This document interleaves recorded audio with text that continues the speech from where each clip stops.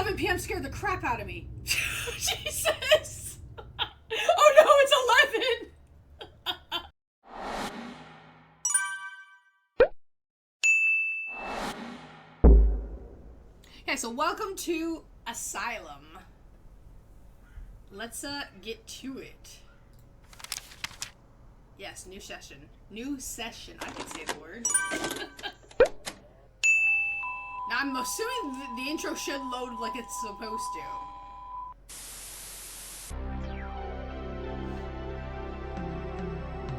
I think.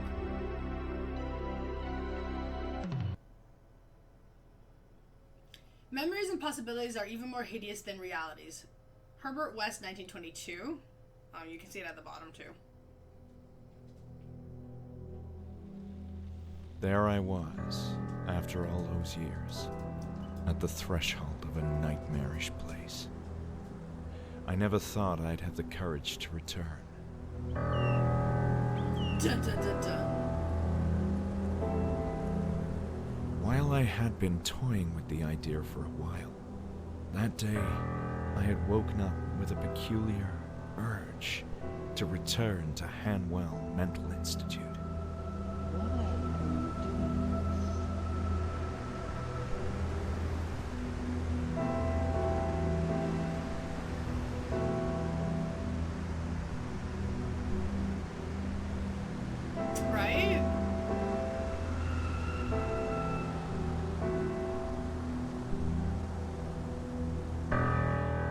Of course, there was a strong reason to come here, but the circumstances that led me back to the Institute were oddly dreamlike, as if I wasn't in control of my own actions.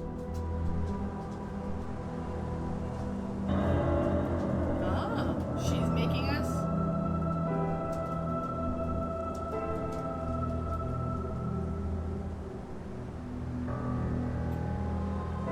No, I did not.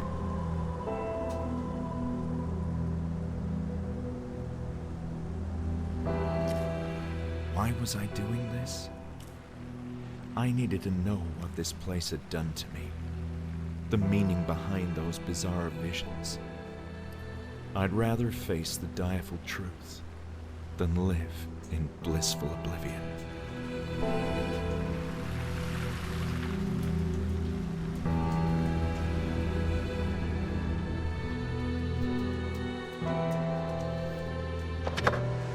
See, like, it's not like a super impactful intro, but it gives you like a little bit of an understanding of as to like why we're here.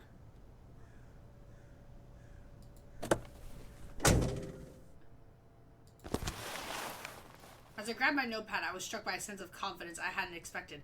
I felt ready to tackle the mysteries inside the looming structure.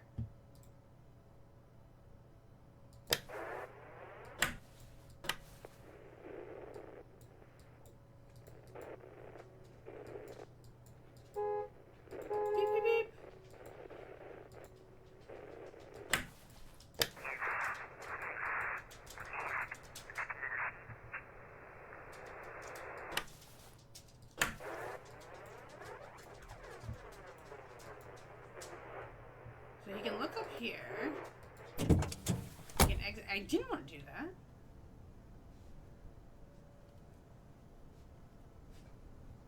I was personally kind of hoping we could actually just like exit. A gloomy forest bordered the grounds of the Institute, creating a pronounced sense of isolation.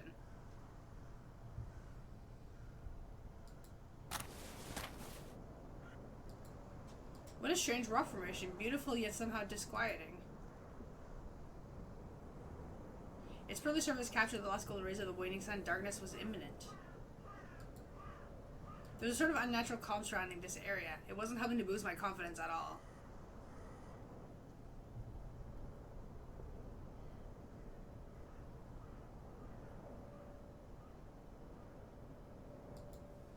The Institute was every bit as loathsome as I remember. And if I pick... Oh, okay.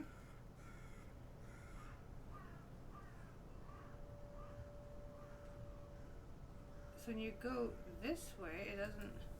Even though I was still outside, I could already feel the oppressive nature of the building. A forest, and that was all there was to it. What is this? Game's like, you can't go there. Stop. Fine, fine. I just wanted to see.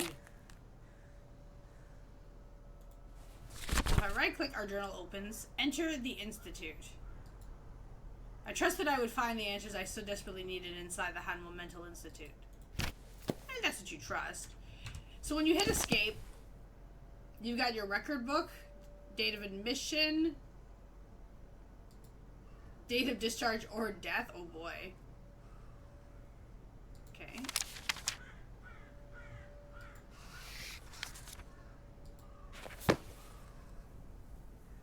So can I die? Interesting. Press the middle button to zoom in. Ooh.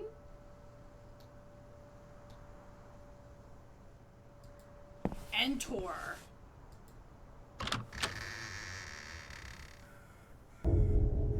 PM.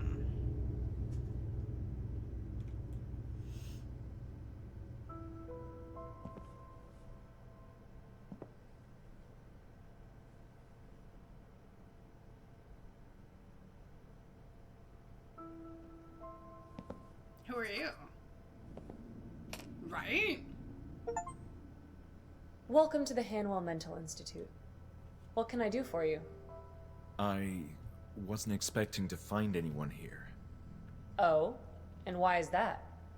Well, this is gonna sound a bit strange, but I thought this building was abandoned. As you can see, that's no longer the case. My name is Julia, and I'm the receptionist for the Institute. Why are you here? People. Julia. So you were the receptionist here? Yes, this is my first night.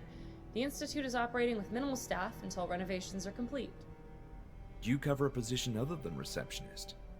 I feel this place needs a lot of staff. Not at the moment. I'm just waiting on people to show up at the door and helping them whenever needed. Sounds like you're doing a good job. Perhaps. There's not much I can do at the moment. I see how the position could be a bit tedious. At least until there's more people arriving. I played the demo. I never actually played the full game, though. This is an awkward situation. I was hoping to take a look around the Institute. But you thought it was abandoned. Indeed, and that's why I thought nobody would mind. We certainly do mind. This is private property, you know. Hanwell Mental Institute was never abandoned, just closed to the public until recently. And still, deserted or not, it's not like just anyone can walk inside. You do realize that. This caught me completely by surprise. I'm not sure what to say. Well, you can start by explaining yourself. Why did you come here? Why did I come here? Topics. Building not abandoned. The last thing I expected was to find people here tonight. I assumed the Institute had shut down indefinitely. Not indefinitely. It's true that it ceased to operate for a number of years, but we're in the process of reopening it now. While not in the most pristine of conditions, which should be evident if you look around, the structure is still robust and usable, but there's a lot of work to do. I must say its general state is indeed rough, but I can see how with some cleanup, intensive cleanup, you could get this place up and running again. Also, other mental hospitals in the region are growing overcrowded, which has prompted state authorities to reuse this place. Why are other hospitals so overcrowded? I can't say. Maybe it's the times we're living in. Don't you feel somewhat overwhelmed by everything that's going on in the world? I often do. Guess some people are less prepared to cope with all that and, need help. I see your point. Still, that doesn't mean I can allow a complete stranger in. Hey. Yeah, when I heard that number 2 was coming, I was like, dude, I really gotta play the first one. Because I only played the demo, but... the game mechanics are extremely frustrating for me. So it's like, So, let me get this straight. The whole institute is being reopened? That's what I said. Patients from smaller hospitals who are not getting proper attention are being relocated here, and extensive renovations are scheduled to begin tomorrow. okay. It all seems rather empty, though. Tonight, it's just me, security, Dr. Miller, and a few patients in the building. Okay. Dr. Miller. So who's Dr. Miller? He has been appointed as the new head director of the Institute, and he's overseeing the whole reopening process. I thought Hanwell was the director. Isn't that the name of the institute? That was a long time ago, and I'm not sure about that history either. I do recall that Dr. Miller and Dr. Hanwell were acquainted with each other.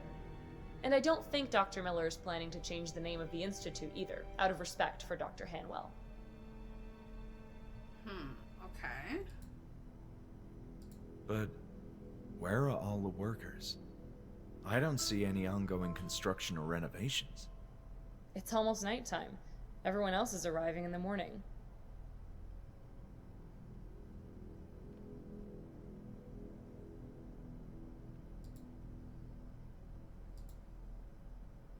Good morning. This isn't my first time here, you know. Oh, you used to work here? Well, I'm very much acquainted with I'm this very institute. much acquainted. You should have said so in the first place. I still don't understand why you came all the way up here in the evening. There's something from those old days that I need to find, and quite urgently. It's a health issue. You sound serious. Very much so. Okay. And you're looking for... Documents mostly. Maybe some notes. Friends. There's a matter of great importance that I need to understand.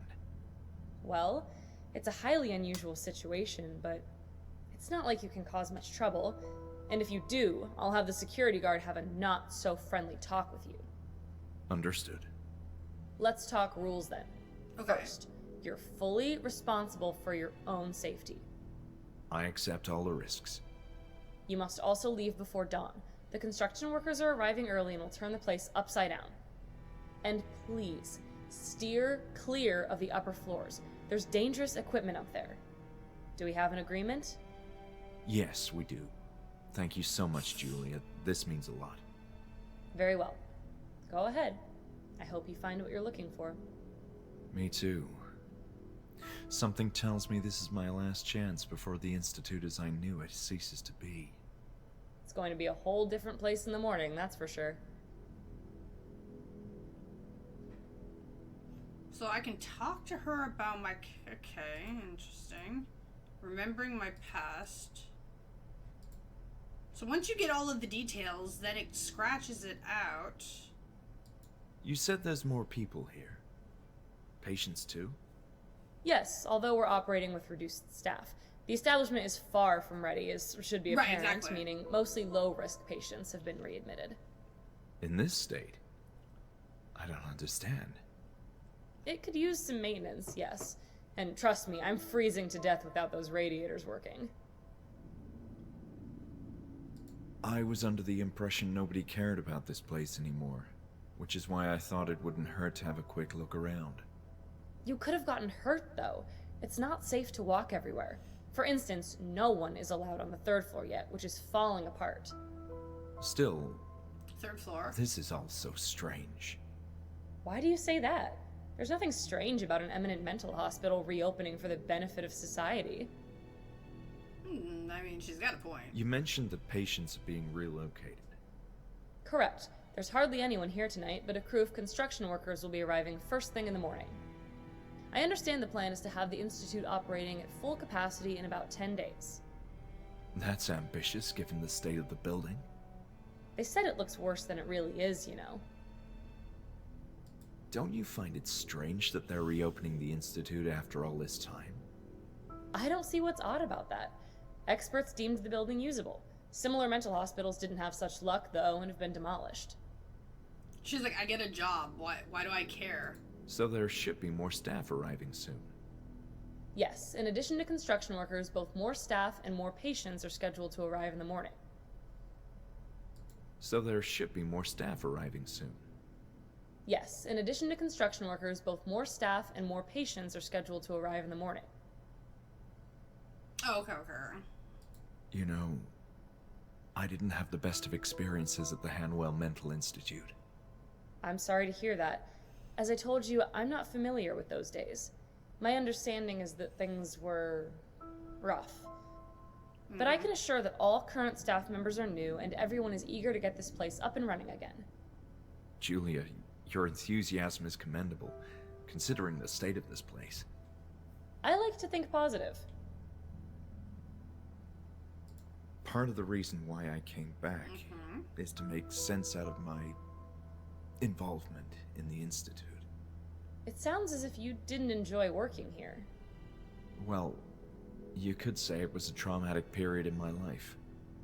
Wow. Yeah. Okay. I'm even having nightmares about it. Seriously?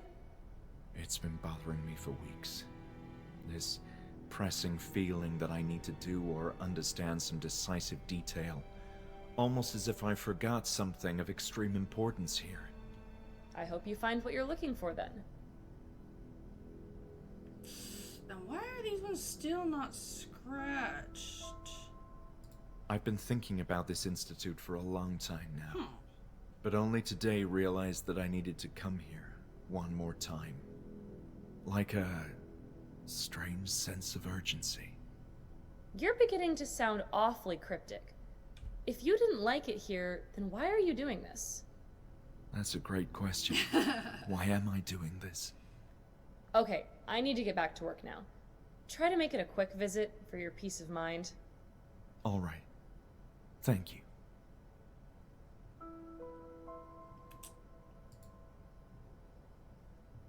I'm done for now. I feel like I'm like just like interviewing her.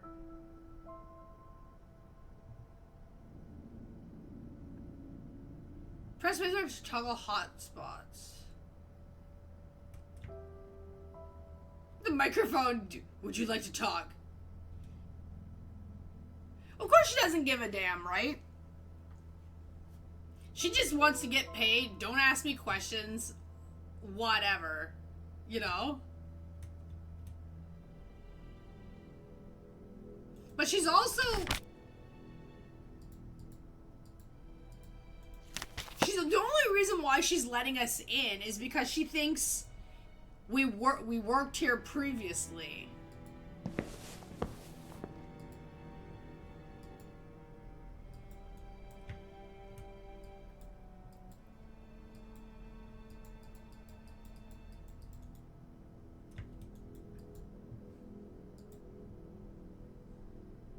Because that's kind of like what, well,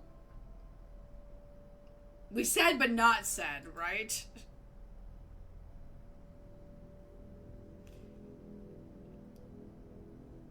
Well, I didn't know that this game was a point and click game.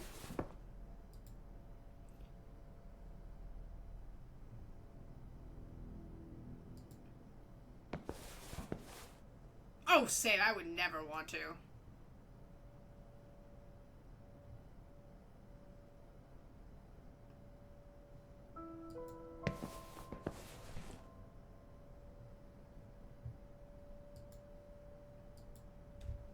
Opening of the infirmary, 1878.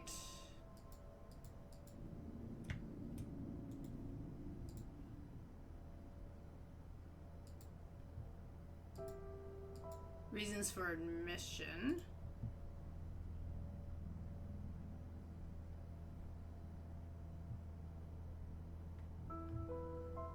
Okay.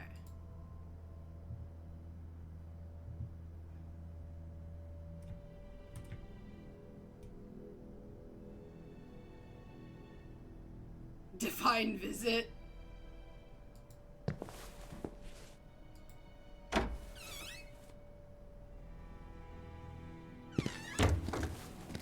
I began to remember the layout of the building. This was the administrative area for a few of the key staff members.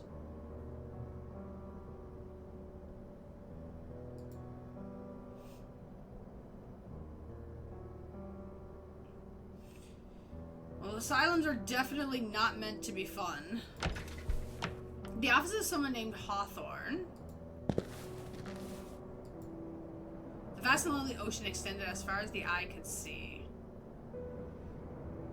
Our quiet, pleasant back.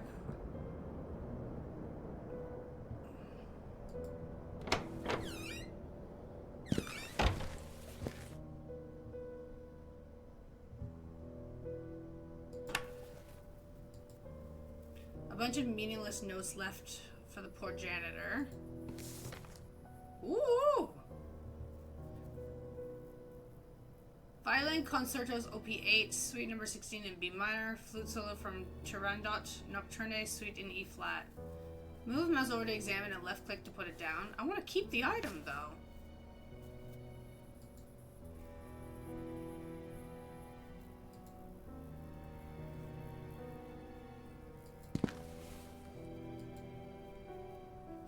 The garbage bag combination was rather new compared to the rest. It seemed to be filled with papers. He's like, I don't have anything. Dude, you should have come prepared.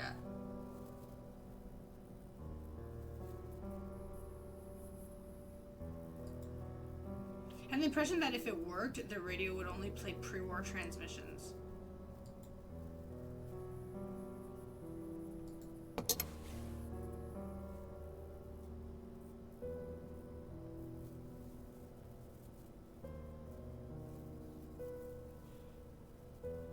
Supposedly everybody had a new medical breakthrough in curing mental illness. Yeah.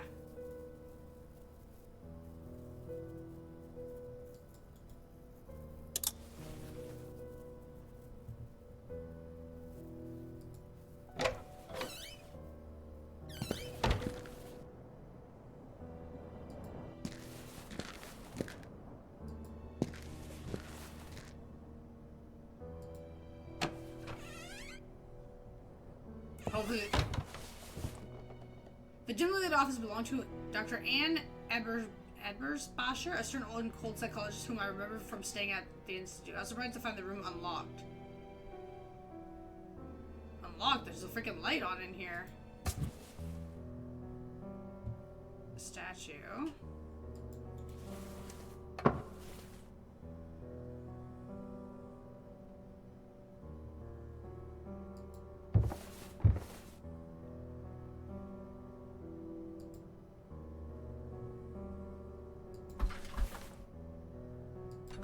Pull it, pull it, pull it! Investigate the offices. What do you think I'm doing, dude? Okay. We are investigating. Well. There we go.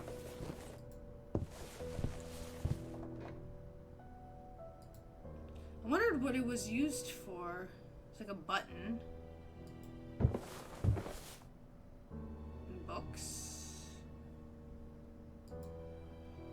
Library was respectful and well preserved. Ooh.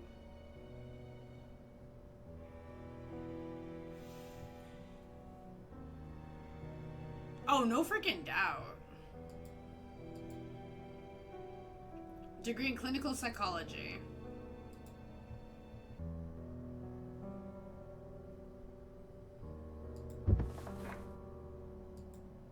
I was wondering what happened to these people.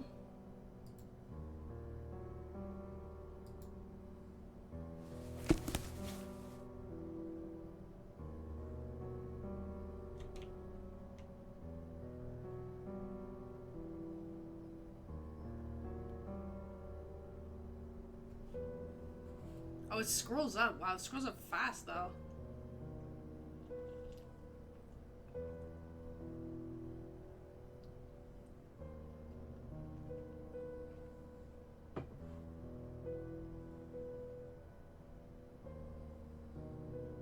Oh yeah?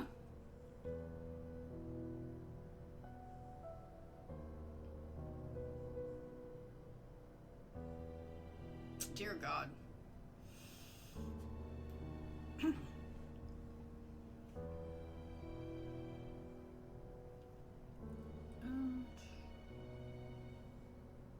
This will just make it easier for anybody that actually wants to read it.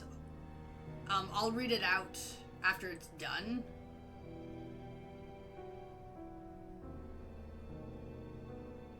Okay, so that part is right here. Okay.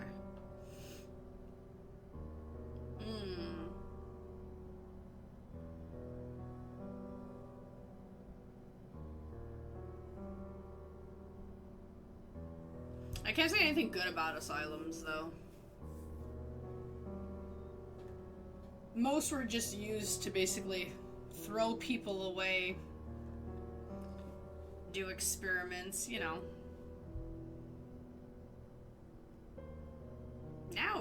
Now maybe it's different. They actually want to help people.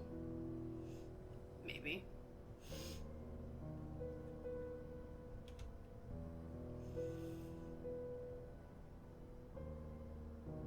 I still think it's just to keep them away from the rest of society.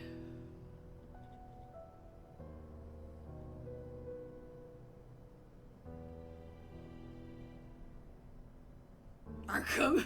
Because Arkham was so good. Think of the wonderful invention for treating with... They did help a lot of things. That is true. But some of the tests and stuff that they did on people were just not good, right? Back in the day. I can't say anything about how it is now, but back then it wasn't good. Okay. When I first arrived at the Institute, I wasn't sure what to expect. Though it's well located and its facilities are modern and effective, the horse and buggy mentality of the staff and approach to medicine are appalling. It's been a few weeks already since I got here, and I know for certain that I won't get along with Ellis. I can appreciate Dr. Hanwell's perspective and his need to take a firm hand in everyday activities at the Institute. I know too well what it means to deal with these sick, mindless individuals. But Ellis is an altogether different matter. His attitude is borderline brutish and dates back to a bygone era of barbaric practices. I can't understand how this character has attained so much rank and power at the Institute. Wish I could understand what Hanwell saw in him. In spite of the general adverse environment, I'm anxious to start testing my theories with a number of patients. Fortunately, the staff seems to respect my background and extensive studies. They almost seem intimidated by them. Even Ellis treats me differently, with a kind of silent doubt as if he didn't know what to expect. And I've seen how he treats women in the institutes. Guess I must be some sort of puzzle to him. So I look forward to keeping my notes and observations in this journal. I'll be working with a particular diverse group, with some of its members exhibiting extreme and promising pathologies. Rebecca is by far the most intriguing subject. This woman has been a schizophrenic from a young age, exhibiting a rambling and erratic personality. No family, no social life to speak of. She used to live in the suburbs where she'd roam aimlessly in the streets, your typical town loony. Last year she was viciously raped by 2 thugs, then left heavily beaten and bruised in a damp alley. It's a miracle she's still alive. It's a miracle.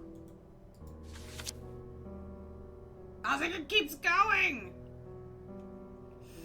Anyone cared enough to save her. Sadly, she became pregnant after the attack, which sent her psyche into an even darker downward spiral. Her mind is in a nadir now. She thinks she's carrying the spawn of the devil and has repeatedly attempted to perform an abortion. A fringe case by any measure, the sort of patient that would have received unabashed shock treatment in other institutions, and the perfect subject to test newer, less invasive approaches to mind healing. Our first group therapy session will begin tomorrow with about half a dozen patients, or so I've been told. I'm going to focus on one particular group for now, and I believe Hanwell himself will be present for the first sessions. Nothing of the sort has been attempted in this place, and I'm excited to take the first steps into a brighter new age for psychology.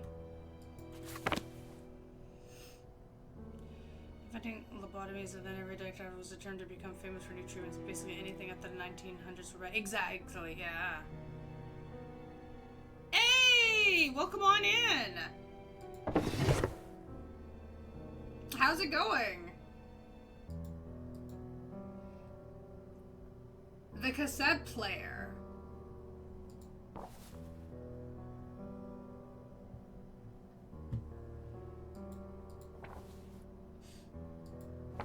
New friends, right? Welcome, welcome. Is it a code? Pretty good. Awesome. Glad to hear. Okay, game.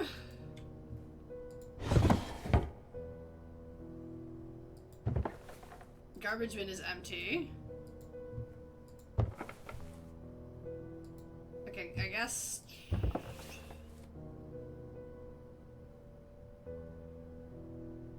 I guess we come back here later. We don't have... This dude literally wants to come investigate the asylum, find his memory and the past of whatever happened here. Okay, great. But he doesn't come prepped with, like, anything. Just a notebook. Like, what the hell do you want me to do with a notebook? Well, outside of taking notes. I can't do anything else.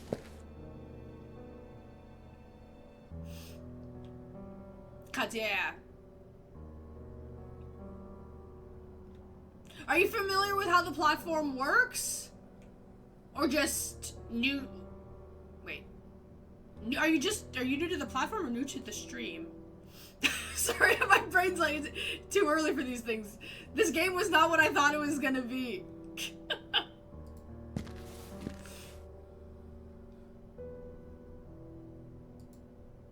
Office is in the waiting room, okay. Okay, I'm behind her. She doesn't see me yet.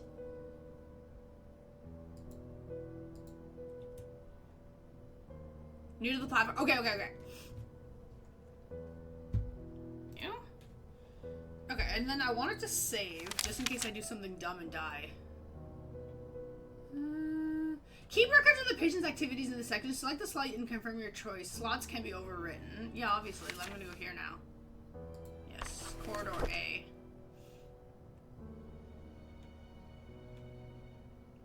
I mean, I still think it's like a ridiculous reason. Because we only found out about that word because we're talking about what fruit to eat. And we said the word grapes. And yeah, grapes clearly is not good. You love the name? It's our old community name. It's something that I've been wanting to change for a long time. Cause now that we're on Soup and we don't do Twitch and everything anymore, like I wanted not like a full-on rebrand, but I wanted some changes. But I don't know what I want, so the name hasn't changed.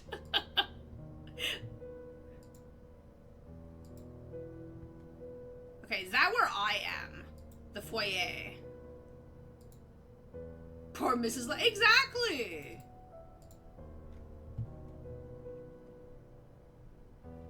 Dude, you can just fold the map.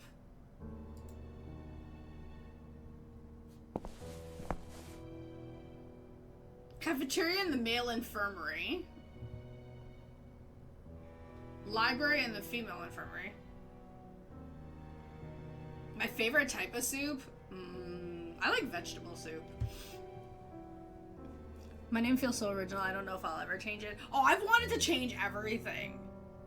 But I don't know what I want. So it feels like it's not easy to rebrand. Well, that it messes everybody up if you rebrand as well.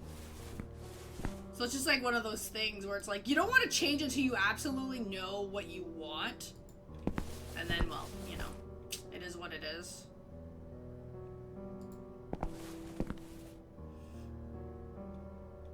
See, I love your name. I love the name change you went with. We called a vegetable? Yeah, but the thing is, soup doesn't even mean soup. Soup means forest.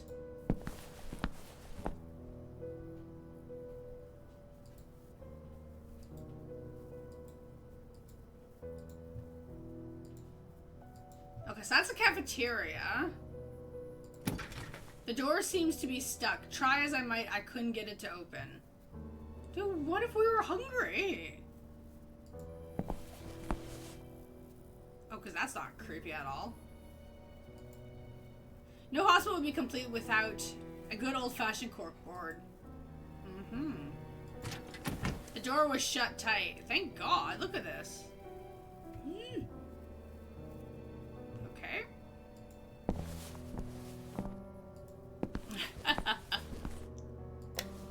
The light switch wasn't working. I had to content myself with exploring the hallway in the shadows. Shadows is a great idea. Chat would ban have the menu? Yeah, probably. Okay, I guess I'll keep going this way for now.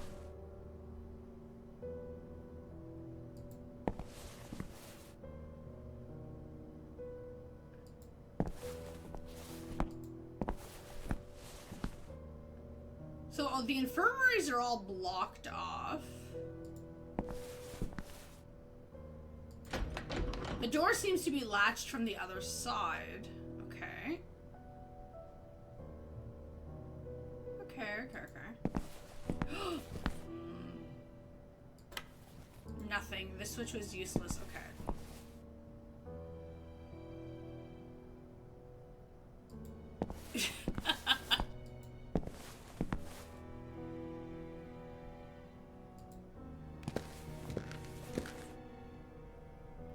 Okay, so then if I go this way... Okay, wait, investigate the offices. Okay. Dr. Whatever's door is locked. Kirkbride architecture. So we need... Oh, where am I? Oh yeah, okay, sorry. That's the other room. Archives, meeting room, visiting room, washroom. Okay, so we need a tape for the tape player.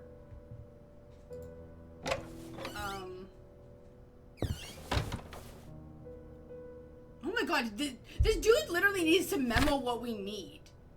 Like, he's just memoing people, topics, and tasks. Like, he should tell me, like, oh, yes, remember, Dr. Whatever's office has, you know, the tape box that we need to find a cassette to play.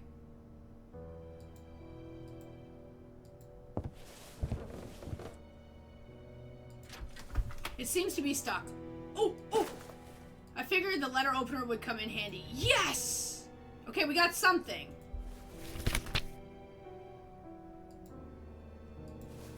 A fairly elegant letter opener. Sharp, too. Okay, we have a weapon. Thank you. Did I find them? No, I did not find them at all. Did not find it at all. I kept searching and I'm like, okay, you know what? Forget this. I gotta go to bed. Like...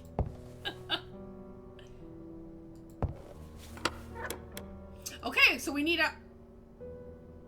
I like how like that didn't deserve my attention. Wait, the record player. Can I grab that record in that other room now? The wire diagrams seem to indicate the location of speakers across the section of the first floor.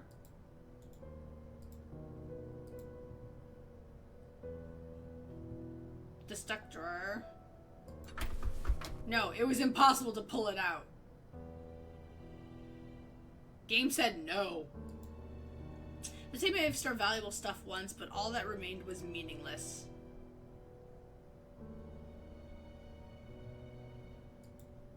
Bringing a match into this room was out of the question. Okay, so that doesn't want to open. Okay, so record player.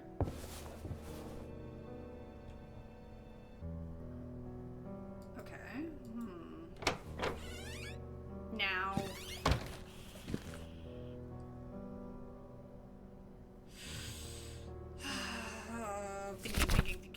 thinking. Letter opener. Okay, I don't know if I could actually take the record. But being there's a record player and there's a record here. Can I have it now?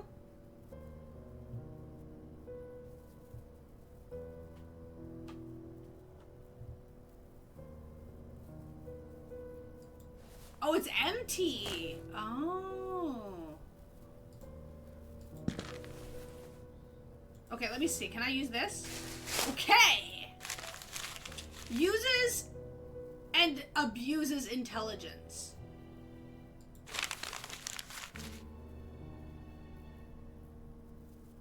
Just the right atmosphere, right? Yeah. Mountain Dew? I don't even like Mountain Dew. Okay. Do I still have... Okay, I still have the letter opener. They didn't take it. I can make out the phrases uses and abuses and intelligence.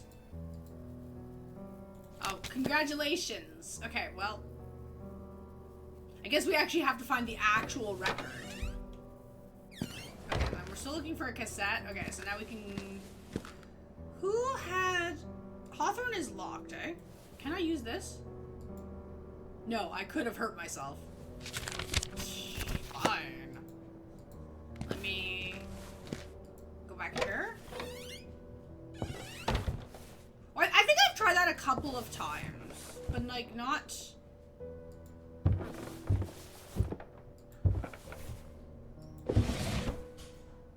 Oh, wait, no, crap. No, she didn't have the lock desk. Never mind.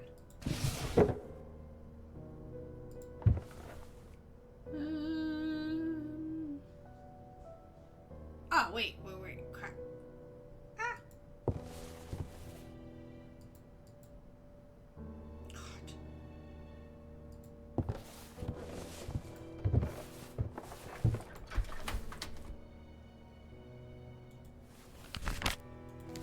Okay, so, okay. Okay, then I guess we carry on. I don't have what I need here. Whoop! I'm going backwards.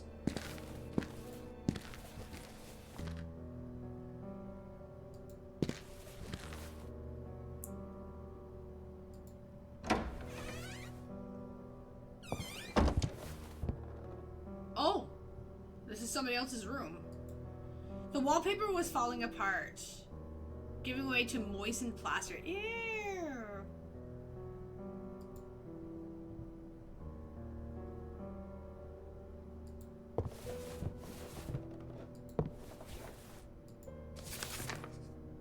Okay. This is also empty.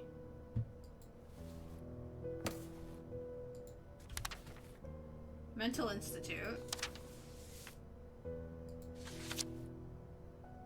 Okay, he did update something. Please be more mindful of the vinyl records. Their covers are scattered all over this section and they're getting damaged. We can't let patients play with them, although I've seen members of the staff being careless with them as well. It's a shame and a disgrace to all the hard work we nurses do here to keep this place running smoothly. Okay.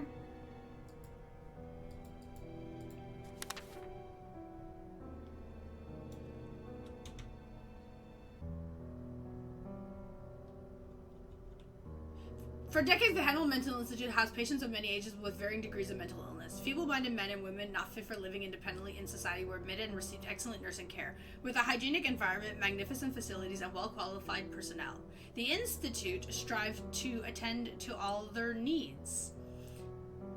The 4-story building was constructed atop a cliff amidst a leafy and calm forest, with the goal of housing over 300 patients. This particular location ensured maximum security. Yeah, I did. Access was severely restricted, and any patient attempting to leave would have to descend a rocky and winding path down to the base of a high mountain, thwarting any attempt to escape the facilities. Aw, thank you! Psyche has gifted 1 gift sub. Whoop, whoop, whoop! Thank you, thank you, thank you! Everyday patients could spend their time in the vast courtyard, library, or game room and take part in other leisure activities. The most capable ones were periodically selected to help with duties, such as laundry. Woo!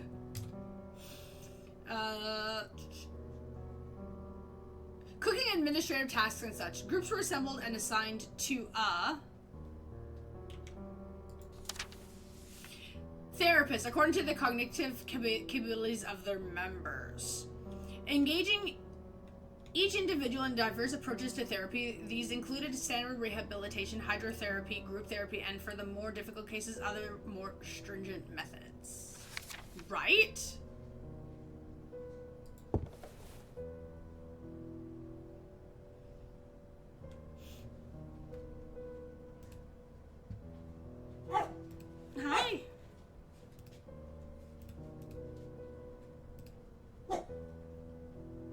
Hey, will you stop it?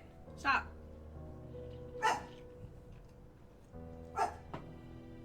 And he can enjoy the emotes later. Trauma therapy. Stop it. Okay. Uses and abuses of psychology.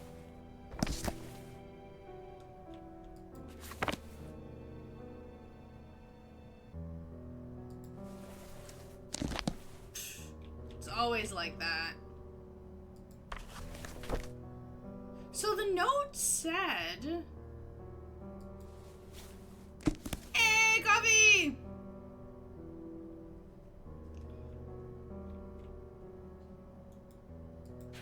Okay, so there's nothing actually there.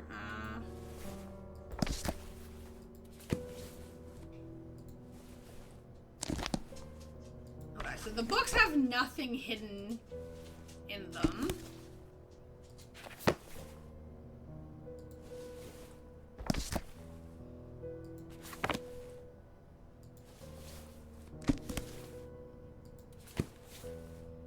Though I feel like this one is important.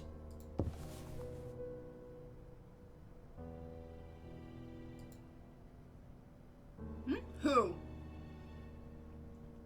The blackboard seemed to have been... It brought back memories of school and how much I had loved studying. Why did you come?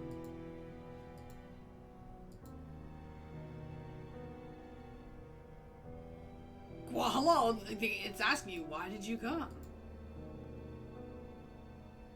Okay, so this room technically didn't really have too much. I do feel like there is something with this bookcase, but maybe later. Okay. Carry on. Oh.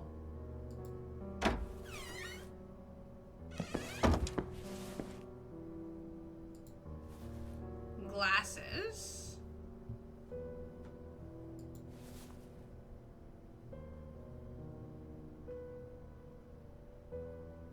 There's another door there. June. Visitor would sit here to speak with their relatives or loved ones. Such a desolate sight now. It was heartbreaking.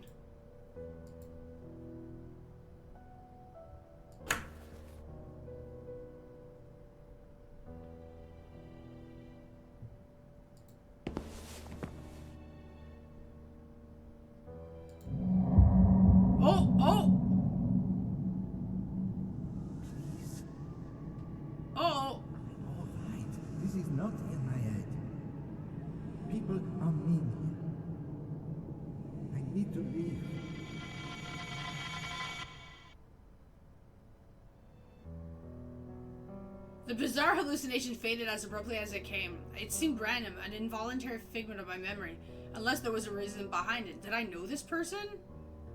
Uh-oh.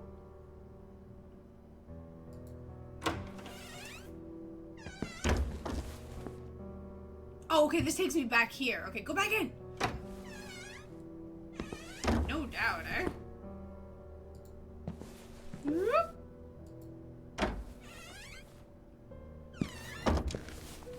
Oh, wait, sorry, going back in for 1 second. It's probably nothing, but just in case. No luck, it didn't seem to be, okay.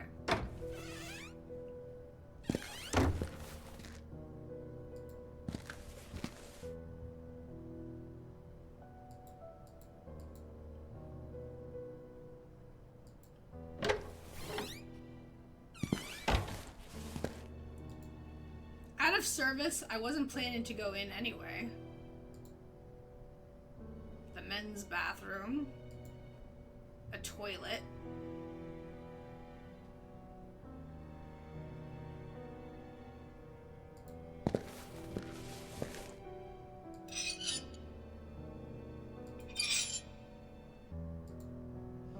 A long time ago, those things had invited people. There was nothing I could or should do with the trash. Impossible to see my reflection with all the dirt.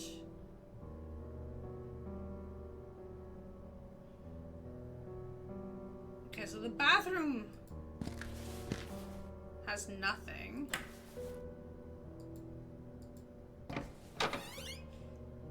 Was my random hallucination advancing the plot or just after the effects of the acid I dropped earlier? It's hard to say, right? I think Veil of Grime covered the window and it was a shame I could have used a glimpse of the outside world. How is this the outside world?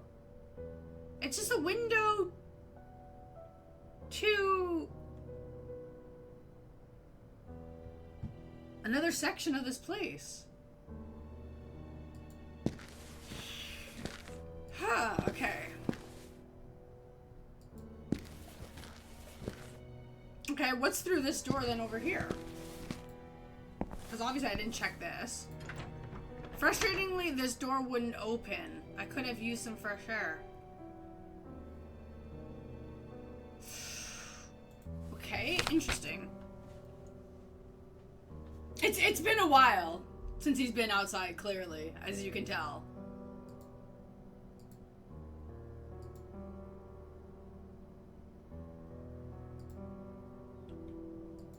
Note in the janitor closet.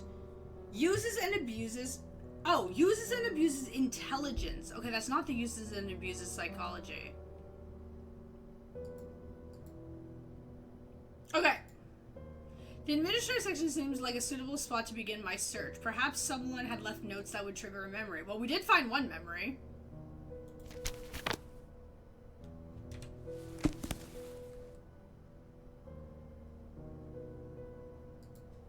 But, okay, now let me save here for a second. So she said not to go upstairs. Oh, that's how you go back to the conversations. Okay, cool. But we can't find the record players. The records. We don't have a cassette.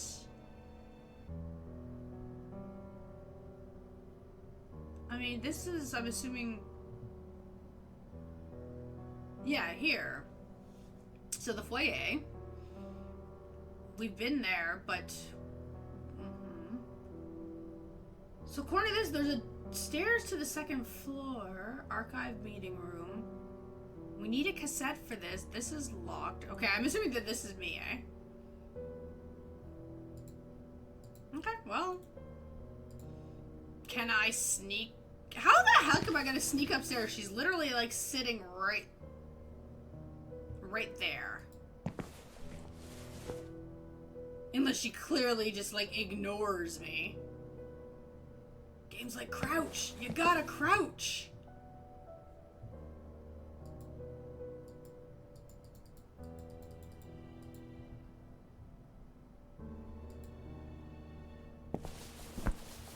She totally didn't see me! Or she's extremely lazy and really just doesn't care. I can catch glimpses of the outside world through the windows, but menacing clouds ruin the view.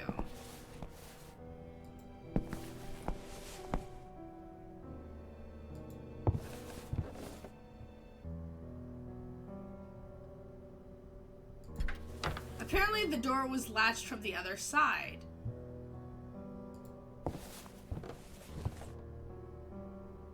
Okay, and then what about this door? Try as I might, the door wouldn't open. Okay, what about this door? The view might once have been breathtaking, but between the stains during gloomy night, it was anything but.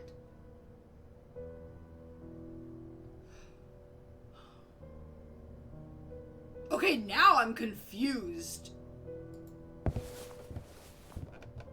Okay, so we can't go through any of these doors. Where the hell do you want me to go?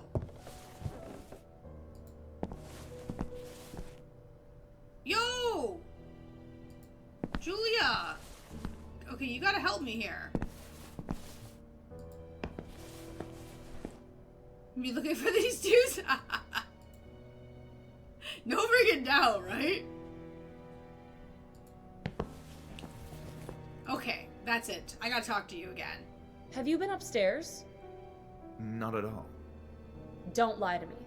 I thought I could trust you, but I may start having second thoughts. All right, I'm sorry. I had a quick look, but didn't go very far. Please, I told you, the upper floors are off limits. Don't make me regret giving you permission to enter the building. Don't worry, Julia. You can trust me. I won't cause you any trouble. Mm-hmm. What can you tell me about the offices in this area? Not much. It's your usual administrative offices. There's the archives room, another one for staff meeting. But you knew all this, right? Oh, certainly. I was just asking how you felt about them. I feel indifferent about them. They are administrative rooms. In any case, you're welcome to go in the archives and meeting rooms, but please refrain from entering offices of former doctors. Those should be locked anyway. Got it.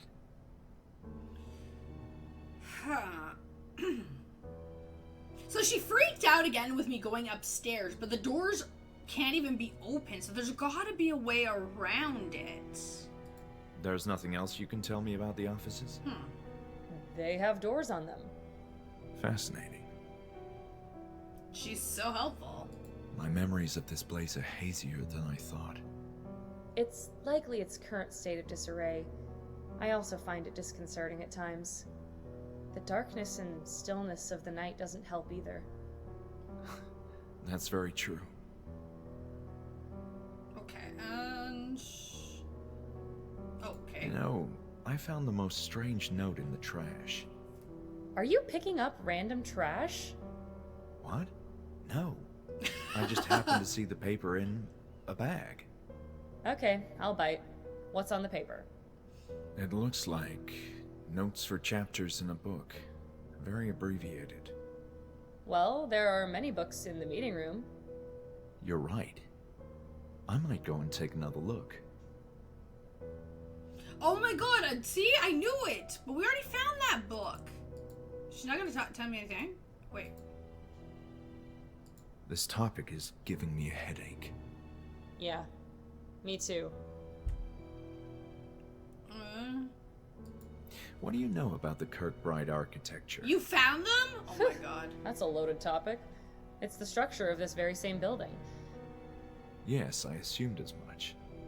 But I know it became dated and impractical, and a big part of the upcoming renovations beginning tomorrow is to turn this old design into a more flexible layout.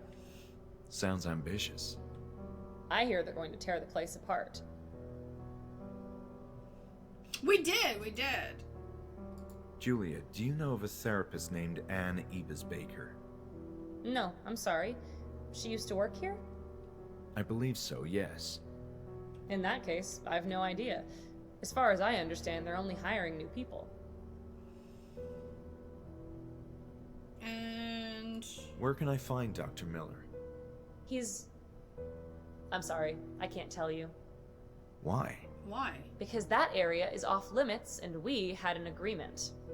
Oh, he's Fine. upstairs. I don't want to get you into trouble.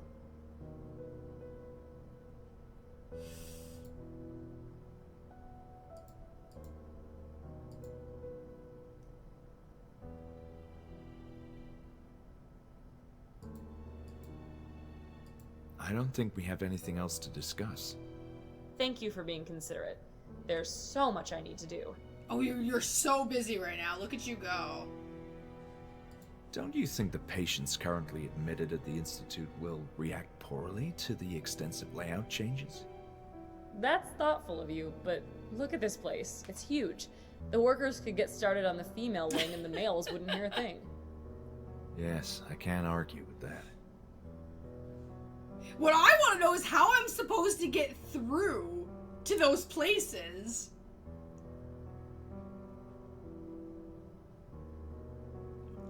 It's the little essences that we collect in Infinity Nikki.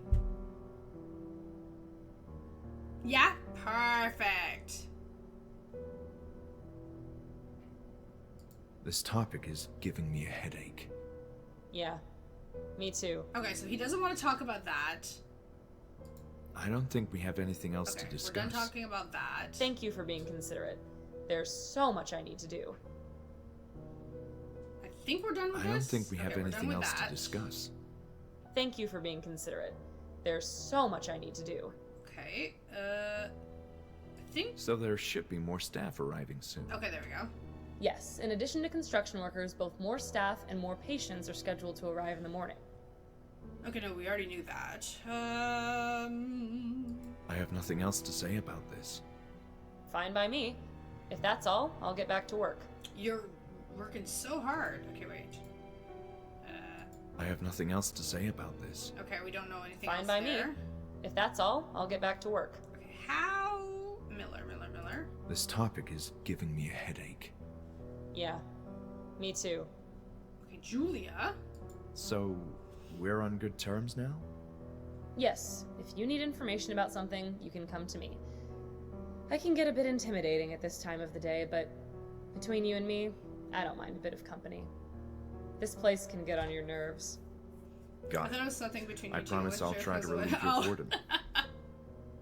Oh, it's something we were talking about last night. I was trying to find the ones that I was missing, and I just could not figure out for the life of me of like where they See you were. later, Julia. Okay, so she told us to go look for that book.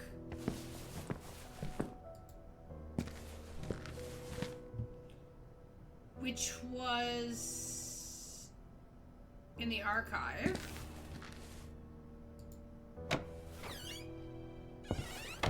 Oh, sorry, not the archive. Oops. I'm completely wrong spot.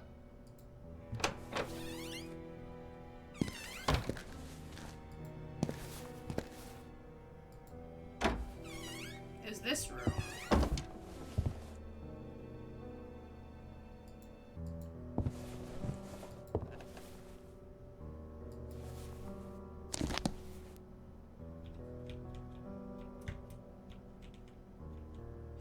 Learning to be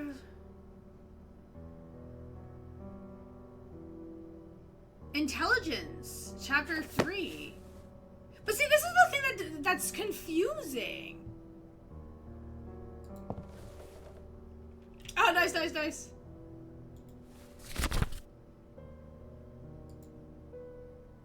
Alright, perfect, thank you. I can make out the phrase uses and abuses intelligence. Right. It's right here. Uses and abuses.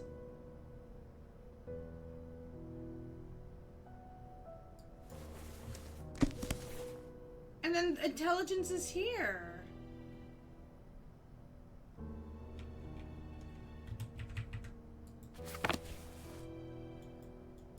Okay, now I'm really confused on what they want me to do.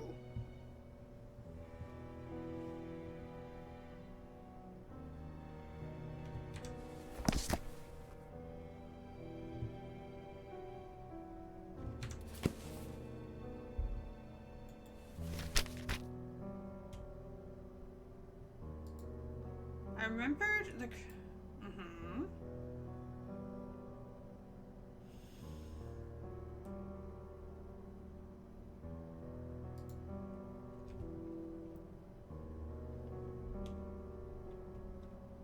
So we did find one memory, but that's not really helping me.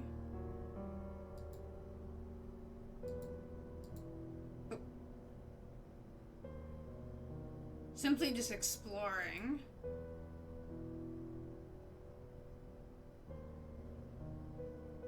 Right, but dude! I mean, it's possible, but that's literally the only book. And even she said the archive.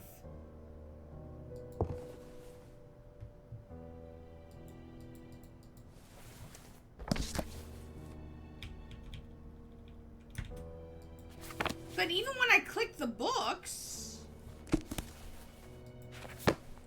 it just closes the book, like nothing.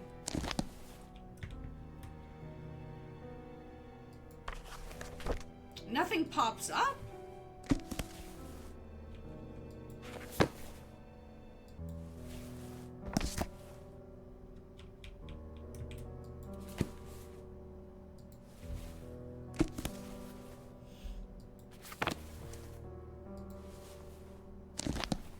No. can't do anything with the books.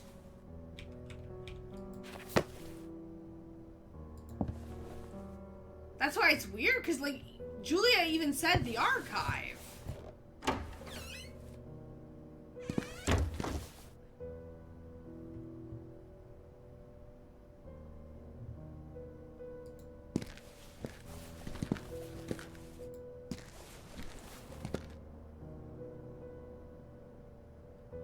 And the doctor's room.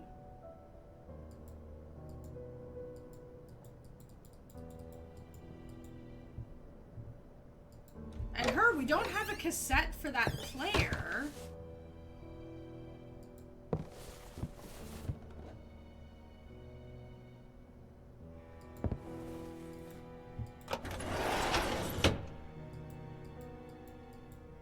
Okay.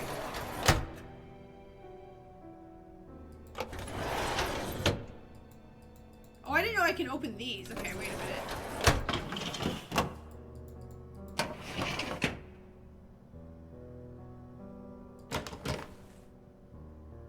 Oh, okay. So there's a code. Okay. We found something. Okay, wait.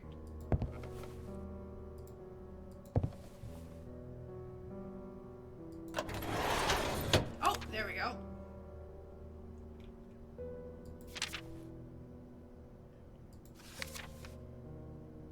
Okay, record book updated. Okay, finally we found something. So this is a record about Anne. So one of the doctors. The recovery rate of the institute was high, thanks to advanced treatments and novel group therapy techniques pioneered by the universally acclaimed psychologist Dr. Anne. And even patients with extreme mental disorders showed meaningful progress under her care and went on to enjoy full lives within the walls of the institute. Many others returned to their families in time, ready to face new challenges and experience in their improved conditions. Dr. Anne organized and directed group therapy sessions for patients who had a chance of recovering or demonstrated the ability to reason. She even took part in many of those sessions herself, investing an unusual amount of effort in her patients' progress.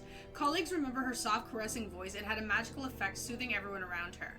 Her dedication was initially perceived by the rest of the staff as the mark of passion and altruism, but in time it became apparent that her interest was purely medical. Although Dr. Anne was a generally moral and honorable person, she was in fact wholly uninterested in the patients themselves and was focused rather on the improvement of science. It was by pure chance that her patients improved in return. In later years, Dr. Anne's demeanor became cold and calculating. She began to neglect herself, always showing up to work untidy and exuding a somber mood. Rumors that she made a startling discovery abound to this day. Okay. That was... okay, at the bottom.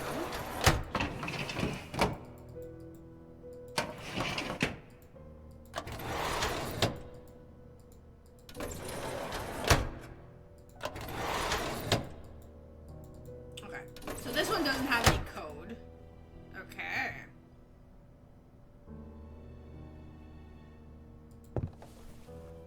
Okay, so we need a code.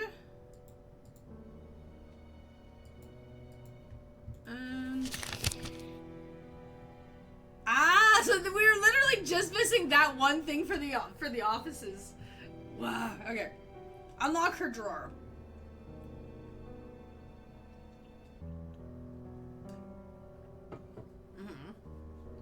But we can't ask Julia about it because she said literally to not go into the offices.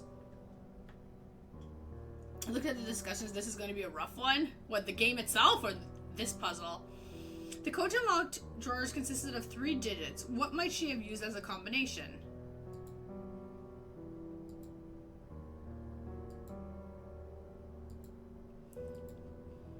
In the past, even that led to handle mental institute towards its doom.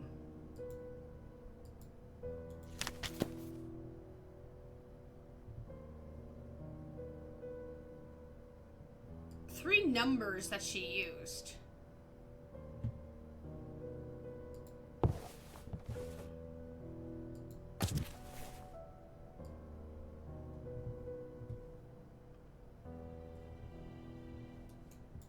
Okay, nothing on the statue.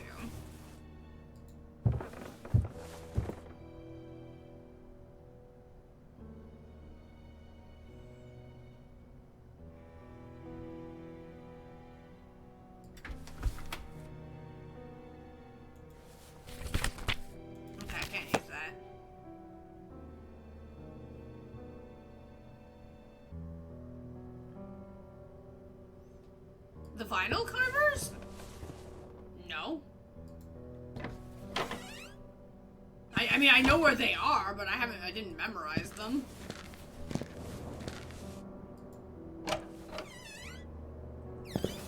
Like, one is like right here. Classical gold. ST33.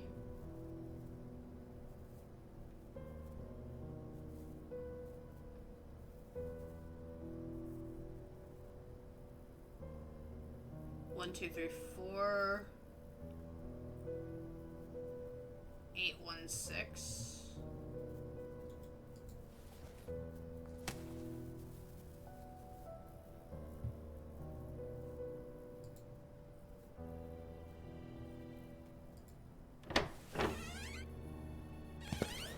The other one is over here.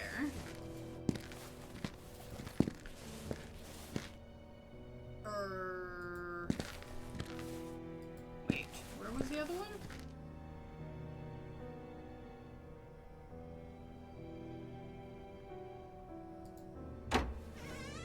In here? No, not here.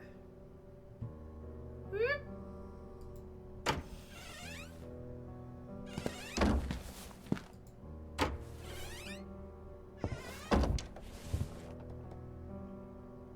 Oh, okay, so that has nothing to do with what we're doing right now.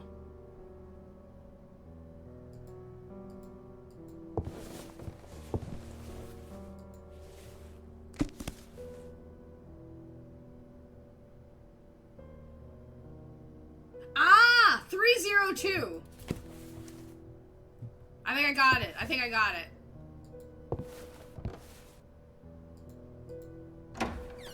302. Come on. Come on, let me be right. Let me be smart.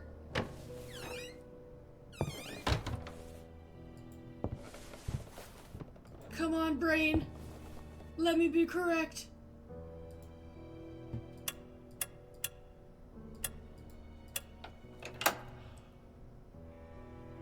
I did it! Aha! Oh, we got the cassette. Aha, go me! Genius.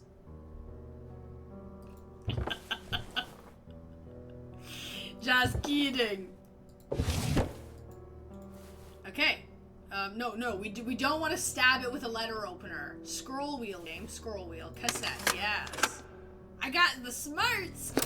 Sometimes. Earlier this morning, I used foul language in reprimanding a clumsy nurse who forgot to lock the door to the female wing. Truly offensive, dirty words. I don't recall ever doing that before. I've clearly been under a lot of stress lately. My worst fear is becoming another Alice, so I need to remain level-headed and focused. It's this place. There's a general feeling of unease in the Institute, and those unsettling rumors don't help. But the main reason for my jumpy state has to be the baffling regression in Group E. It's disconcerting and worrying. I'm giving Alice too many reasons to use shock treatment on these patients and take all of us decades back in time. Alice Hawthorne, the backwards time traveler. That fucking bastard. Ah, there you go. I did it again. Of all the cases, Rebecca is obviously the most puzzling one.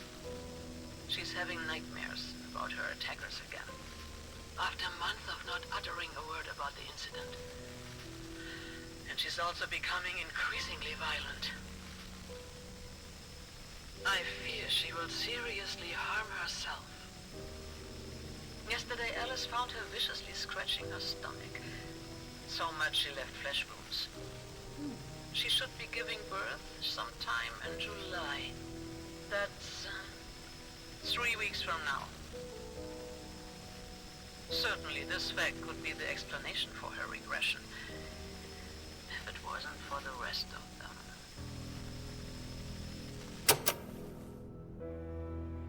And I'm like, and that helped me how? Like... Okay.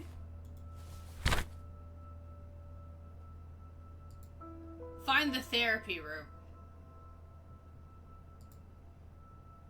Conduct a series of important therapies, and something about Group E troubled her deeply. I was sure that further details could be uncovered in the therapy room. Group E. Oh, see, when you're done talking about something, it scratches it off. So now that we're officially done with the janitor closet. Group E mentioned in her recording, I felt it wasn't the first time I'd heard about this. Had I been part of that group, this development was clearly worthwhile to investigate. Okay, yeah, but dude, I don't think we can go. I need the map.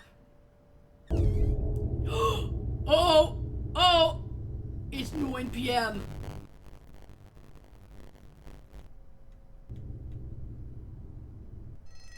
Julia, it's Bruno. Our adorable, high-risk patient has escaped again. No idea how he does that. Please call someone. I need assistance immediately. I'm outside the cafeteria. Outside the cafeteria. Uh-oh. Wait. We going to save. Does that mean I can die? Save. That like hurt my brain there for a second. Achievement! Outside the cafeteria. This way? Map. Okay. Therapy room is over here. Keychain. Oh no, wait, we're not anywhere. Oh, courtyard. So the back. So if we can go into the back. Here. Oh, wait a minute. Oh, right. This is locked, so we can't get through there. So we can't go that way. So then... This thing is locked, though. There's no door to a cafeteria here. Library... We can't... No, wait, we were in the library. Oh, no, cafeteria is locked. Julia's gone. Okay. Can I... Zoom. Whoosh. Check her desk. Several scribbled notes were scattered on the desk. Okay. It seemed like Julia had a lot of paperwork to do. Julia's not doing shit. She's just... That was weird. Just like the rest of the Institute, the phone, albeit stylish, was old and dusty. Okay. Register of visitors. That's super not helpful. An elegant typewriter was sitting on Julia's desk. It was a good idea to keep that coat nearby, considering the biting cold. Really? Come on, there's gotta be something special with this. She's gone now.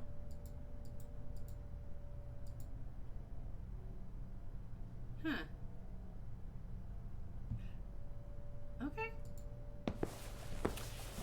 Well then. So yeah, what were we doing? Bruno, escape patient. Well, they say cafeteria, right? That means they may have opened the door this time. Because this is the cafeteria. Hold on. Oh no! Who the hell are you? I'm just looking around. You what? What? Does this look like a shopping mall to you? It could be. I spoke with Julia and she gave me permission. You don't need to worry about me. This place. It's unbelievable. Am I the only one taking my job seriously? Well, Look, it doesn't matter. I have enough on my plate with this patient on the loose. Just be on your way. Patient on the loose? Yeah, I managed to lock him inside the cafeteria. See for yourself. Seriously, you lock somebody in the cafeteria? Are you gonna stab me if I look through the window?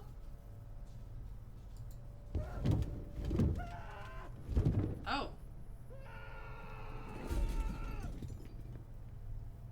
He looks angry.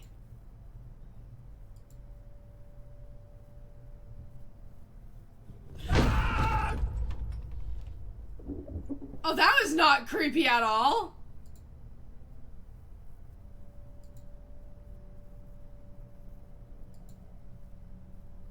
I said the same way with the cafeteria food, no doubt. Okay. I see what you mean. That guy seems dangerous. Dangerous? He's a flaming demon. He's tearing down the whole place. At this rate, there won't be a cafeteria in the morning. You do seem busy, but can I ask some questions anyway? Sure, whatever. The name's Bruno. Okay, so now we officially met Bruno.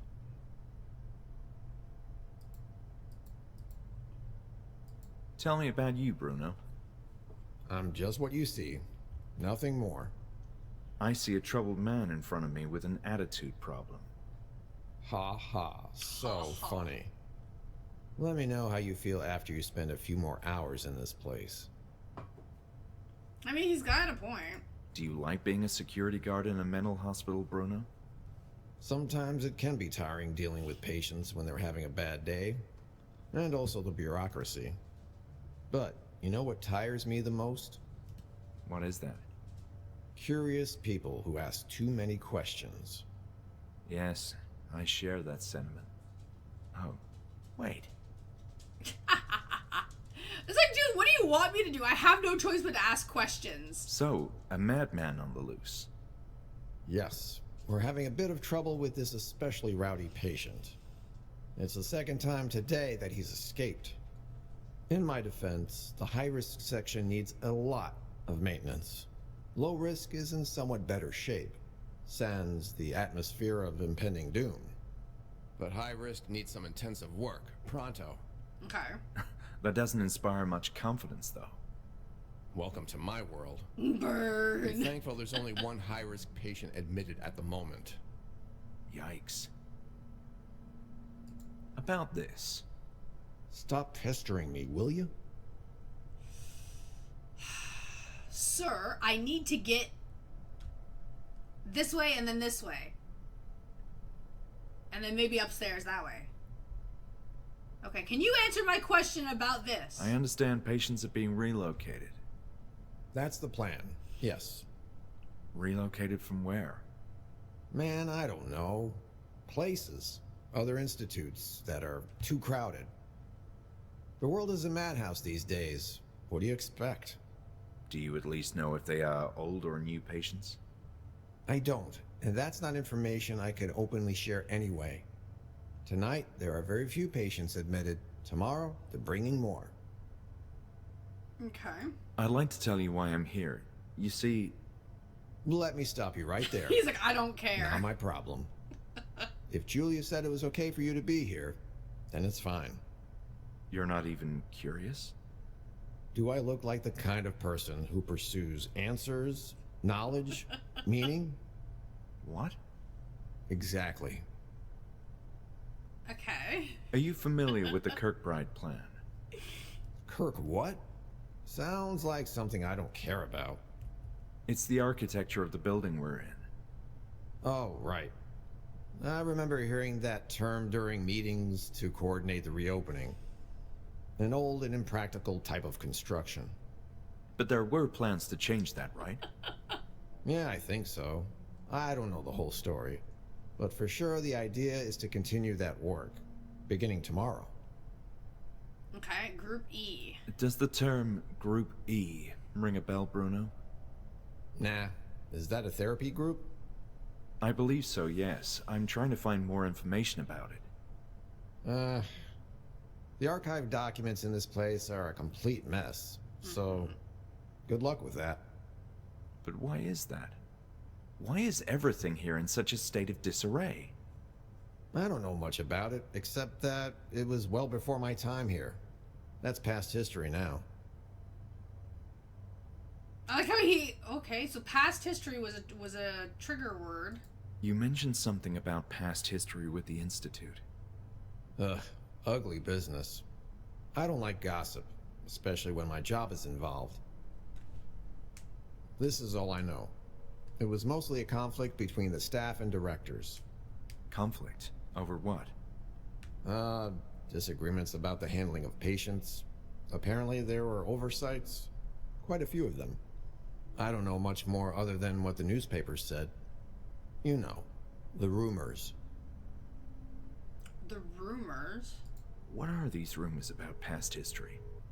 Hey, you're gonna make some people here uncomfortable if you keep asking these questions. You know, the rumors that led to the shutdown back then. But I suggest you drop this line of questioning. Now, hold on.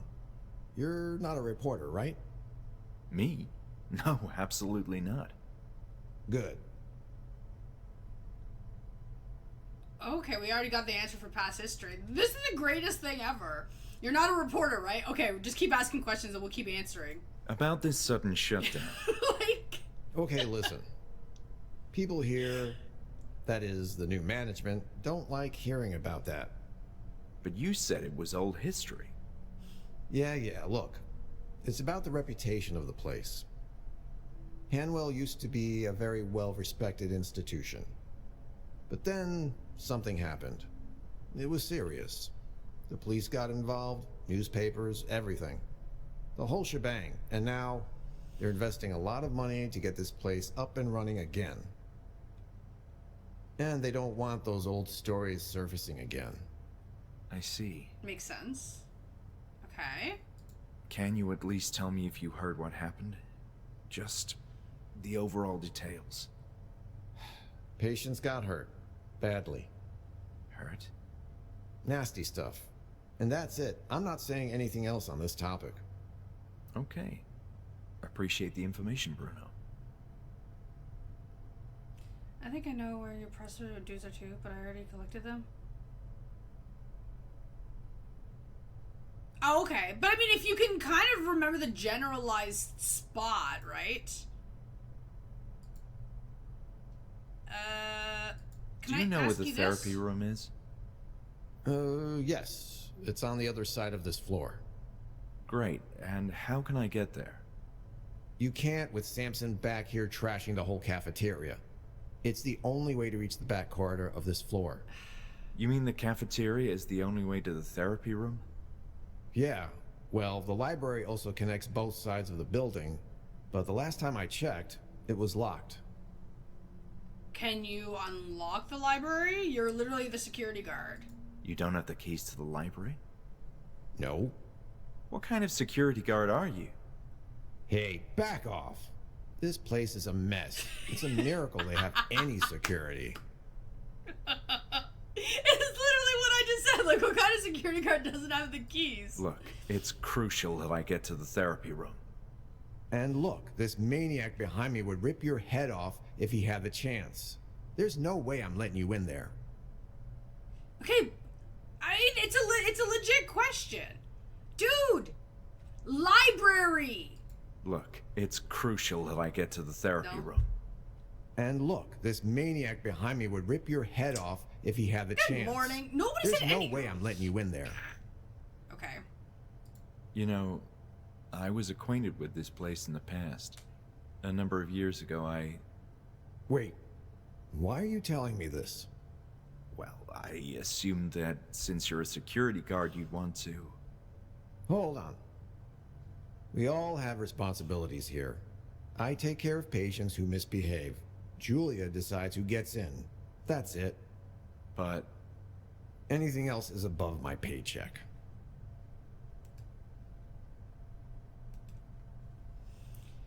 Okay, and... Okay, so, I wonder... And... Can I wish you could give me more info about it. You are giving me a headache. Okay, he really doesn't want to talk about that. Okay, now, Like I said, I met Julia at the can you entrance. answer some questions about Julia? She seems to be a really nice person. She's cool, but that's also her weakness. Sometimes she can be too nice. What do you mean? She for the guy For who goes example, above. As a Exactly. receptionist, she let in a complete stranger who talks too much. I get it. It's a good point. Okay. So you really don't know anything else about it? All I know is that you're getting on my nerves. I could work with that. Okay. What about Dr. Miller? Yeah, I've seen him around, but he's a reserved fellow. Haven't spoken much with him. He's the one calling the shots now. What do you mean, calling the shots? Dude, are you a bit slow? He's going to be in charge when this place officially reopens. And I hear he's also secured the money to make all this happen. Wow. Wow. Wow. Okay. Does the name Baker ring a bell? I remember seeing an office with that name, but that's all I know. Why are you asking? Are you related to her? I'm not sure. I think I knew her, yes. There's a period of my life I can't quite remember. Are you feeling okay? I have a couple of empty cells if you need to lie down and rest. Yes, I'm fine. You positive? Absolutely. No need for that. But wait, though, empty cells, that could potentially put us into a new area. Unless he locks us in, then that would just suck, but... Bruno! So you really don't know anything else about it? All I know is that you're getting on my Oh, nerves. yeah. I'm sorry. I'll be All back. right. I'll be going. Hey, wait. You seem like a decent sport. Or at least a harmless one. Yeah. I have a favor to ask of you. Sure. Can you go fetch my baton? I left it in my office when I went running to pursue our friend the Tasmanian Devil here. Okay, I guess. Where is that? You need to go all the way through the infirmary, then down the stairway. My office is in a lower corridor they used to call the Tunnel of the Damned. Oh, Good grief. God. Nah, the name is more intimidating than it sounds. Just please go, ASAP. I need that baton to deal with the ongoing crisis. Sounds good. I'll be on my way. Okay, listen, if the crisis is that drastic, don't you think it would have been smarter for him to just ask me to go get the baton first, then talk to me? He literally just spent, the last, let's say, 30 minutes talking to me while there's a crisis. Thank you. Hello?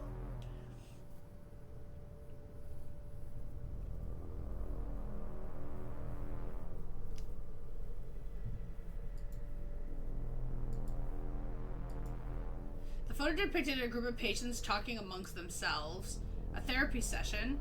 Okay, this girl here kind of looked like the girl that was in my car earlier. That sounds a little bit weird if you weren't here at the beginning of the game, but the guy was hallucinating and looked like she was in the car with us. And then this guy was in our first memory sequence we had.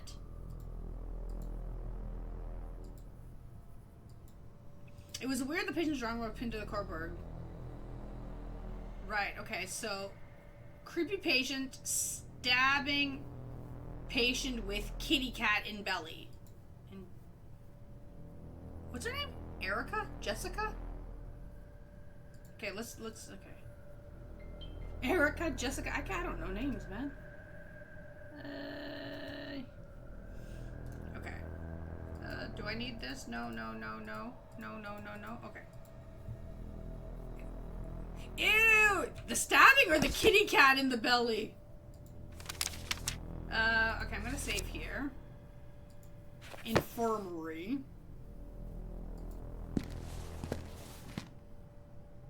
Oh! Classic symphonies. Ah, okay. So this is for that other puzzle later down the road.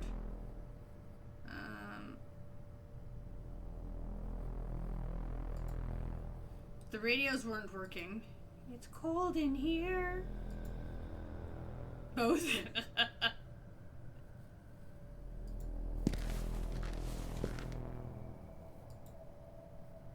Sir, it's cold in here.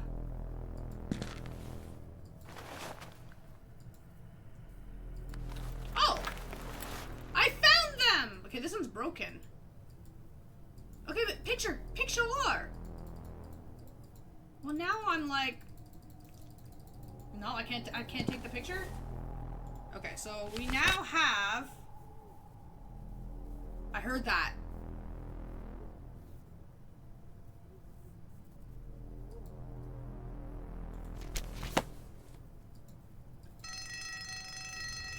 I'm sorry!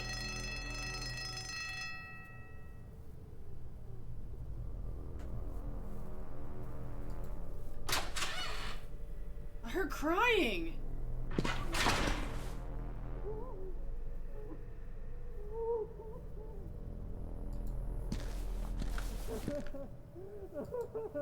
Apparently some patients had already been transferred before the reopening.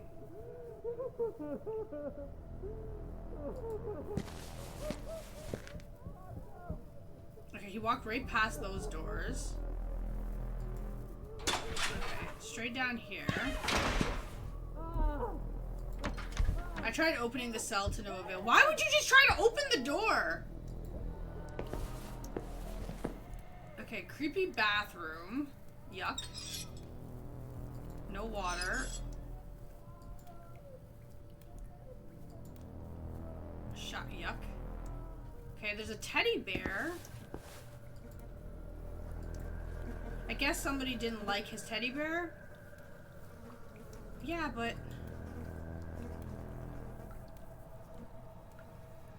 all the diseases? Are you sure there's nothing...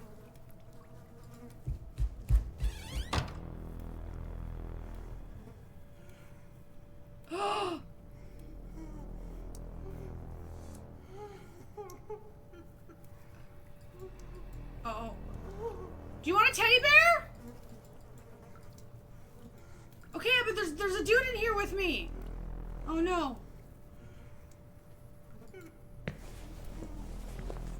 Sir?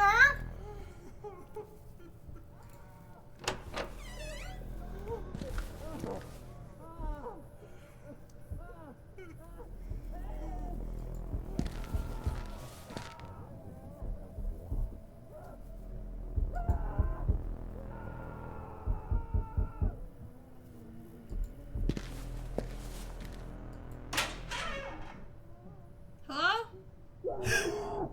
Wait.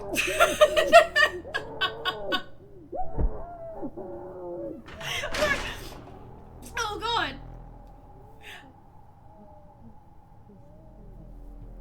Did he throw something on the floor? Okay, that jump scare was quite funny. I'm worried about the guy that suddenly came into the bathroom after me. And then this thing freaking pops up at the same time. Lock tight. What is that on the floor? Oh my god.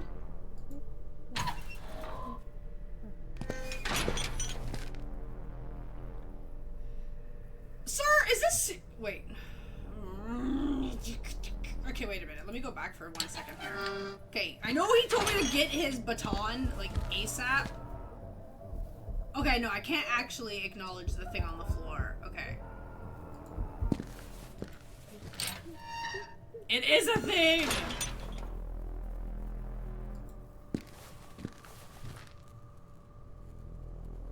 Dude, why do I feel like he's, like, leading me to my death? This place seems... Okay, that looks like an office. What's over... What's this?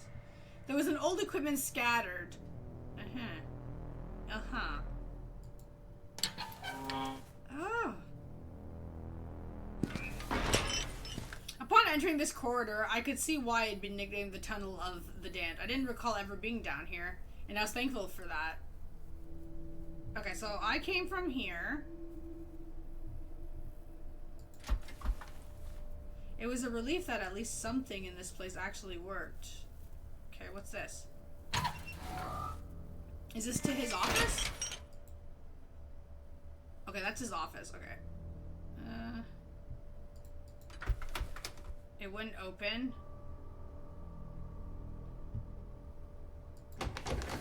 Bruno's cabinet was tightly shut.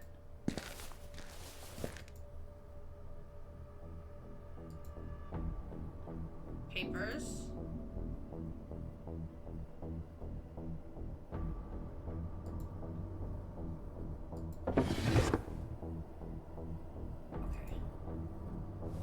Okay. Music. Okay, so they didn't actually memo anything with that.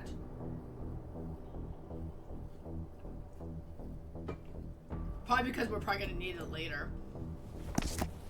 The music again, the blessed tune echoing in the corridors gets on my nerves, as if all the bizarre noise in this horrible place weren't enough, but it's the only way to keep him calm. It'll take the creepy children's nursery rhyme music over his maniacal pounding any day. Good thing I brought my own food. They said provisions would be available for us during this phase, but I swear they're trying to poison us. I picked one of the abominations in those jars from the museum over that canned stuff they sent us, or maybe not. I'm bored. I don't know who's supervising this construction work, but there's no way the place will be safe in a safe condition to bring in more patients anytime soon. Certainly not tonight. If you ask me, and no one will. I'm a nobody. This whole thing is way too rushed. You don't need to bring in a dangerous psychopath to test the security of the facilities. Just being here for 5 minutes will tell you that you need all you need to know. I'm beginning to regret signing up for this. There's a foul stench coming from that massive metal door at the end of the corridor. I think it leads to the storage room in the basement. I can only imagine the source of that smell. I can't seem to open the door, though. It won't budge. I think it's mechanical, and that electrical sound behind it doesn't inspire confidence either. Ooh. Evening somewhat. That's it. I'm taking that cursed musical box away. I can't say anymore. I don't care how much he enjoys music. Eventually, he'll bang his own brains into oblivion. Gonna be organized for whatever it's worth and note accurate times for my next entries. The lighting in this godforsaken place is failing and giving me a headache with all that constant flickering. It's worse than the horrible smell at the end of the corridor, but at least the smell doesn't hurt. Hope the construction workers arrive on time. Stupid me, couldn't help myself and I tried opening that door. Zap, electrical shock. Way to go, genius. I should trust my instinct next time. With all this stinking humidity down here, I can only assume the moisture has caused a wiring malfunction. One thing's for sure, I'm not getting anywhere beyond this corridor. So Bruno's starting to wonder what's beyond that door. 2 keys seem to be missing. One is for the locked office of a certain Hawthorne. The other is for the office of the previous director of the Institute, Hannibal himself. That Dr. Miller guy asked me about those keys again. And sure, your highness, Dr. Miller. Let me spend the whole night searching for those keys for you. I'm not your damned assistant. Although that patient roaming the building, Leo, is it? There's something odd about him. I don't trust that guy. Should have a word with him when I get a chance. There's a patient wandering the building? Okay, let's get Bruno's bat, which is what we needed. Let's not...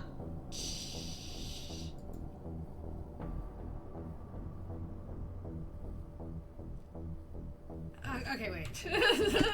Keys! I found keys. Okay, wait. Save.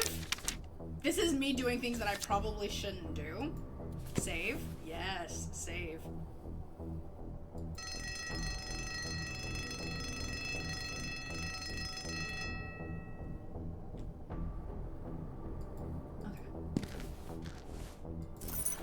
I assumed a set of keys would be useful and grab them on an impulse. Yeah, stealing Bruno's keys. Good job. Bruno had better not see me holding this key ring. He had a bad temper. Oh yeah, but I wanted... Oh, you're not going to tell me what the keys are for? Okay, well we did save anyway. Okay, so before I go back upstairs, I'm going to do things that I probably shouldn't do. And...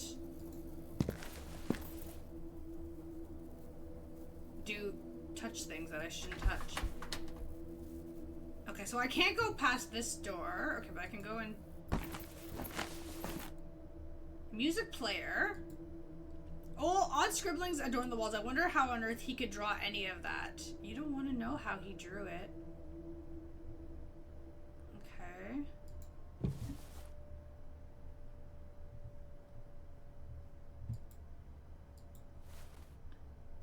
Okay, so nothing special with this?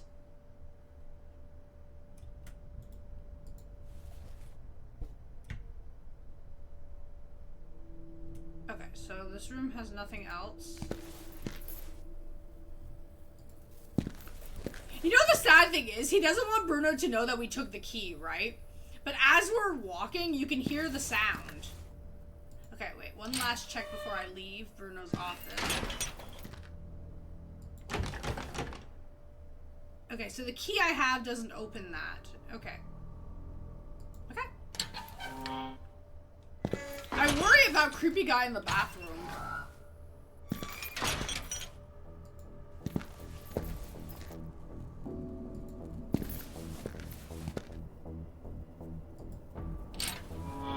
Maybe he can't get a key ring for because it. Maybe not. Maybe.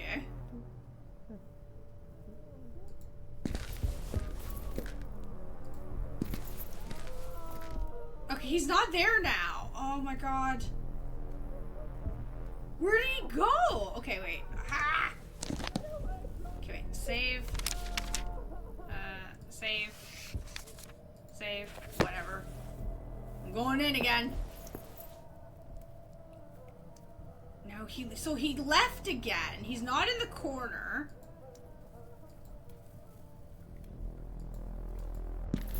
I'd like to know how he even managed to close that door.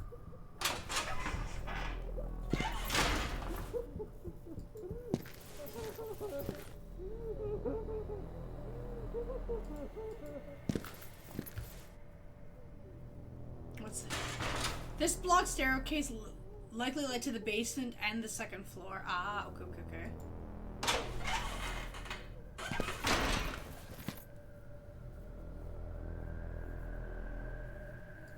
Okay, let's keep going. And... Bruno, I have your baton!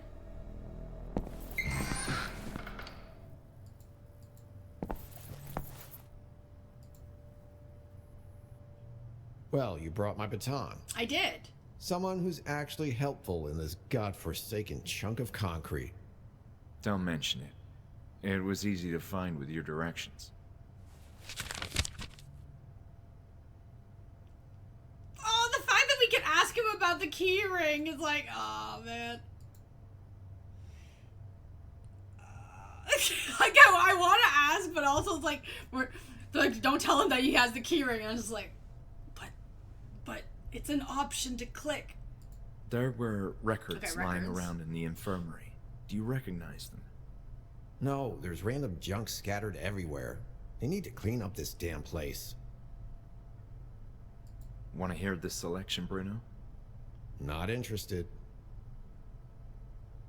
Do you like classical music, Bruno? I don't like music. Period. Okay.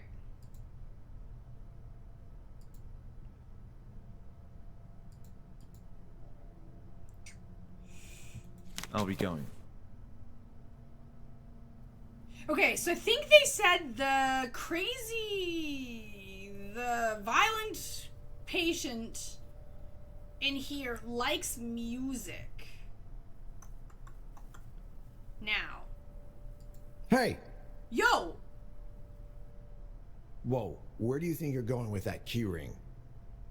Sorry, I thought I had to bring you that too. No, you shouldn't touch those keys. Please give them back. Yes, of course.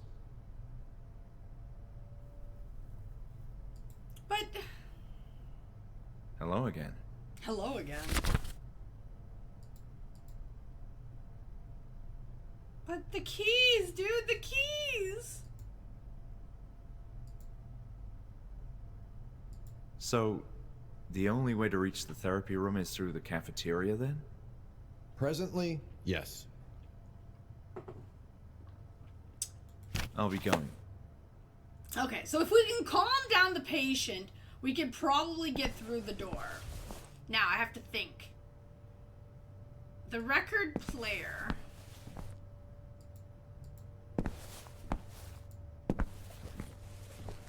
Okay, Julia's not back.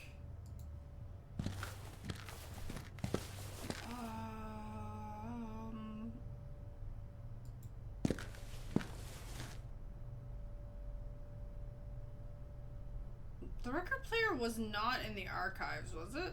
No. Oh, wait. Ah, okay.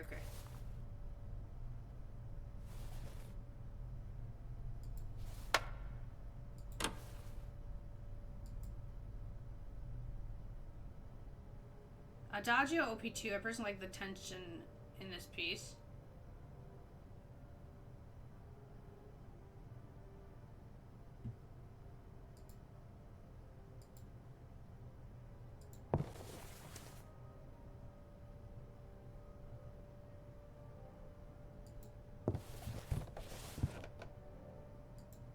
Yeah? That's good. Now, I just want to go see if maybe he calmed down. Clearly the music is still playing.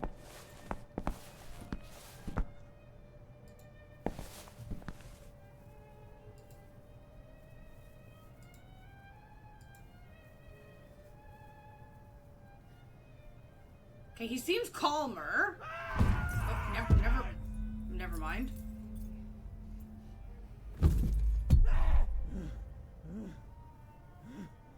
You don't like that song?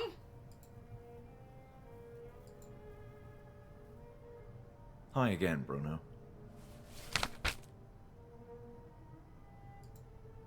Right, wait, I mean, he looked calm for like a couple of seconds. So, what are you gonna do about that madman? You have the baton now. I'm not going in there yet. I'll wait until he's calmed down a bit. How can you calm down someone like him? He will calm down. Eventually, I guess. Okay, but how? Will he really calm down on his own? And what do I know? I'm not a psychologist or whatever. Last time he escaped, I found him playing with a toy. I think it was an instrument for children. I was able to catch him thanks to that little distraction. But now, who knows? Eventually he'll collapse. Okay. I was really hoping you would go in there with your trusty baton and get the guy. Negotiate a raise for me? And I might consider that. Okay, journal updated. To what?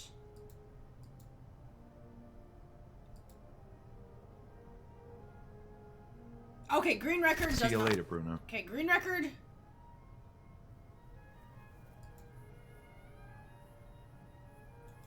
Did not work. Though he did seem a little bit calmer for like 2 seconds until he like smashed through that window.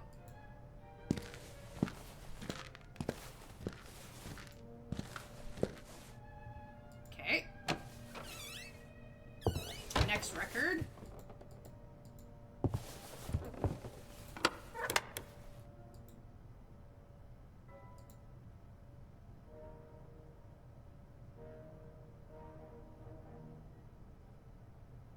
Oh, wait, oh.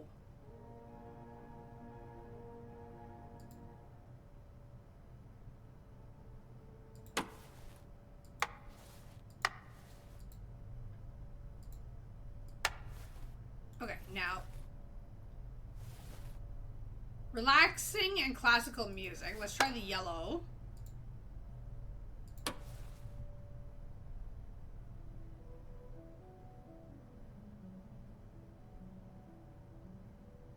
Okay, let's try that.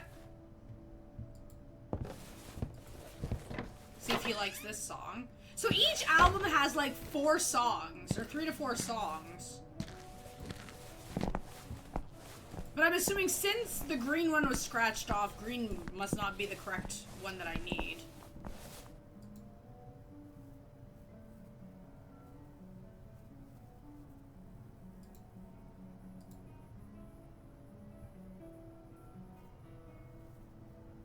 I don't see him.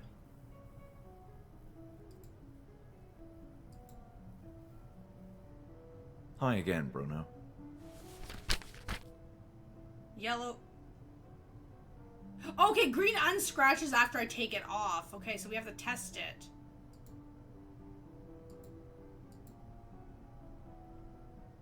Okay, so it is connected to the I'm music. done for now. Bye. The game thinks it is, though. Okay. I wish the archive room wasn't so far away.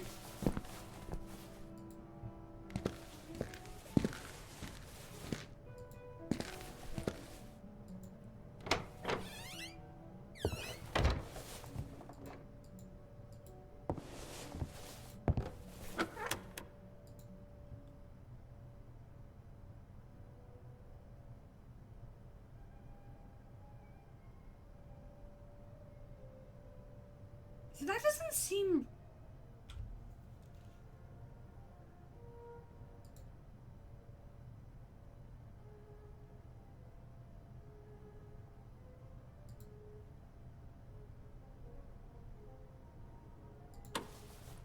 Okay, let's try the red.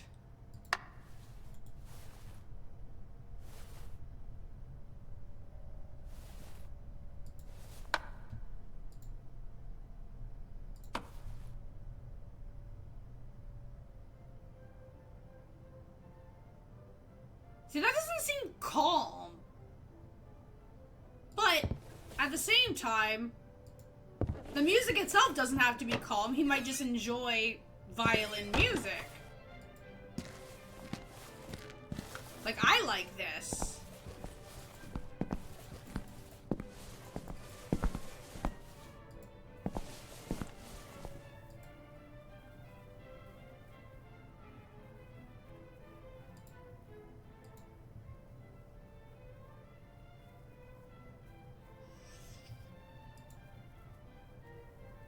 It's hard to tell what he wants, eh?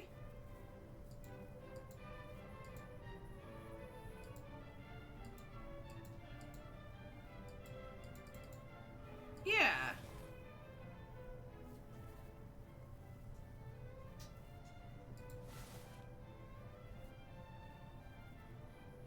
See, yellow exactly says relaxing.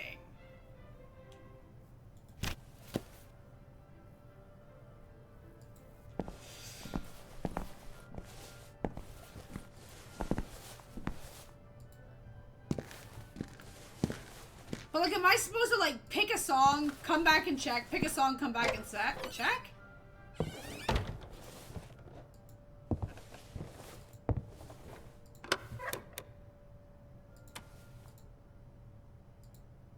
I mean, I guess I could do that.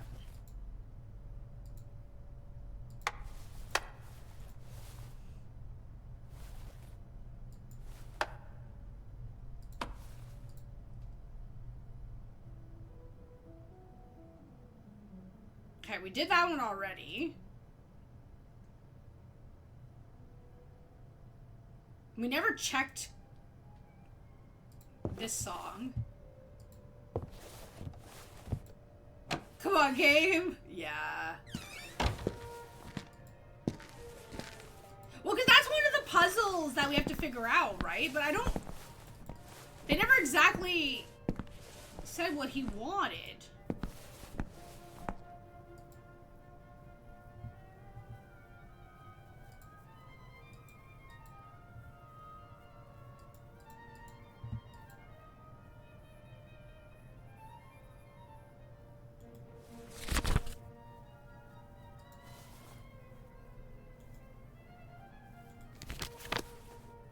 Okay, I don't see a reaction with this one. Okay.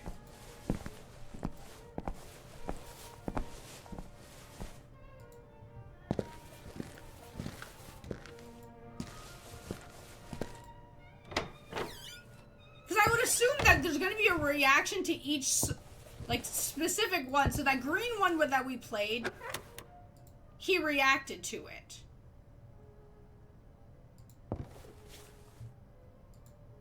So I think he has to do that with each album, maybe.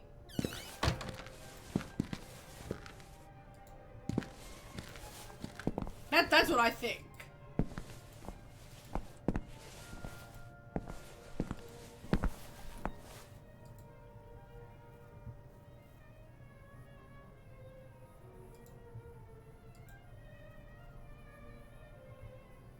Maybe it's not this one?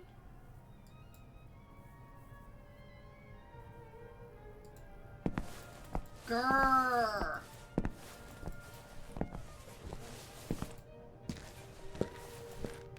I like these songs though.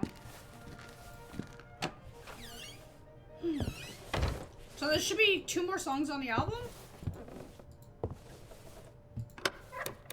No, 1 more. So this is the last song on the Yellow album.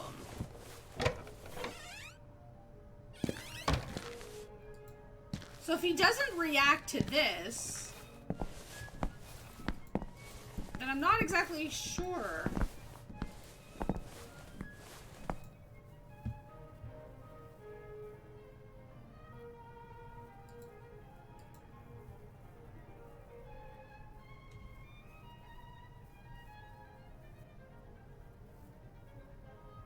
There's no reaction from with the yellow.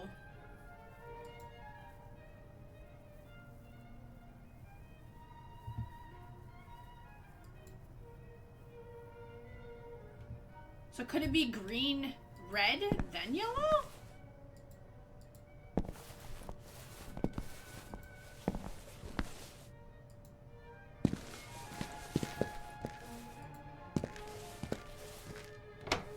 I mean, I guess it's possible.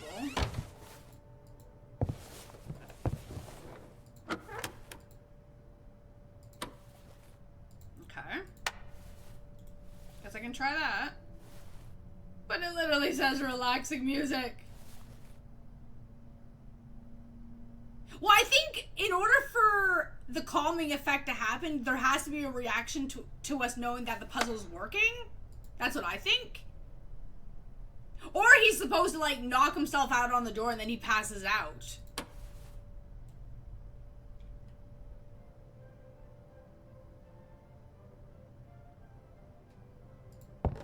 Like, that's what I'm thinking.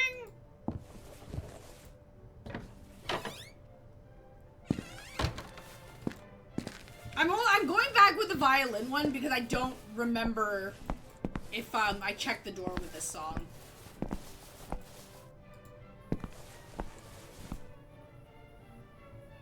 Because either way, like, this is the only option, right? We can't get to the next section until he calms down or passes out. But obviously the game doesn't exactly tell you the order of music that you have to play, right?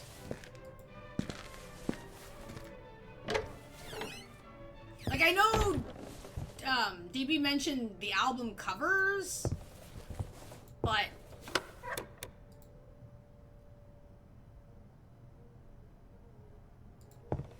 the album cover doesn't exactly tell me the order of what music he likes.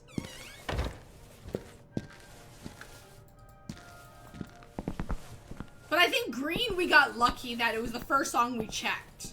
That's what I think.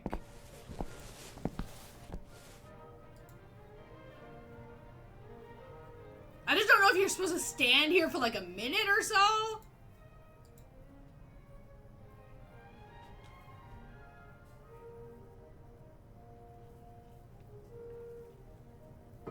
Because there's two windows, so it's like, it feels like something's supposed to happen in one of these windows. Okay, so it's not that one.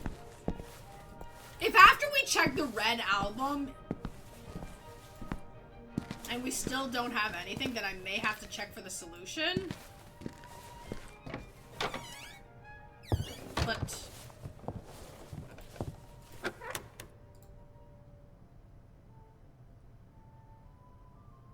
okay, flute.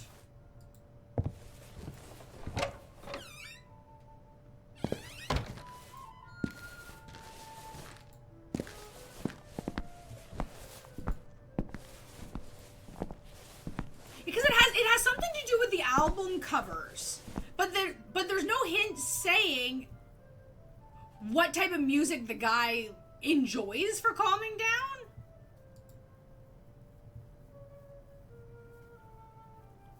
And there's a high chance that the Green album might not even have been right.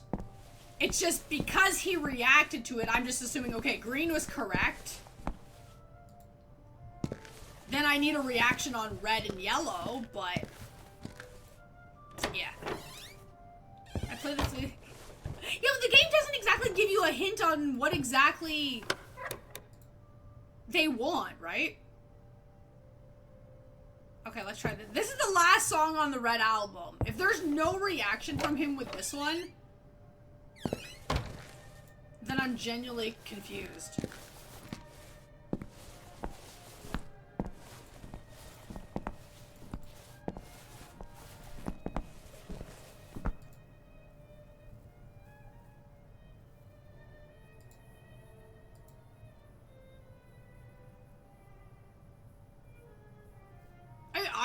seems relaxing? Okay, yeah, I can't figure this one out. But I don't know, though, if anybody actually has an answer for this, right?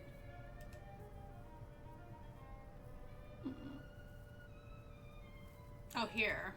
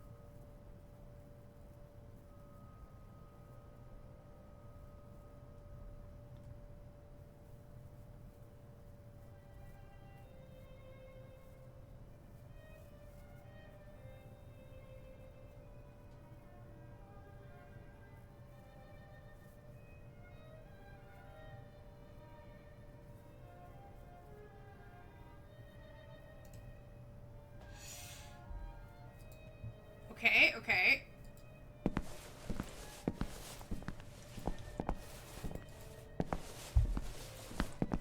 Oh, crap.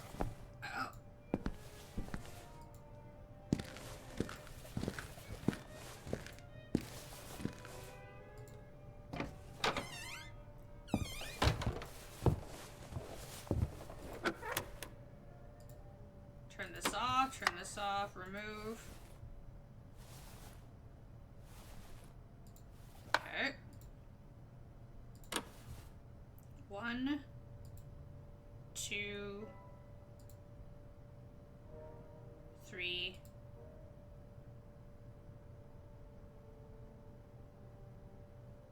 Okay.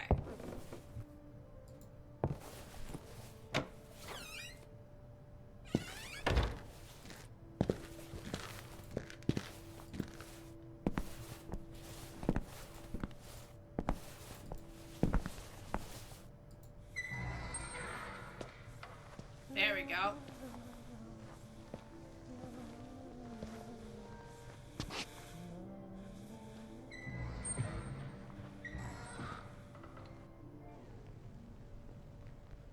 Okay, so we were right when we were on the Green Album. We just didn't have the right song. Okay, so basically, in his cell, whenever we first went into the basement, that red harp-looking toy that he has, basically, out of the 3 vinyls you have to find the instrument that correlates to that toy. And then the song would basically trigger the scene. So the first anger reaction to him on the Green Album was kind of like your hint of saying, hey, this is the correct album. Just find the right song on it. That's why there was no reactions from Red and Yellow. Because we just didn't need it.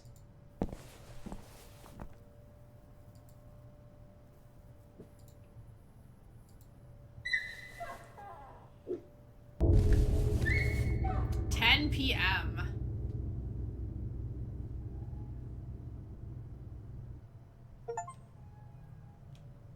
I remember how busy this place was back in the day. Patients gobbling their stew or rubbing it in their faces. I could almost hear the sound of dishes clanking.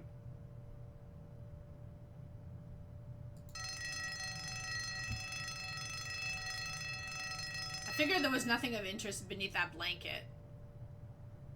Achievement!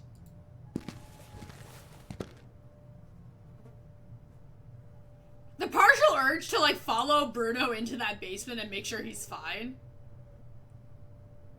I'm not sure why some work and some don't work.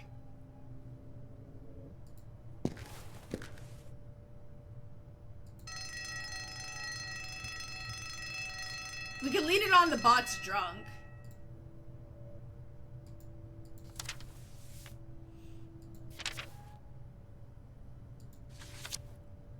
Roar. Adhering to the Kirkbride principle, for most of its existence, the Hannibal Mental Institute adhered to the Kirkbride plan, with 2 long wings extending to the west and east for the male and female patients respectively. The Kirkbride plan was a building as cure model for mental hospitals, focusing on healing mental illnesses throughout the layout design and a strategic staffing hierarchy. Similar institutes built using this plan exhibited varied architectural styles, but the majority adopted the familiar bat wing arrangement. This consists of sections of rooms branching off from the central structure, allowing each area in the building to benefit from exposure to natural light and proper air circulation. Before the Kirkbride plan, the mentally ill were kept in regular houses or prisons without appropriate facilities, or were concealed in the public buildings. Grrr. Thomas Story Kirkbride, the psychiatrist who designed the Kirkbride plan, believed the layout of mental hospitals buildings was one of prime relevance to patient treatment. Various patients' distribution criteria were applied within each establishment, such as the separation of high-risk patients from low-risk ones. Kirkbride emphasized to psychiatric professionals the importance of keeping patients busy with tasks, since it benefited their mental health and also helped in the maintenance of the grand buildings. It is kind of funny how some are working and some aren't.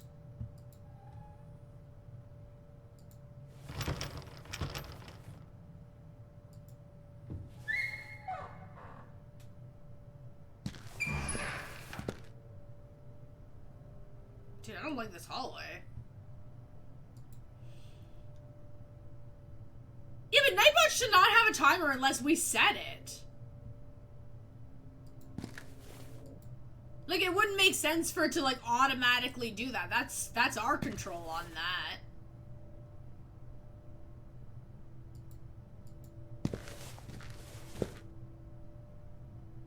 I think it's safe to say Nightbot's drunk.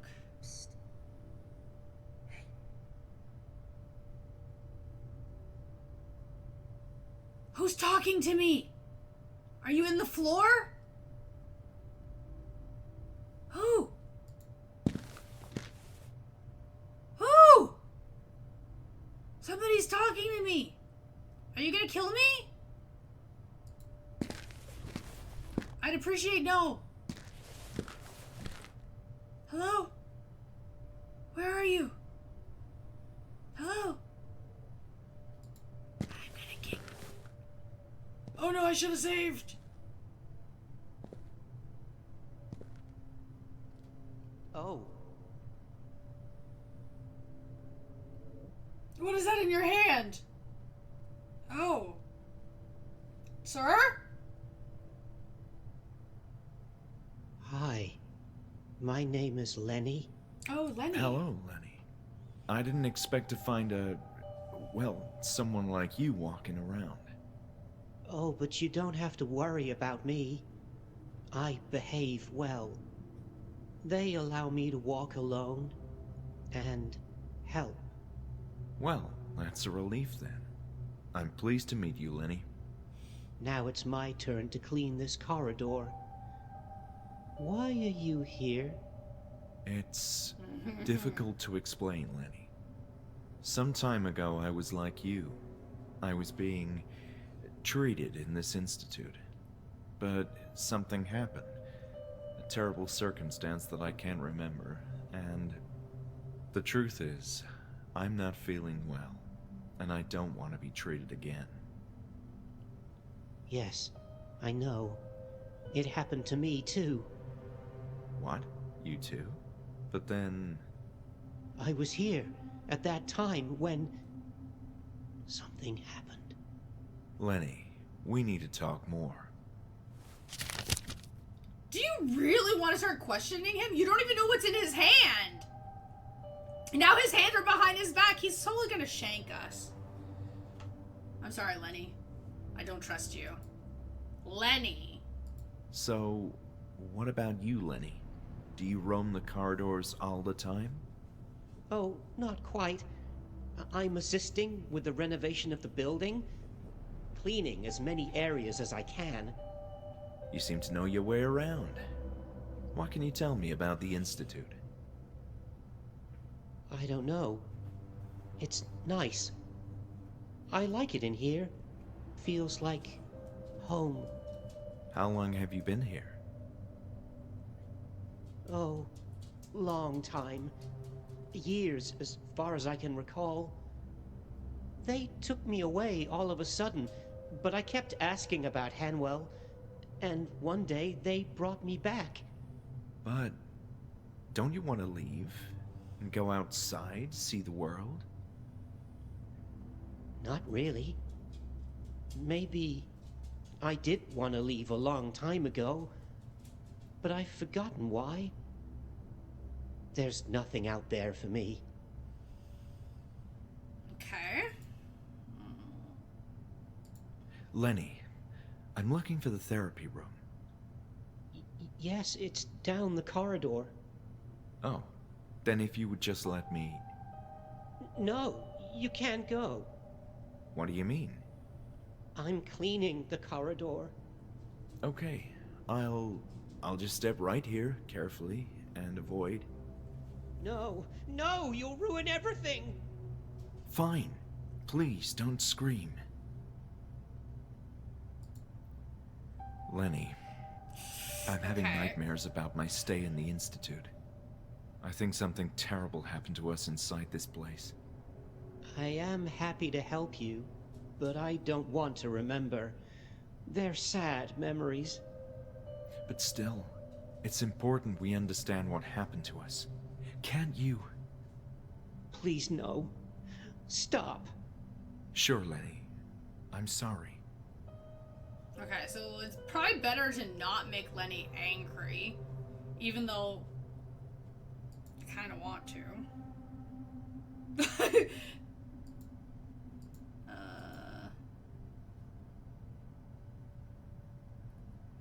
What are your thoughts on Julia? Who's Julia? The girl in the foyer, the receptionist. Oh, yes. I saw her a few times, but we don't speak much. I'm too busy cleaning. Have you met Dr. Miller? Yes, briefly. I don't like him. Why is that, Lenny? He's hiding something. Be careful with him. Okay. About Dr. Ebers-Baker. Bebbers? Anne Ebers-Baker. Oh, Dr. Anne, yes. I remember when we gathered the chairs around her. It was nice speaking with her. What were the therapy sessions about? Well, let me see. We talked about our problems, how to keep a healthy mind, Hey. our stop. fears too, and how to cope with them. Dr. Anne made me feel well. Okay. What do you think about Bruno? Who is that? I'm referring to the security guard. Oh, that man. I didn't know his name. We saw each other a number of times, but we don't speak. I think he's mean. Yes, he does seem to have a bit of an attitude. Okay. You know, I used to be like you, Lenny. Oh, are you feeling better now? You could say that. I was well, at least for a while. So, why are you here? That's a very good question.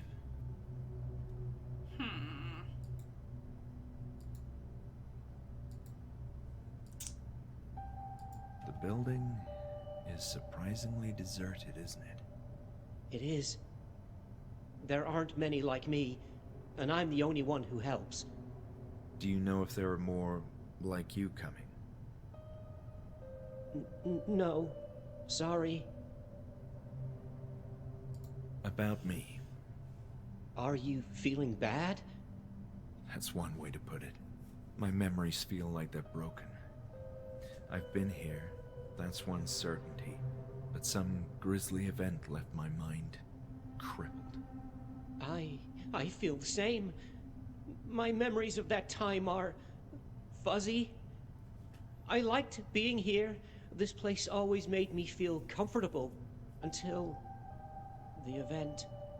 What did they do to us, Lenny? The event that he doesn't want to remember, but we need to know. Does the word Kirkbride mean anything to you? That word reminds me of something. Someone said that. Oh no. What, Lenny? It was down below when I heard that word. Oh, okay, okay. Journal updated to something. Oh, also, being we're only streaming 2 days this week, the weekly goal is set to only 2 days, and I made it smaller, just because. The Institute was shut down under strange circumstances, but I don't recall much about that period. The event. Me neither. We were in pain by then. What is this about pain? It was the pain that led to the shutdown. It's gonna feel so weird. Down Only below. 2 days. Okay, journal updated again. Is there anything else you can tell me about this? No, I'm sorry. Okay, and down below? Down below? What do you mean? Like the basement, right? Yes. We were all happy until they took us to the floor beneath.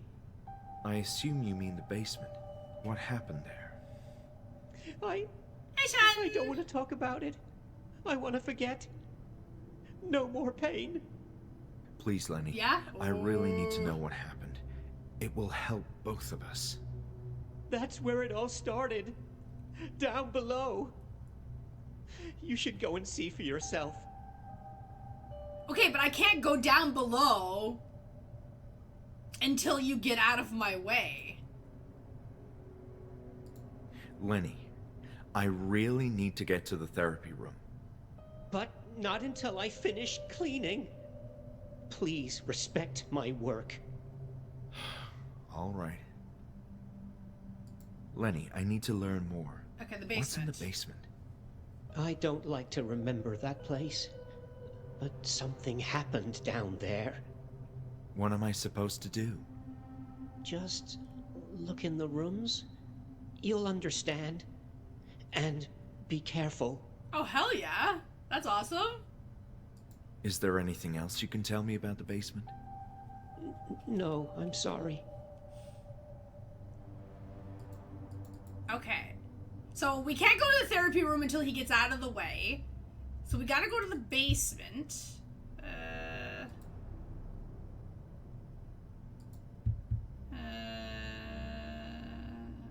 Is there anything else you can tell me about this? No, I'm sorry. Okay. You can't talk about that. If Okay. I'm unable to recall what happened, I'll lose my mind. These nightmares or visions are haunting me. They can happen anytime, any moment, and they disturb me to no end. I don't think I have visions myself, but my mind isn't well either. I can feel their flashbacks, as in actual moments that took place here, in this institute. Mm-hmm. Perhaps they're a sign that my mind is beginning to recover. We need to find the truth, Lenny. I will help you.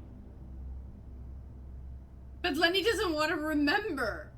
Is there anything else you can tell me about this? No. Okay. I'm sorry. Okay, he doesn't know anything else there. Did you hear anything else about this? No. Okay, he's not sure on that one. Nothing else comes to mind? I don't want to think about that anymore. Okay, and let me see. Lenny? Did you hear anything else about this? No. Okay. Is there anything else you can tell me about this? No. I'm sorry. Okay, so technically as of right Well, now... It was nice talking to you. I'll be on my way. Wait. You said you wanted to know what happened? That's right. I came here looking for answers. Okay. Oh, I don't like these memories, but it all started down below. Down below? Yes. Right? I've been trying to forget, but if you want answers, you should go there. Okay. But until he's done cleaning, I can't get past him. Okay.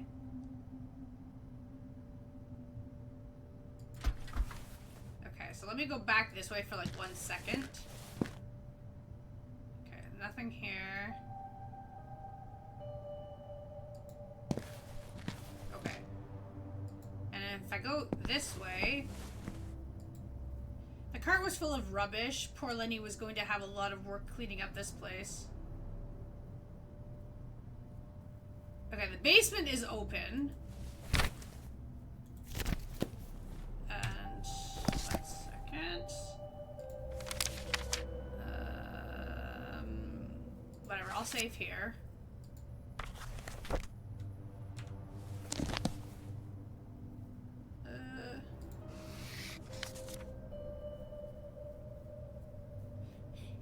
Evaluation of the memory. Ability of the patient to remember past events and sensitive towards visual stimuli. Low wish... Oh, okay, that's the memory we got. Okay, okay. Okay, we don't need to see that again. Okay. How thorough the patient is when reading and collecting important documents. Annual Mental Institute.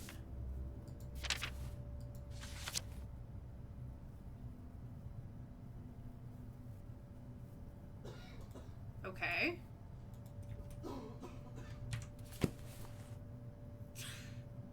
I mean... I really feel like I should go see Bruno first before going down here.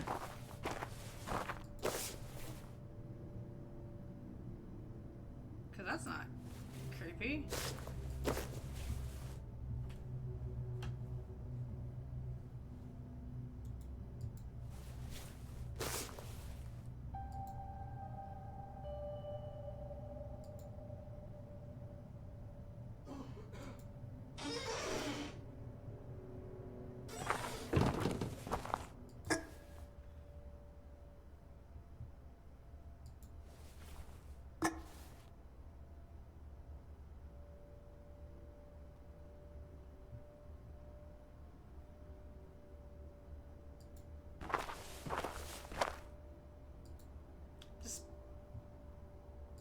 This basement, man. A disgusting carcass of a dead cat was perfectly... Oh, God.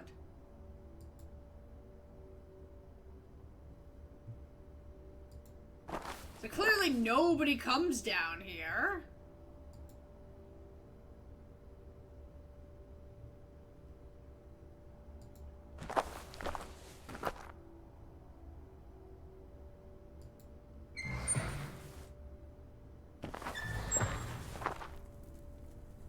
Furnace room.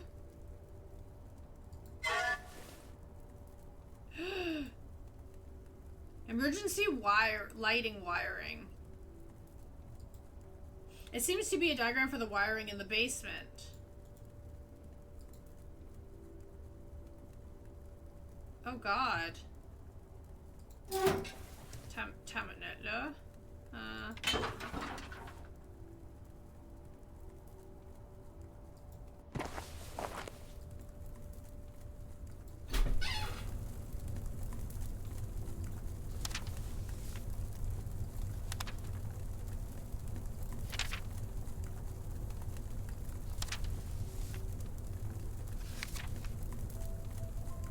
Okay, updated.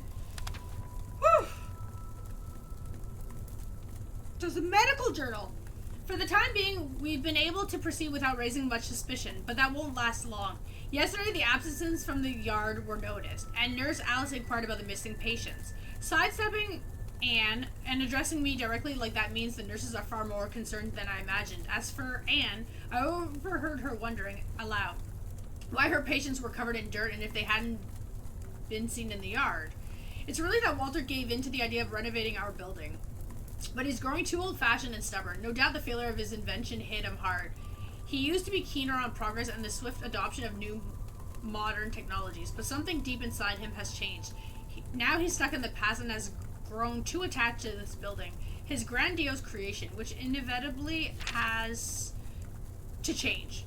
No matter we waited for too long and we need money, it always comes down to money. Until we're able to secure adequate funding, we have no choice but to resort to cheap labor. Being located in the countryside has its share of benefits, but procuring the manpower needed to remodel this place has proven to be quite a bit more challenging than expected, and always subject to the brutal reality of cost. At first, Walter insisted we select one patient from each group to minimize the risk of calling attention to their absence, but I argued that it was preferable to choose an entire close-knit group to avoid spreading unnecessary chatter that we couldn't control. Of course, in the end, they're all lunatics. Their word carries no weight compared to ours, but it's still desirable to keep gossip to a minimum. If one small group of mentally unstable people insists on discussing things the greater population knows nothing about, we can always contend that this isolated group has experienced a collective hallucination. It's almost midnight and my turn to supervise the work. One of the patients mentioned an odd smell emanating from the newly opened tunnel. They'd always imagined the strangest things, but I think I heard a sort of hissing sound that puzzled me. This seems worth investigating. Can't believe it. As I approached the opening, there was a hint of haze, or condensation in the air, and it smelled very unusual indeed. I can't describe it, but it felt old. Some kind of ancient, highly concentrated, earthy smell. Curious about this, I instructed the patient, Leonard, I believe, to strike that wall one more time. I had to insist twice. His tool wedged open the crevice, which released a formidable steam of fumes. It's hard to convey on paper, but there was a change in air pressure, and the foul odor intensified through the tunnel. The patients are too nervous. I must seek Walter.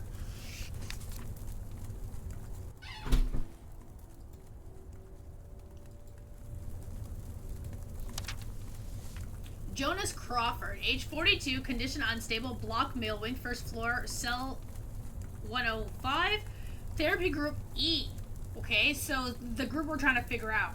Profile, medium-sized male whose outlandish behavior and off-putting manners often disturbs his peers. A clear case of paranoia, and deemed highly unstable, even though he is slim and fairly short in stature.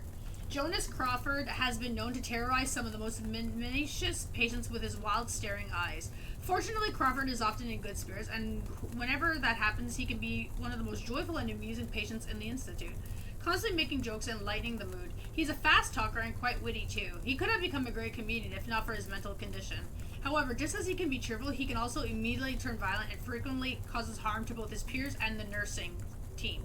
Crawford has an intense fear of darkness, which many specialists still cannot explain.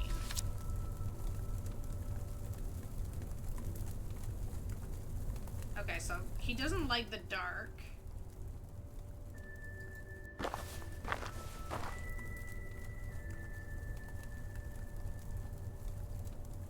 The burning fire in the boiler bathed the room in a sinister glow. And that, we need like a tool. Okay, actually, let me save again before I touch this. And I'm gonna save here. Yeah.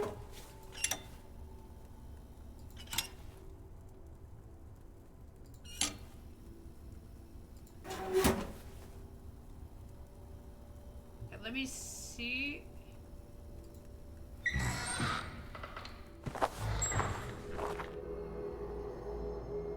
Oh, now I can see. Oh, because that's not disturbing at all. Okay.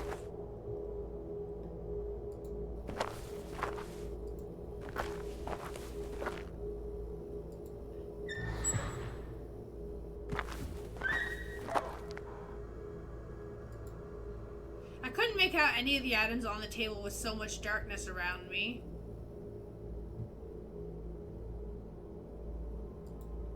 It was impossible to see anything in the room. I had to find a way to restore the lights.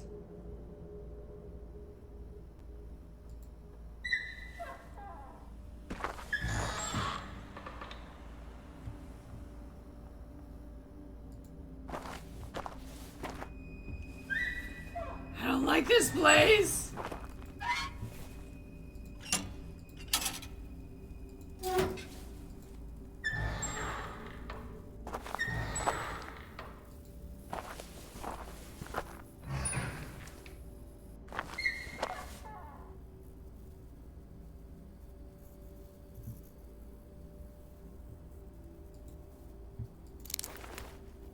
Okay, we found something. There's a little bit of light shining, but not enough for me to go over there.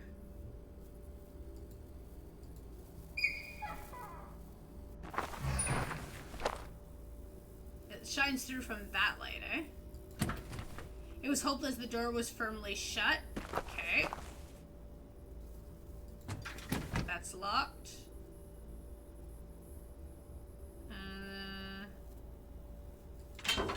It was hopeless. The door was firmly shut.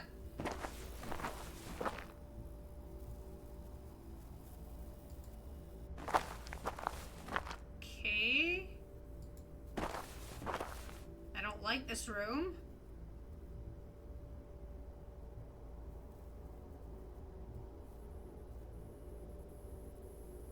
But I wonder if that's the door that Bruno talked about.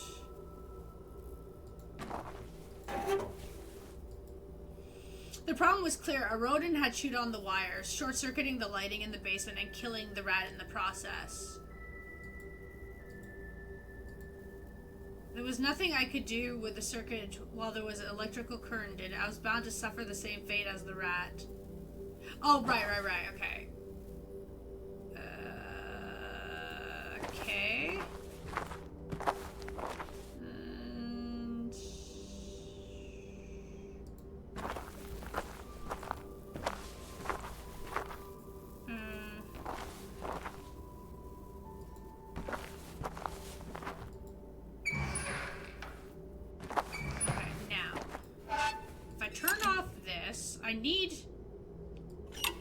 I believe I need the emergency lights. I don't think.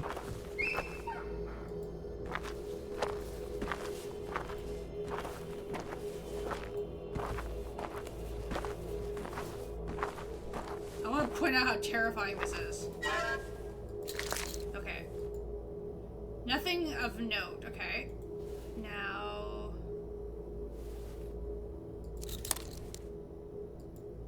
It was not the most professional electrical job, but it would hold. Hopefully, the short circuit in the basement area would be fixed now.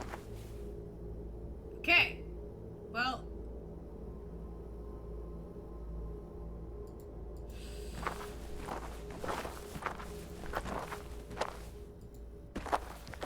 Dude, I want out of this basement so bad.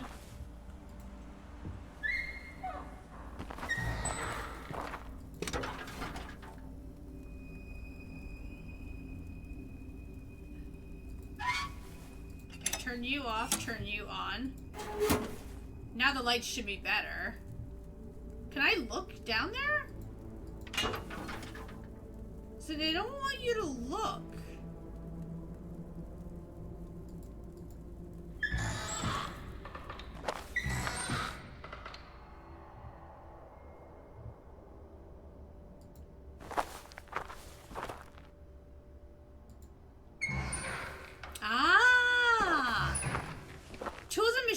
Scattered across a construction area, seemingly abandoned in chaos. The walls were cracked, peeling under the weight of the years, and the metallic scent of rust mixed with an earthly smell permeated the room. Oh.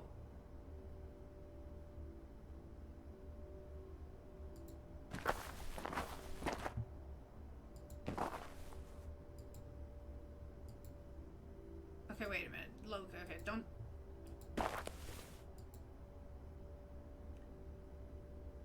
Transporting, okay. A car which can be seen better days.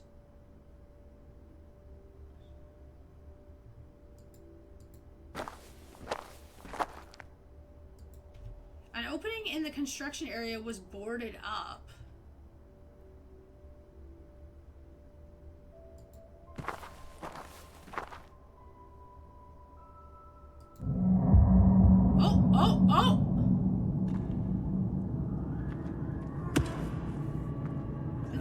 Lenny!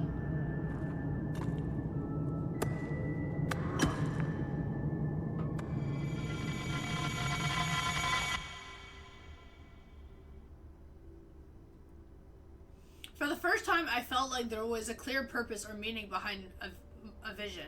My mind was trying to unearth an important memory. What were the group of patients doing in the basement? What were we forced to do here?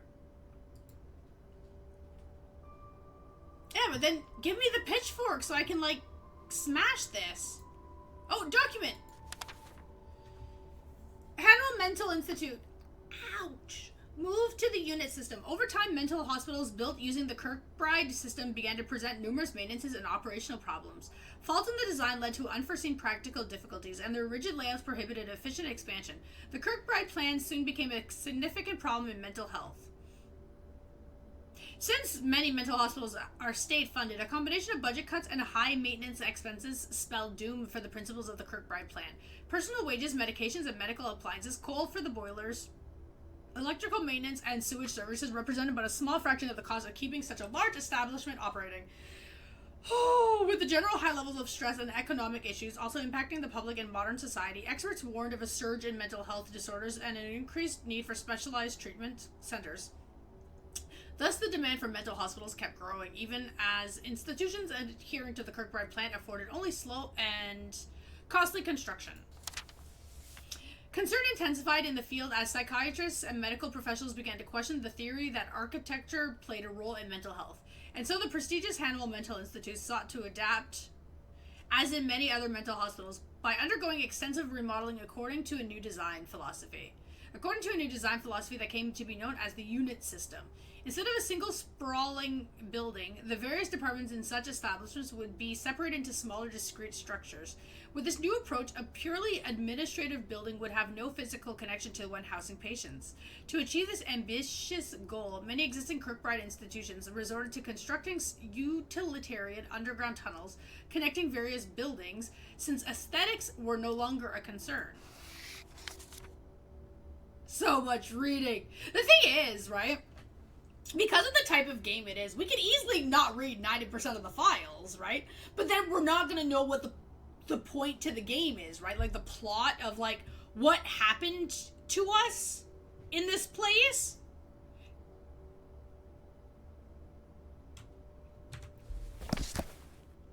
Okay. Because it looks in total, there's only 1, 2, 3, 4, 5, 6, 7, 8. 8 memories.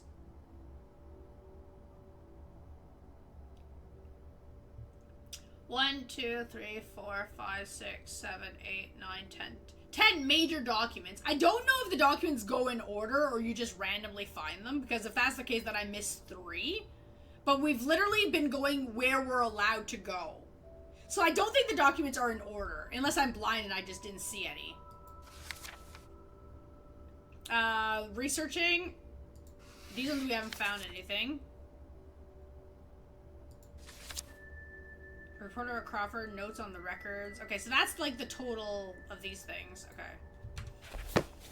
Well, that's the thing. We don't know what happened. So the game starts with us coming back to this place because our character used to be a patient at this hospital like a long time ago, and he started having nightmares again about this place, and he wants to know what happened, but he has no recollection.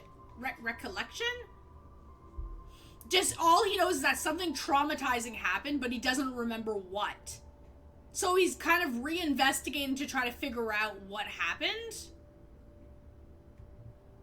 But now he's finding out that they're reopening the hospital when it was shut down. So now it's giving like even more questions as to like why is this reopening?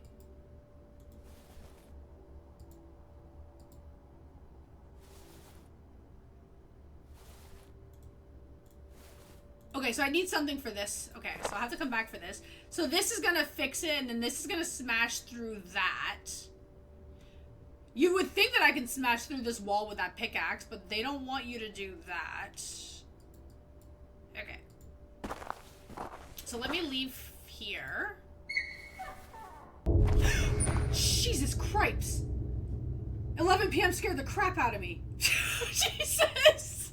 Oh no, it's 11! The worst thing to be scared of. Does 11 mean bad things are gonna happen? Okay, Okay, I'm saving again. Don't do this to me. I'm gonna save here. Okay, what's this room? Oh yeah, this room is locked. Right, okay. I really wish I had a freaking map. Right?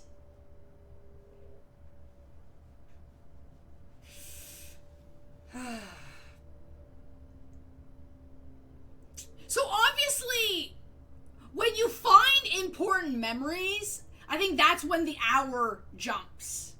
So you basically have to figure out what's going on between finding your memories. Okay, so let me check one thing. Okay, we know that door is locked. I didn't check the metal door at the end of this hallway.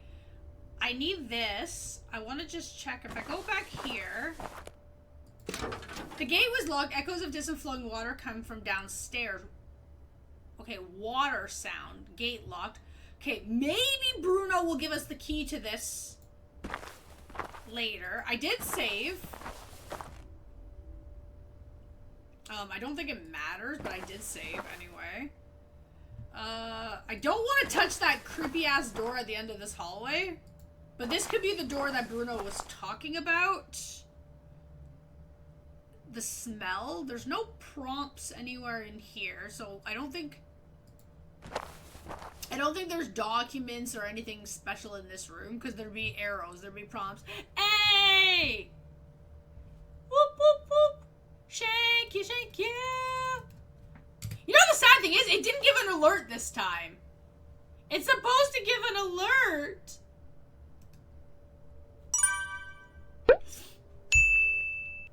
Shake you! Also, don't forget, please smack those follow buttons! Oh, hello. Wrong way. Okay. Now, I don't... please don't open. Please don't open. Please don't open. Oh my god, it opens! Oh shit, where am I? That one also didn't alert earlier? Oh, right, that's true. There was no sound there.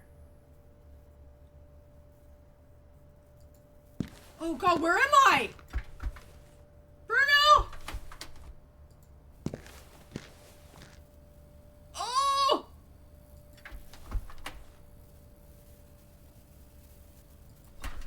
The window was broken and a thick veil of darkness hung over the cell. Probably abandoned. Probably my ass. Okay.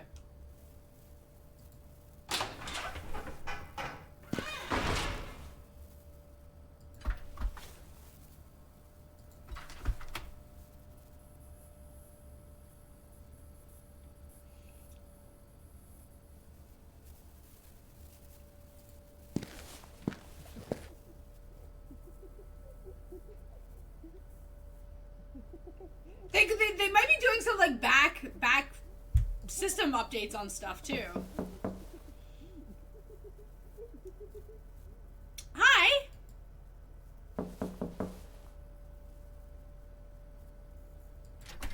I went to enter cell without first dealing with a high-risk patient in some way. So he's back in his room. Oh, that's that guy. Oh, we're... Bruno? Bruno's office felt just like any other cell. Okay, he didn't seem to put the key back. Okay. Welcome back. Now let's see. He did put the key back. Bruno was nowhere to be seen and I needed access to more places, so I took his keys with me and I wasn't proud of it. I'm sorry, Bruno. I'm gonna... Okay, let's see now. Okay.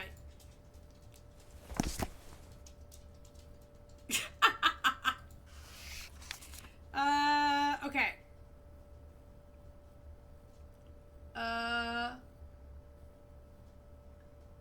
Okay, so Bruno has now updated his diary. Okay, so we did the key thing. Okay, 10 p.m.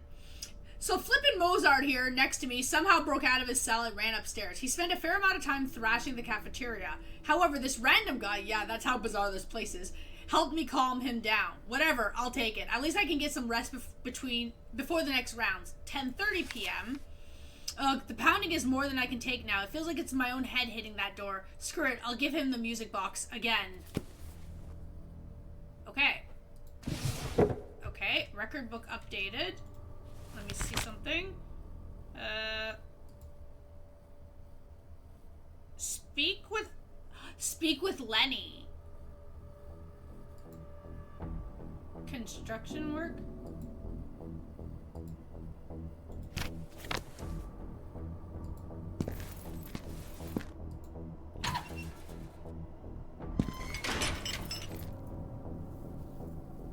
Can I just point out the music suddenly becoming slightly more ominous is kind of terrifying.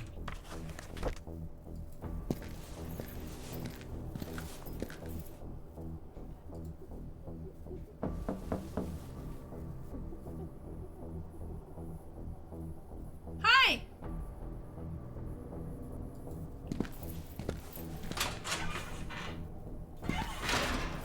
Right?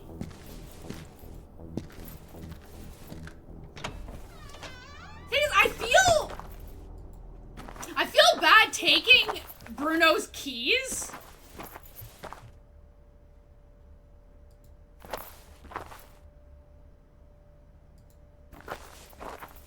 But also it's like, I know we need it.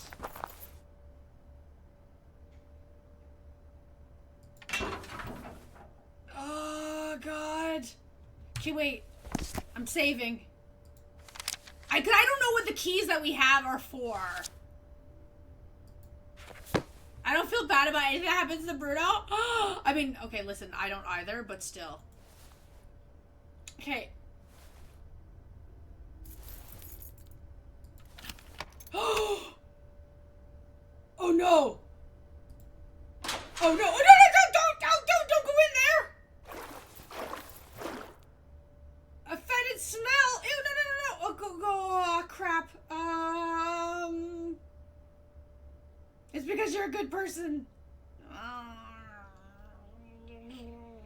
Maybe not. I don't know.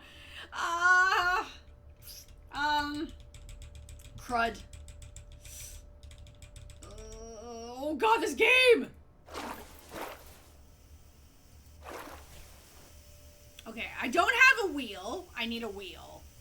The gas pressure shows water's flowing. Okay, I'm not gonna like spontaneously combust in this place.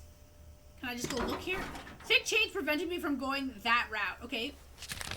Oh, can you calm down, please? Okay, so there's no like prompt for a key or anything. Okay, let's just take a quick peek in the basement. Sewer place. Oh, I don't like this place. Ew. I can just imagine the smell. I'd probably be like walking the whole way going bleh, bleh. Like, no, I don't want to be down here. This is gross. It's all slimy. Balcony. Hydroponics? The sewers. The greenhouse. This tube seemed to indicate the water level in what I assumed was a septic tank. Yeah, how about we don't open that. Don't open it. The gate at the end of the sewer seems to open only under certain conditions, possibly related to water pressure. Wow, genius. Okay. Aha!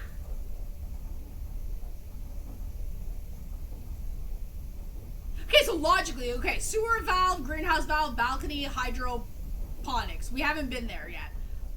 But I got a valve so I can fix the sewer. The sewer thingamabobber. Or potentially break something. Either option works.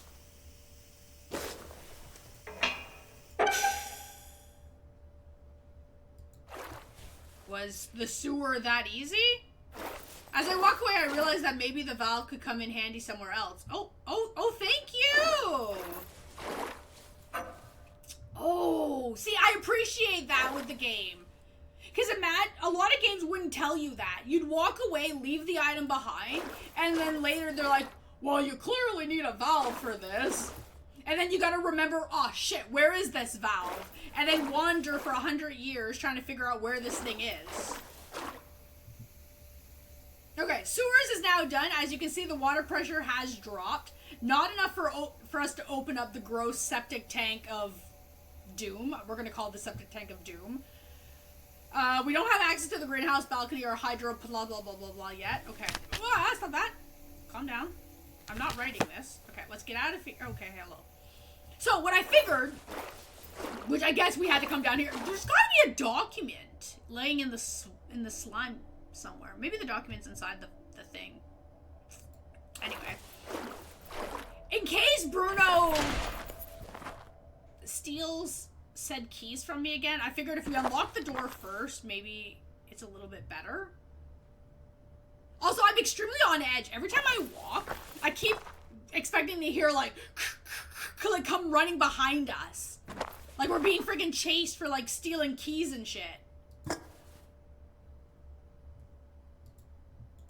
Kunk, kunk, kunk, like, you know, like some weird sound and crap.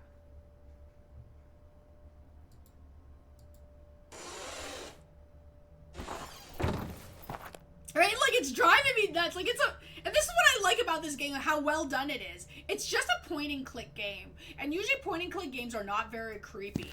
But the music and the vibe is done perfectly. That just those little bit of things is making you, like, really nervous every time you walk. Like, oh, he cleaned up. Oh my god. Okay, save again. The travel for, like, the trapper. Exactly! Okay, I'm gonna go save up here again. Because, why not? Okay.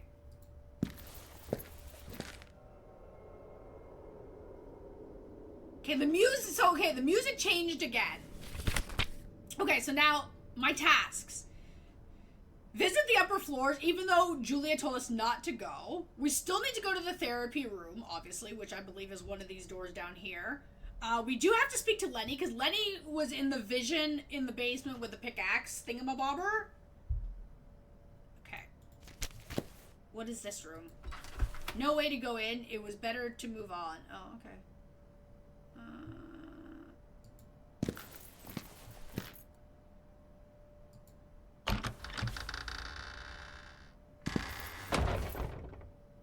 Well, I don't like this room. What the hell room? I really wish we had a map.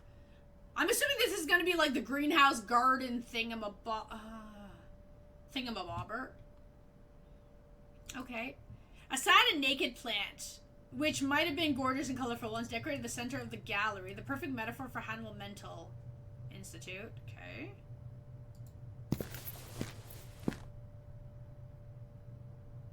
Are you hiding anything in here? Chilling.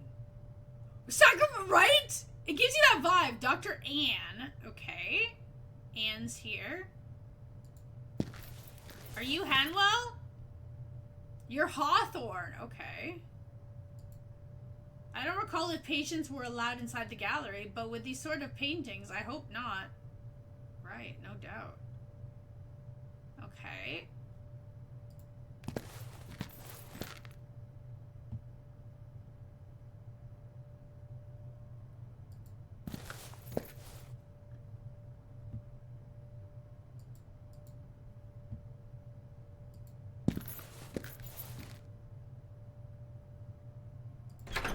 Impossible. Someone was going to have to tear that door apart to get it open. Okay. Okay, good. So, as of right now, there's nothing in this room. As of right now. We gotta stick to that option. Unless we're supposed to, like, water the plant and, you know, revitalize it. And then the plant sprouts these, like, weird-ass tentacles and, like, eats our face. Right, because it's totally that kind of game.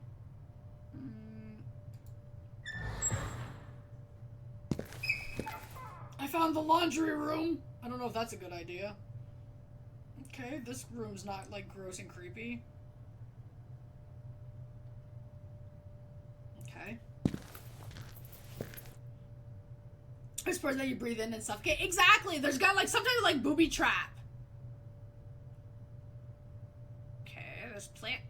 Is that a... No, never mind. It's probably, like, so musty in this place. Haha! I found it, something.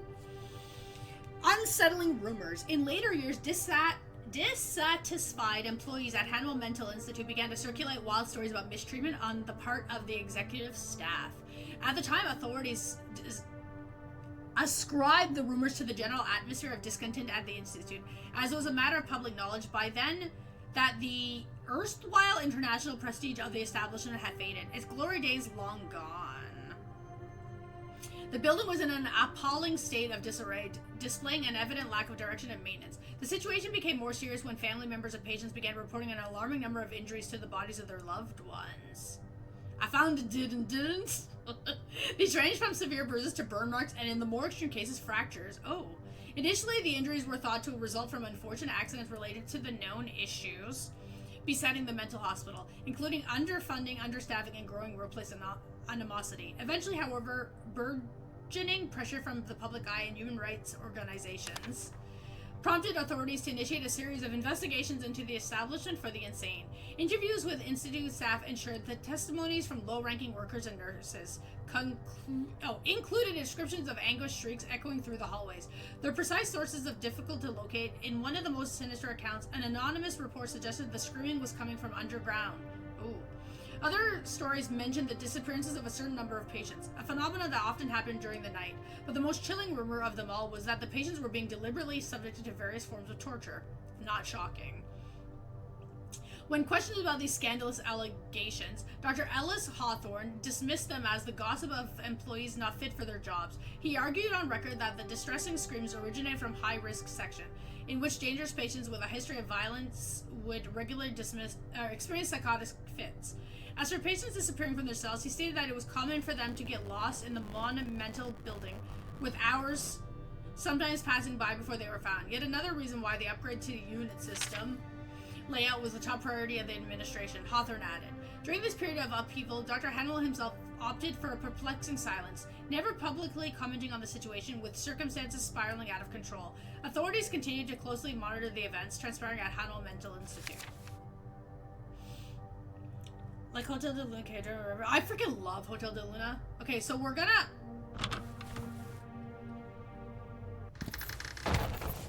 The majestic yard in which so many patients commune and heal together was now in a sorry state, barely serving as a mere shortcut across the building. It sparkles!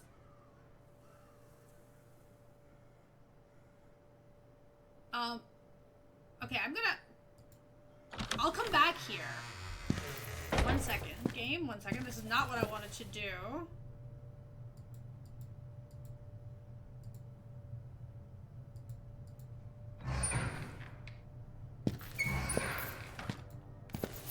Okay.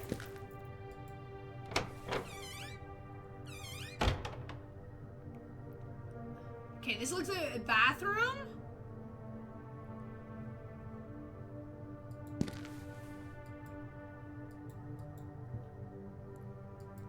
Okay, I'm gonna assume I need a shovel for this spot. They're not saying anything, but you can clearly see some weird plastic under here.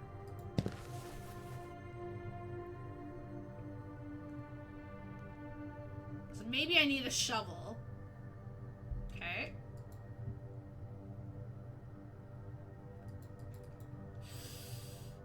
Wait, let me go back here for a second? No, I can't. Okay.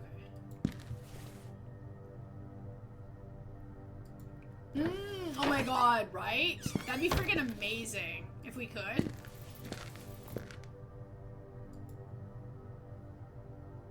Food cart. I finally found myself inside the therapy room. Okay, well, we're here. Group therapy responses. Patients. Oh, that'd be amazing if you could actually figure that out. It's so good. Patients in Group F showed a marked improvement in their mood and awareness, as well as willingness to communicate and interact with their peers. The inexplicable regression in Group E continues to puzzle me. I'll discuss their individual issues separately. Lenny used to be a kind of leader figure, very commutative, someone the rest of the group looked up to, but he's been more withdrawn recently, lost in what seems like dark thoughts he refuses to share. In the case of Hogson, I could guarantee a smooth session, provided nobody brought up anything related to the nature of his trauma, but he's growing increasingly tense and neurotic. Crawford has always been troublesome, but he seems more on edge than usual and even more of a problem these days. Rebecca should have been allowed an abortion. LaRoche is beginning to believe he's a lost case. Okay, so those are all the groups that were in my, in our session.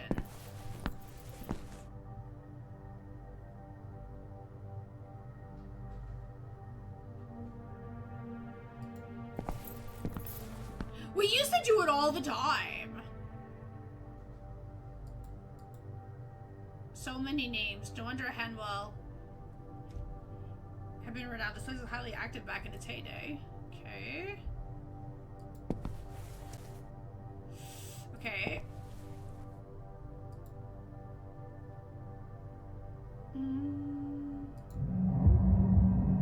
Oh, crap. I was really hoping not to trigger a memory just yet.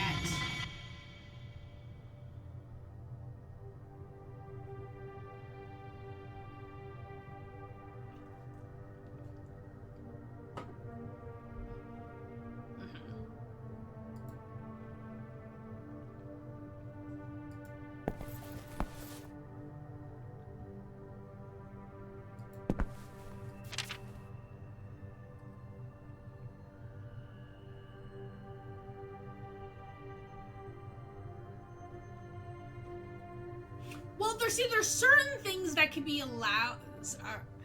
I think Netflix though is not streamable. Bertrand LaRoche, okay.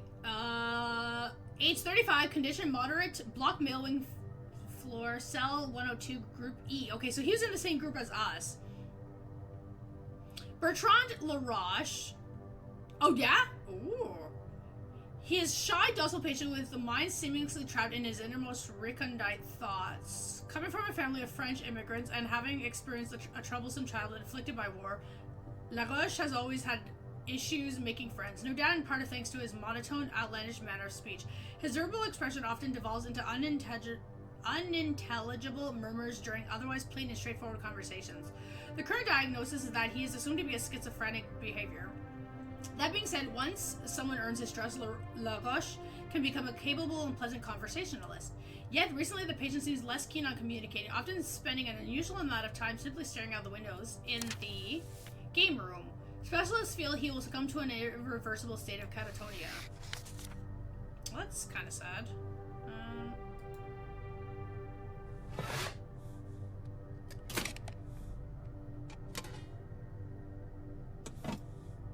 Okay.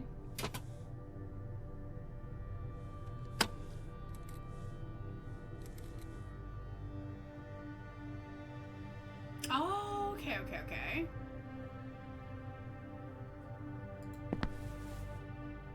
Okay, so that would be the play button. We did that. I guess.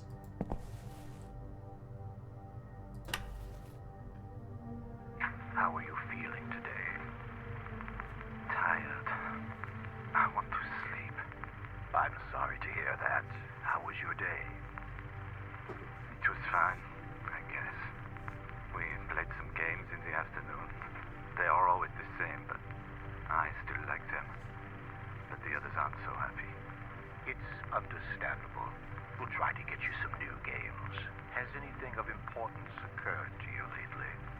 A new woman arrived today with a big belly. She is pretty. I like her.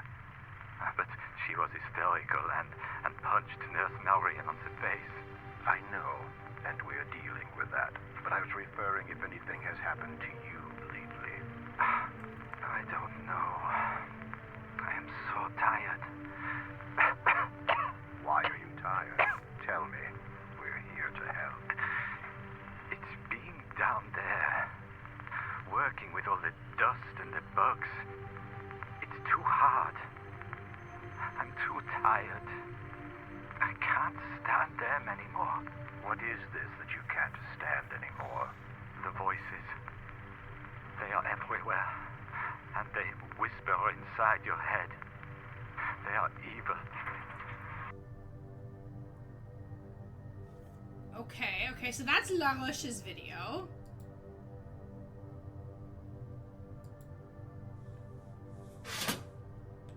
Okay. So I don't know if it's just his video. Now, can I grab another one?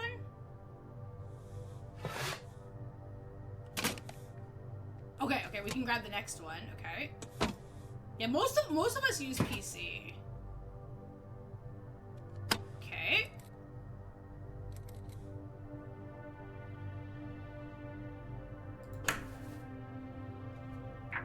You are not in good shape. So it's all his interviews. You know it will only get worse.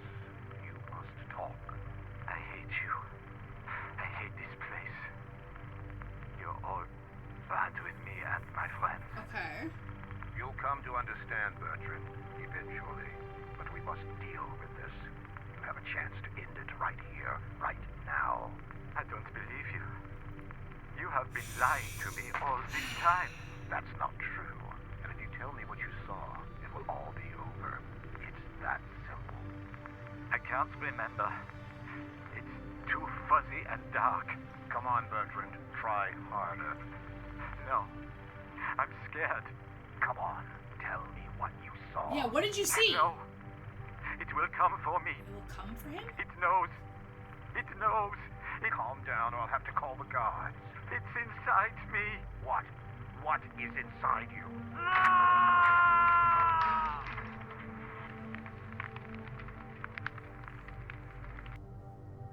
Okay. Well then,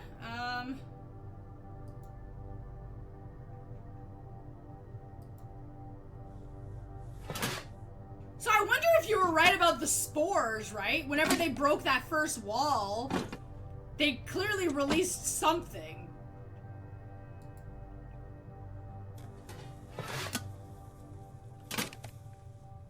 Right?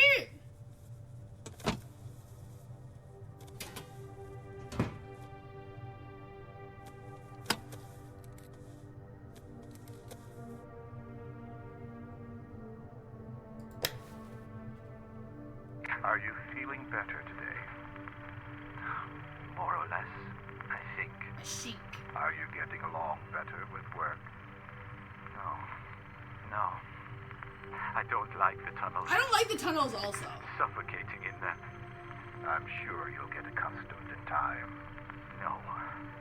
It's not fair. I shouldn't be doing this. Agreed. What makes you say that? Because it doesn't feel right. Being there. I don't think that is what I was brought here for. But you are helping. You should feel proud of yourself. Are you in doubt because of something else? Right, exactly. Are you scared, for instance? Yes, I am. I don't want to go into the dark place again.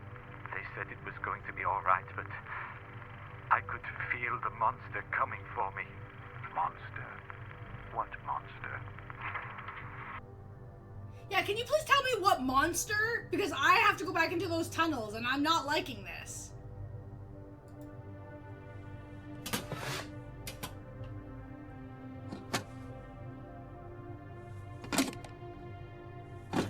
Well, even though technically our main character already was in the tunnels, that's besides the point, but... Okay.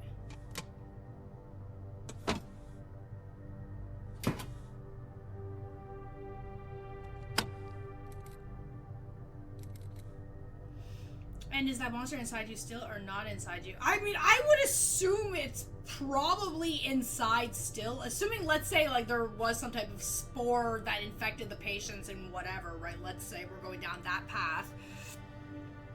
The high chance that we left normal is because our memories were blocked off and we don't remember what's going on. But coming back here and re-experiencing everything and reopening up our memories could reopen that monster, like reawaken it or whatever. Bertrand, are you feeling all right? Talk to me. Because I think we're the only one that got out. Don't make me lose my patience. I don't have all day. Leave me alone. I understand you must feel angry, but we're doing this for your well-being. You are lying. It hurts. It hurts. I can't sleep. There are dark things in my dreams. Just calm down. Take a deep breath and relax. I'm so confused. We'll explain it to you, but you have to trust me. I don't know. I am so tired. I can't think anymore. What about your fear? Think about your last session. Okay. Do you remember now? There's only darkness, and it moves there. It's been waiting, and now it knows we're here. I really don't like that. It's very, very, ominous. Well, see, I think the confusion makes sense. Because we're listening to, like, reports and stuff that mental patients talked about, right? 90% of these things could just be delusions.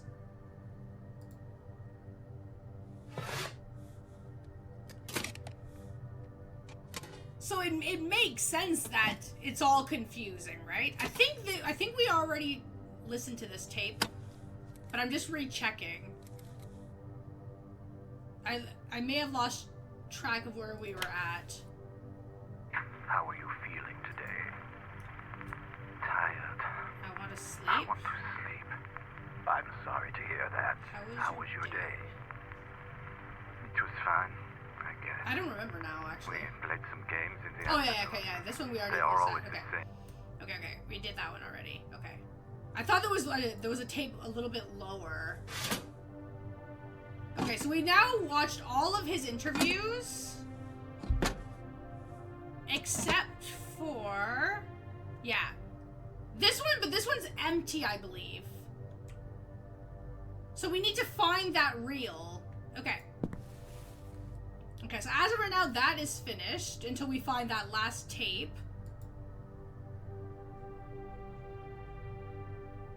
Okay, so let me go back this way. Now this thing. Since the renovation of the Institute began, more patients have become agitated and difficult to manage, as if it was the architecture of their own bodies being reconfigured. The construction work has disturbed their existence in a way I couldn't predict. Some are even presenting with odd injuries, which none of the nurses can explain. Are the patients harming themselves? Is this building so firmly interrelated with their identities that changes in its structure will impact their states of mind by means of a kinesthetic regression? They rationalize structural changings in the surrounding geometry by imprinting them in their own flesh.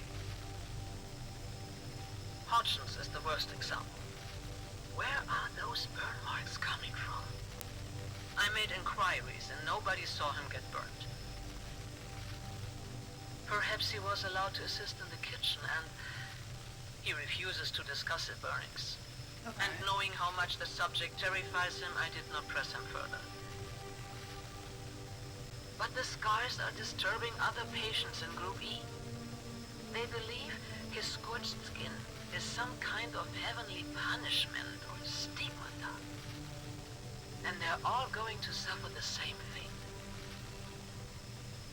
This is ridiculous and degrading.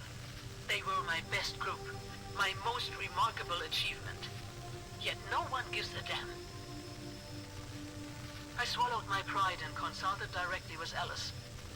But the pompous asshole suggested it was my inexperience at fault. Wow. My responsibility to ensure the safety of patients.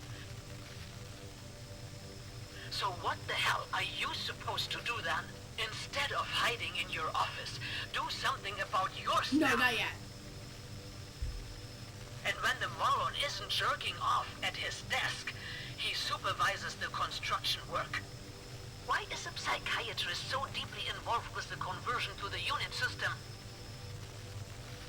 None of this makes sense. What? I hate myself for losing my mind. Every therapy session is now a burden. I need to reconnect with the patients. Oh, They okay, must okay. tell me more. Lenny is still more forthcoming than the rest, but he won't say a word about the bruises. And Hodgson's, how did you burn yourself like that? If not the kitchen, the only other place. No. Impossible. They're not allowed down there.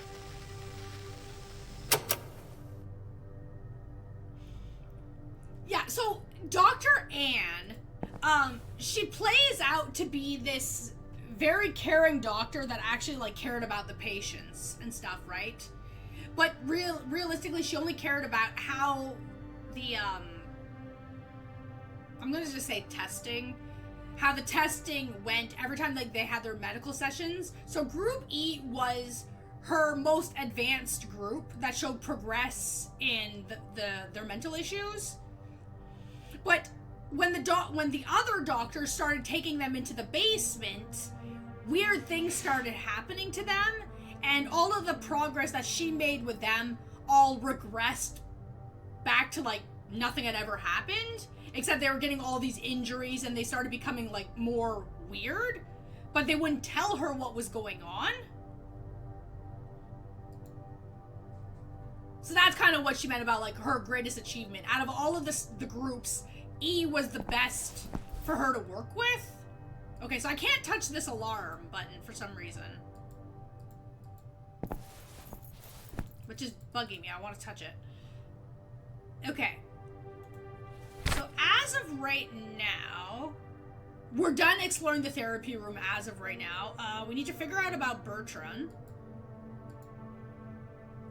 Okay. Okay, and then let me save here again.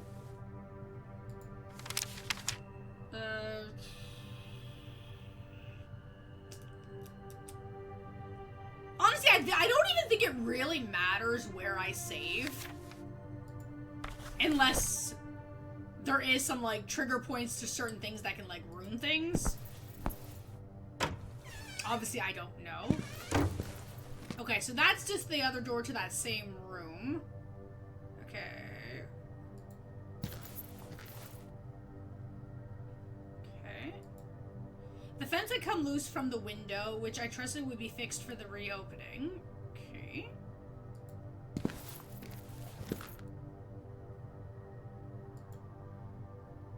Okay, so we do have to go back to the courtyard. But...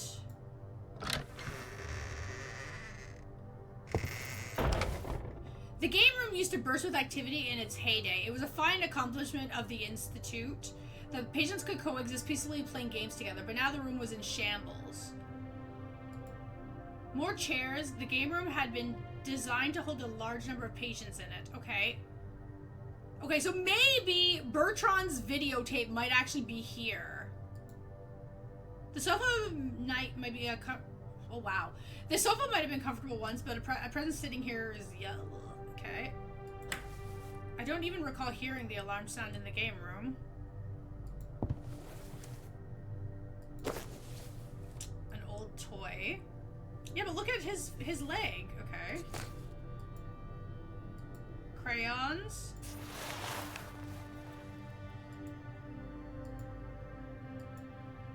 Some of the drawings by the other patients.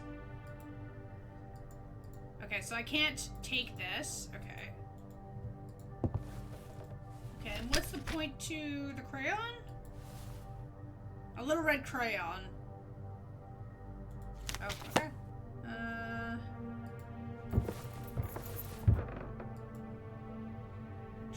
plant.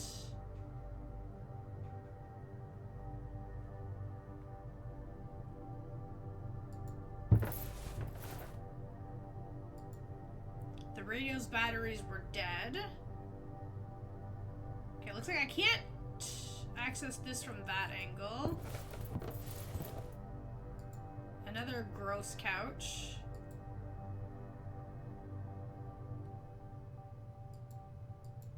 Fireplace.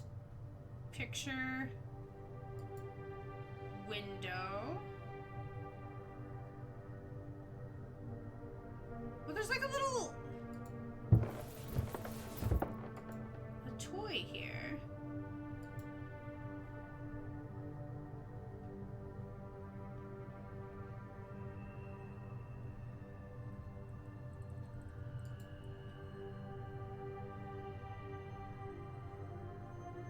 That just looks like it just loops me in a circle, eh? Okay, now...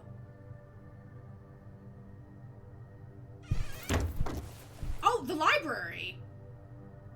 Oh. Crap. Do I really want to be here, though? I mean, we did need to come in here. I think.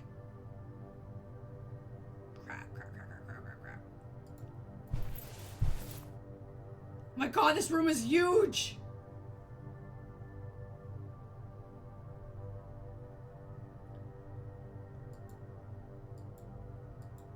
I see letters! Pharmacology. Okay, if I go this way, a ladder. Okay. Very selection, which unsurprisingly didn't match the category of this section. Okay. Okay, outside of that, there's nothing to touch here. Okay, let's go back. Let's go in this section. A window. I wonder if I can unlock the library door now. Another collection of books unrelated to my search. Okay. At least he knows what he's searching for.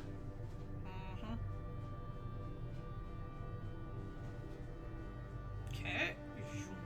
Turn around. Skim this way. I gotta go back to that freaking garden, man. Okay.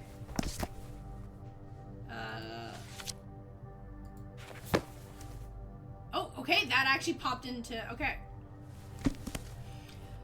While my storied career as a general surgeon has cemented my prestigious position in the field, a fact widely acknowledged by hindered professionals who have effusively praised my work. Hey, my true passion has always been the secrets of the mind. It was during the extirpation of a challenging meningioma that I first confused the zeal with the desire to specialize as a neurosurgeon. Yet it dawned on me that quite to the contrary, I was growing tired of the physical aspects of the brain altogether. It was rather the nature of its inner workings that fascinated me. In time, a new path led me to research topics related to psychology and psychiatry, particularly the peculiar interplay between these two disciplines. Mental health disorders stood out as a prime subject of interest. Losing control of yourself is a terrible thing, perhaps the worst thing that can happen to a human being.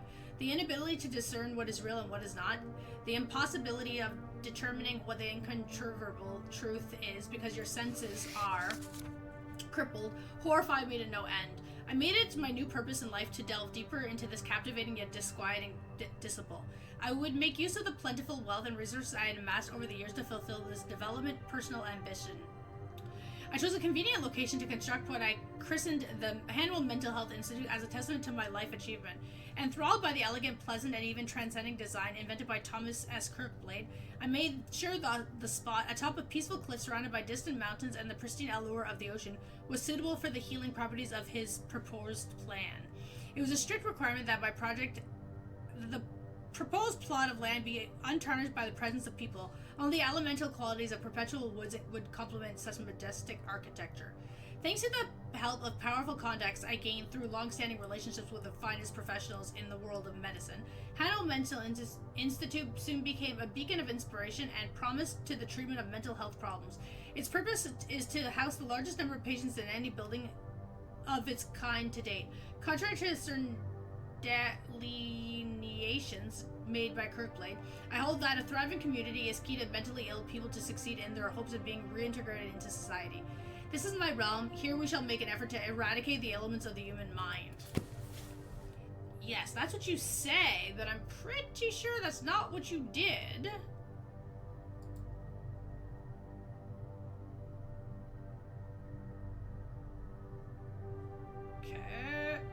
Okay, so this section is done.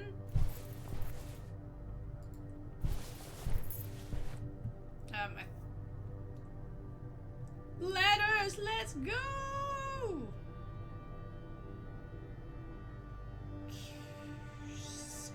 Skimming through. Okay, nothing here.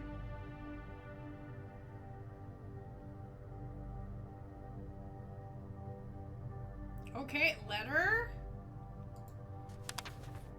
Some days ago, I casually read a newspaper article about Dr. Walter Henwell, a general surgeon with extensive knowledge of mental illness who recently founded his own hospital for the insane. His impassioned words, I could sense a sincere concern about the consequences of mind disorders. In the same article, Henwell's notable technological advances in his field, a discipline in which antiquated practices are often ingrained, elicited a feeling of excitement that I hadn't experienced in a long time.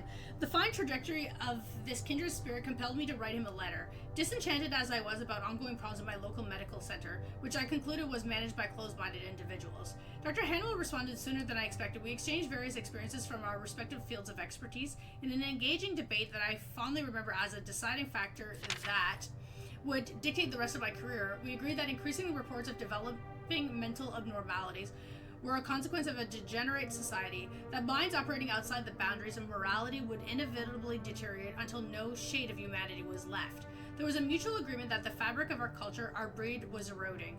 As admired professionals, we have an obligation to guide our peers into the blistering light of cognizance. We see and perceive what others don't. Not taking action would be a shameful disgrace to our human condition. We continue to talk about how mental hospitals should be managed under the strictest of conditions, and how a symbol of solemn authority was of the utmost importance for ensuring smooth operations. Suffice it to say, I became enchanted with Walter Henwell's grand vision. His endless quest to correct the courses of society, beginning with those who had lost their way in the most profound and visceral sense, the decay of their own minds.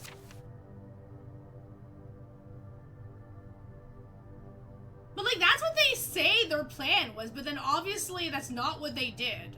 When you factor in the testing and all the, like, the messed up shit that they did to everybody.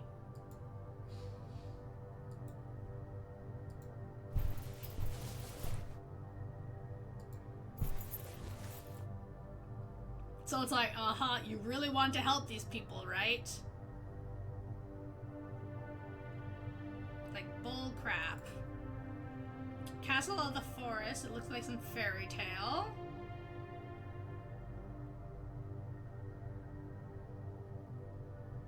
Okay.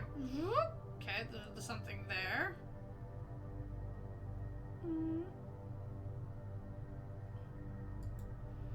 Another random collection of books. Okay. Good. Neurology. Let's see what we got. The Conspiracy Against the Human Race didn't seem like an appropriate read for this gloomy night. An old unpublished manual about some kind of biopsy machine. Oh my god.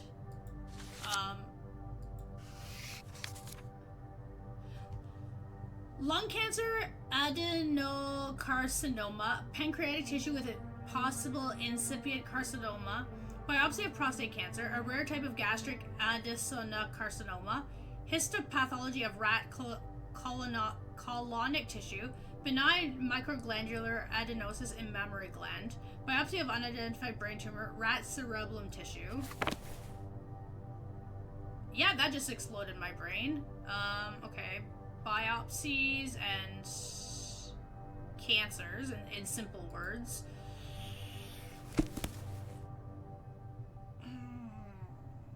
And I was like, do I want to read all that? Brain biopsy equipment. Do I really want to read all that? So they're talking about brain biopsies I guess would kind of make sense though. Stereotactic transorbital brain biopsy equipment. Draft of instructions. Warning, this equipment is still undergoing extensive tests. Any use of this machine on a living person must be supervised by a qualified professional. The Straub is a novel device capable of extracting brain tissue sample without performing a craniotomy. It makes use of the empty space around a patient's orbital to reach areas of the brain without damaging the eyes or causing long-term facial paralysis. So kind of like whenever they go through the point here, eh? Depending on the cranial structure of the patient, the coordinates of the transorbital device may need to be reconfigured in order to determine the correct angle for the procedure. Hey Gabe, some of us did not go to medical school, right? Don't worry, I'm a doctor. The subject's height is not factored into the coordinates calculation since the head should always be fixed in the proper position. Ensure that the subject's body lies comfortably on the bed, which can be extended for this purpose. Coordinates are calculated according to body mass, gender, and age. For example, an adult male weighing 80 kilograms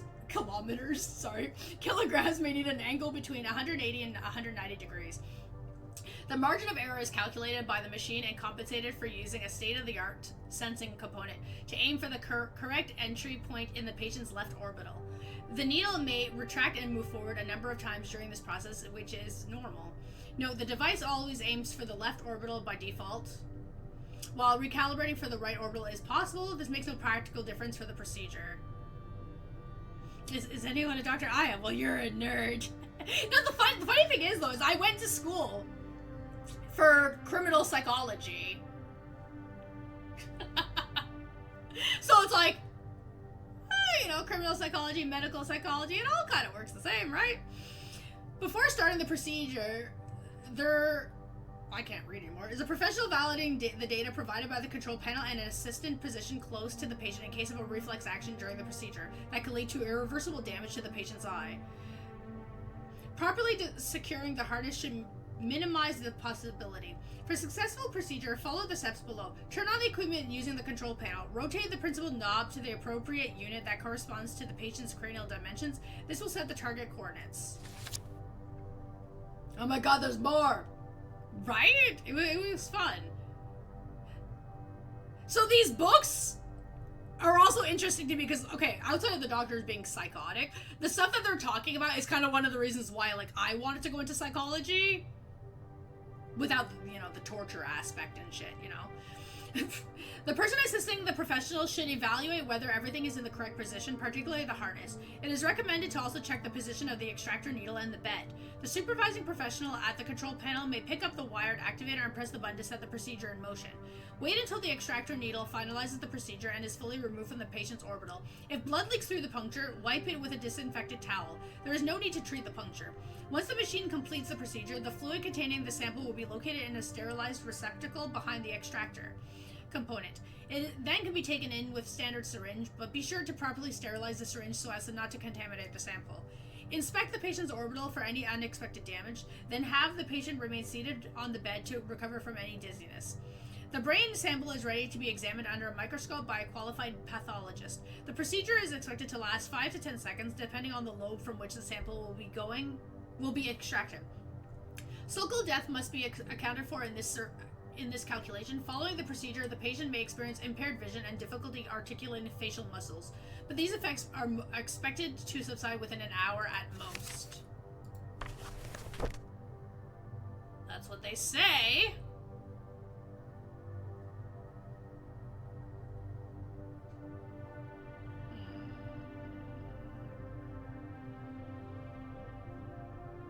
But that's also along the lines of how they used to do lobotomies as well. Obviously, things have advanced along the way, but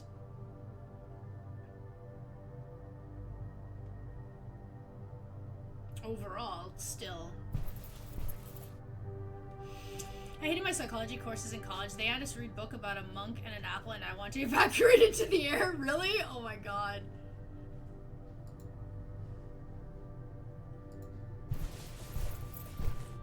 Nursing. Okay.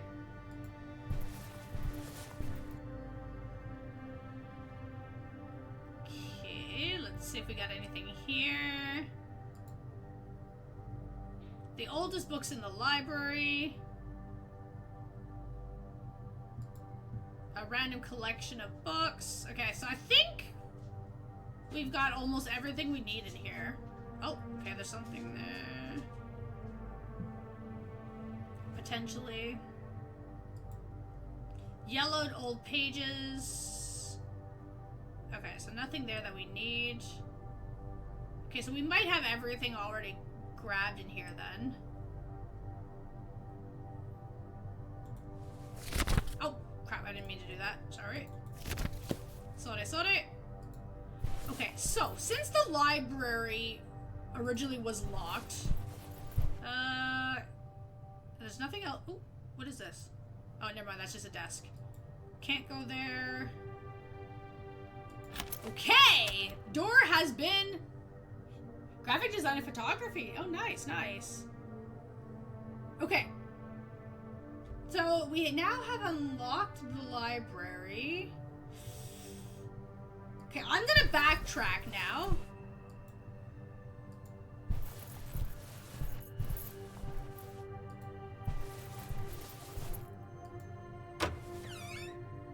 Okay, we're back in the game room. So the record, what I assume was in here is not in here.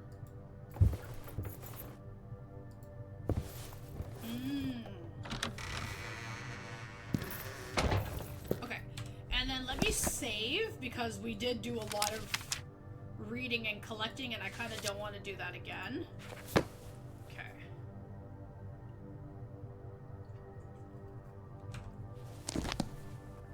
Okay, let's see. Oh!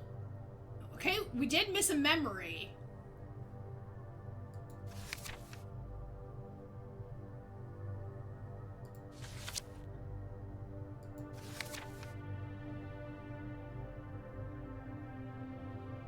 Bruno's diary entry. Okay, that had nothing to do with the library.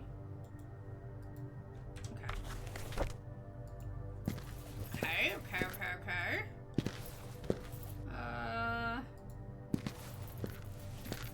I'm trying to remember where that garden is. Okay. Oh, wait, no, that's not it. Oh, crap, wait, where's that?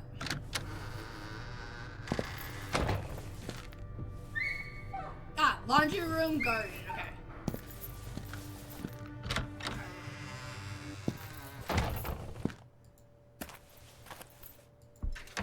The shed appeared to be locked. Fireflies!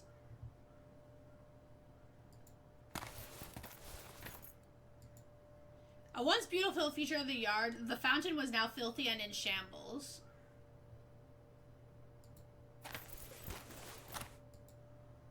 Discarded appliances. Gate.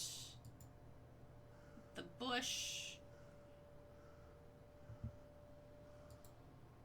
Sitting here used to make one feel hopeful.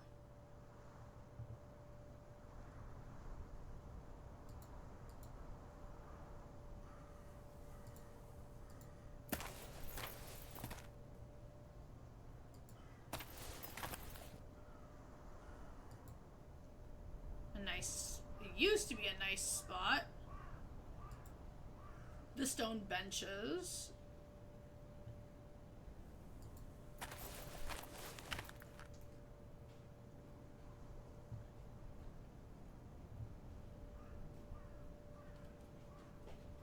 Originally the character was a patient. Wire metal. Okay, can I use... Not a crayon. Not that. Not that. Okay! Ah, okay. So now we technically have two shortcuts. Okay. Okay, wire cutter is now gone bye-bye. Okay, therapy room. Investigate about Bertrand. We have to find that.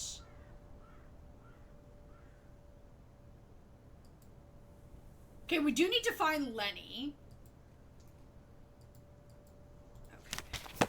So now that we have the shortcut...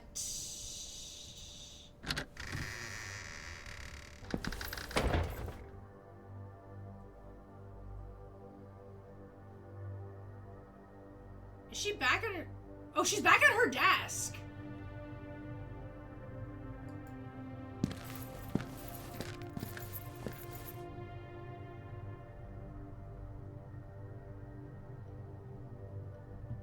Oh, okay, wait. Actually, wait a minute here.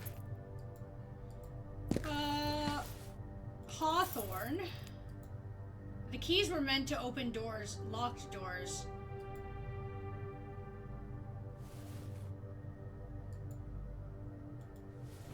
You literally...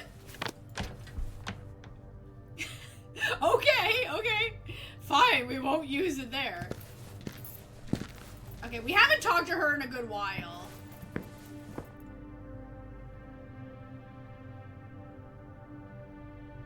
I guess let's circle around and go talk to her. It's been a bit.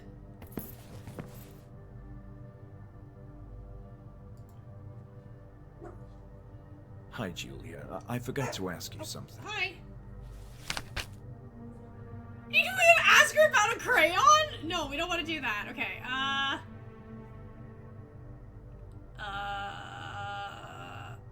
need to speak with Lenny. Where's Lenny? You mean the patient? Of course, yes. Yes, Lenny. Is he a patient of yours? Well...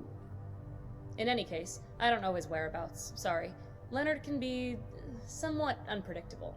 Just go look around. I feel asking her about draining the septic tank seems weird, but also... This topic is giving me a headache. Okay. Yeah, me too. Okay, so I can't even ask her about that. I would like to look into the history of a patient called Bertrand. Okay. Bertrand. That does ring a bell. Sorry, I'm not really sure about other patients at the Institute. I know there's a few, namely Leonard, but perhaps Dr. Miller knows more. But you still don't want me to go talk to this. Well, see, the asylum just recently reopened again. Do you know why the Institute was shut down in the first place? No, not really. I remember reading that it was quite sudden. It was all over the news back then, but the controversy died down quickly. Were you here when that happened? I'm not sure. I don't think so. It seems like it was a grave matter. I'd have remembered about that. Anyway, it's old history now. Yeah. Agreed. I guess so. Are you aware of any previous construction work on the building? You know, before the upcoming renovations. Yes, I do remember hearing about efforts to turn the Kirkbride layout into a modernized configuration of smaller buildings. Unity... I'm not sure we're in Unity. Unit. That's it. The unit system. Interesting. Okay. And I guess those construction plans were never finalized? Well, I guess not. They were strange days. The place was falling apart. Budget issues, too. I see. Thank you. Okay. So, I assume the new crew of workers arriving tomorrow will continue with the unit system direction. That's my understanding. They're gonna turn this place upside down. Yeah. This dust is going to kill me. I don't think we have anything else to discuss. She does. Thank you for being considerate. There's so much I need to do. Okay. I don't think we have anything else to discuss. Thank you for... Okay. I have nothing else. She doesn't Fine want by to- me. So there's... Yes, in addition... Okay, that's the same info that we had earlier from her. Part of the reason I'm... Your stay? Oh, okay. You know, when I... It's okay. I understand. You do? I know what you meant. No, you don't know what I meant, because you still think I'm a doctor. So there might be some information I can recover on the second floor. I told you to stay away from the upper floors. I didn't go there. That's right. My bad. Don't make me call Bruno. Yo, me and Bruno are buddies at this point in time. Okay, so she's literally got... Do you know of anyone called Crawford? No, I'm sorry. Okay, so she knows nothing. No, she's just one of the new workers. So, most of the history stuff, she doesn't know anything that happened previously. Now, unless this entire thing is like some massive psychosis and she also doesn't know that she was a patient. Which also could be a scenario, right? Do you know Lenny? It's funny you call him Lenny like you were friends. Yes, I know Leonard. He's been around in the Institute for a long time. It seems like he's taking care of janitorial services. Oh yes, I understand it's a kind of treatment of, positive reinforcement. That's it. Leonard is the... what's an appropriate word for this? The most normal of the patients we have readmitted so far? Yes, he seems quite nice. I met Bruno. Yeah, he's our new security guy. He can be grouchy and quite unpleasant sometimes, So Bruno's but new he's too. got a heart of gold. He seemed quite angered by my presence here. Well, it's a strange night to begin with. Just make sure you avoid asking him as many questions as you do me. That's all for now. I'll be back. I'll be back. She's just like, can you just go away? Okay. She doesn't want us to go upstairs, which I mean makes sense. We don't know where Lenny went, but I need to find him.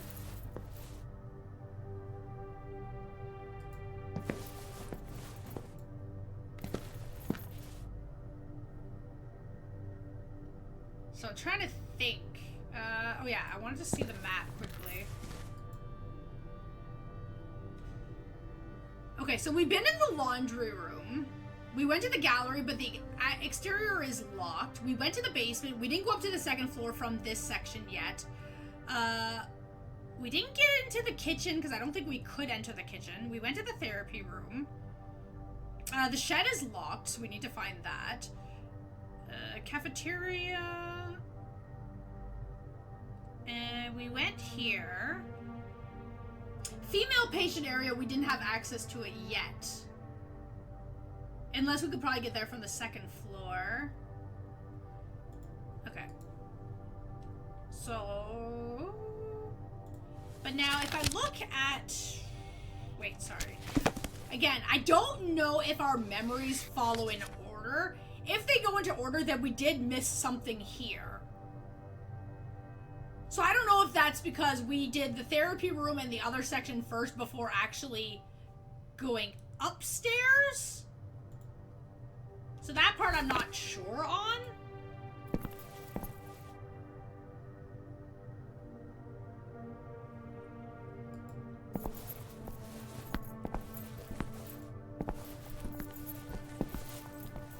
So there's the cafeteria. So let me go back. If I go back here... Okay, Lenny's not, you know, hiding here. Because the thing is, she doesn't want us to go upstairs. She wants us to follow the rules, which, I mean, makes sense. And I'm trying to, you know, follow the rules as much as I can. But we do need to find... Great, now where am I? This is where... Oh, did I walk past the... We already went here, right? Or... Right, okay, yeah, the gallery, okay, sorry. I love that song. Oh, God. Okay. So, there's no point going back into the basement yet. Because we need to find Lenny. Lenny needs to tell us about that thing. Okay.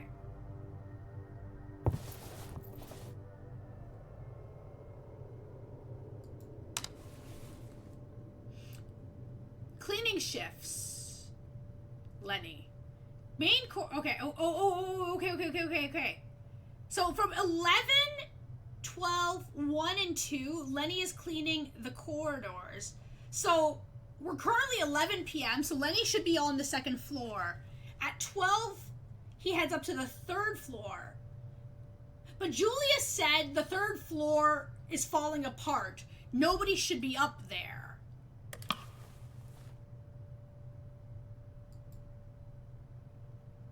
So on the second floor, we've got the hospital wing. So we need to find Lenny as soon as possible before he heads up to the third floor.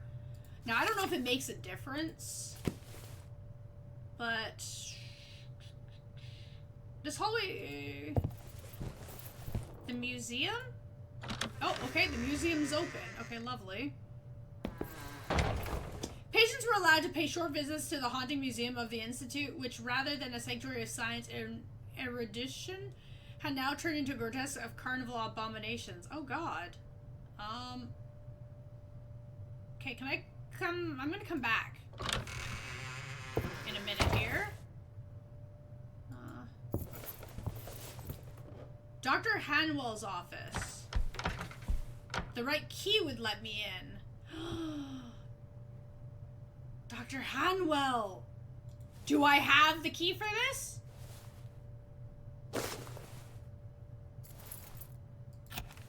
Oh, okay, never mind.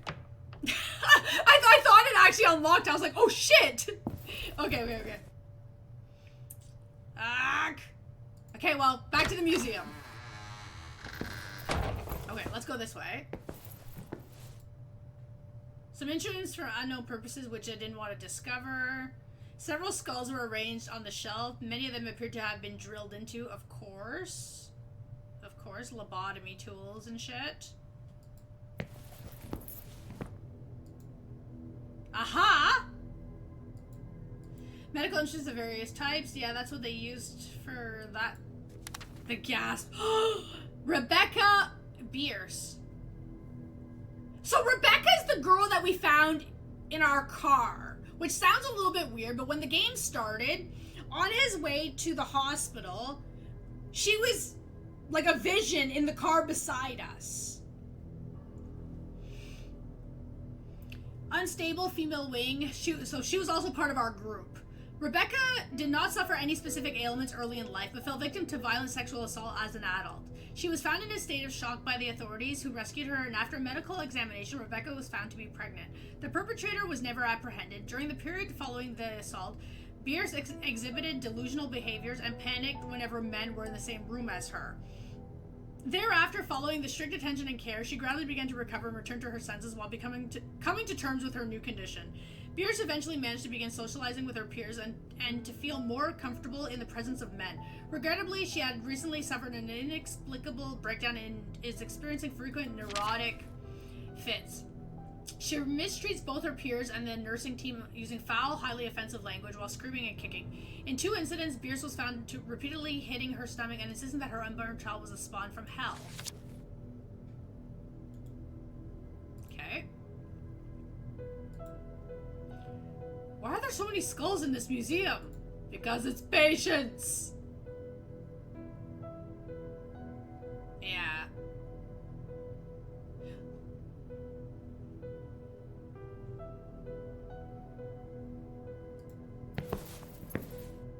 I think at the generic start of the video, when it gets edited, needs to play like a generic warning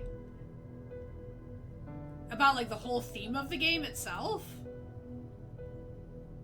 Because I mean, this entire game covers sensitive stuff, sensitive topics.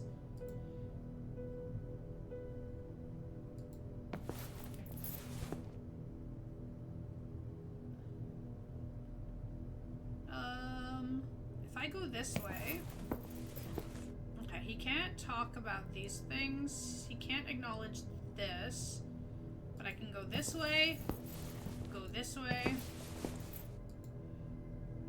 Were those ears? But why? Oh. This exhibit displayed hands of various shapes submerged in some kind of liquid. Oh my god! It looked like some kind of animal. Another twisted feature in this gloomy museum. Yet another... a brain?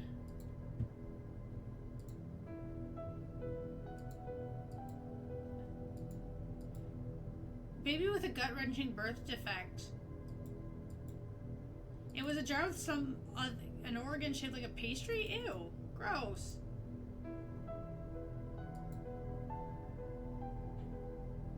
Look at that head up there. If I go back here, can I look? Can I angle? Okay, no, I can't do anything with that. Okay.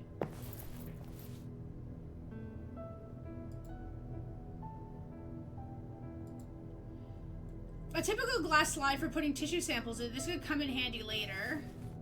I picked up the tweezers with care. Okay.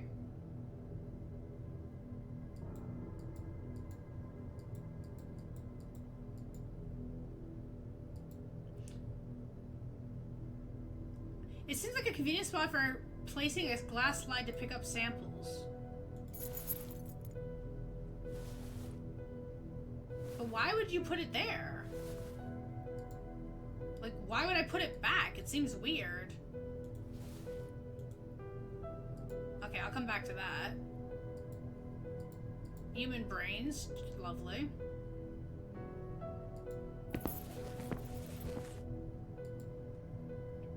Okay, nothing there.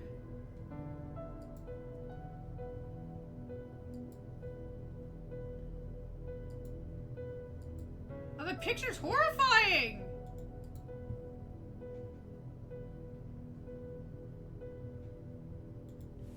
Okay.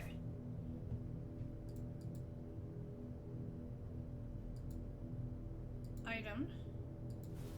It was an empty glass slide, the kind that was used for placing blood samples on it.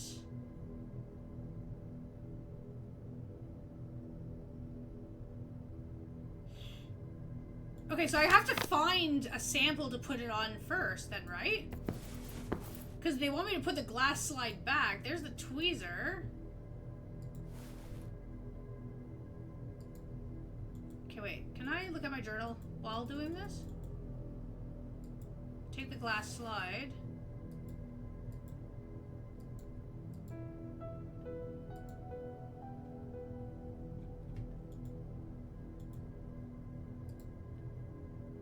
Okay, so once...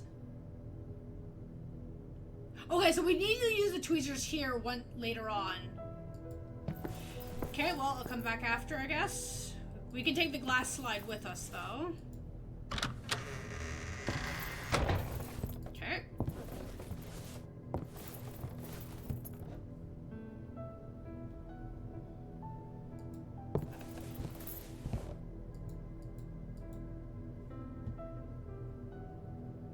Okay, bathroom.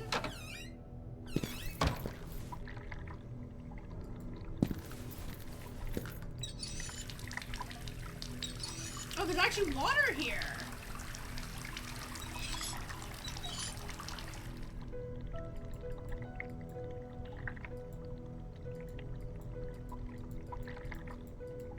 Okay.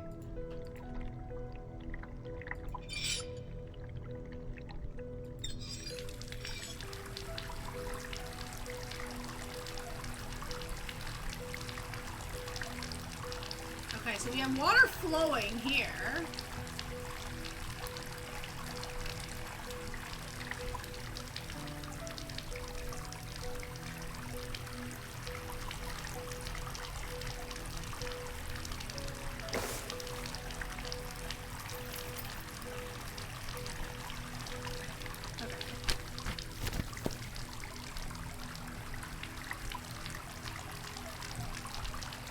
We have nothing that we want to clean at the moment, so...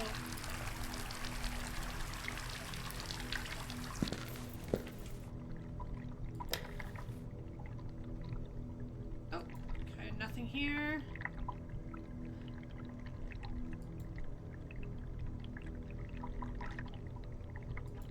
Okay, I'll figure out that later, I guess.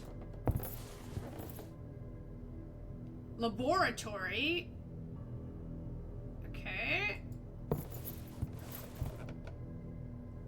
Right? Oh my god. Oh, Lenny's there. Okay.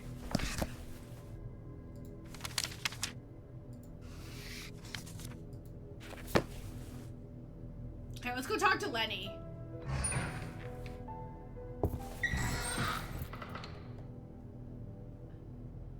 Lenny! Lenny, I've been in the basement. You were right. Really? Yes, I was there before.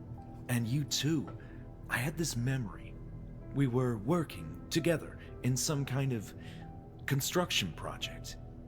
What were we doing down there? I don't recall. Everything is so fuzzy. Okay. Lenny, you have to make an effort. This is important for our sakes. I don't want to, please. I don't want to remember. It hurts.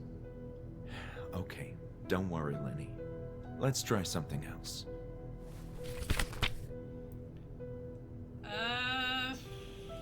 How can I get... What can you tell me about Bertrand? Bertrand? That name sounds familiar. He was a friend. Mm-hmm. Yes, Lenny, I think he was too. Do you know where I can find him? Think hard, please. I'm not sure, but I remember him. We sat together many times. Nothing else, Lenny? I'm so sorry, but no. Are you sure? Nothing else comes to... I don't want... Okay. Lenny, I'm exploring the upper floor of the Institute for the first time. Is there anything you could tell me about it? Oh, there are some ugly places in here. Operating rooms, places where the dead people go, and the laboratory. Okay. The laboratory? Yes. You should visit that room. Dr. Miller is in there, and he knows things. That's great to know. Ah. Thank you, Lenny. Do you remember anything about the sewers down in the basement? Me? No, I've never been there. And I don't want to. I believe there's something important down there. Is there anything you can tell me about the sewage system in the building? There is a sort of septic chamber or tank that can't be opened. It's complicated. I remember seeing spots where you can put some kind of tool and turn it. Okay. Sometimes I can hear a hissing sound near those spots. Pressure, maybe. Lenny, about those spots. Yeah, do you come remember on. I where need to they know can where be they found? are. I remember seeing one on a balcony, I think. Okay. Then one in a room with bath tubes, and maybe I saw another one on the top floor. That's actually very helpful, Lenny. Thank you. Bath tubes.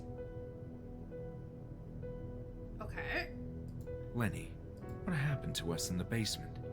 I don't know. I have too much work to do. Can't you...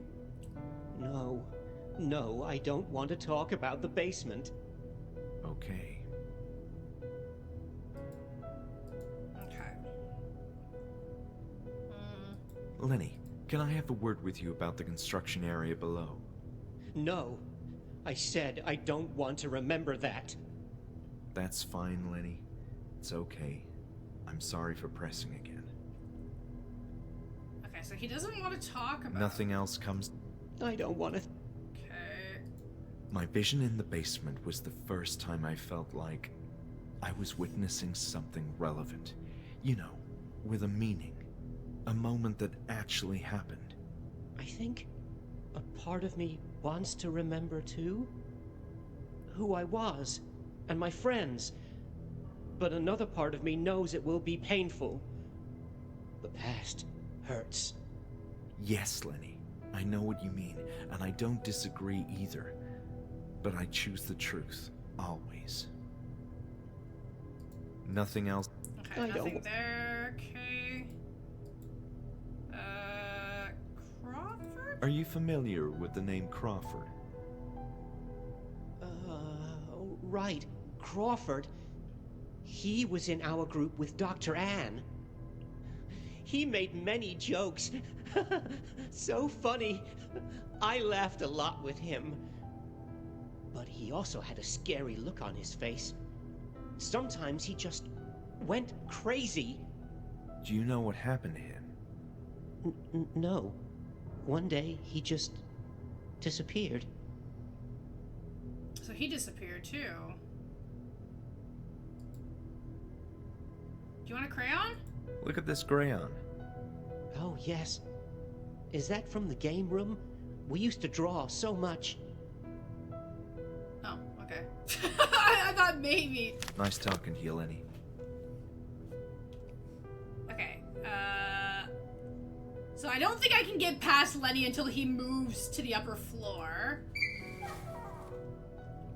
So...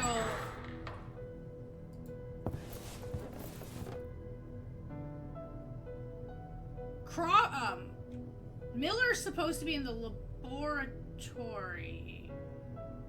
Right? Wait.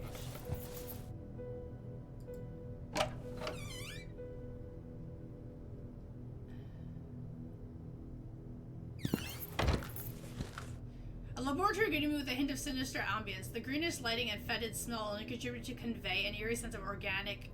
Also, who's that man in the corner? Well, that's the doctor. I mean, the doctor we've been looking for. Okay. Tools. The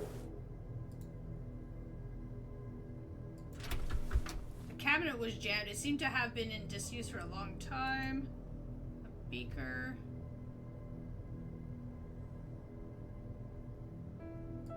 This way. A locked cabinet.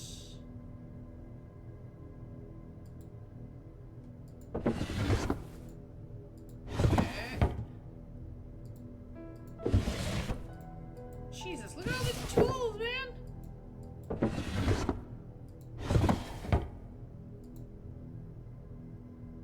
I'm trying to, like, avoid the doctor for, like, a minute here.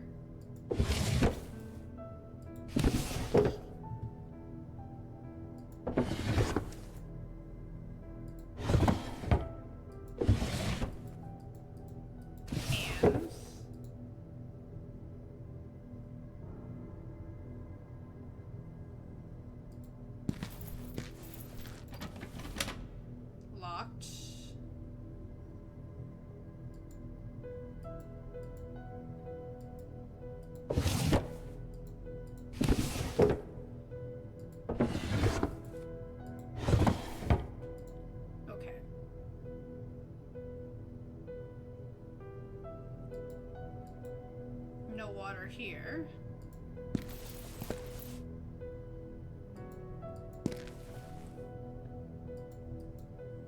Please don't touch the equipment.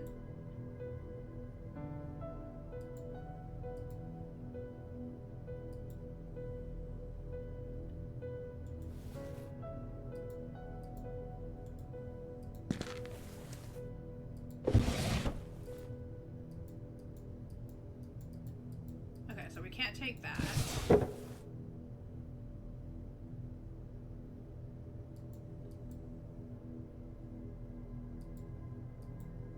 Okay, so we have to open up the rat cage for something.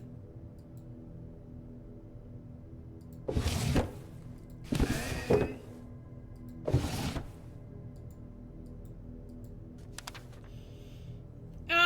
About 10 hours. It's a very long game. Well, probably because you don't know what you're doing, right?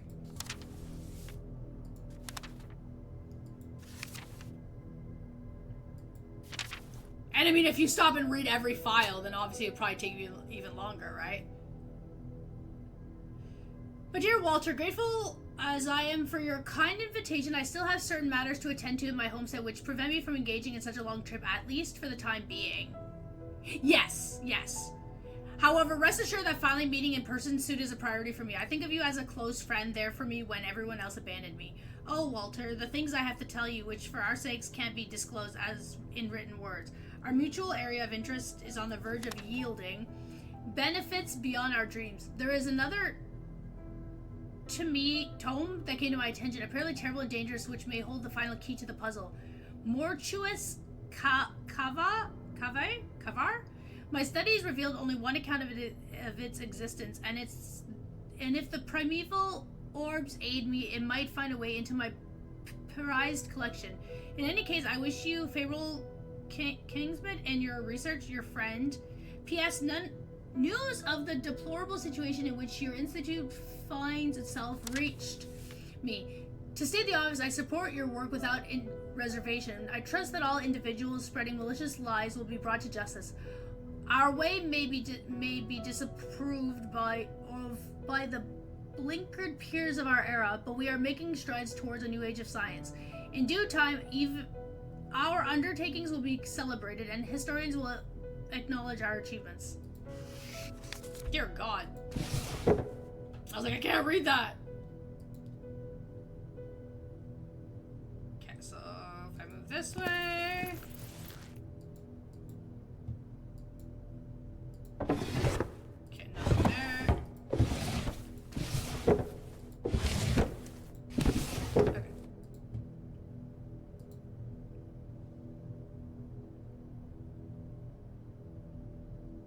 I'm so confused. Where okay, wait.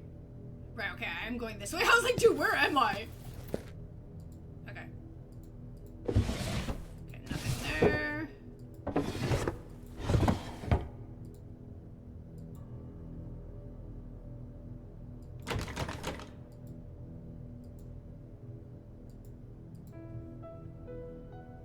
I gotta go talk to him, and I really don't want to talk to him.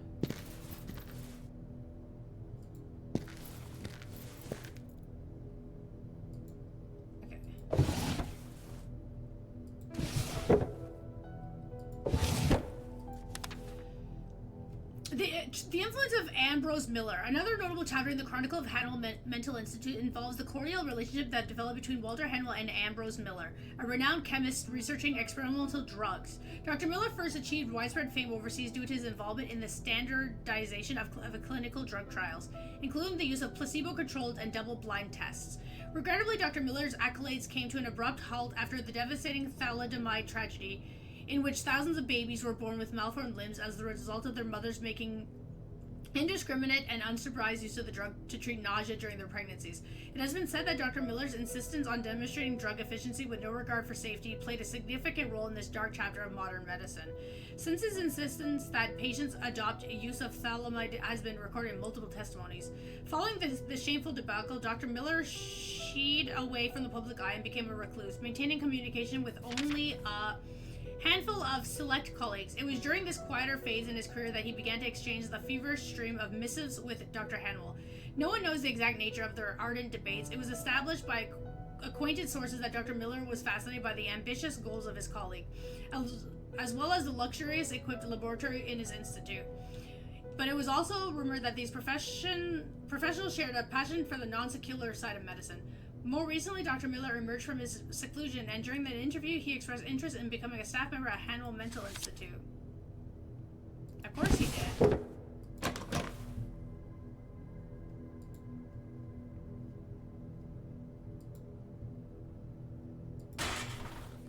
This one was jammed. That's locked. Okay, nothing there. Nothing. Test tubes. Okay. So he's literally there. Okay, so if I go this way. This way. Locked. Tools.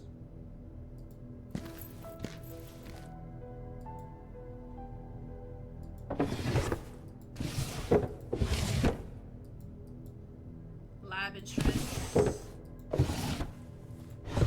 Okay.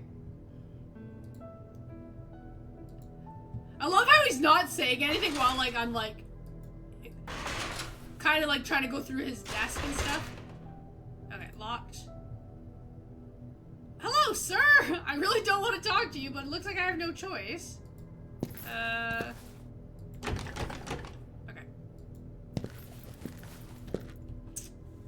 Great! Hi! Hello? Hello? Am I interrupting something? Who are you? I'm a former member of the Institute. I came here tonight to look into some docket. Well, this is highly irregular. Did Julia let you in? I'll need to have a word with her. As you can see, the building is not in a condition for you to go anywhere you please. Oh, but I'm only going to the allowed areas.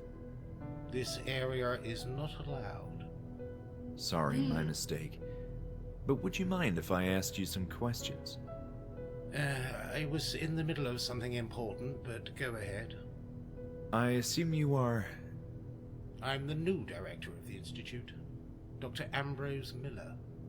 My purpose here is to honor the vision of my former colleague, Dr. Walter Hanwell. Okay. Pleased to meet you.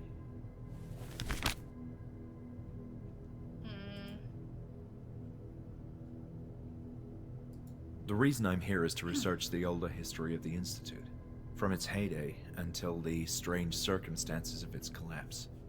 As you can imagine, that's not a topic we like to discuss here. We prefer to look forward, not back in the past.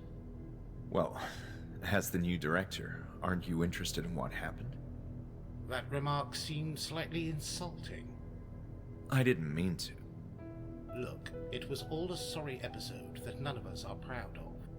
And those responsible have long since been apprehended. And that's the end of it. Well, it's not the end because I'm still trying to figure it out. Just one more question about the past. Why are you so interested in learning about the past? Well, I was here in the Institute around that time, but I don't quite recall all the events that transpired. Those unfortunate circumstances deeply affected me, and I must understand why. What was your role in the Institute? I Okay. used to be with patients most of the time. Sound good. This is all becoming a waste of my time. What was the question? Were you acquainted with the Institute back in those days? Only tangentially. This is my first time here. All right. And that concludes this conversation. Okay. There's one more. Please, enough chatter. I have work to do. Okay, so he doesn't care about that. I'm looking for information on a patient called Bertrand. Bertrand is one from the old group, right? Yes. I believe so. I've seen footage of him in the therapy room. Footage? Intriguing. I'll have to take a look at that. But yes, of course he sounds familiar. He's here tonight. What do you mean? He's here? Here? Physically? Physically? What are you, a ghost hunter? Of course in flesh and blood. He's one of the patients being relocated. This is an incredible development. Where can I see him? I don't have such details. All I know is that he's in the same cell where he used to be. Sorry, where was Bertrand's cell?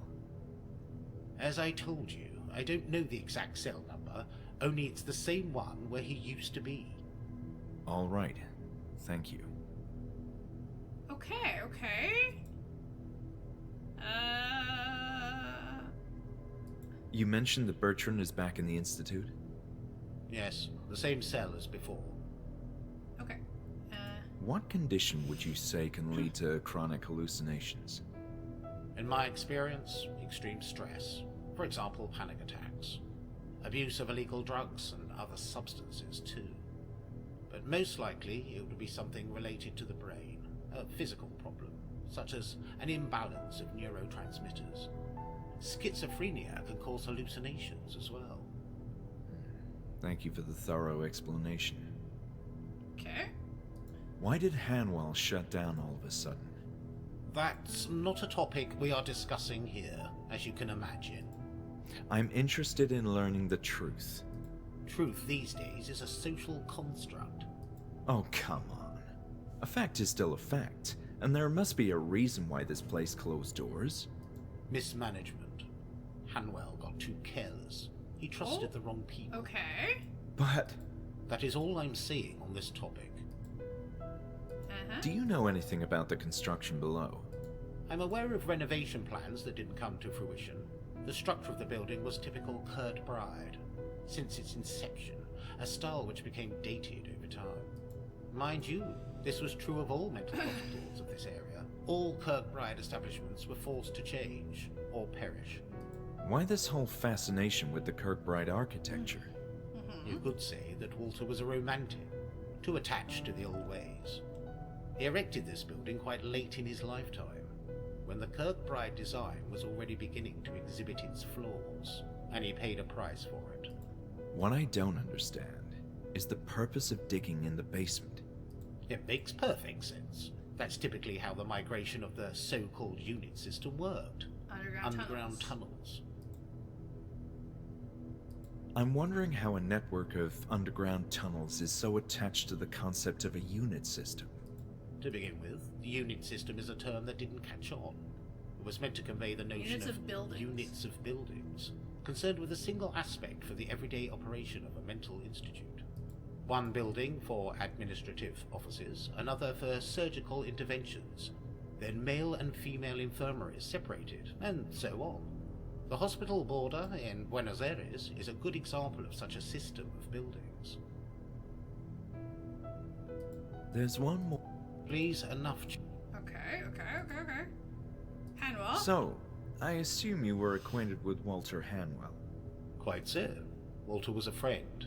We maintained ample correspondence over the years. Many subjects, both from the field of medicine and life itself. Many times I toyed with the idea of coming here to work with him. Alas, fate had a different plan for us. What do you mean? Well, the circumstances you're obviously familiar with. I was finally prepping myself for a greatly belated visit when all of a sudden the institute shut down. Walter had been a friend in writing for many years, yet regrettably I never got to know him in person. Does the name Not in the least. Lenny? Have you seen a patient wandering around? The one who's cleaning the rooms? Yes. Leonard, I believe. That's who I mean, yes. Is it safe to speak with him? Certainly. Perfectly safe, otherwise we wouldn't allow him to roam freely. I'm not familiar with his case, though. Okay. Do you know Bruno? Of course I know Bruno. He's our security guard. Is there anything of interest you could tell me about him? Not really. But he's working in your establishment, and Look, if you want to form a union with Bruno... Why such I have a highly dangerous chemical right here. Fine. And I'm just like, what do you have? About Dr. E. The therapist? Yes. I'm curious about her role at the Institute. Julia. She was well positioned in the ranks at Hanwell. She was a failure. Okay, interesting. So? Famous? Not quite. At least not around these parts. I'm just a How so? As soon as I heard this establishment was ceasing operations, I made arrangements to be transferred here. Hopefully continue Walter's work. My connection in the field of medicine across the years proved valuable, as here I find myself as the new director in charge of this reopening. Julia seems to be our new receptionist. I don't have much to say. I just met her earlier this morning. She's doing a fine job. Filth? I'm sorry, I mean... I'll be on my way.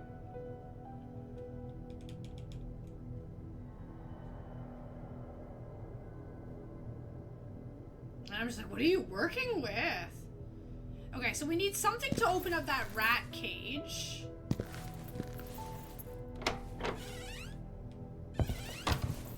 They talked about the balcony. Is he still there? Of course he's still there, because obviously... We need to find the memory.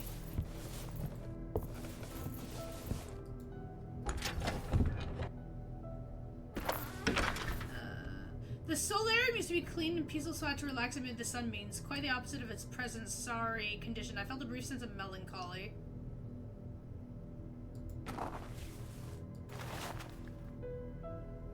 Insect repellent.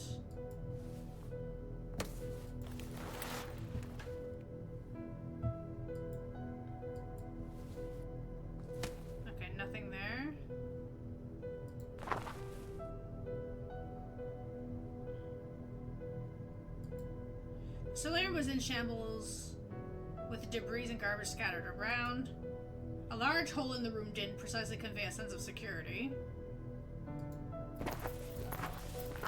Okay. The window. The bars.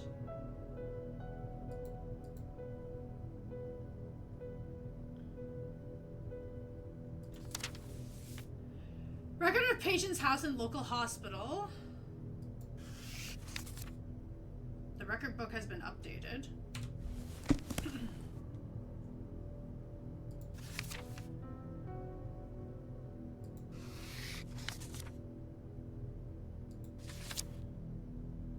Oh, the newspaper.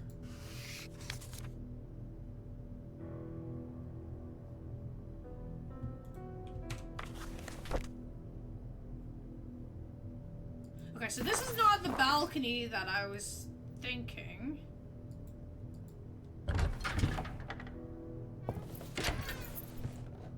What is this room?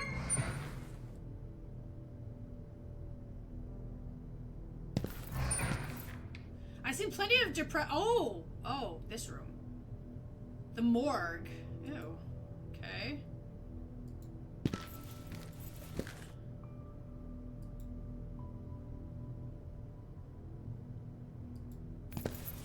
Okay, well, I guess.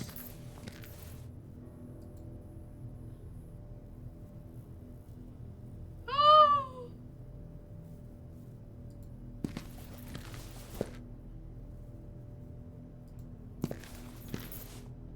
Okay. The lamp wouldn't turn on. There's a brain. Works down. Hell yeah!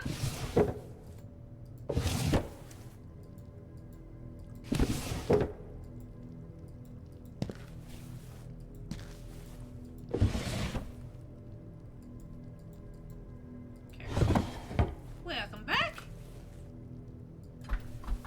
The handle wouldn't turn.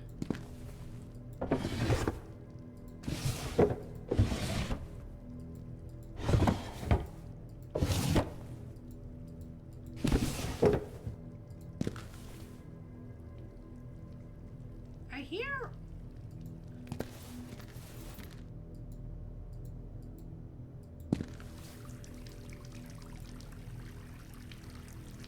water flowing.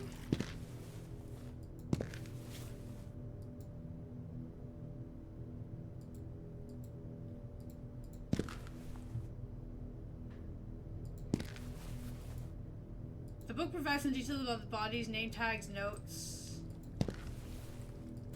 That doesn't open.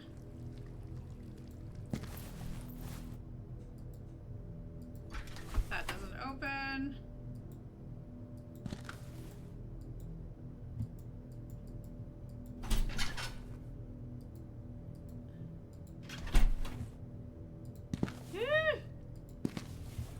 Okay. Nothing here. An apple core. Nothing there.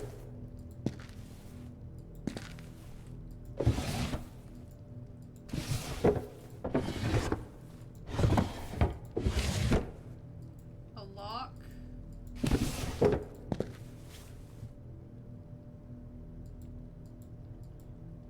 Moving table. A window. Okay.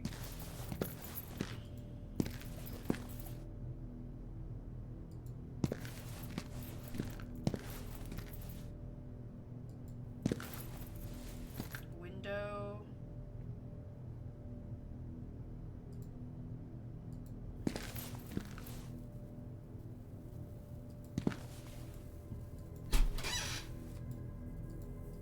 Nothing useful.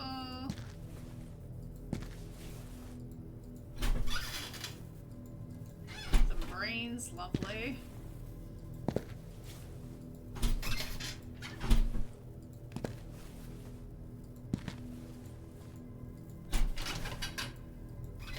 Jars.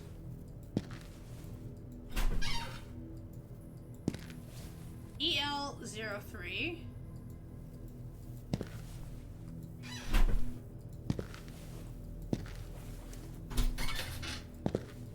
C080.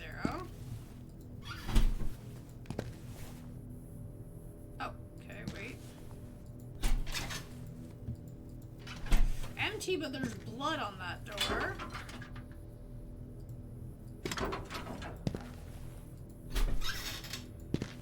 A258. Oh, I don't think we need these, but who knows? Handle.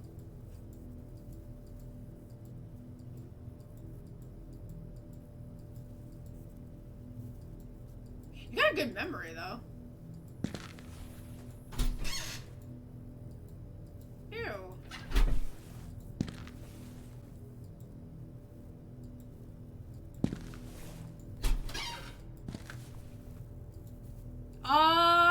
Wait.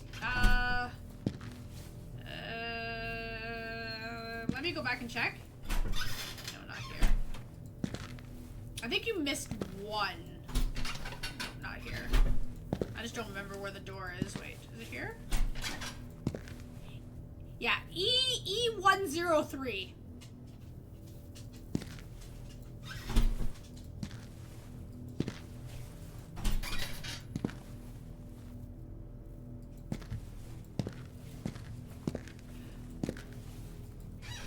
Thank you. Okay.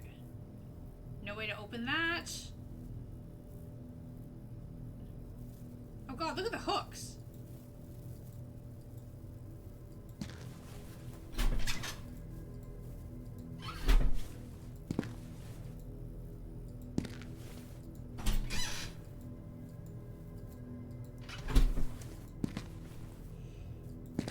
Okay.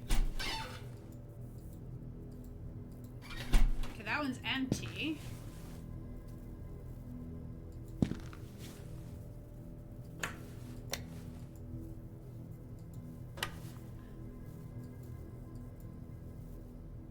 I didn't need to move anything right now. So the hook moves. But you're saying I don't need to move anything now? But what if I wanted to move a body? Oh, okay. I'm not supposed to be here just yet. Okay.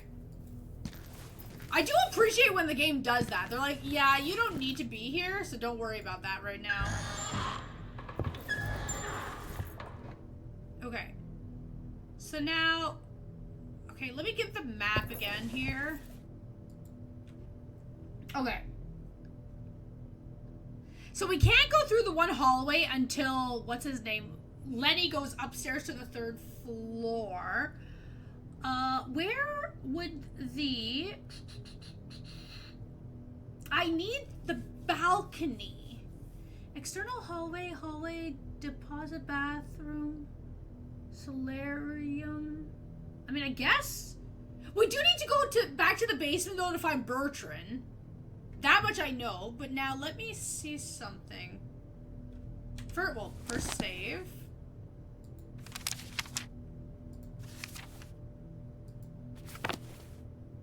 The thing is, we haven't found the next memory yet. That's supposed to... Oh. Okay. So we can't go upstairs yet until Lenny comes and does this. Okay. So that's later. So that's like 12... Lenny's schedule...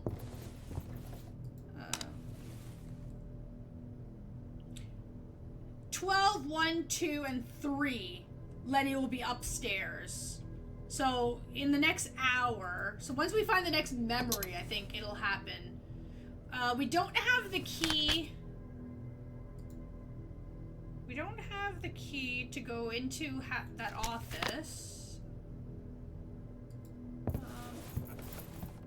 We don't have the item for the museum either, so...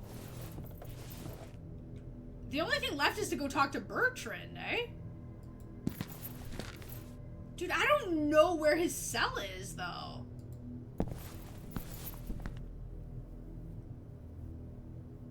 I guess... Obviously... No. Basement? Oh, I don't want to go back in the basement.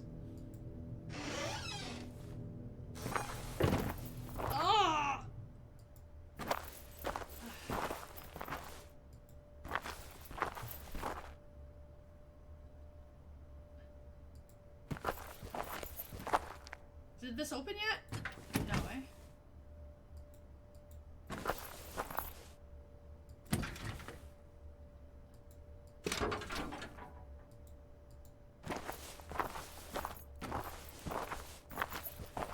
Now the only reason why I'm going this way is because the jail cells. I just don't know what room Bertrand is in.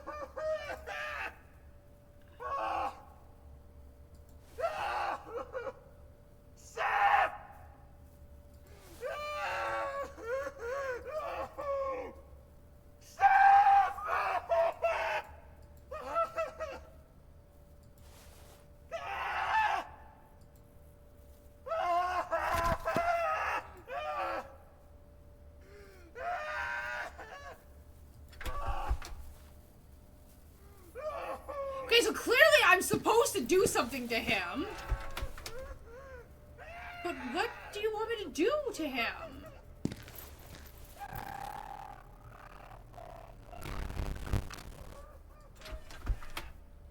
You think that we're supposed to, like, use the cutter for that, eh? Like, the letter opener is sharp enough to draw blood.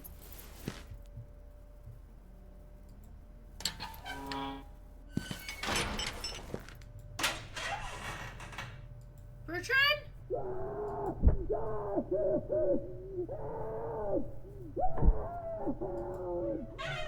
I don't think you're Bertrand.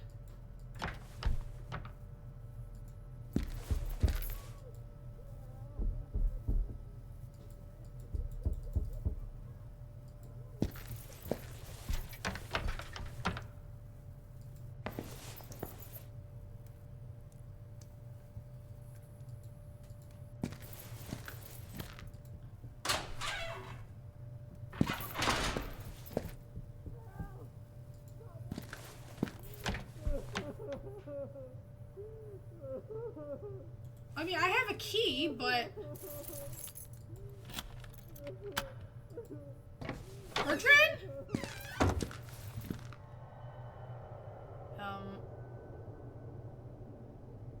Hello? Great! Oh!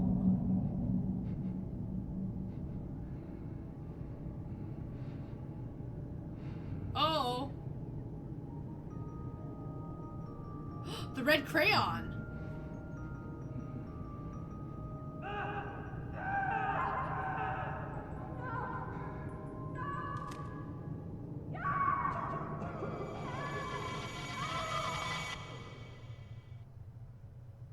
Oh. Another vision, but with a clear sense of purpose. This patient Bertrand had seen something of major importance, which he absolutely attempted to draw on the floor. But what? Had I also seen it? Okay, where is this memory? Okay, wait. Ah!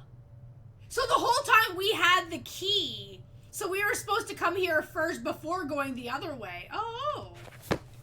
Well. Okay.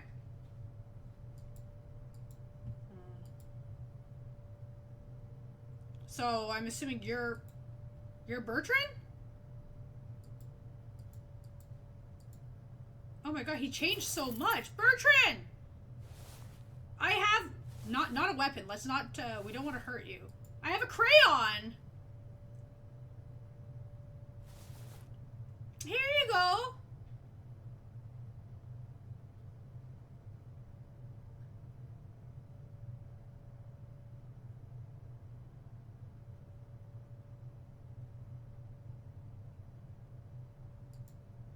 What have they done to you, Bertrand? Bertrand, there he was, but seemingly in a state of catatonia or trance. I wondered if he'd be of any help.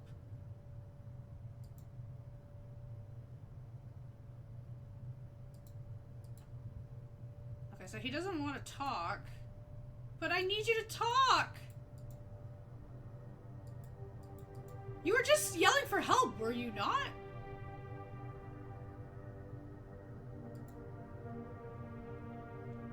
Okay, so he doesn't want to talk. Oh crap, it's 12.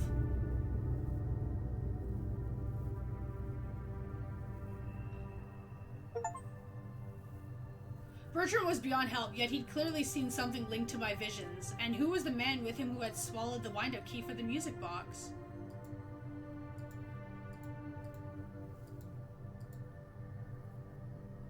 But wasn't Bertrand the one just asking for help? Or maybe it's that guy. Okay, so if it's 12 o'clock, that means that Lenny is upstairs again. I need the musical box. Wait, musical box? Bertrand seemed to react to the tune of a quirky music box. What odd pattern was he scribbling on the floor? Right, okay. Nursery rhyme? In my vision, Bertrand seemed to react to a nursery rhyme from a music box. Perhaps I'd be able to trigger another reaction from him if I was able to play the tune again. Who was Bertrand's cellmate? Okay, sounds good.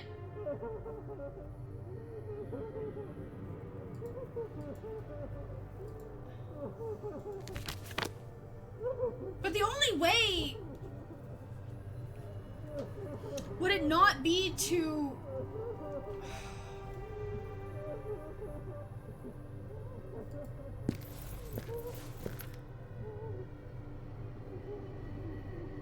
I gotta...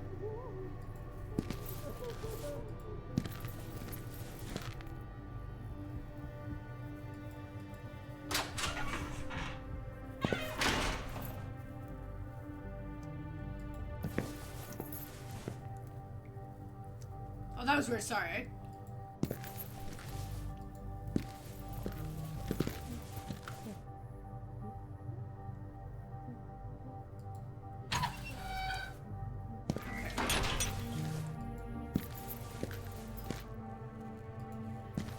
So I don't know if Bruno's back in his office or not.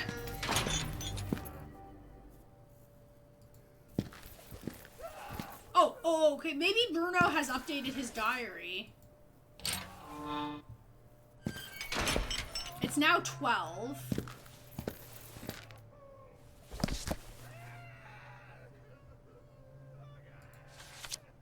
$10:30.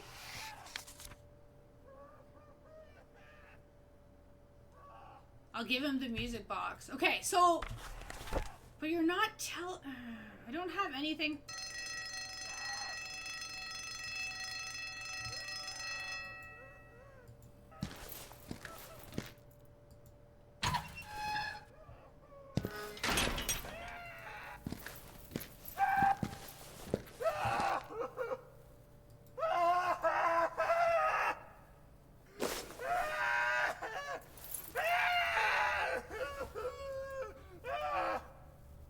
I decided that wouldn't do much good to calm down the patient.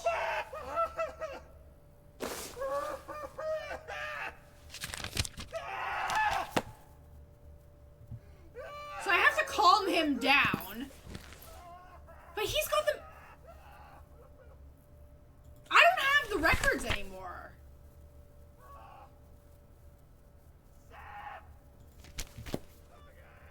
So how am I supposed to calm him down? Okay.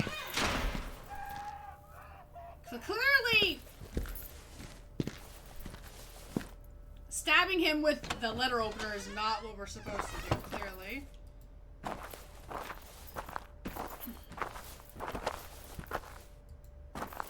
But I have to get in there. We have to talk to Bruno.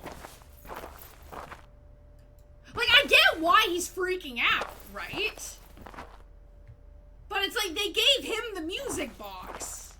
So it's like, only music can calm him down, but we're past the music? So we can't really do that?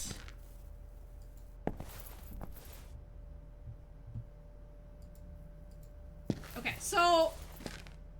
Oh shit, wait, where am I? This is the second floor, right? Not third floor? Okay. So, let me go see if, what's his name? Lenny left that spot. It's 12 now, so Lenny shouldn't be here anymore. Okay.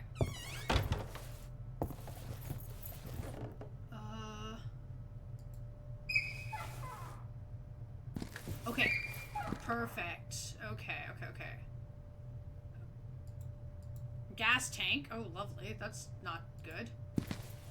It wouldn't open. Okay, we found something.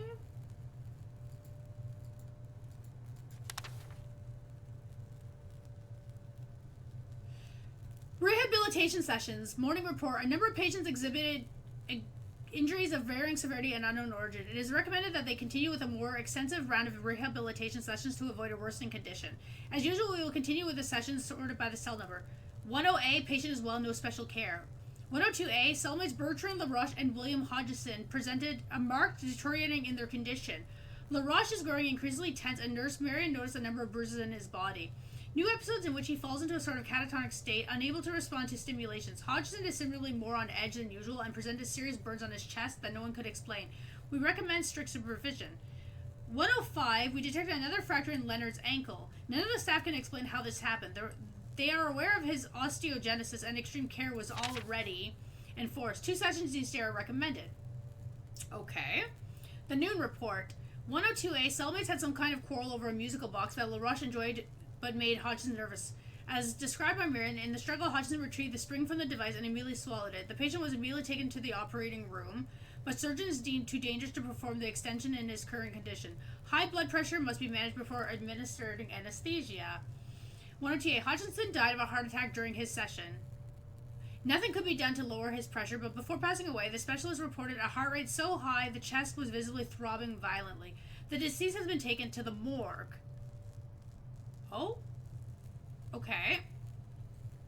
Crawford had developed a chronic asthma. Traces of ashes or dirt were found across his body. Recommending increased supervision of his daily wanderings, and the patient insists to sleep with the lights on. So Hodgson is in the morgue. So we need to... I'm assuming we need to cut open his body and get our hands on the spring for the music box, which bothers Leonard. Hodgson, was that the patient who had swallowed the wind-up key in my vision? So, okay, well, we know where we gotta go next. Back to the morgue. No trace of water. A broken mirror. The chair's creepy, yes. That... Exhausted and disappointed by the last session, I decided to take a walk outside in the yard to clear my mind. It was a sunny afternoon, more peaceful than usual, with patients aimlessly wandering on the grass, all of them lost in their own absent-minded business. A soothing ambience, if a bit eerie, which helped calm my nerves. Among those patients seemingly enjoying the blissful yet rare moment was Leonard, who was more talkative than usual with his peers. Clearly influenced by the same kind of haunting aura that I felt in the air, there's something about him that makes me even more irate about the regressions in my group. Leonard was so close to being discharged from the Institute. As I approached him in hopes of having a more open conversation than our therapy sessions usually afforded, a striking detail that I had missed earlier, thanks to the duller lighting of the therapy room, stopped me in my tracks. There was a noticeable rash across his ankle, running from his right foot up to the bottom of his gown. Leonard seemed to have repeatedly scratched himself, and quite recently too, judging by the shiny red spots sprinkled across his skin.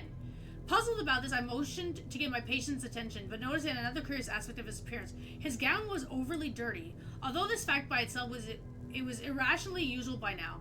However, it wasn't just dirt, but some sort of spots of organic matter, as if Leonard had rubbed himself against a moldy wall. My initial guess was that he'd simply lay down on the grassy grounds of the yard to have some rest, but there was something about the texture of those stains that still intrigued me. They had a certain glittering nature to them, like the trail of a slug would leave. Ugh.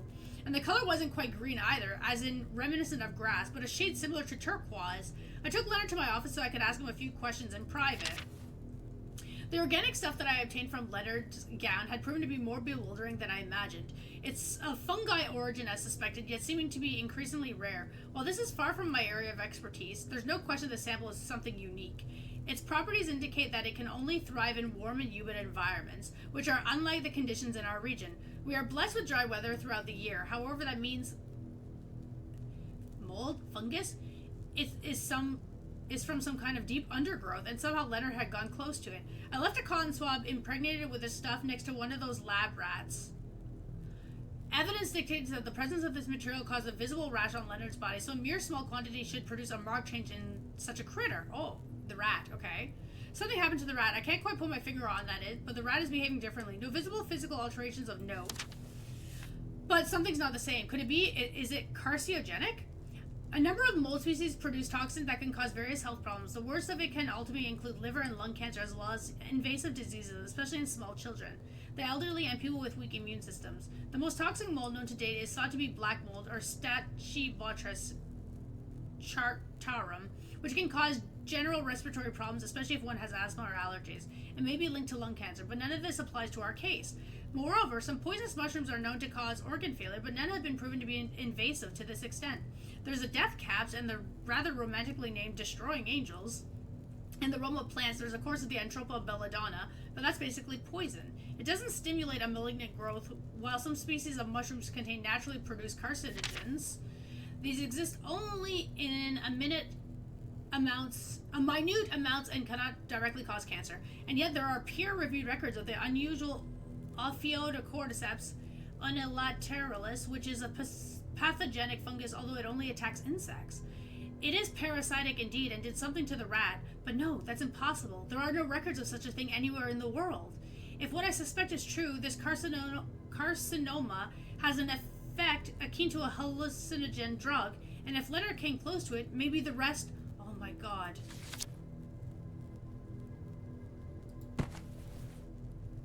So, basically what you're saying is we're all cucked. But somehow, I was able to get released from this hospital. Which is even more weird, because our character is part of that group.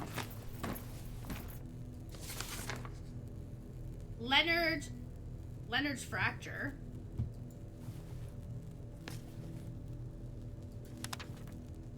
Will Hodgkinson, 43, is a robust man with rugged facial features. Half of his face is covered in severe burn scars. He fell victim to an intense fire as a child, and as a result of being neglected by his parents ever since that event, Hodgkinson has experienced acute panic attacks whenever the subject of fire surfaces in any given conversation.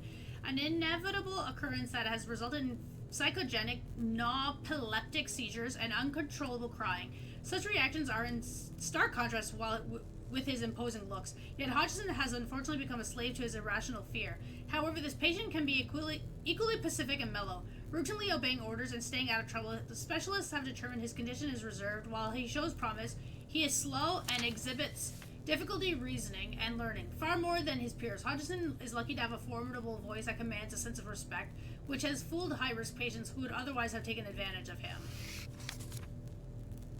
Okay.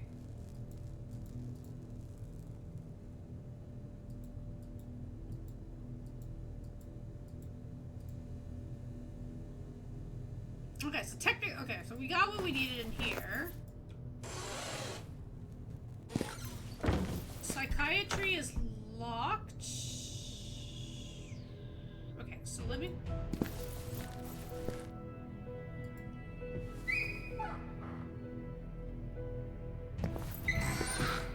Something about this place sent a shiver down my spine. There was a hint of dread in the air, thanks to a part of a freakish mechanical... This is the room? Well. Dark stains were all over the interior of the wall's broken wardrobe. Ugh.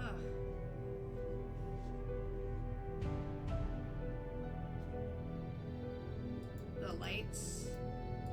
Okay. I never liked syringes, but it was in good shape and could have proven useful, so I took it with me.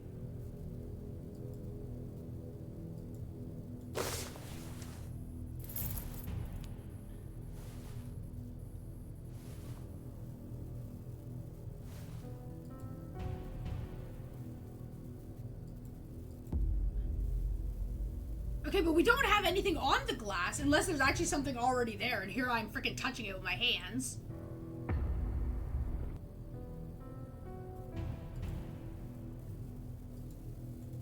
Okay. Okay, we need to put something on it. Okay.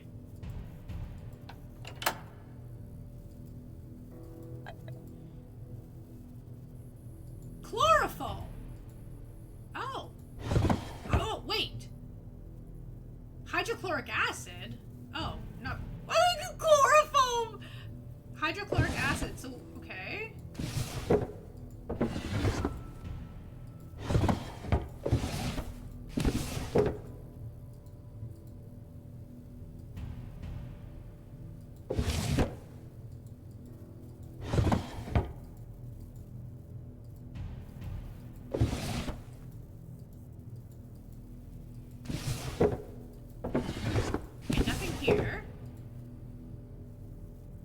So we have to come back. Oh, thank you. Blanket of the stretcher looks disgusting. Okay, so we need to come. Oh, hello. What's this? We got water here.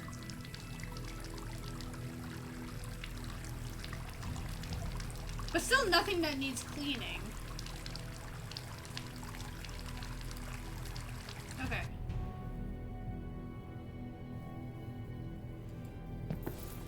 Okay. Operating room B. Oh, I don't like this place!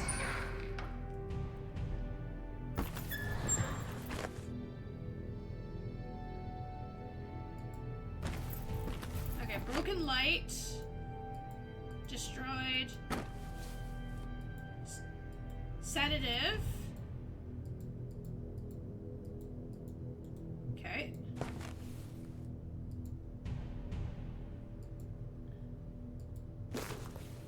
A medical applies for marks of someone enduring pain.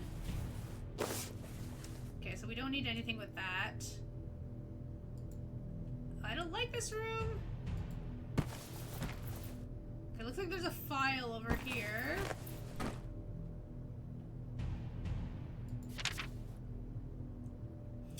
Breakthroughs in experimental surgery. It is widely acknowledged that Dr. Hanwell was the architect of many novel medical procedures, as he championed technological advancements for treating his patients. A noteworthy example of this was his development of a new automated machine that could extract brain tissue samples quickly and without incisions.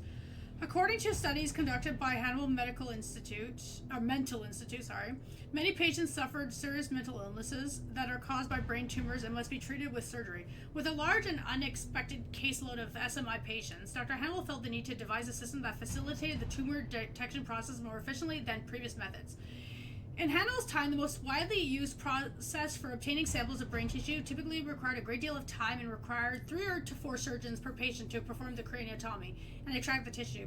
Precious time was also needed to seal the large incision in the cranium. To expedite this procedure, Dr. Hanwell devised the stereotactic transorbital brain biopsy equipment, a wondrous machine capable of extracting brain tissue samples through an eye socket, thus avoiding the need for craniotomy altogether.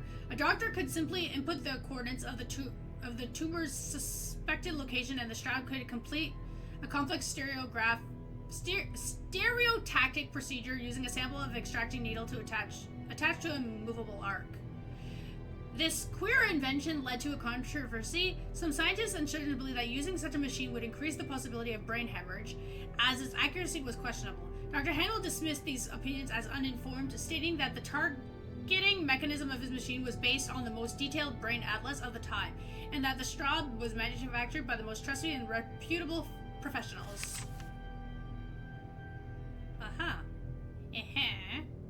Liar! Okay. Oh, I think I'm done in here.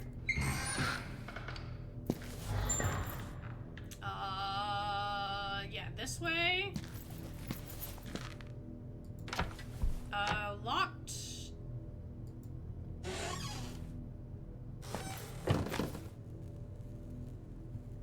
Okay. More bathtubs. Luckily, there was nothing in the bathtub, thank God. A foul stench. pipe. Okay, so zooming in, there's nothing really as special here. Nothing. Ooh.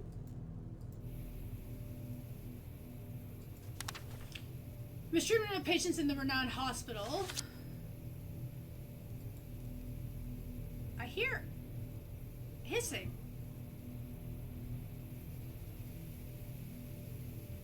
Hissing, hissing, hissing! Hissing! Ah! I found it! Okay. Okay. That was totally not the one that I was looking for, but hey, we got it. Okay. Let's go. Let's go. And then this takes me where? Where does this take me?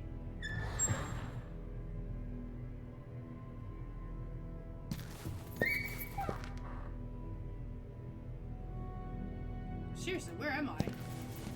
Okay, obviously you're locked.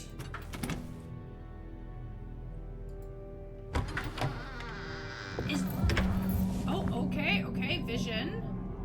Let's see the order of this vision. Is this the gallery? Oh, okay, okay, okay. Okay, good. Gaming room? Okay, let me save here for a minute here.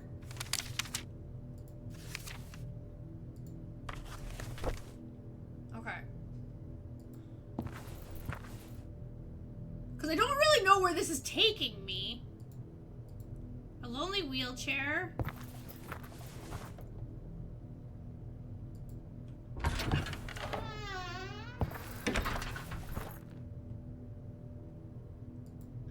Got some gas tanks.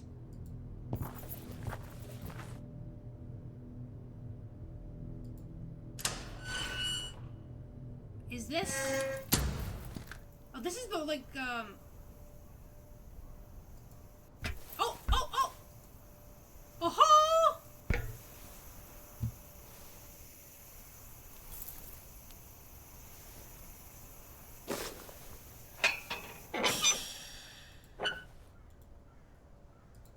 Okay. I really don't like how high up I am, though. This is creepy as hell. Okay.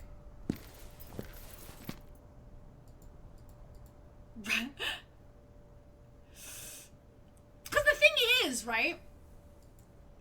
You want to make sure that you have saves in specific areas, right? Just in case you miss an achievement or something like related to the game, right? Because I don't know how you trigger the ending, right? But at the same time, it's like you want to explore as much as possible, but also kind of not screw up certain places, right? Another window. Locked from the other side, okay. Okay, let me, okay, I can't look at the document sheet, okay. Hi, Loki! Stop it. Okay, wait. You're not gonna let me zoom in on the map, eh? Okay, so... Okay, I'm down here. Okay.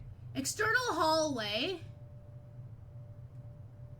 That literally does not tell me shit. Thank you, game. Okay, Oh!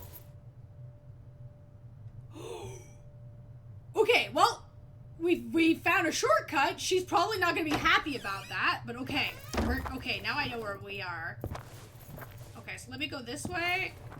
That's locked. But, like, not locked in the sense of, like, I can open it.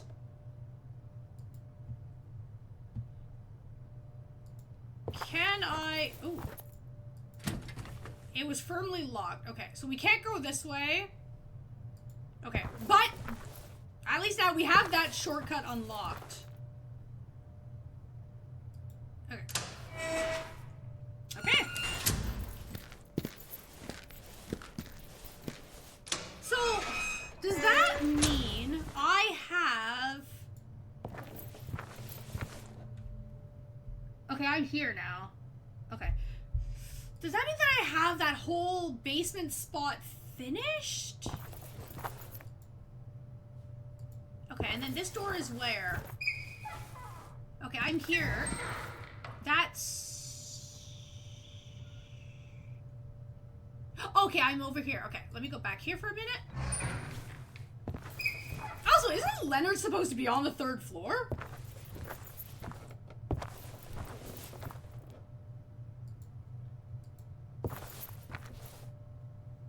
Okay, I went through there. That's a window. I went through here, right? Okay, that's the other side. Okay, now both of these doors are unlocked. Okay, good. Okay. So then I go here. And this is where I originally came from. With this thing. Okay. So now I have the doors unlocked. I guess that would count as the balcony. Okay.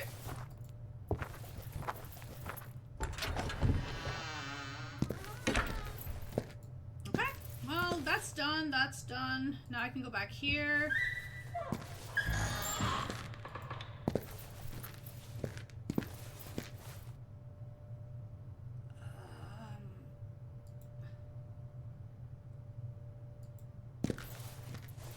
I gotta go back to the morgue. Okay, wait,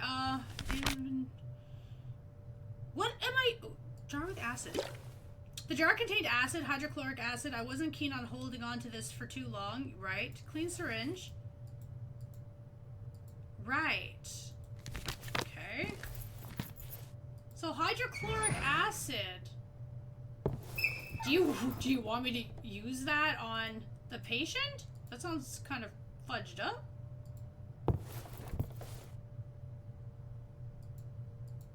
Okay, let me go through the door. Oh, right! Okay. Now, oh my god, I'm a potato. Laboratory. Can I do it? Hi, doctor! Excuse me, doctor! I need to do something. Don't mind me. Excuse me. Hi. Hello? Am I right?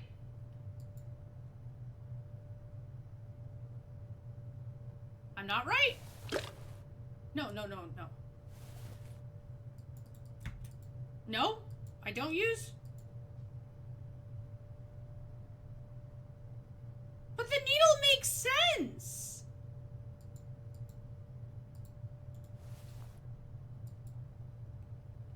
You want me to throw acid on the rat?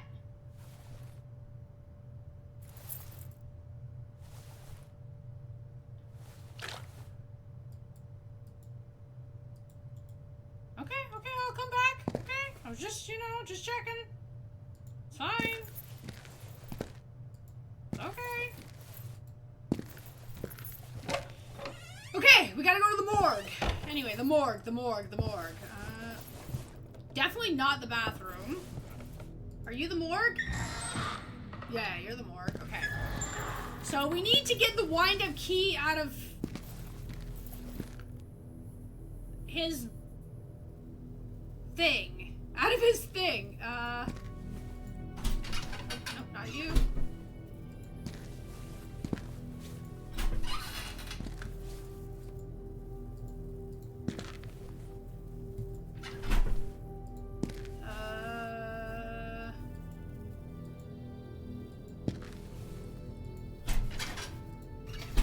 The tip jar, I'm sorry!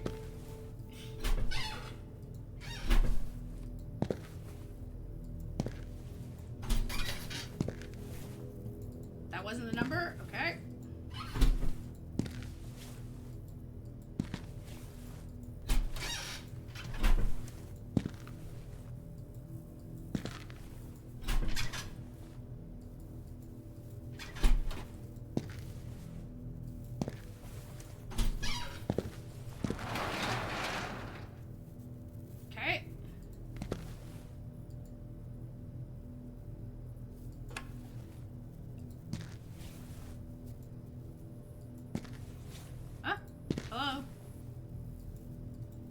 Okay, that's the body that we need.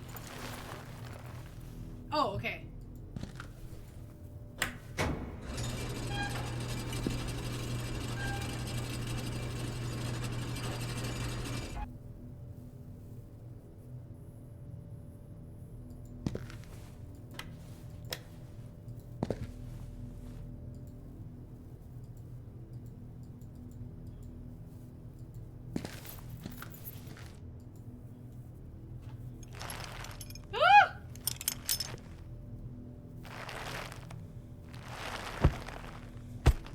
Clearly, we're super strong.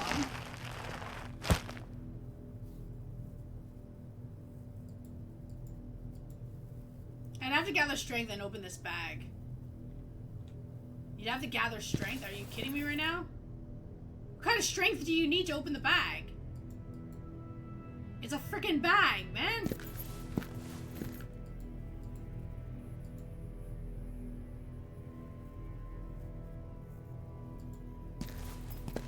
I have to open it!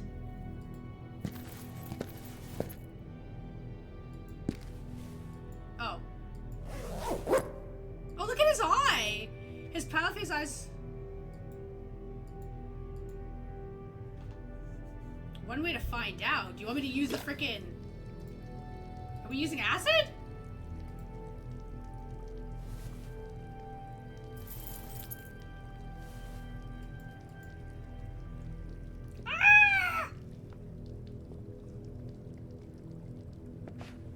I'm sorry!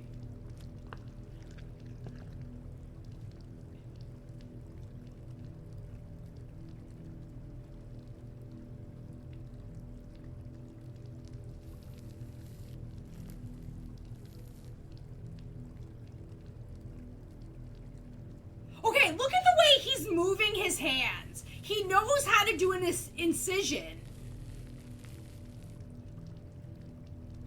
Are we not a doctor at this hospital and then they tested on us?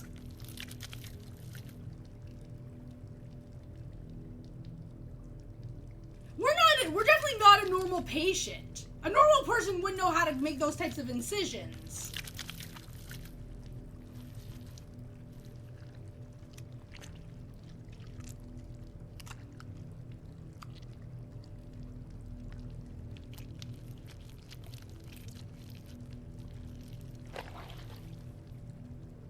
Okay, there's the key.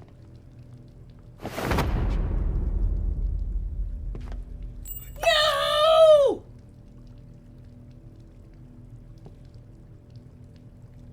Oh, bloody cripes!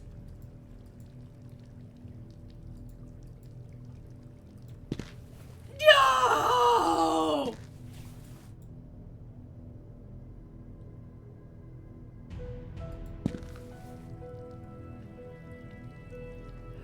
Oh, the water. Okay, oh my god, now I gotta remember where that freaking bathroom was. Was it this bathroom?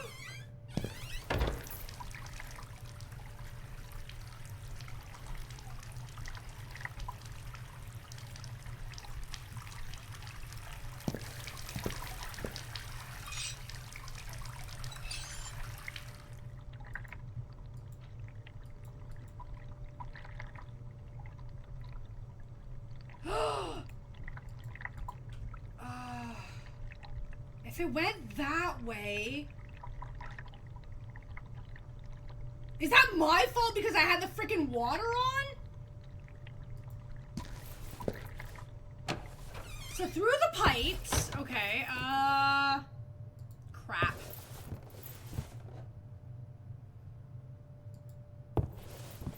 Then I would assume bathroom on the first floor? Maybe?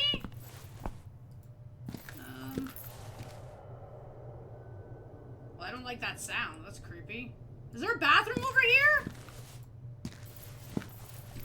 Are you a bathroom?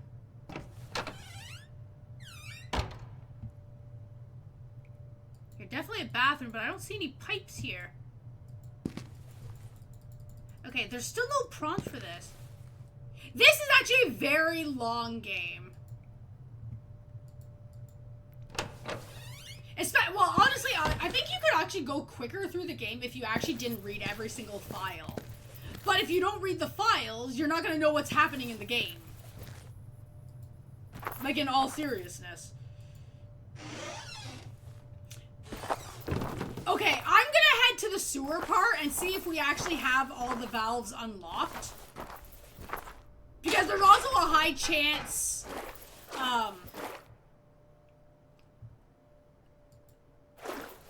the key may have ended up down here because I had the stupid pipe on. The greenhouse. Oh, crap. I don't know where the... Oh, I didn't find the greenhouse. Ah! Ah! Ah! The worst thing is if I don't get that key before the end of stream, I'm so not going to remember where that key is for tomorrow. Is there a... there's no bathroom down here. Okay. Back upstairs. I'm going to head to the 3rd floor now. I'd really like to know where Bruno is. I have a feeling it washed it all the way down the pipes. All the way.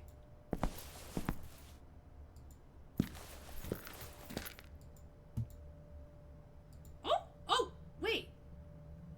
Okay, Lenny didn't come here yet. Where the hell is he then? It's 12. He's supposed to be on the 3rd floor.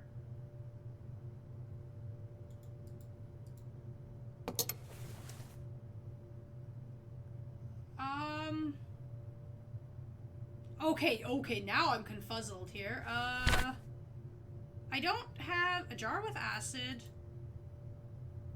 Strange machine on the 2nd floor.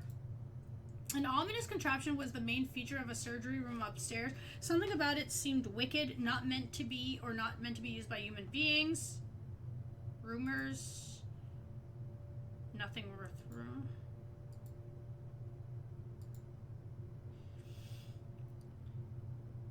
The patient next to him couldn't stand. Yeah, I know.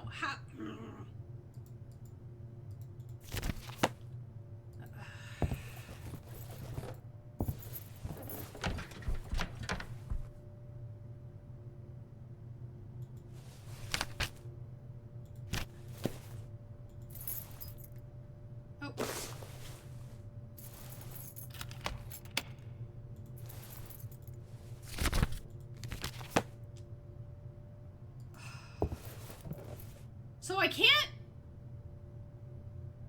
do the museum part because we don't have the thing for the...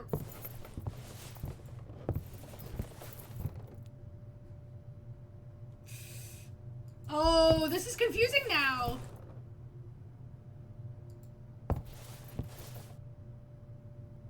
Because we can't do the laboratory. Because I don't think he's gonna allow me unless... Sir? Can I just speed through some conversations with you quickly? Dr. Miller? What is it this time? Sounds Just good. one moment of your time, please. Have a good one.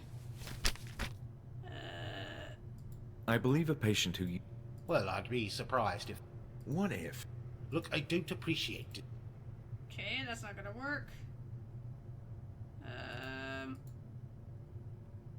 Have you seen a strange contraption in a surgery room? That strange contraption. What's it for? Seriously? There's one more. Please, enough. Okay, he doesn't want to talk about that. Would you say it's pop? Certainly, with... But a terminally... Thank you.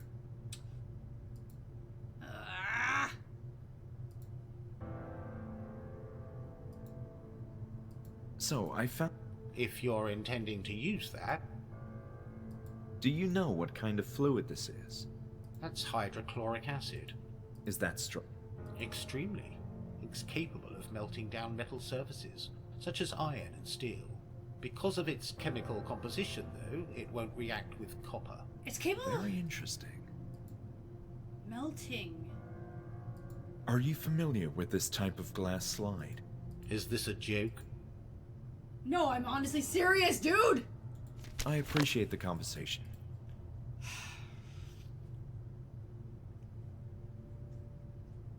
Okay, you said it can melt things. So, can it not melt the rat cage? Right?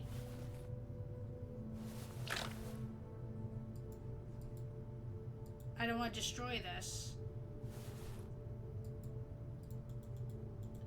So that's not how I do this part. Okay, exit. Okay, then, nah, see, it doesn't want us to do that with the acid. So we need the acid for something else, but my brain is not working on potential doors that needed that?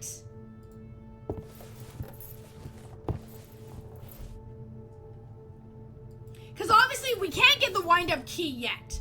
We need to get to the greenhouse. And I'm assuming the greenhouse is on the... Oh, shit, where am I going? On the 3rd floor. But I can't think of any doors that... I could use the acid on?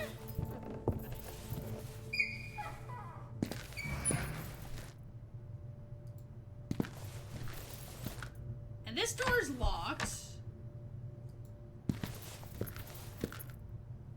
Cause yeah, cause we're done all of this over here.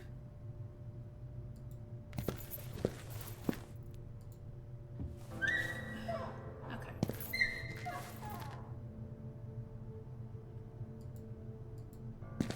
We're gonna go this way.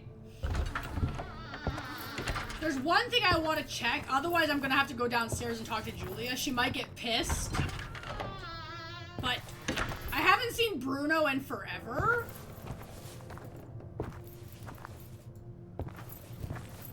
Not here.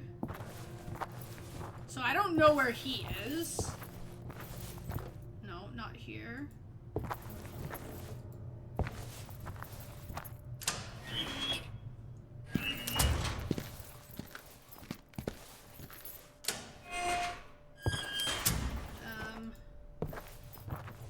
This door does not open. Okay, so... No, not here. See, there's a door here with a chain. But they don't talk about... Like there's no prompt to use an item here. So it's definitely not this door. Which is where it gets a little bit... confusing. Okay, so yeah, so she's not gonna be happy about this, but I'm gonna go downstairs this way. She's still there. Okay.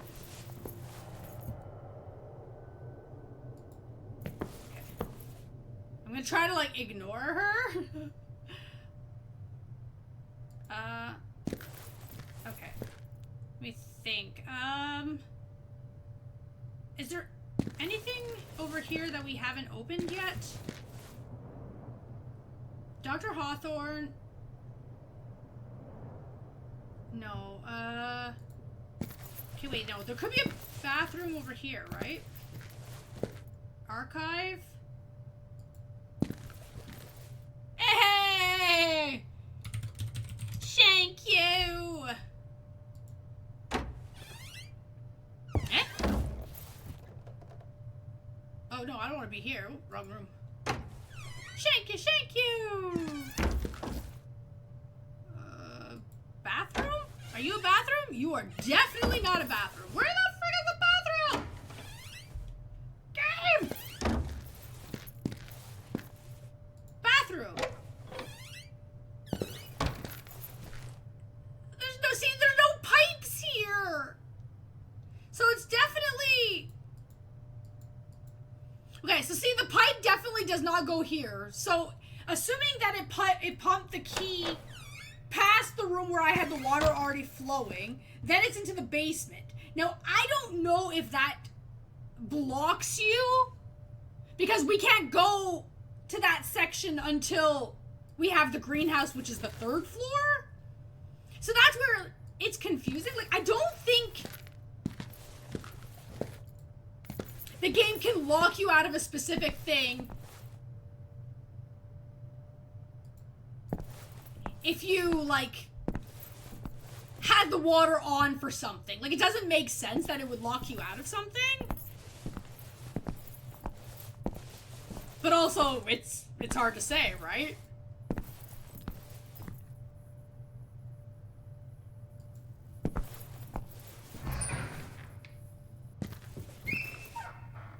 Okay. That's our group, right? Yes, okay. Well, exactly, like, it doesn't make sense that that would block you. Okay, we've already done all of this. I don't think going down this path matters. So there's gotta be something we use the acid on. Like, there's gotta be something.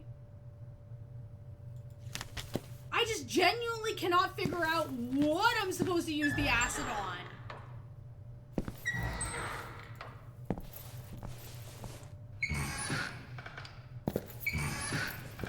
Especially since I can't go on the 3rd floor yet. Because Lenny's missing. Okay, let me go. I guess. Okay, that's the laundry room. No, there was nothing in here for this, right? Let me check.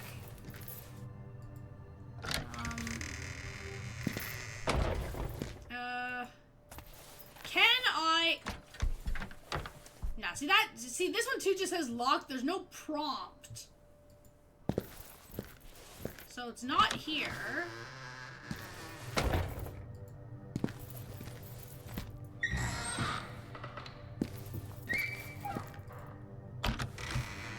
I don't think.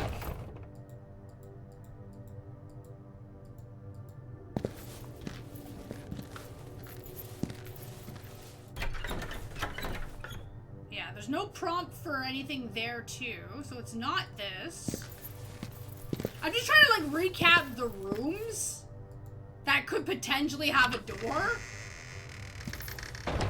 And then I believe, I don't know what this is. What is this? Okay, no, okay, this is the bathroom we already checked. Okay. So then, where am I? Oh god, I hate getting lost. That's the original path that Lenny was blocking before. So what is this over here? Right, the game room. Okay, the game room has absolutely nothing. Then it goes into the library, which has nothing. So it's not that.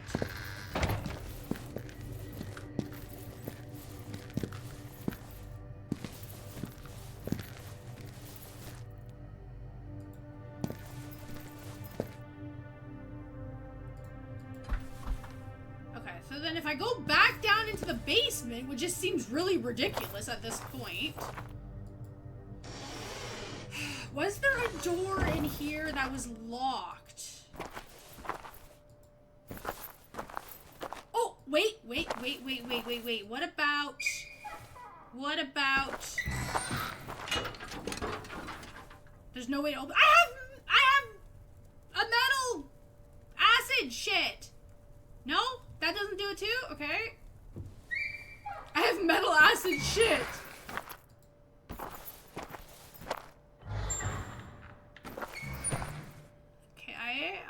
I don't think... Some lubricant? Yeah, how about some acid? No, I would end up ruining it with all the rust. Well, I don't have liquid for this! Oh my god! Can't... Okay, so it's not here. I forgot about that card heart. I need to use that. That doesn't open. That doesn't open. Yeah, so see, there's nothing else in the basement. So without going to the third floor, the basement's kind of out of the question.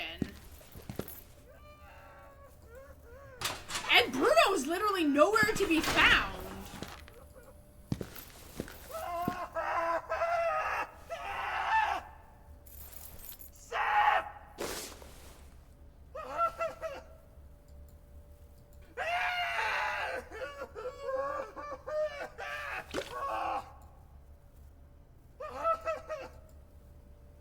Well, yeah, it would...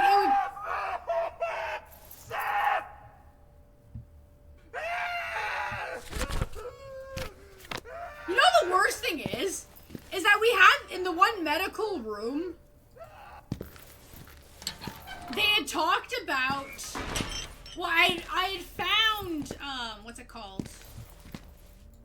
Oh my god, what's it called? Things that can sedate somebody.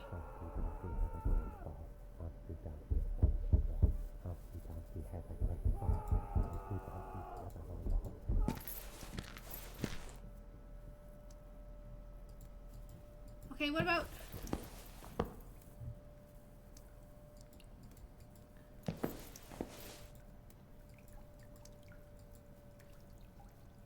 Robin? Who the frick is Robin? Okay, so no, not this bathroom. Okay, yeah, I am stumped now.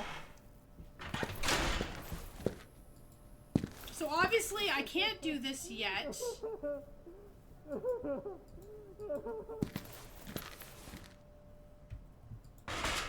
Locked. Okay. So I think what I'm gonna do, I'm gonna go talk to Julia quickly and see if she says anything different. And then if she doesn't, then we're just gonna save there and continue tomorrow.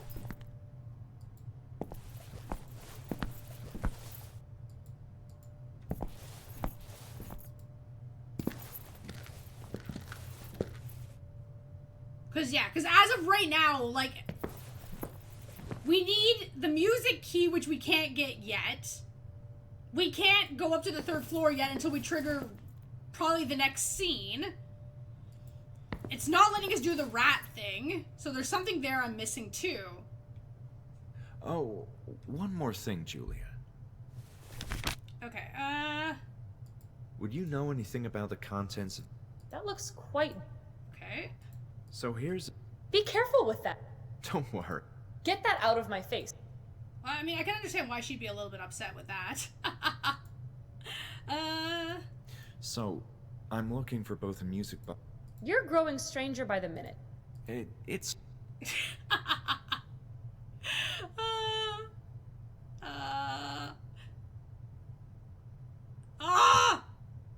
What do you think about nursery? What kind of bizarre question? I would... Well, I hate Oh, okay. Gotcha. You're super helpful. There's a strange contraption in a Aren't the surgery rooms upstairs? No. Yes? You were not supposed to go upstairs. I heard there's a strange contraption upstairs. Okay. That doesn't help me. I've been learning about the early history of this institute. Quite unpleasant things. Yes, apparently it was a troubled time back then. There was some kind of situation going on between the employees. Disagreements, I think, which devolved... Maybe it had something... Abuse? Nah. Nothing was ever confirmed, and underpaid people... That doesn't mean what they were alleging. Well, the truth can be subjective. Perspectives do... Well, I believe the truth is definite, and how we may feel about... Facts... In any case. Well, many other hospitals for the insane have faced... Okay, so she's just going on about that. She's not saying shit. Hodgson is dead. Where's Lenny? This topic... Okay, Yeah. you don't want to talk about Lenny? Where's Bruno? I don't think... Okay. Thank you for being... Is there anything... Well, he was an authority in the field. What a remark... But there's little information about Dr. Hanwell himself. Only those who are closely acquainted or have been treated by Dr. Hanwell can claim to know him personally. Okay, that doesn't help me. Miller. This topic... Yeah. Okay, she don't want to talk about Miller. Crawford? This topic... No. Yeah. Okay. So basically, okay, so she's literally got nothing much else to say. This topic... Yeah. Okay. Have you heard anything about underground tunnel? That sounds spookier than it is. How so? Okay. Well, not in this particular single building layout. Modern mental health institute. They're comprised of a series of smaller buildings. Wow. Okay, that still didn't really help me. I don't... Thank you. I don't... Thank you for... I have not... Fine by me. Okay, so outside of that, we've talked about everything there. I need to... You seem to need the strangest things. It's true, I do. It's... Sure. Well? Well, what? Do you know anything about a music box? No, I've no idea. Ask Bruno. Well, where is Bruno? This topic... Yeah. You should ask Bruno, but don't tell me where Bruno is. This topic... Okay, she doesn't care about that. I'm still... There's still time, but hurry up. That doesn't help. Okay, so basically, she didn't give me anything new there. Okay, and then if I... Bertrand, Lenny, I felt they were friends and I hated myself for not remembering them. Drain the septic tank.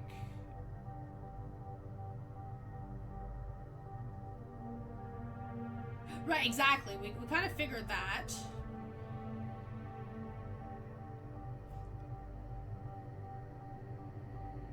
Well, we already did that. We lost it in the water. Okay.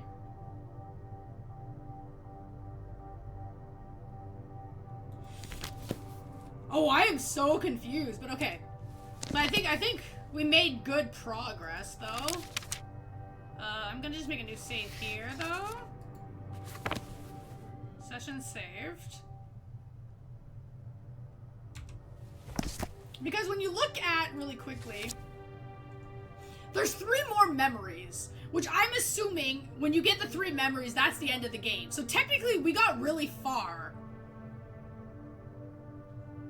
We're only missing 3 more documents for reading skills. We've got all of these. This one's a little bit trickier. 2 there, missing 1 newspaper. We got all of these, we're missing 1 there.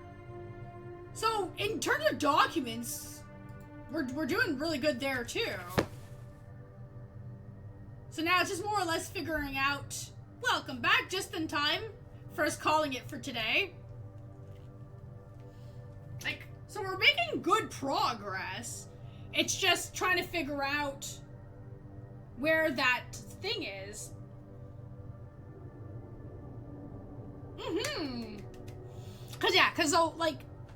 So in order to get the key, which I'm assuming is in the septic tank at this point, we gotta get upstairs to the 3rd floor. Which, at this point, Lenny should be moving his cart. It's 12.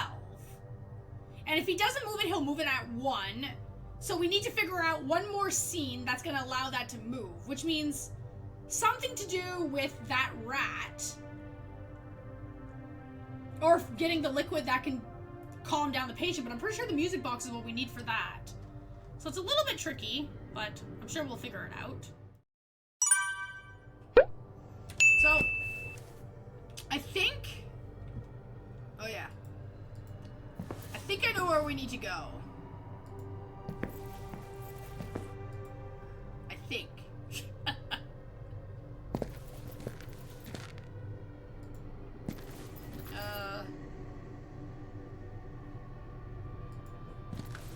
I gotta work with the I think part.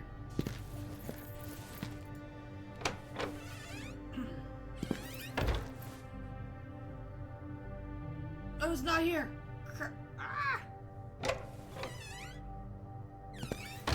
Yeah.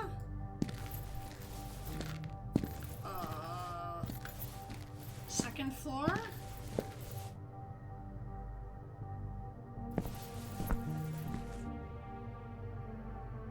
See, we have... No, no, no! Stop. I knew he was gonna do that. I knew it. Stop it.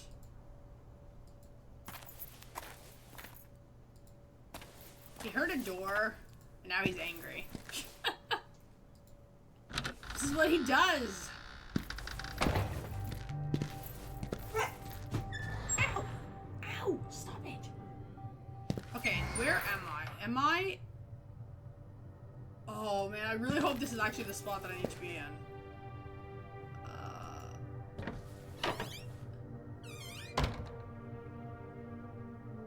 Okay.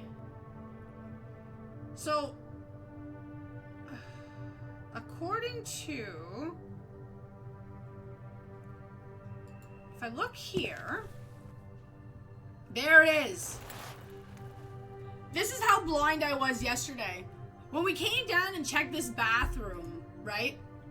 I didn't see that the key had actually fell here. So otherwise we could have progressed further. And now it's like, oh my god, that was just like, see how easy that was? Well. For collecting that item anyway. Okay, fastest, I'm cutting... Yeah, so as of right now, we've already technically progressed.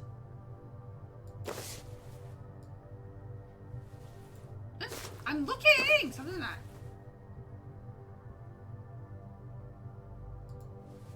Thank you. I mean, honestly, it is a very long game. And this is what I was saying, like, yesterday. Like, yeah, we could have went a lot quicker if we didn't read everything. But then if you don't read anything, then you have no idea what's going on in the game. Like, the files are super important to, like, telling you what the story is. So you can't skip things. You have to read everything. I mean, unless you, of course, miss some documents, then there's nothing you can do about that there, but...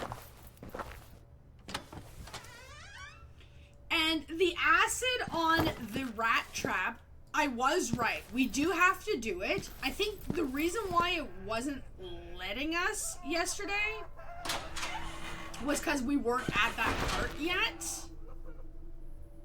Or potentially bugged. That's the only little bit of a issue I'm having.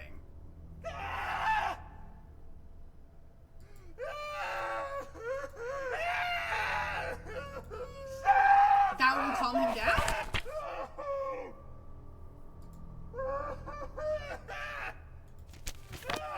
But I'm supposed to give it to him.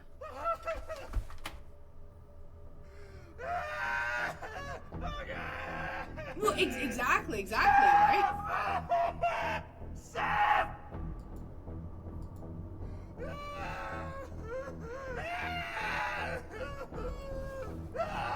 I have it.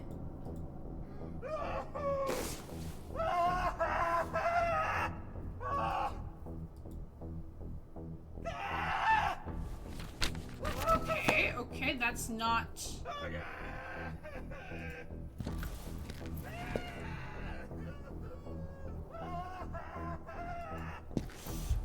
Okay, now I'm confused again.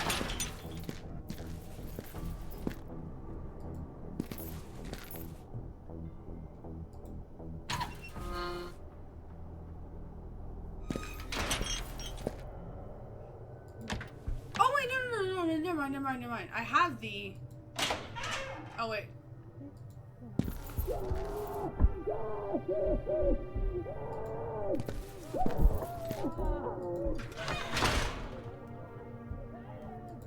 Wait a minute, never mind. And maybe I'm confused in like the next 2.2 seconds.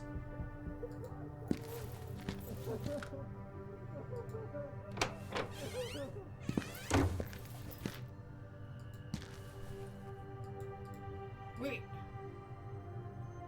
Oh, wait, no, the music box isn't here. I have to get the music box. Okay, now I'm confused again. Okay. I need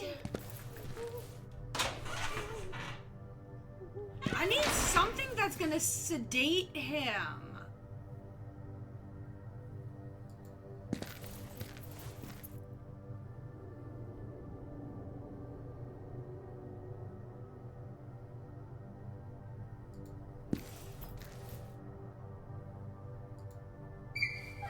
Friday before, yeah. No, so we can't use the record player anymore. So now the thing is, we have to use the music. We need the music box, right? I thought, being the guy who's got the music box, if we got the key, we give him the key, he'll play the music box and he'll calm himself down, right? And then we could take it. But we need to, I'm assuming, then make him sleep. But it's weird because I did find, I think it was upstairs somewhere, there was a room that had I'm just gonna call it anesthetics, like things to make you sleep.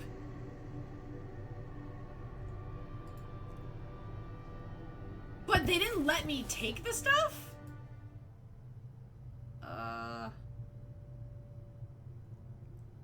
I don't...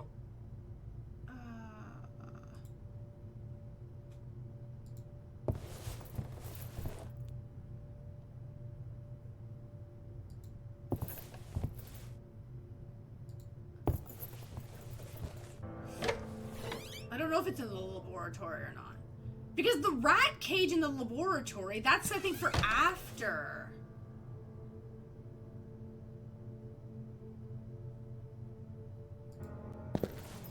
So, like, I don't think I can do this thing right now.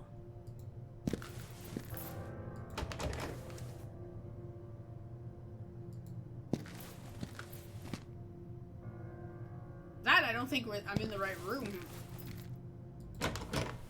I don't think it's the lab.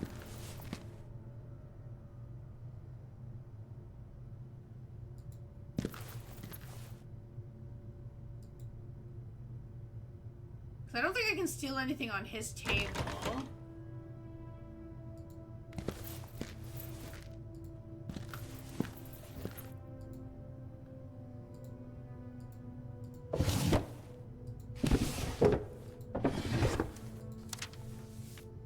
Sorry, we already have this.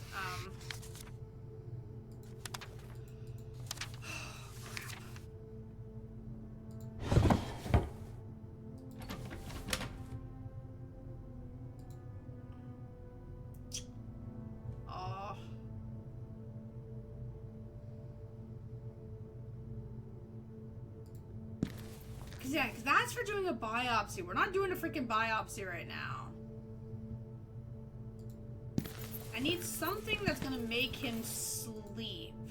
I think it was in the operating rooms. Okay. So let's say if the operating rooms were past this hallway. I mean, maybe...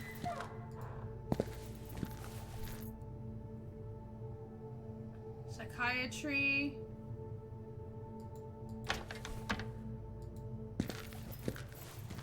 Operating room A, let's see.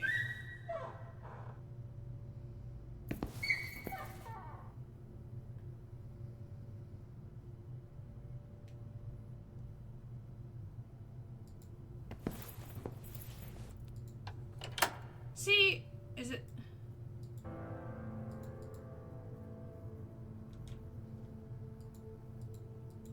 There's nothing here I can take. That's for doing the other thing after.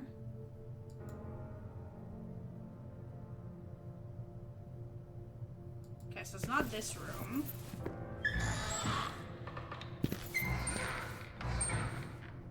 B? Okay, here. So is he... Now they, oh my god. Okay. Okay, there we go. Oh my freaking god. So that's why it didn't work. Because I didn't have the stupid needle whenever I found the sedative, it didn't register in my book that we can use it. Okay, now we got it.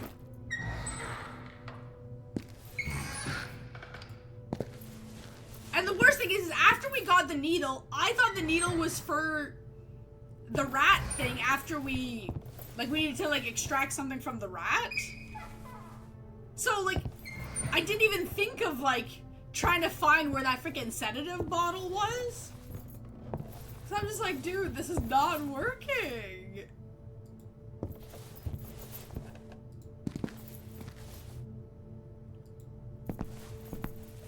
Because, like, the only other option at that point, right, was to go to the 3rd floor, which we can't go to the 3rd floor until we skip to the next hour of in-game. Sorry. And you can't do that until you finish this section, so it's like, okay, there's something really weird here. Like, something's not matching.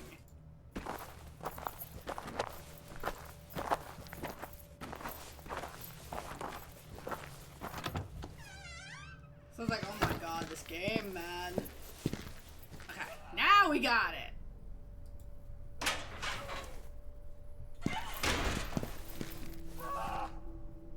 Hello! Hi, it's me again.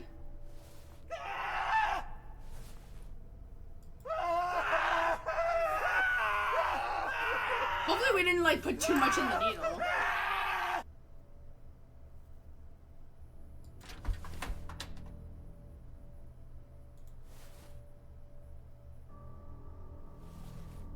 Okay, where's my keys, man? My keys! Right?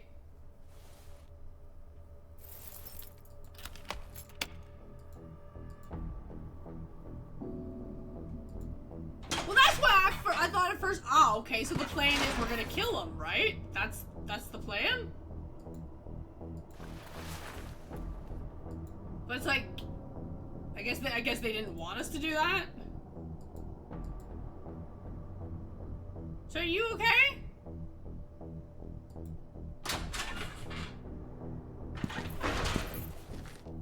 Can we, like, relock the door? You don't think he's not gonna remember who I am?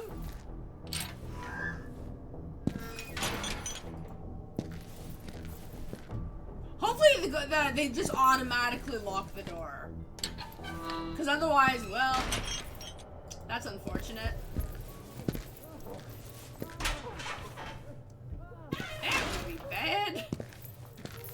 And I believe it's here.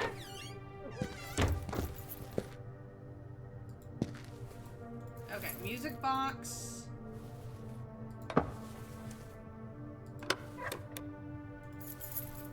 Key. Oh, nope. Okay.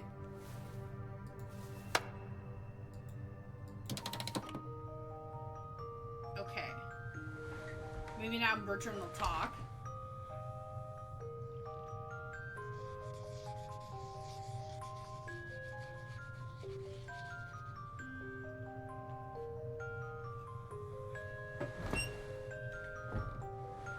Or not.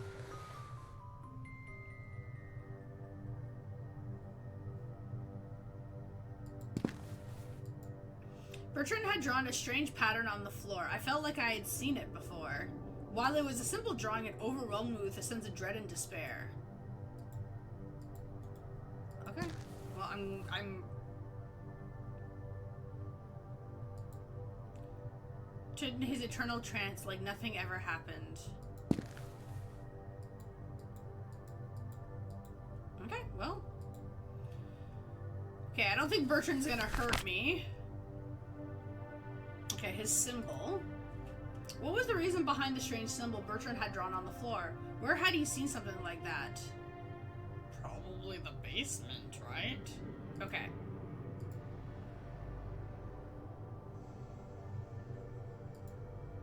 Syringe with a sedative. We still have it.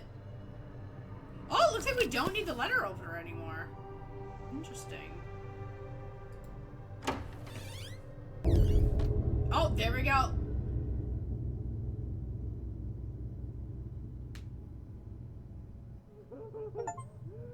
Psst.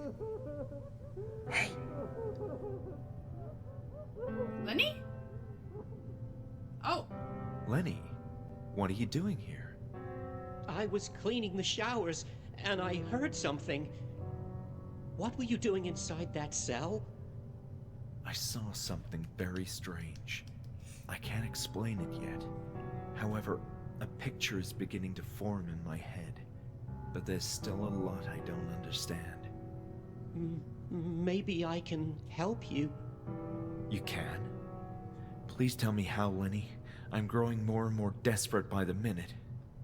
I have a key.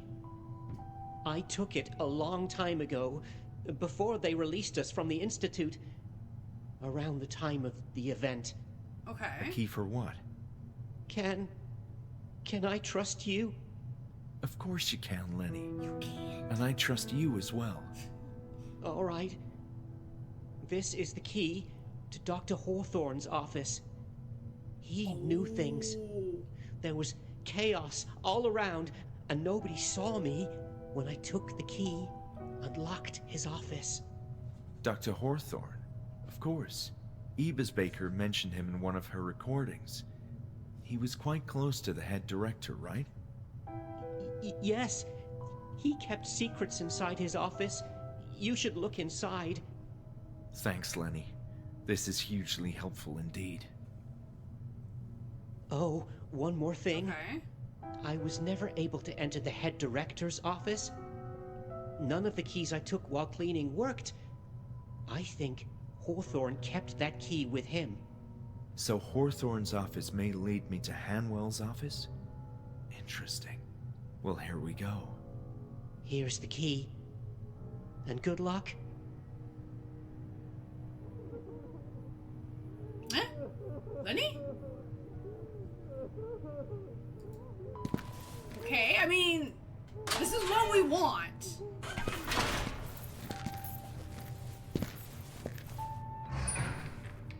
But now I'm thinking...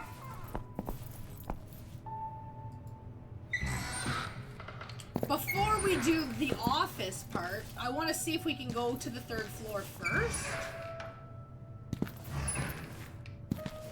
So I feel like Hawthorne's office is going to trigger a memory.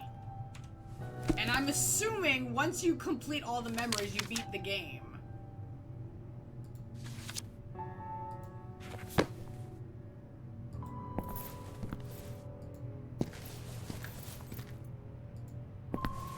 At least that's where my logic is.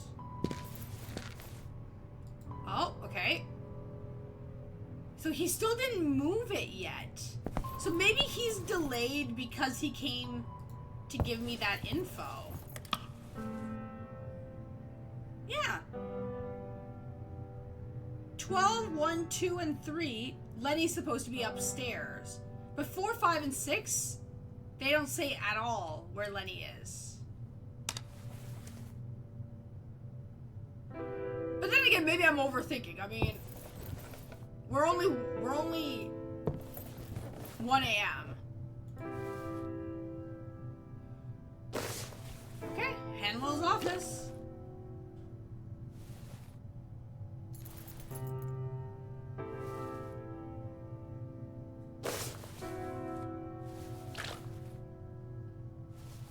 Oh wait, maybe the Hanwell's key is on the key ring.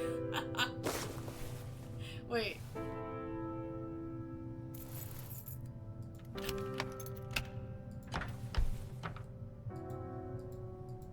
Okay, what? Okay, wait a minute. Lenny, where's the key?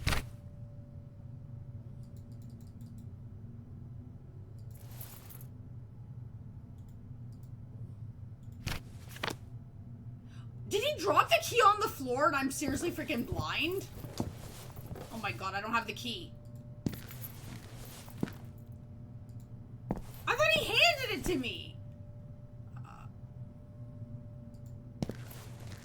Oh, I want to go lay the smack down on this man. and me for being blind.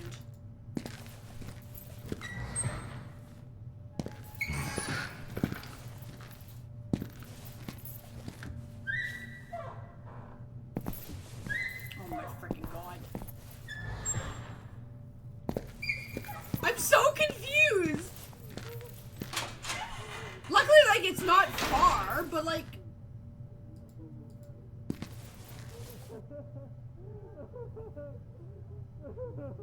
There's no key here, though. Okay, now I'm really confused.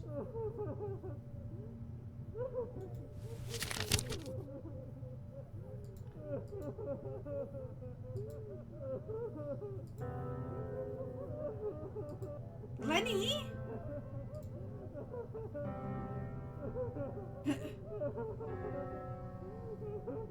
Okay, but it's not in my inventory.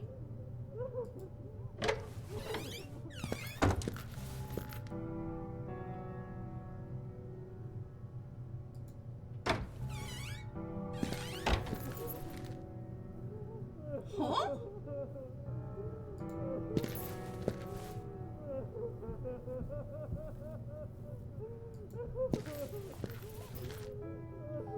Okay, seriously. What the hell? Where's my key? Oh my god, this is gonna be like the worst thing ever because I don't know if it like bugged out or not.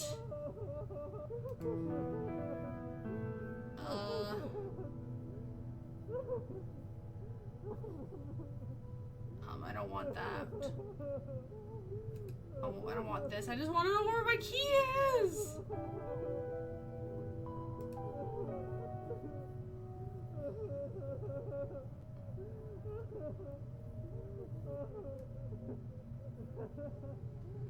Oh my god.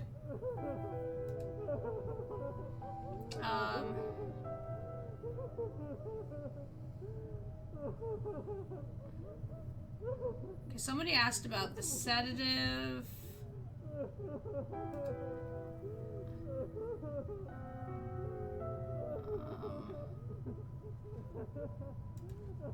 What if I search director's key? Did anybody ask about this? Ah, crap.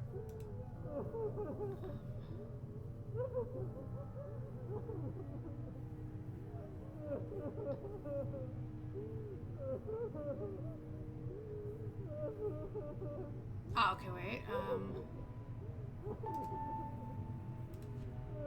Paw.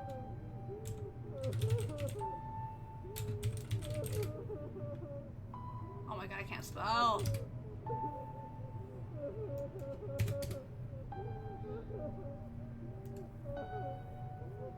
Okay, what is his... Oh, Jesus. Oh my god.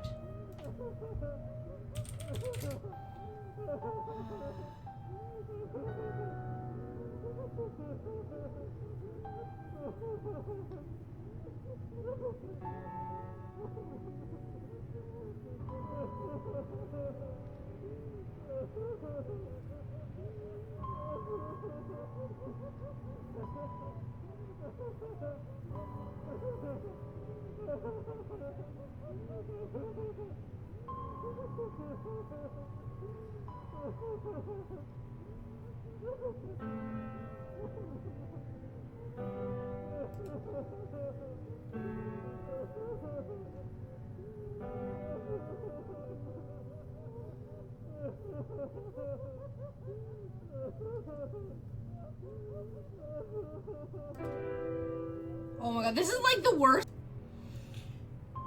Okay, wait. I could be being real stupid here. Oh my god. And there's also a high chance that it could be potentially bugged out.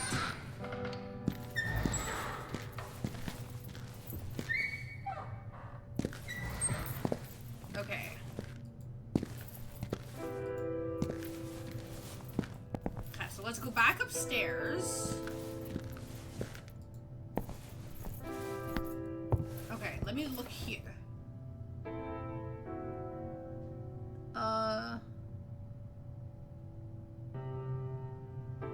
I can't read. Okay. Museum? Hanwell.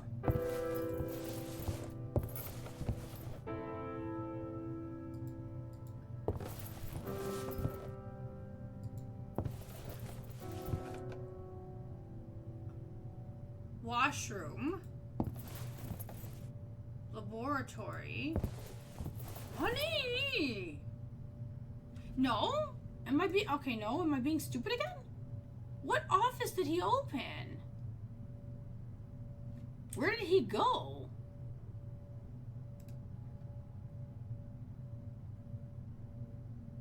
Okay, what freaking floor are you on?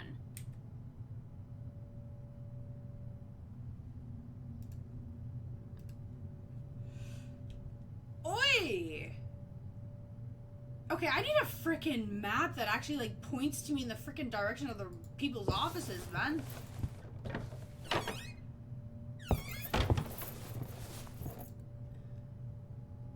Passage, rehabilitation, psychiatry, operating office. There is an office over there. Sorry, I'm like zoomed in here trying to freaking see. Morgue, museum, passage, deposit, hallway, external cell.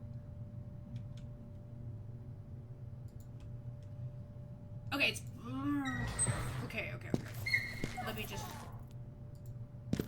Definitely not psychiatry. Rehabilitation. Okay, wait.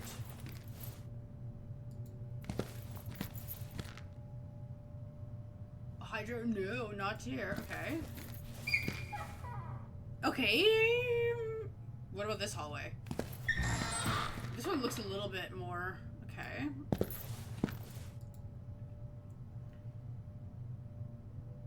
Hallway...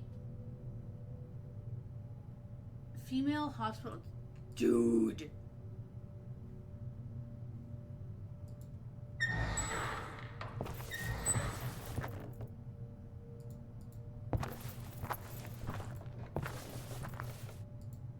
Okay, I'm here. Because that's super helpful. Thanks, game. Okay.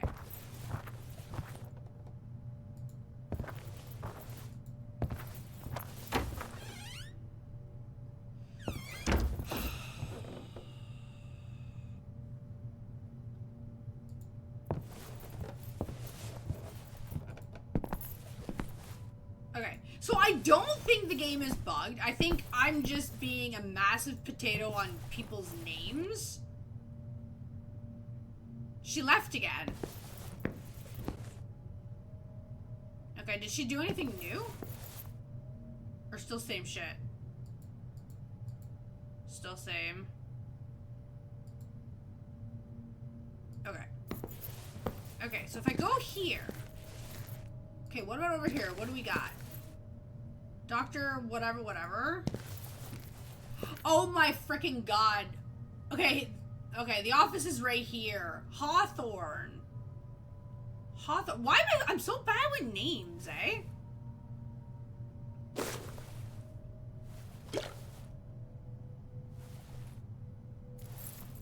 Oh my god, see now I feel stupid. Thanks to Lenny, I have access to Hawthorne's office. Great, that would have been great. If I would have realized what I was trying to do. Stupid me. As if it foreshadowed hideous revelations awaiting inside, the first drops of rain began to fall when I trespassed into Hawthorne's office. It seemed like no one else had been here in a long time. Oh my god. I blame it on the lack of sleep.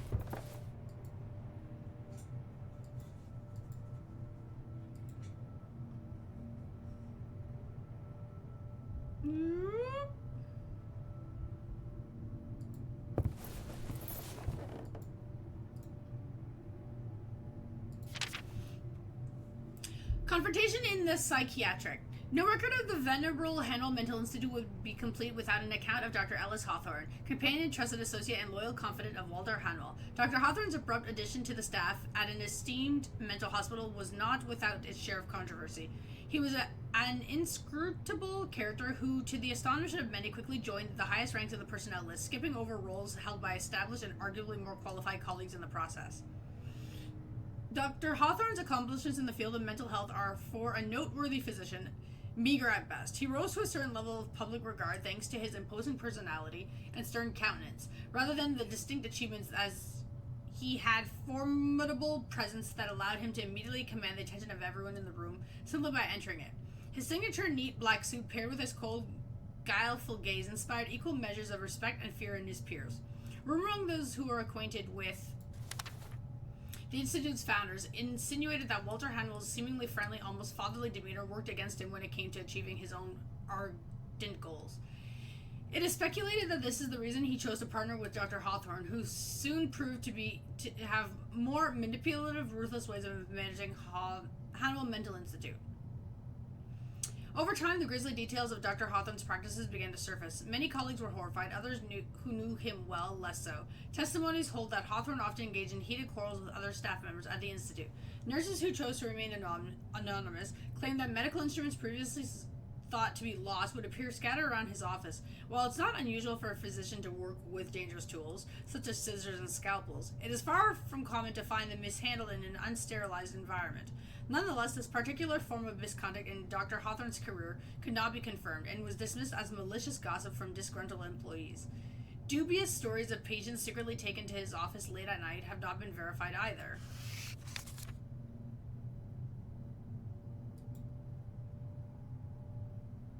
Right.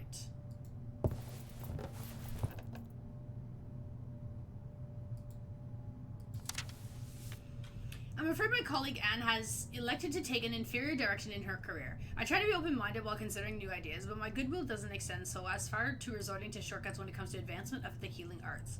As much as I can fathom the notion of an integral approach contemplating the impact of emotions on our behavior, biology is definite. Our physical bodies react to physical impulses.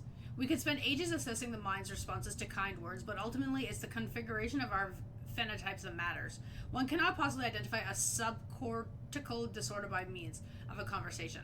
The direct stimulus of cells will always secure the path to success when dealing with an obvious alteration to the brain. Yet, Anne insists on her holistic approach, which inevitably devolves into a waste of time. Our society is crumbling, swift action is necessary, and in the case of this establishment, we are also spending valuable resources which are dwindling every day on her theories. Since I was hired at Hanwell Mental Institute, I've had the good fortune to work with various unique patients, investing a great deal of time in learning about their issues. Many of these are behavioral complications deeply rooted in their minds without a clear solution. Miserable subjects exhibiting a debased attitude who couldn't possibly fit in the world of civilized men. I find valve in dedicating efforts to those without real hope. Patients unable to produce a single neurotransmission that result in a meaningful stream of thought, productive to society, but phony misfits who merely demand attention, the paranoid, the lonely, who mistakenly confuse the cacophony of modern life, assaulting our senses each day with actual mental problems, and can fritter her hours away as much as she wants. My issue is the money involved. In the end, our existence is a biological accident. It's the glorious expression of our genetic material that confers meanings to our lives. And the only tried and proven way to deal with the ailments of our bodies is via the practice of standard medicine. And thus, a shattered brain can only be fixed by physical means. Well.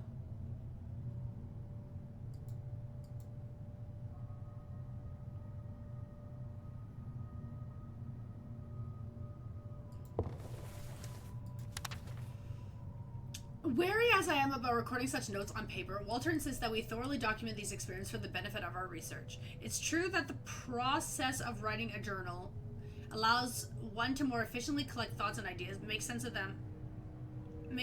of them. However, I'll have to strengthen security measures to begin with. I've asked the janitorial staff to refrain from cleaning my office. At first we tried straightforward questions. What did they see? Could they hear any sounds? How large is the chamber? Yet they seemed to have no recollection of the encounter. Next, we followed with a set of more specific inquiries. What is the being inhabiting that chamber? Does it look like an animal? Can you describe its shape? Did it move? Nothing worked. Their minds are completely blank. It's as if that moment was erased from their memories. However, there's no question that whatever happens inside that chamber provokes a severe reaction in them. The procedure is rudimentary, to say the least, but effective We tie a rope around each patient's waist and push them inside, resisting the temptation to gaze beyond the threshold with all our might. It's hard to tell from our vantage point next to the doorway what transpires in the interior. But we don't sense any movement. Apparently the patients remain still, or are paralyzed even. After a few minutes, we firmly pull the rope and haul them out. Bruises are inevitable as they hit the ground, but there's no better way of doing this. They don't react to any stimulation while in that chamber. Walter then uses the device to lock that strange door. He's far more knowledgeable than me on such esoteric matters. Huh?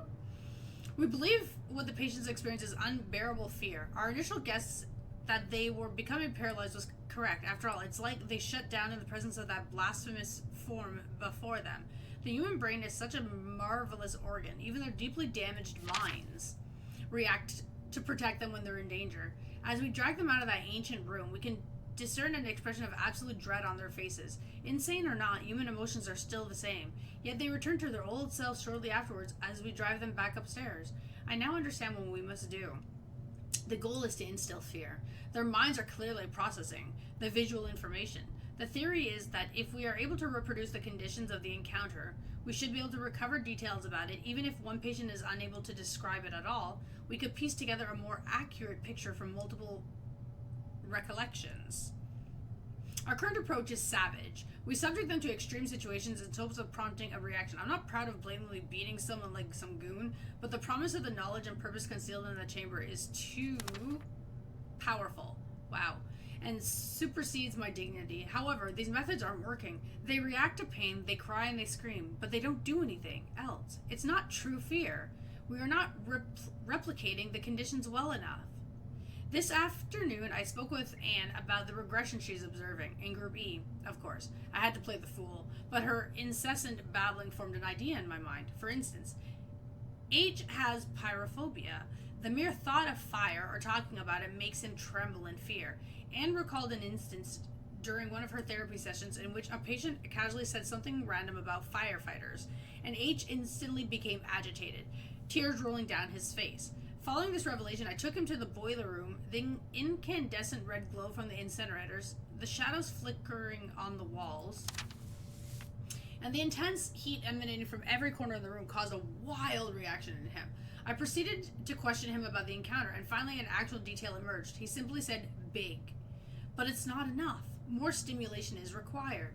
Further efforts have involved more extreme measures. Simply placing the gas burner in front of him provoked a state of shock, not unlike what we surmise occurs within the walls of that room. Poor soul. H can't grasp that an industrial incinerator is far more dangerous than a small laboratory burner, but who am I to judge his emotions? However, that state of fear wouldn't allow me to press on. He didn't respond to any of my inquiries. He just kept silently staring at the flame, so I moved the burner closer to his chest. Leveraging their fears is indeed the key. We managed to obtain much more information from these new sessions than from all of our previous efforts. A picture is beginning to form. JC is afraid of the dark. LH, brittle bones. RB, sexual act. BL, denigration.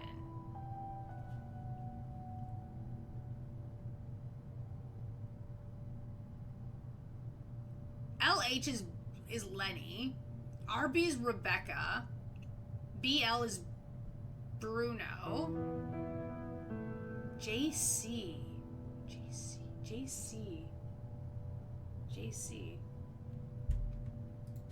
Afraid of the dark. Yoink! If Lenny was right, then this was the key to the director's office, which is now in my power. This is the next subject.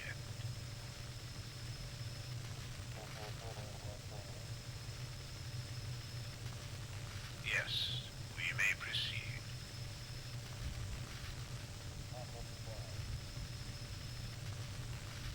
Leave it to me. Hello, Leonard. Do you remember me? I'm Dr. Hawthorne. What do you want? Well, you may not remember this, but yesterday you went inside a place, a big room. We need to know what happened in there. What did you see? I don't remember. need to make a big effort to remember, Lenny, or unpleasant things may happen. There was a tunnel, but not ours. Things looked different. The smell, oh, such a bad smell. And then, no. What happened next, Lenny? At the end of the tunnel, I entered a room. Oh, my head was in pain. Okay. So much pain. Describe that room for me. How's it going? I don't want to go back. I don't want to remember. Describe that room now. It's so large. The walls are strange, with shapes I've never seen, and there's a glow everywhere. And in the center, No doubt, right? What is at the center of the room? no! Super freaking tired. What did you see? My head is pounding. Think. Think. Remember. No.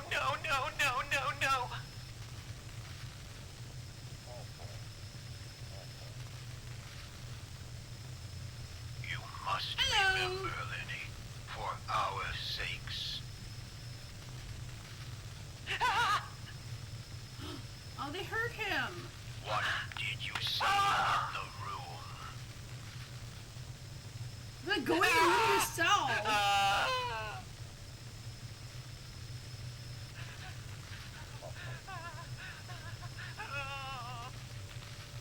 I'll turn off the recorder until he's ready to speak again.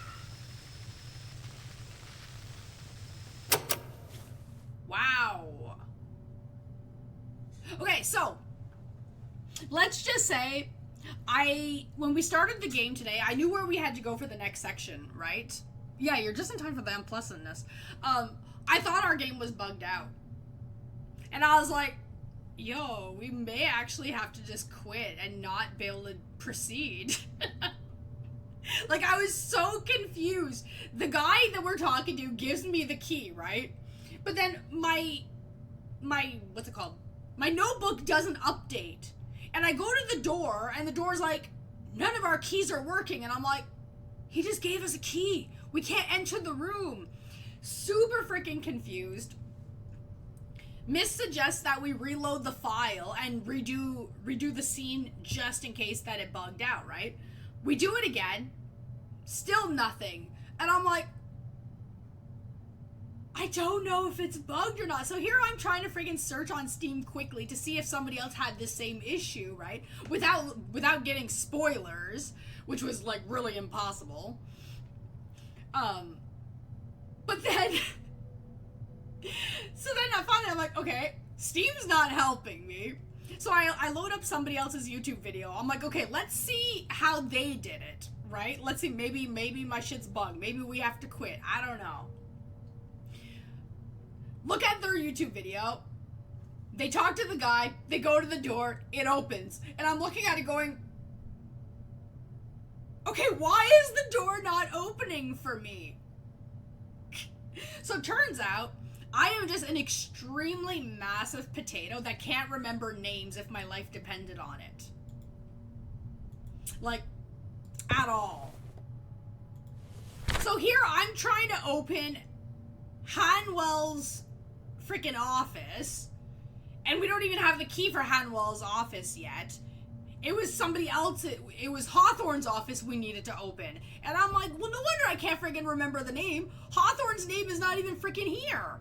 Like, I was like, I know I didn't get very much sleep last night, but like, come on, man.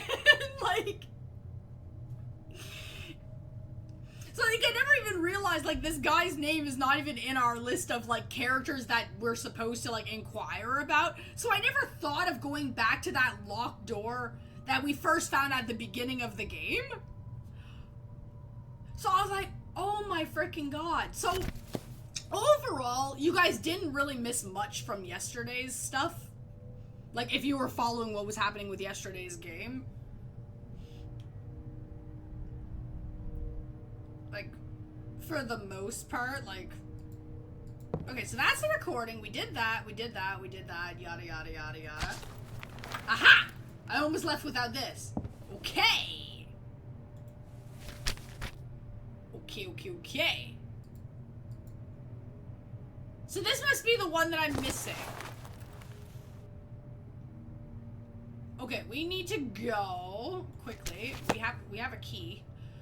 I'm trying to think. Film room.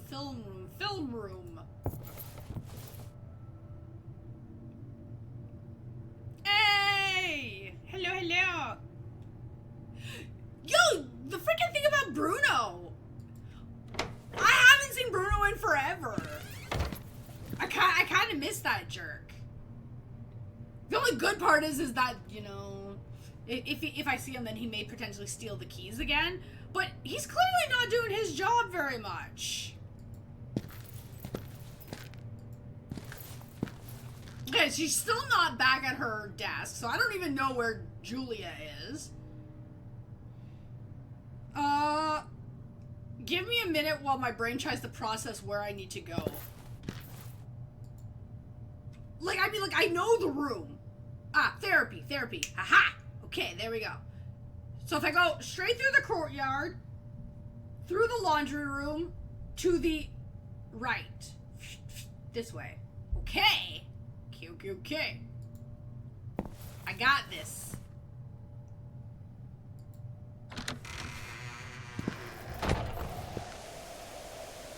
Dude, oh god. It's raining a lot. Help! Help! Whoosh! Oh god.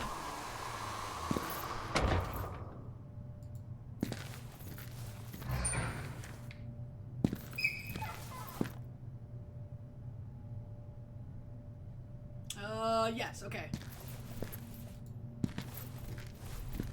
I believe it's this room. Okay, so this should give me the...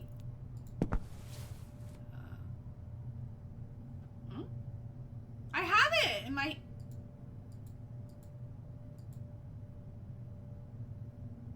Well, then put... Oh, never mind, sorry, my bad, I gotta put the reel in. Okay.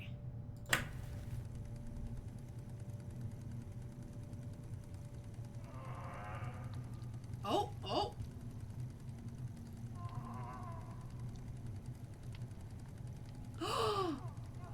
Does he lock him up in there?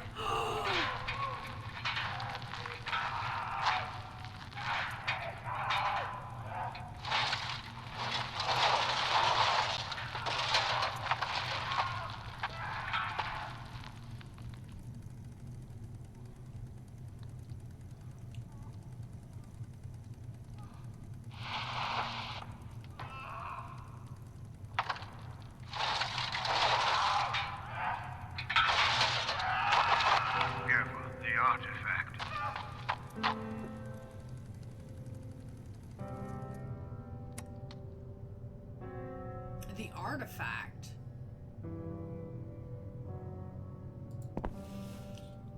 Ladies Usher is being sorry, but from what I read of this game today, a lot of players were suffering. Well, the game is not really, it's not that it's complicated. There's some parts that are like pretty obvious on what you gotta do, and then other parts that need a little bit of hand holding. And then obviously, like, there was game bugs. Like, we haven't had any game bugs. There were parts where I thought it was potentially bugged out. But overall, like, not too bad. Explore the director's office. Retrieve the item in the basement. Okay, but as far as welcome back.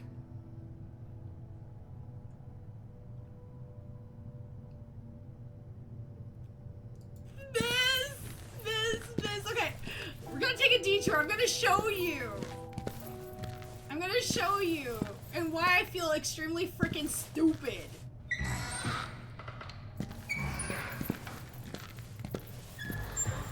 Yeah, we're already past that. Let me just get to the right hallway.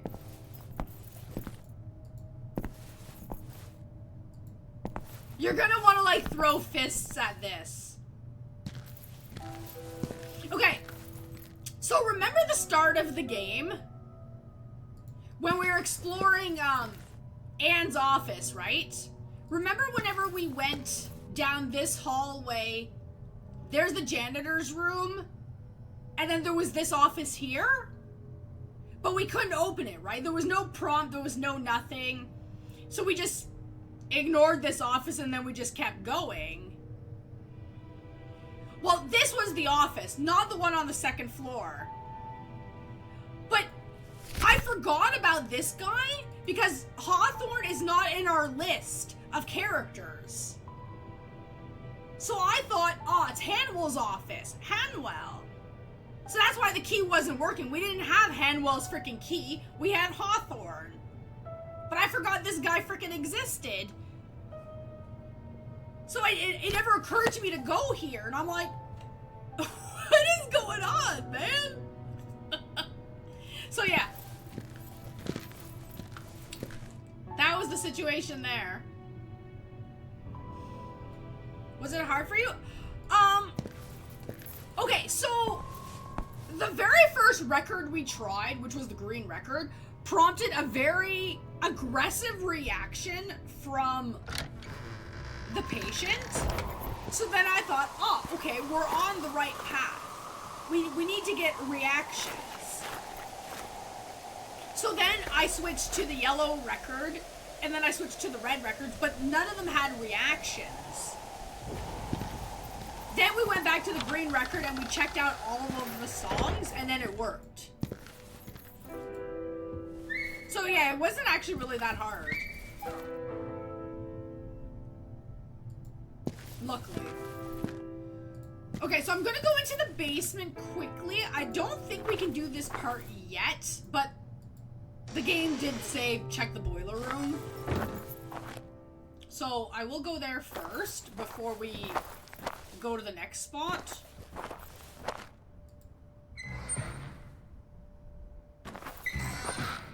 Yeah, because I don't, we can't open this yet. So let me just, now that I know that our game's not bugged, I can actually save in a different spot now. Yeah, so you haven't really missed much.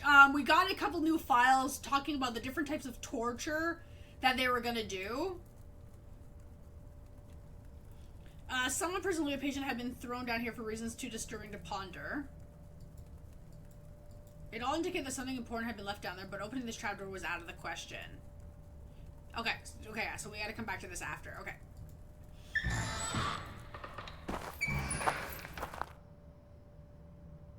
Yeah, so that's the thing, right? When you... And this is where it's a little bit misleading, in a sense. Because the toy in his room doesn't actually play any music. You just need to know what that toy is. So once you know what the toy is, then you play that record track that has the same sound that the toy produces. Okay, so Lenny still didn't move the bags yet, so third floor we still can't go yet.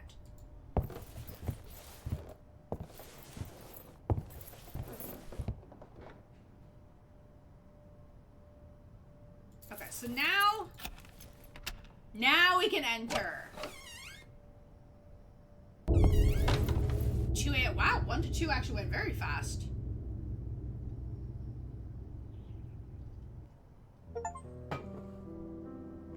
At last, I found myself at the heart of the Institute, the director's office. Was I going to find inside the answers I was desperately seeking?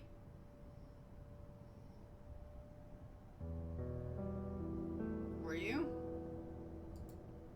Striking paintings decorated the wall of this office.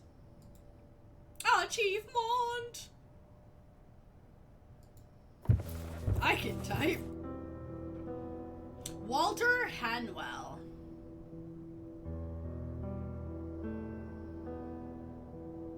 Walter Hanwell.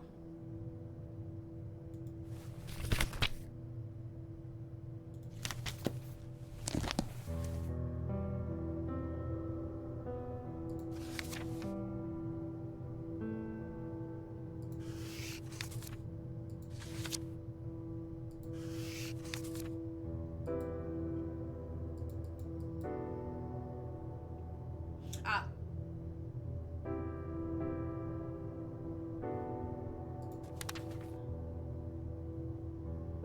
Oh, right, JC's Crawford. Okay.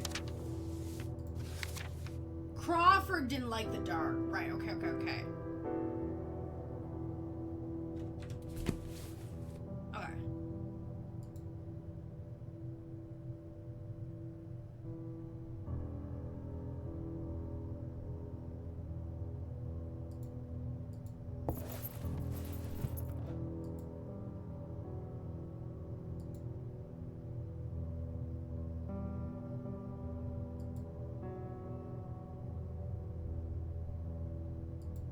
A ladder. Some other thing. A decoration.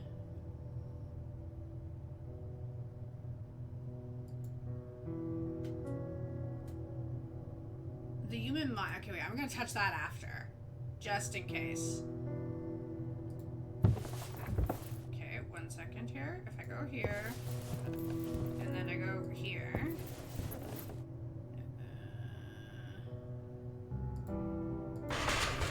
All of these drawers were shut tight. Nothing here for me. Well, if you kick it a couple times, maybe it'll open.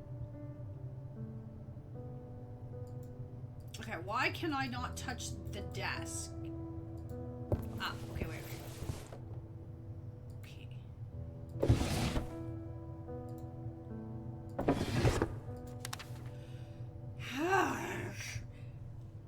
The vision of Walter Hanwell. The Hanwell Mental Institute was founded by Dr. Walter Hanwell, whose remarkable knowledge in the field of mental health care shaped the philosophy and forward-thinking nature of the establishment. As a young and promising general surgeon, he became fascinated with how mental illness worked and firmly pursued his goal of understanding the intricacies of insanity. Okay, so he was a general surgeon first. Okay, it's starting to make a little bit of sense here. He became fascinated with how mental illness worked and firmly pursued his goal of understanding the intricacies of insanity. Dr. Hanwell actively encouraged colleagues and contemporaries in their studies of mental pathologies, earning him the reputation of benefactor of the insane. His strong legacy in the subject of psychology and medicine permeates every room in the institute. Hanwell was also known for his open mind when it came to the application of experimental psychiatry, surgery, and more enigmatic forms of alternative medicine. One of Hanwell's greatest contributions to the field was the creation of the Straub, an ingenious contraption for probing brain tumors, which is discussed later in this article. While this wondrous machine showed promise, it was developed too late for its time. He invented the Straub just before the dawn of a new technological era in which the proliferation of the far less intrusive magnetic resonance imaging, MRI, used for the detection of brain tumors pushed it all too quickly into obsolescence. Walter Hanwell's approach to mental health care was not without its share of controversy, however. He was known for adopting a mindset strongly focused on achieving fast results, disregarding established ethical standards in the process. One example of this was his blithe attitude towards conducting experiments on live animals, a practice already rejected among his peers. An anecdote in the annals of Hanwell Mental Institute history describes a shipment of foul-smelling rats transported to the premises for this gruesome purpose. In later years, Hanwell's interest shifted towards more holistic, perhaps even spiritual methods for uncovering the secrets of the mind.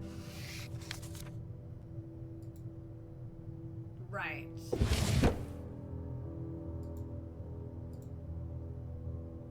Okay.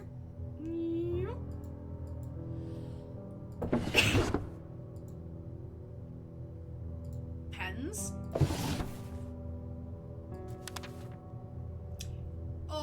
Reading. My established colleague, I received news of your current fine... No, I can't read. Current? I hate freaking cursive writing. Oh my god. I received news of your current line of research. What a remarkable find. To think you choose to erect the building in that particular spot. Without a doubt, the Moira? Moira? Whatever have guided your way. The Moira? Okay. See if you can locate in your local library a copy of the Scolex Vellum, an ancient manuscript by an anonymous author which presents an alternate configuration of constellations, one deemed too profane by the would-be astronomer of his age. It's a fascinating read that you'll find of exceptional interest, and I believe it will also assist you in making sense of your fortuitous discovery. Yours respectfully, A.M. I need a zoom. You also need a zoom forehead screen. I was like, I can't see. Oh, look, I can actually read this one. Ambrose, I must hastily write this letter to you, as an unexpected turn of events may have hampered the long-awaited resolution of our work. Nice hairline, I'm jealous. The book you recommended did indeed provide the neons to understanding those primordial arrangements. Ambrose, we unlocked it. What an extraordinary document, so precise. What seems to be inside, I can't elaborate further, and couldn't even if I tried my best. But I'm penning extensive notes for posterity. We must act quickly. There is a plan in motion, so to speak. It's far from the scholarly treatment that this immeasurably overdue encounter deserves. But circumstances are acting against us. We need visual information that few human beings are able to provide. However, as you rightfully said yourself, Providence is on our side. Oh, he stopped writing. Okay.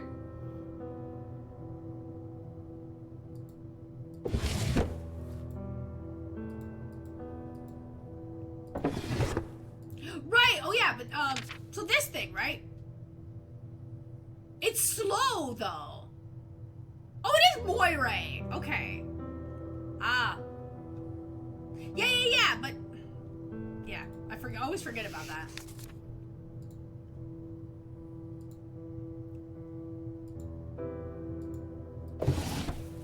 MT!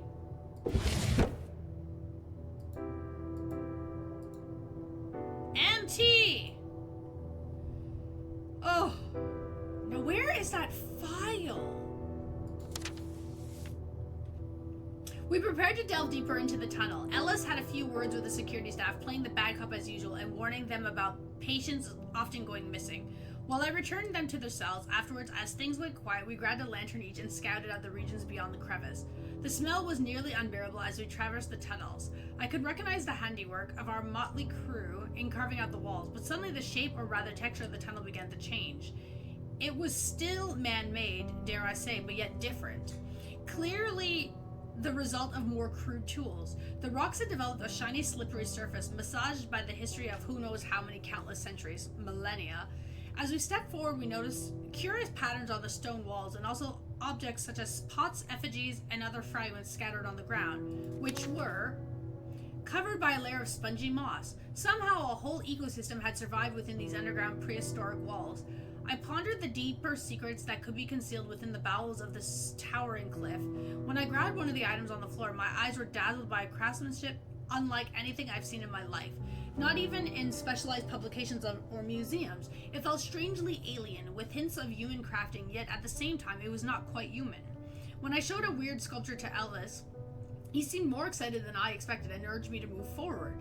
We resolved to move these fascinating objects to a location where we could properly research them.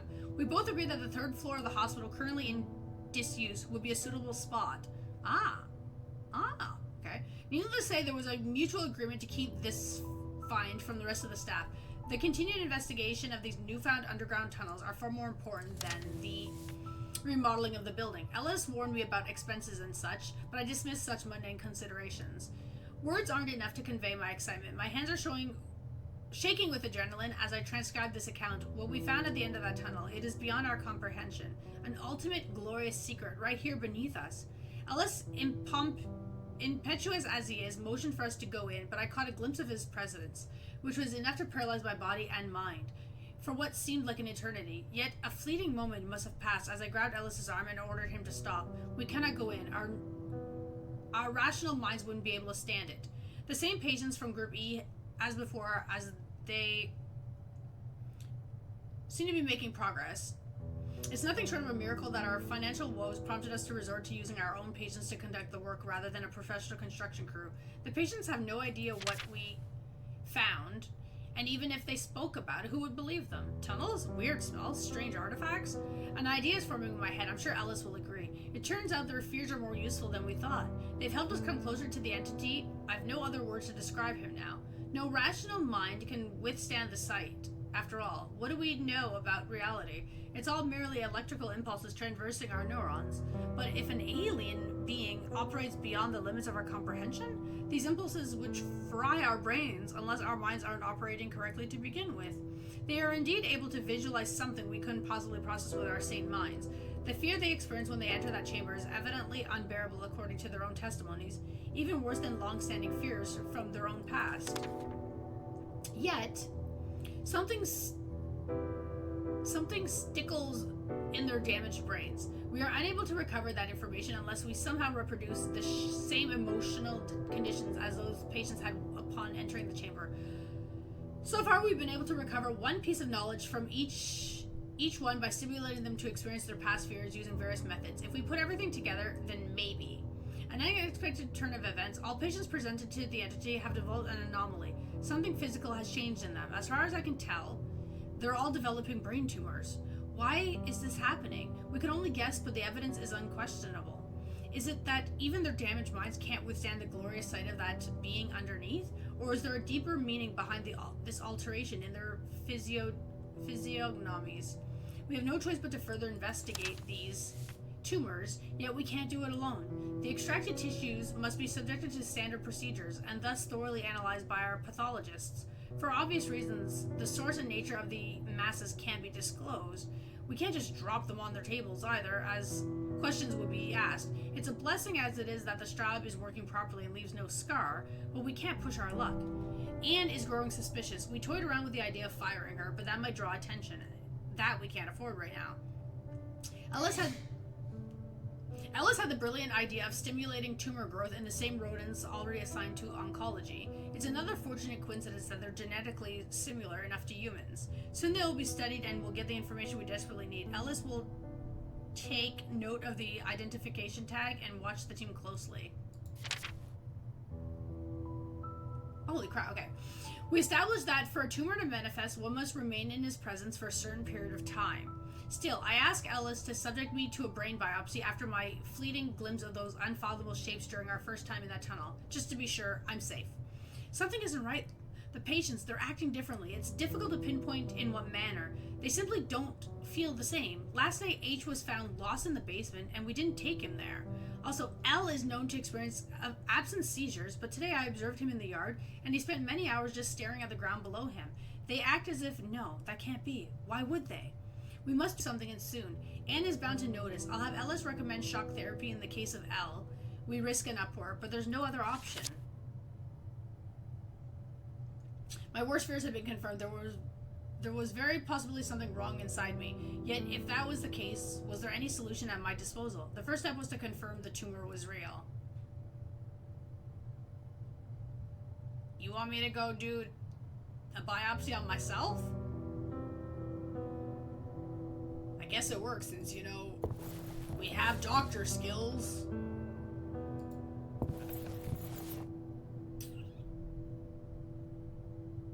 Now, where is that damn file?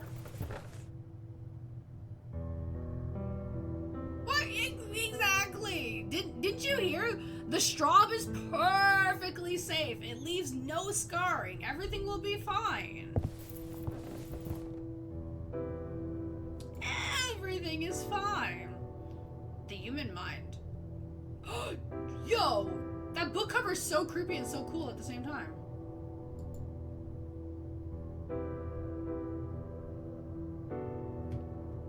Huh?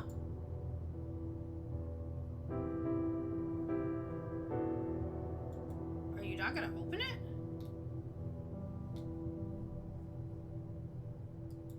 No?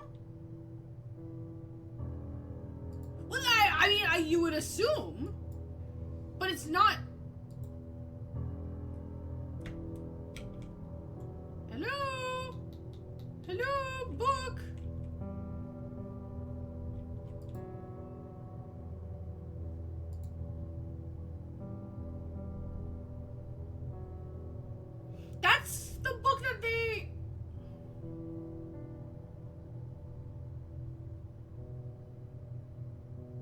I'm a little bit confuzzled.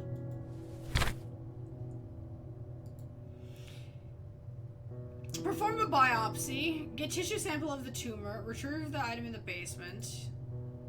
Abuse of patients finding in the tunnels the brain tumor the patient's fears.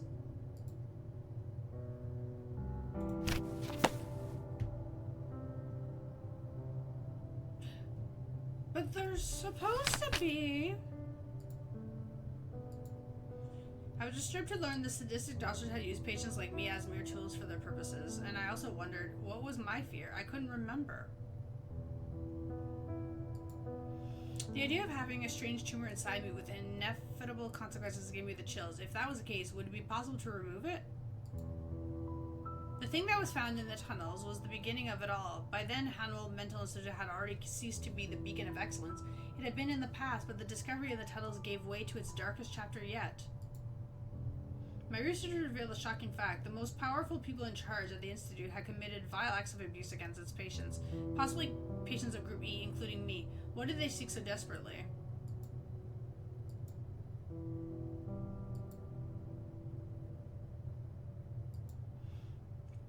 In order to determine whether my brain has been corrupted by an unusual tumor afflicting a number of patients, I needed a tissue sample to compare against mine.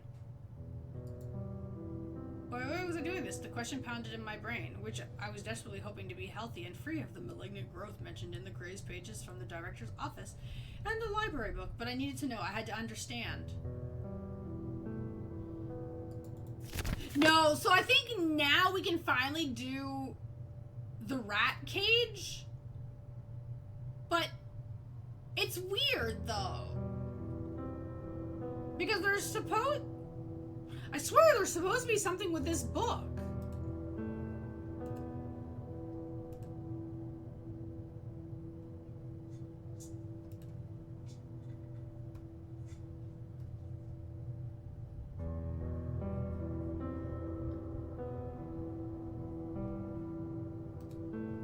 But maybe not. Okay.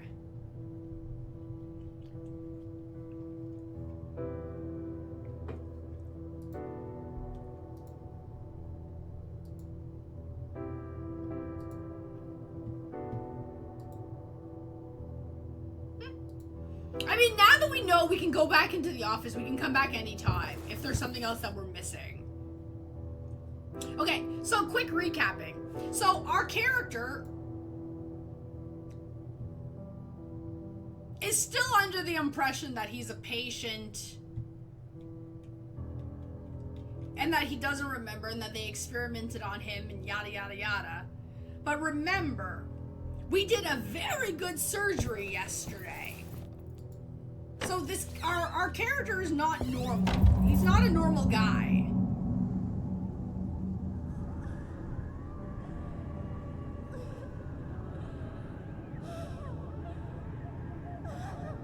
Okay, Rebecca.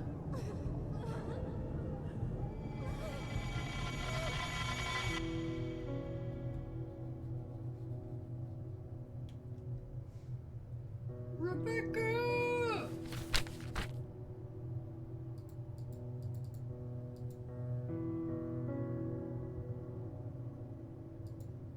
So do you want me to go where she was crying?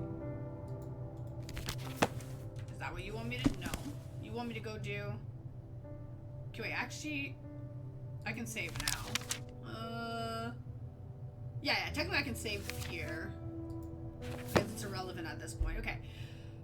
Okay, quickly. Let us do a quick check. It is now 2 a.m. There's a high chance that Lenny could be on the 3rd floor now. Yep. So, I know where the rat is. Oh! Nope, never mind. He's still! Lenny! Dear God, you're not doing your job right!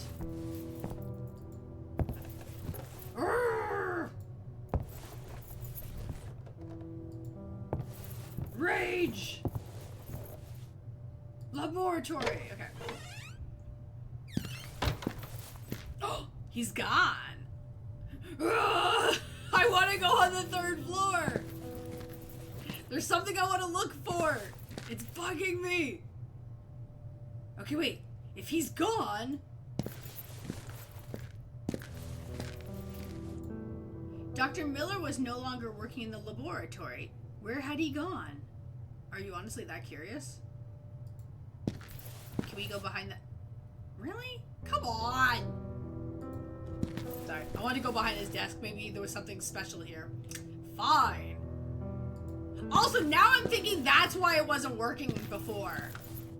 Hello, rat cage. When I wanted to do this... One second. This. Yes. Huh? Oh dear God, hello.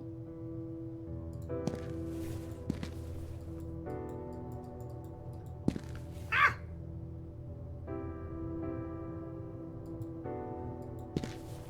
It melted through the cage, through the floor. What the shit? Okay, there's no prompt. So... Oh, wait. Ew! TPT 102. There seemed to be a metal tag next to the rat with some kind of label. Oh, thank you. I'm so happy!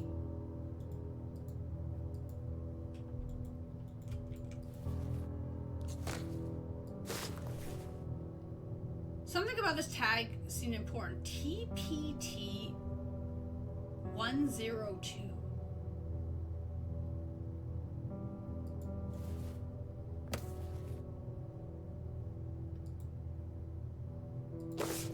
Oh, okay, will you stop touching it?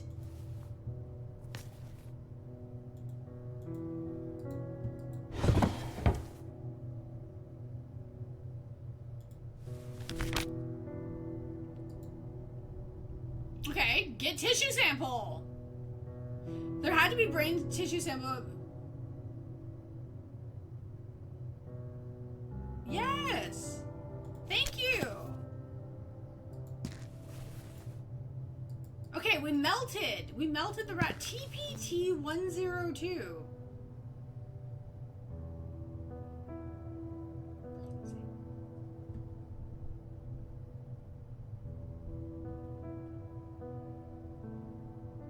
Brain sample in the morgue?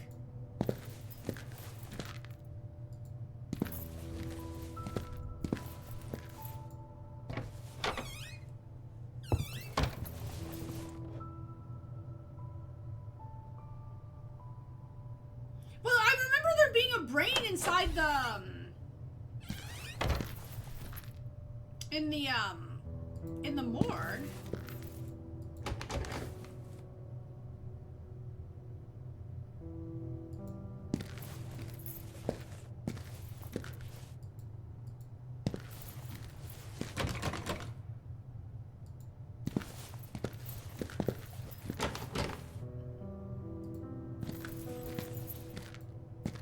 It's probably the one in the morgue, but I thought we had to do something a little more with the rat than just like melt its freaking body.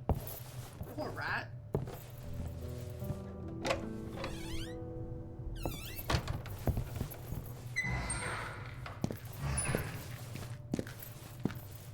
Rehabilitation, psychiatry, operating room, hydro. Wait, sorry. I walked past the morgue. Clearly I know how to navigate. Is that it? I'm not lost. I know exactly where I'm going.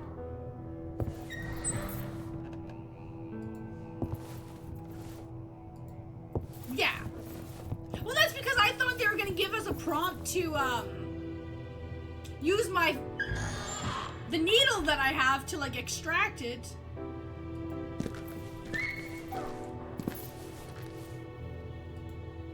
Okay.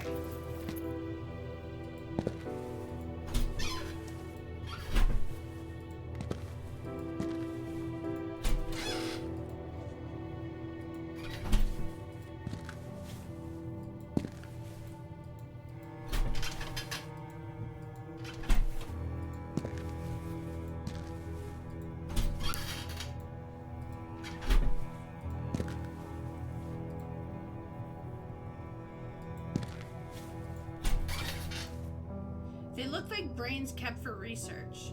Right. Okay, no, not these brains.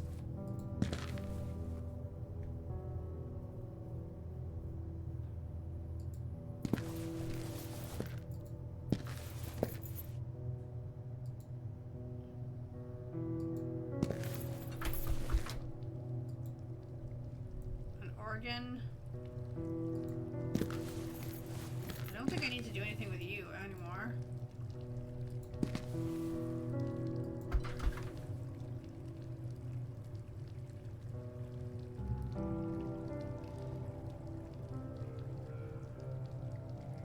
A preserved jar and a brain. So then the only other spot would be the museum, if that's the case.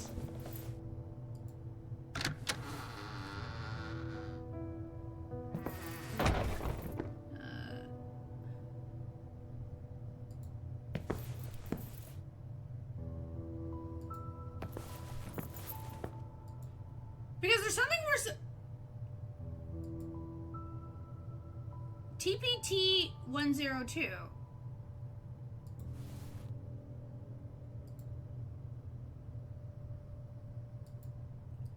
Okay, wait. Aha! Okay, wait. Glass slide. There we go. Now it's letting me friggin' do it. Okay, because before we didn't know that we were allowed to do that, so I was wondering what I needed to do with the glass slide before. There we go.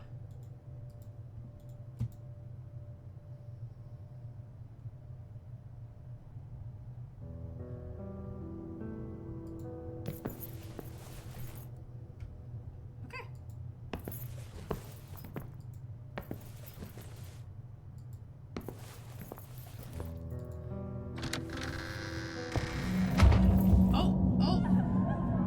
Okay.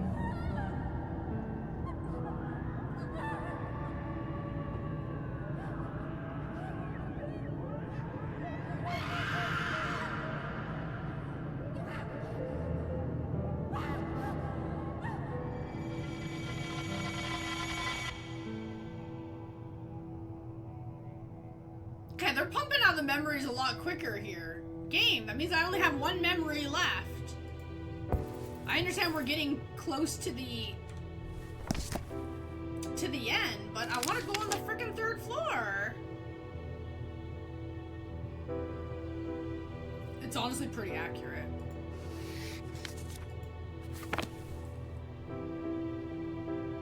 Okay,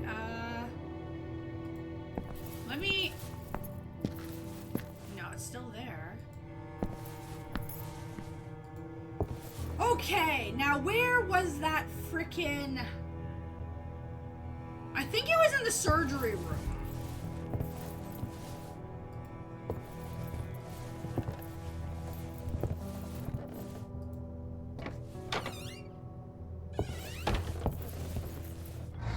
Either surgery room 1 or 2. It's one of the two options here.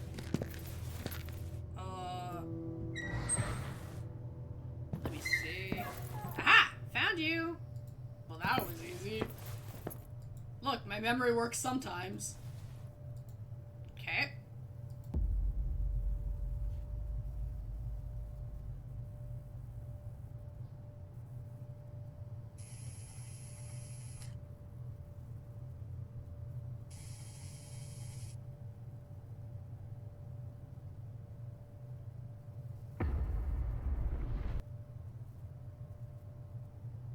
Okay, does that make you feel better?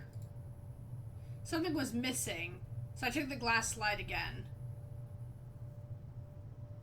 That's because...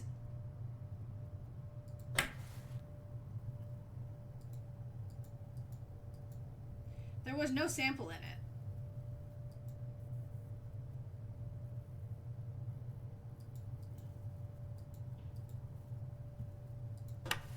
Okay, but wait.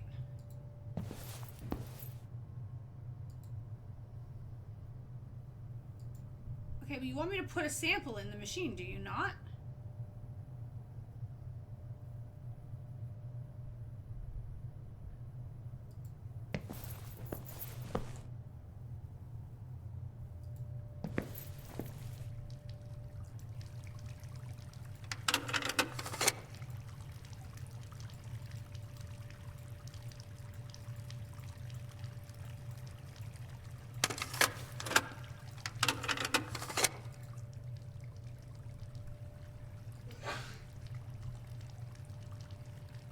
Okay, so then let me do what I gotta do.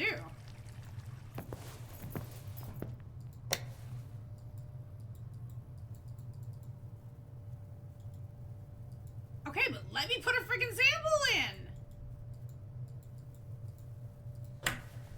This game wants to fight me.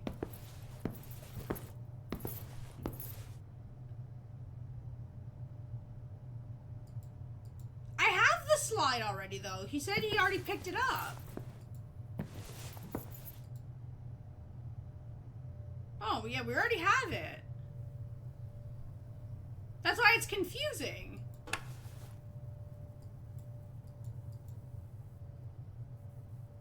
Because there's no...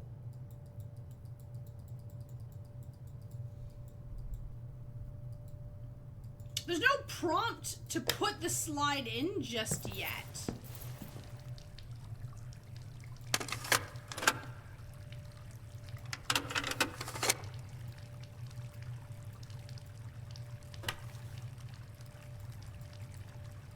Okay. Okay, wait. We have lights. Still no?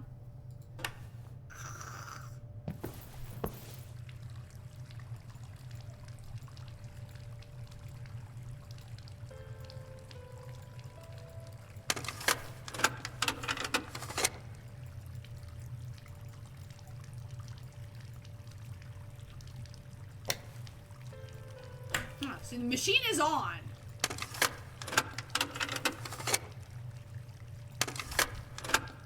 But I'm not sure what that does.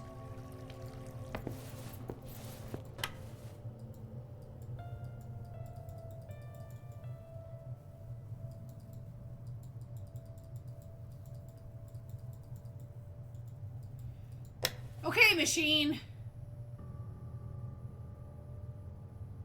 Now you're being super confusing here.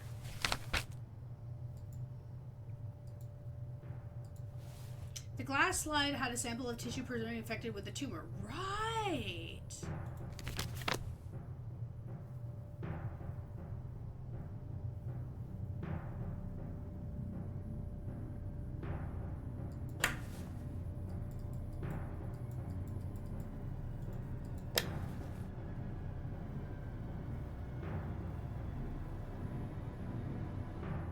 So...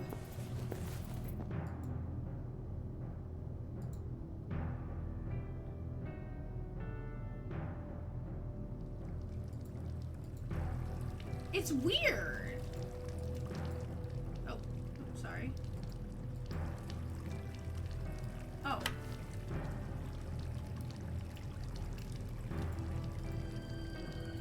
The machine was unpowered. Okay. Ah!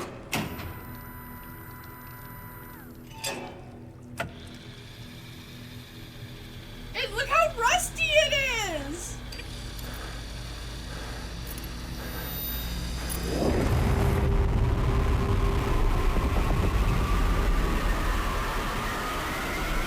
Right?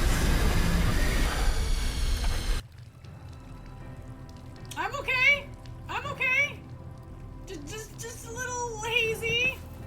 Everything's fine.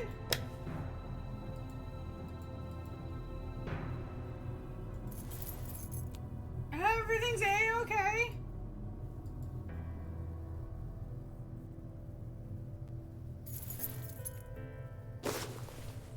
That was not on my bingo card.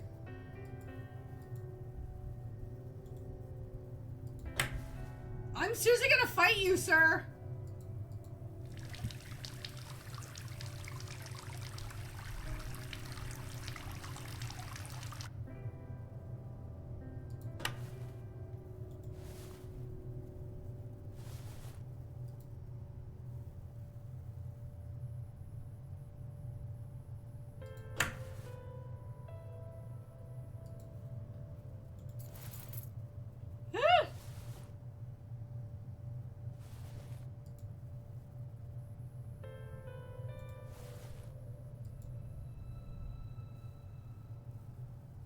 Okay.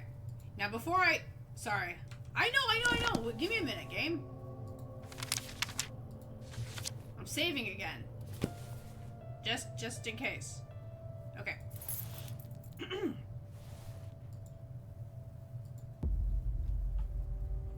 Okay.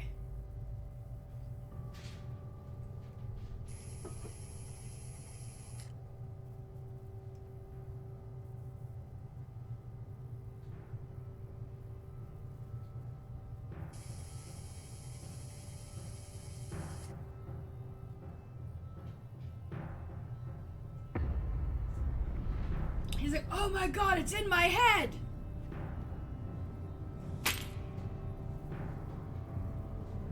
Well, don't break it!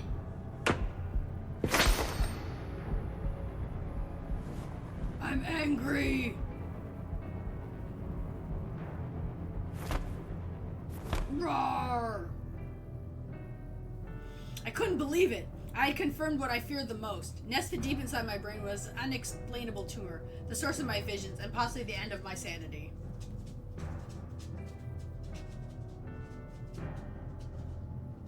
Okay.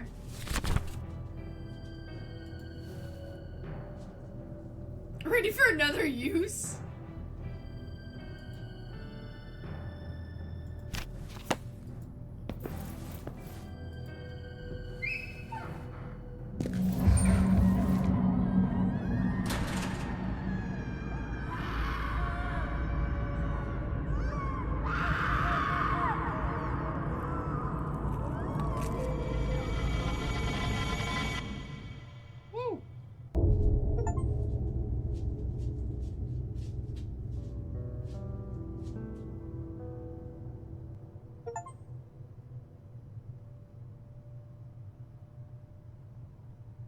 Double achievement!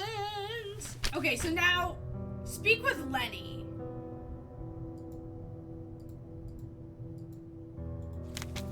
Okay, so I'm gonna assume now we can finally go to that third floor. So Lenny. I believe it should be this way.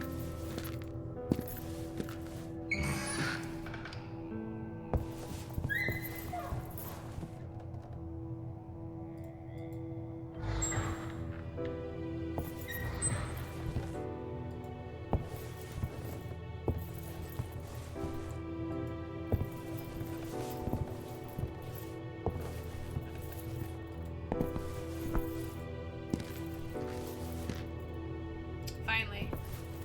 There we are. The third floor.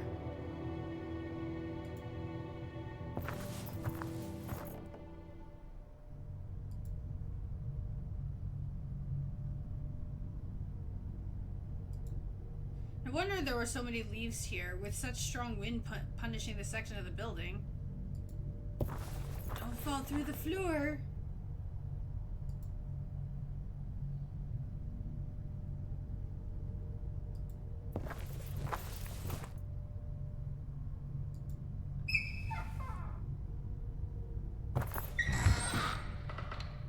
Oh, Lenny's here. Okay, sorry. Give me a second, Lenny. I'll be back. Let me go over here.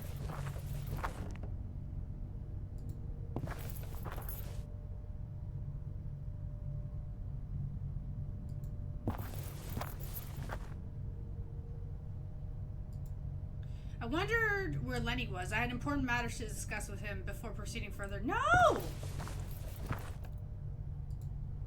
I don't want to talk to Lenny yet.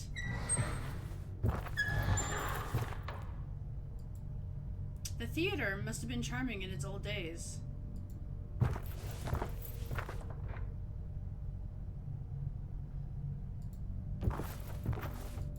Chandelier. Leonard Huntings.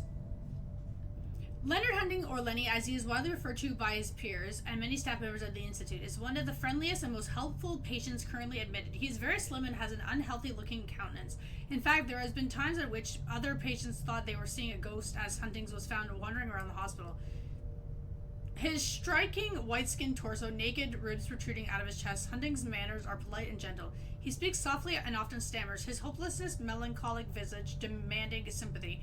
He rarely gets in trouble, and in fact, his agreeable behavior has earned him such a privileged status among his peers that staff are allowing him to perform daily maintenance tasks, turning Huntington into one of the most valued patients in our facility. Regrettably, he suffers from a crippling case of myelodysplastic syndrome that has devolved into leukemia, severely weakening his bone structure.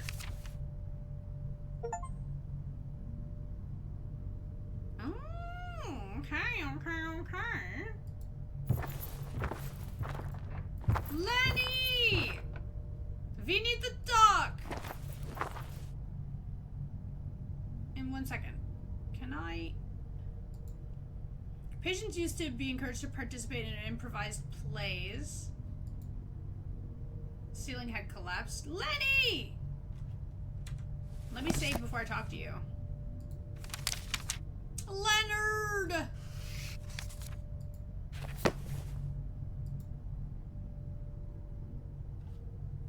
Lenny, what are you doing here? I'm watching the show. Show? What? Oh. Why don't you sit with me and we can watch it together? It's very entertaining. Lenny, please, you must listen to me. I have the tumor. I think you have it too, and Bertrand. We all do.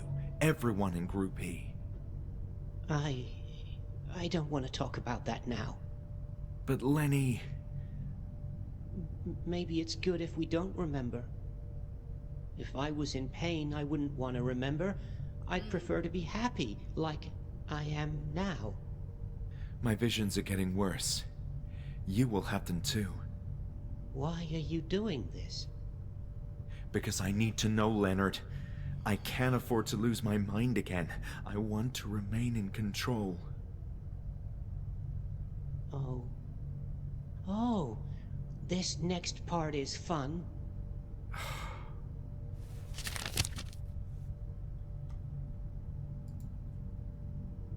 What can you tell me about this third floor? The doctors used to come here often. For what purpose? I don't know, but I think there's a secret here. Time to see what they were hiding then. Did you hear anything else about this? No. Nothing else comes to mind? I don't want to think about that anymore.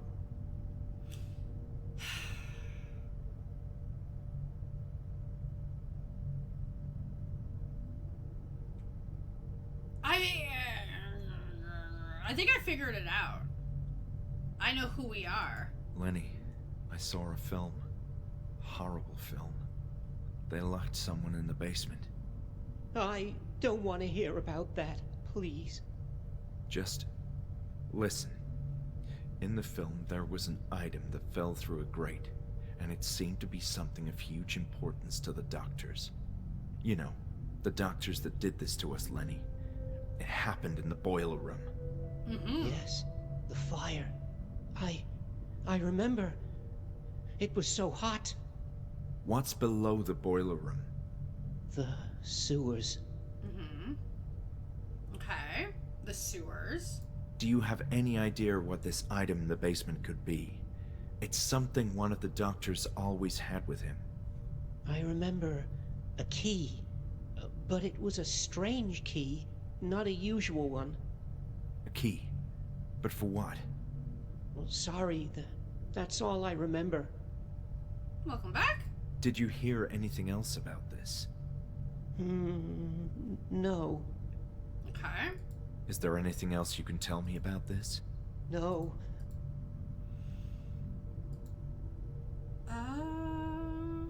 Lenny, do you remember seeing a red symbol? Like a circle with... No! Stay away! What? Don't go there! That symbol means bad things. The pain. All right, Lenny. No more talk about the symbol. Okay. Lenny, what did they do to you? I listened to a recording. was horrible. Yes. Now you know. But why? I guess sometimes people are just mean. That may be true, but there's got to be more to this. They wanted information from you. What was it? I can't. Please, I'm too weak. You must keep looking on your own. There's something down below that they want. Only we can see it. Who's we, Lenny? People with mind problems? Okay. Those maniacs tortured us in the worst imaginable way, Lenny. Leveraging our deepest fears for their own gain. Yes. It was different for each one of us. We were scared when the burly man appeared with new burn marks. We rejected him, but then it started happening to the rest of us. Lenny, what did they do to you? Since I was young, my body has been weak. I move slowly because I'm afraid to break something. Oh no. Did they?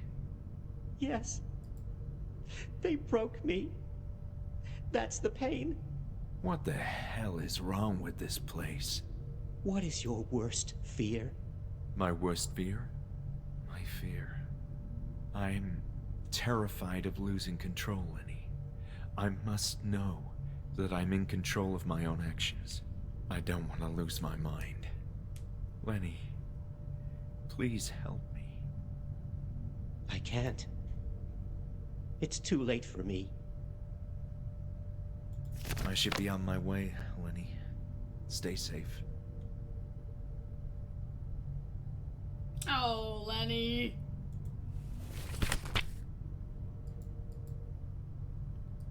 Okay.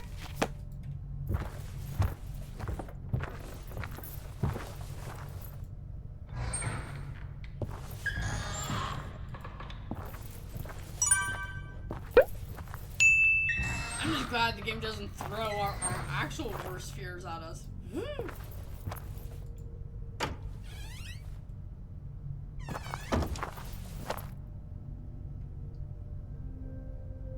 Says the room that I probably don't want to be in. What the hell is this? Painting room. Oh dear God.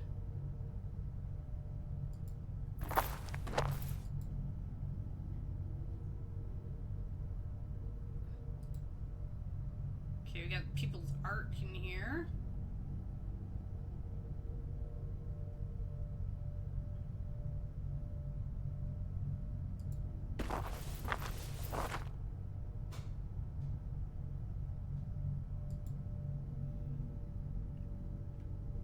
Of course it gave you a creepy feeling, if that's the whole point. It's like you're not supposed to feel good.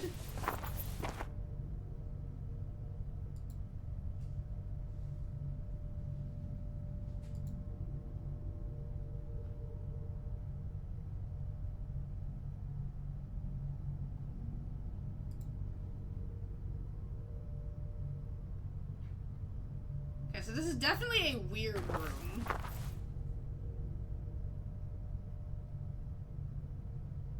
Oh, that is terrifying in the corner.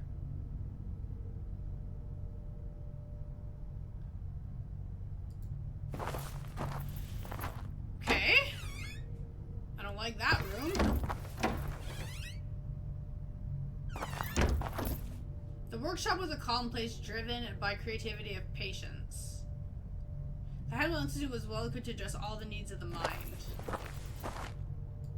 Dawn.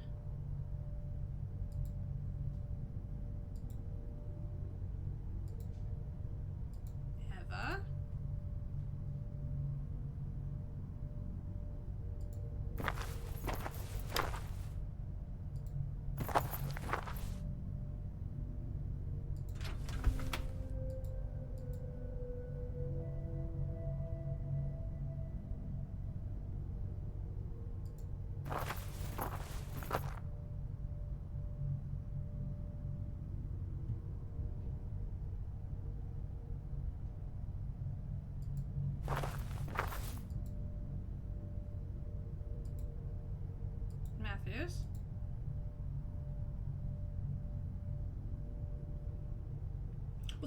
like that game does so good. Leaving that, like, that unnerving feeling.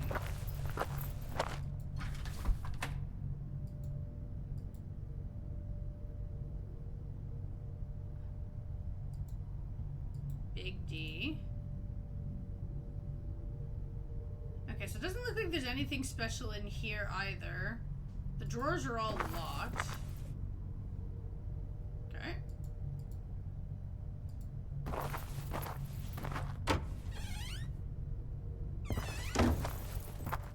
Attention, Julia and all personnel. The high-risk patient has escaped again. He is very violent, more than usual. I believe he's rushing toward the 3rd floor. Proceed with extreme caution. Oh, crap.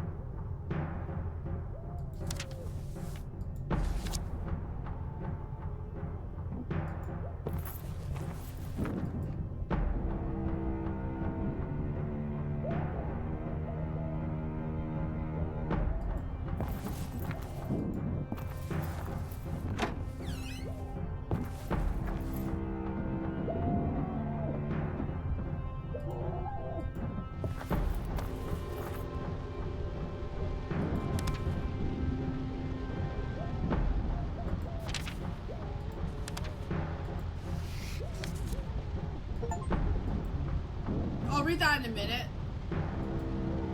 I didn't think I could defend myself. Okay, so going through the windows, not a... Oh, shit.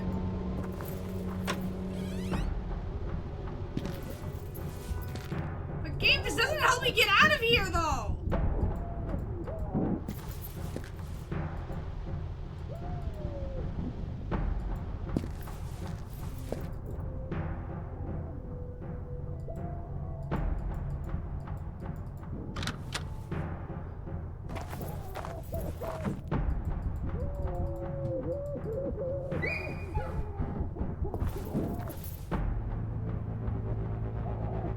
I'm not sure what we're supposed to do to get away from him.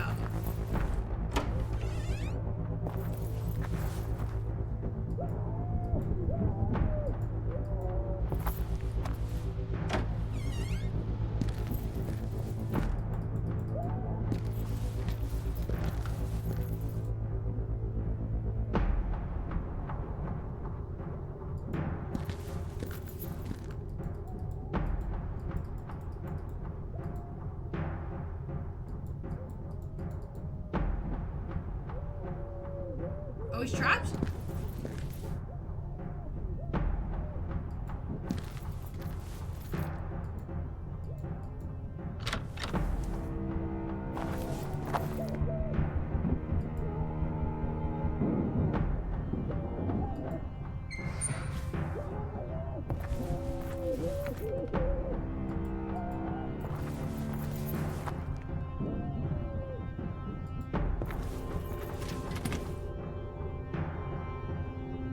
Okay, but you said we can proceed now.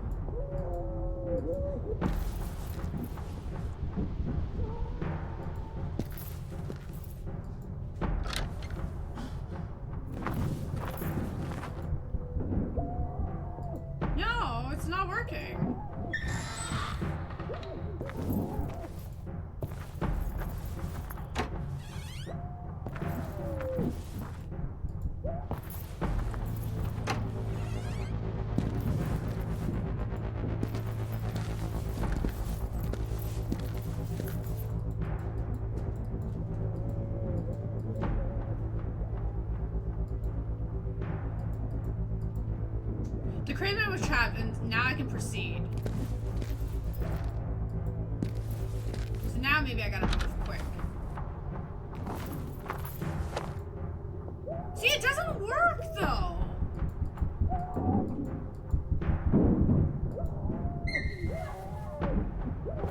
So we can't go through any of the passages. But it's weird once it says he's trapped, but he doesn't stay trapped.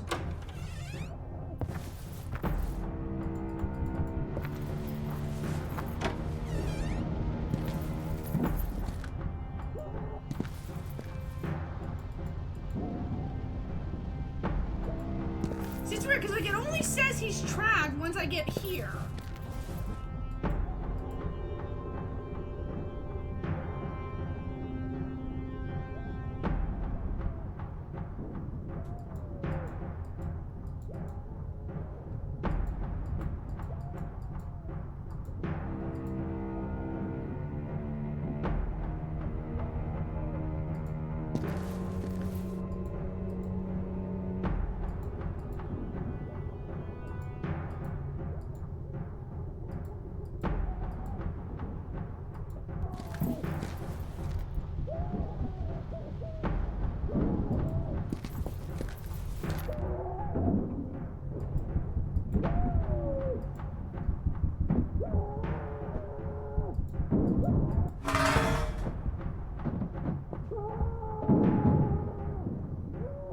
Okay.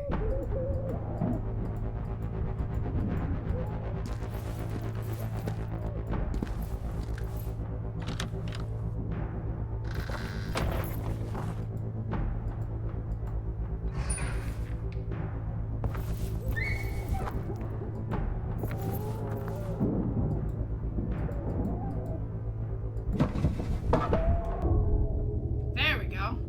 Wow.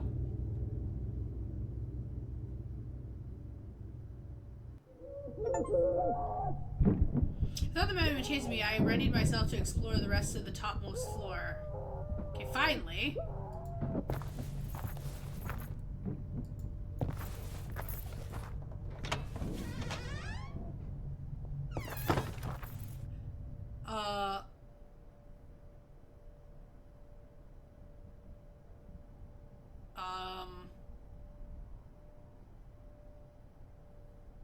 Okay, wait. Let me come back here for a minute.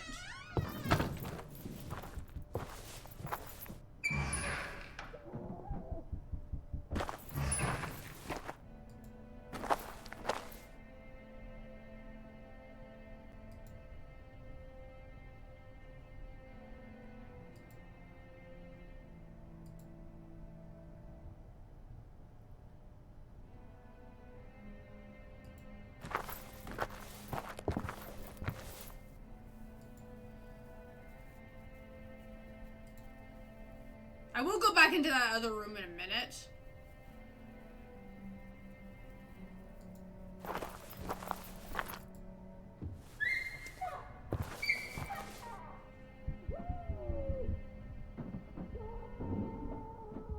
Okay, so if I go back here for a second. Right, so he chased us here. This was... Oh, okay, that's why they didn't want us to come in here.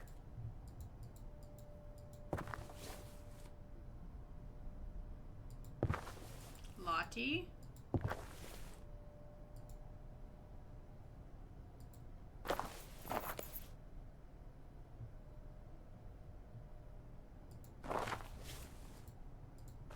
That's like a classroom, eh?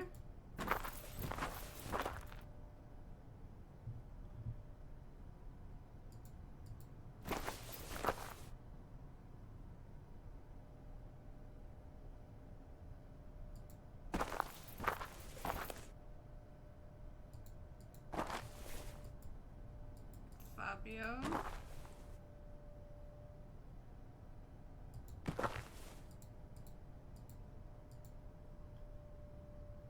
Oh, it's all good. The game's not really that overly complicated. Okay. Okay, so this room didn't have anything, which is okay. Fine. This door wouldn't open? Oh, okay. That's fine, I wasn't trying to open it. Okay, so that has nothing.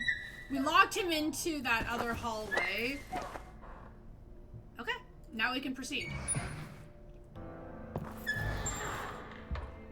Now we can go back into creepy room.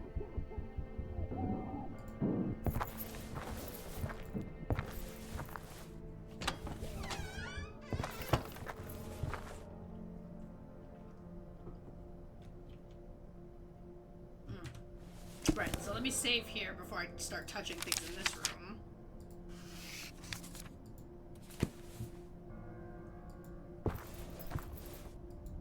Okay, candle. Weird ass chair.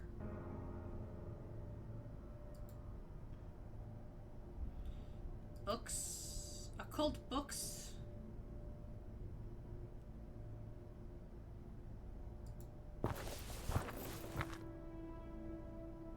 Bones.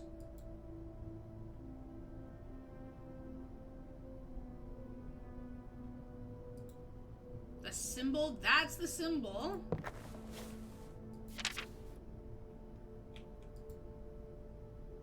Oh, there's the totem. Okay, so that's the thing that's in that basement.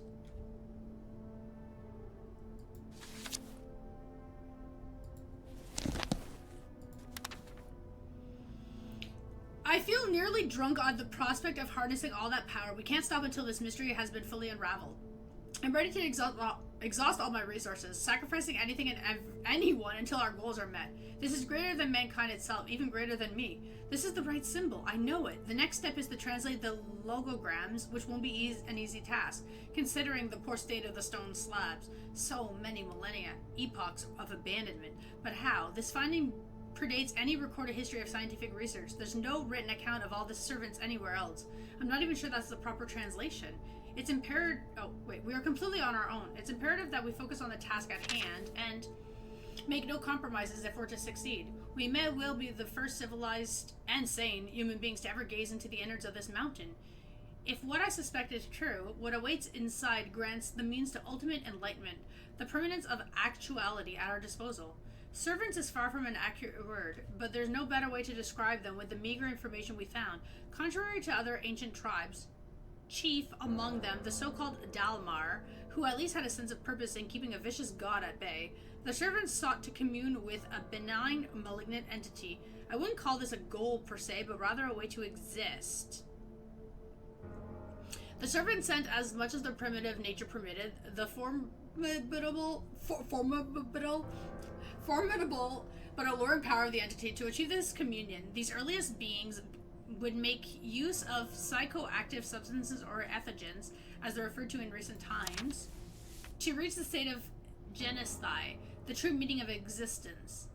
Consider the implications of this fact. Sentient beings that existed long before any hint of our recorded history, or even any form of religion, had already embarked on the greatest guest of all, Ethos, the divine within, and it could be right here beneath us. Examples of entheogens include aqua huasca, peyote, and psilocybin.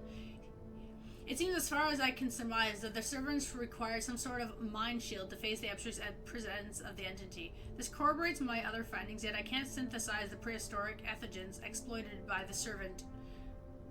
We lack that information. However, if shielding your mind is the key, then perhaps the best word I've found to describe the entity is falote. Granted, there's likely a better term for it, but I'm unable to make sense out of every glyph. The servants thought so little of themselves in the close presence of falote that they failed to name their race in any way.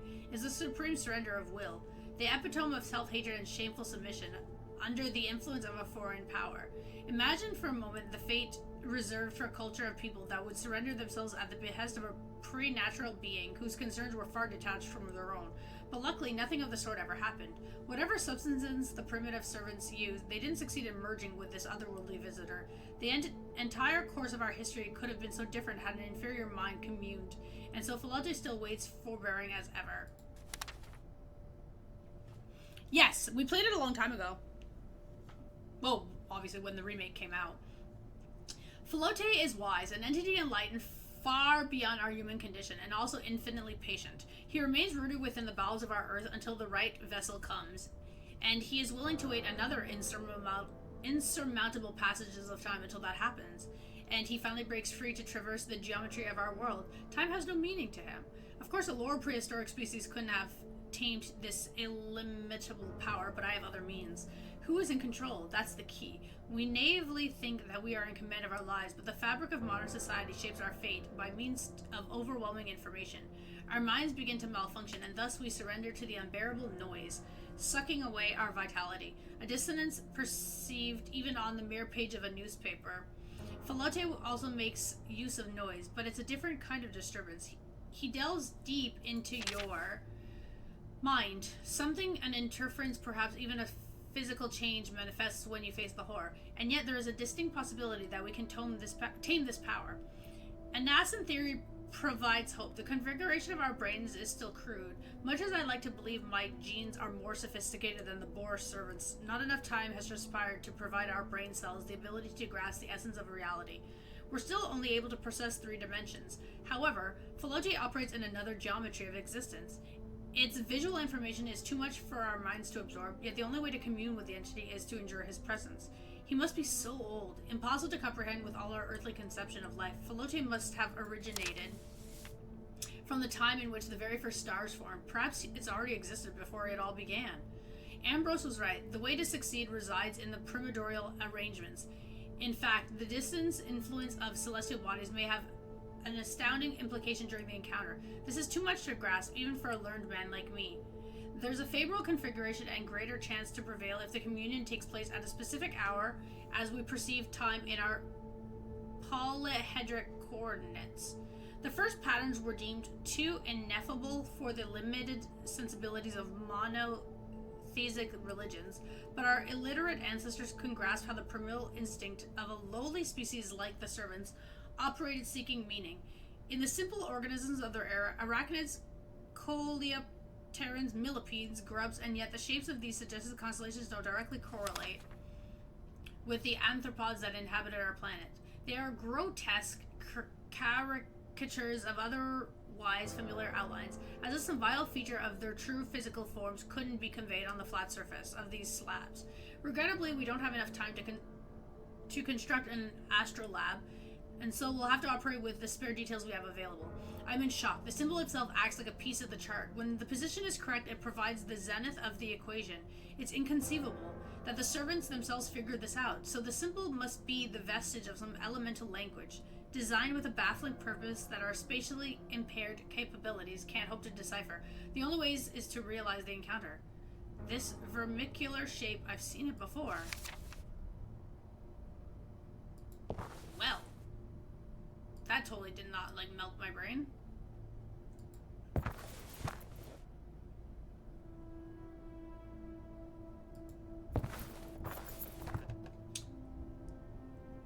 Oh, Dolly found out. Oh, nice. It's a good game. I enjoyed it.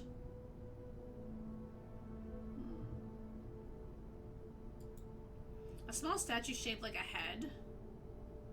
I guess I can't touch that.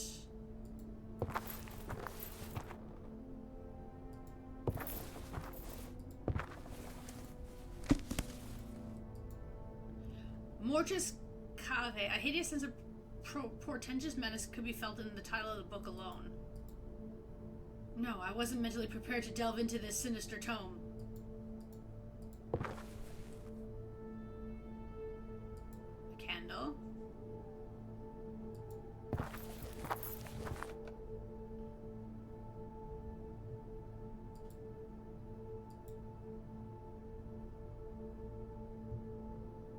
Okay.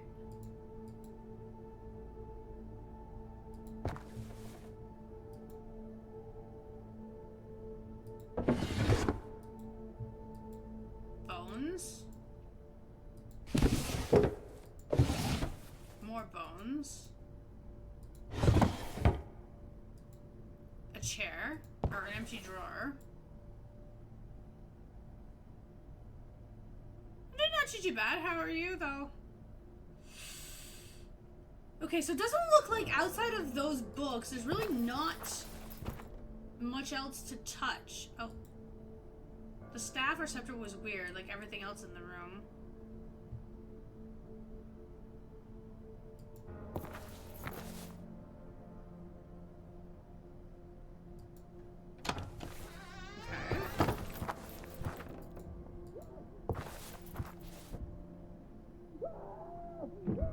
Okay. What time of the day are we at? In game.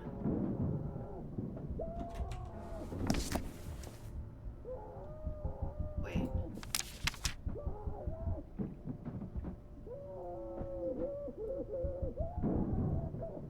We're at 4 a.m.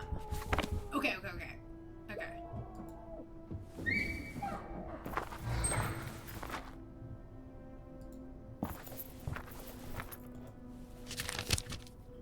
Find the catacombs.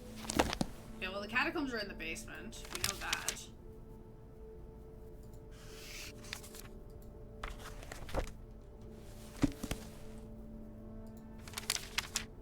Okay, perfect.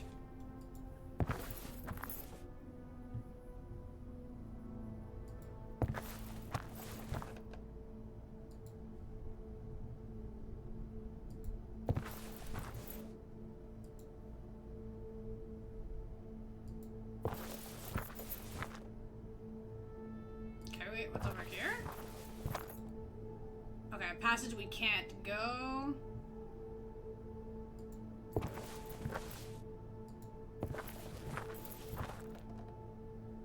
Hello?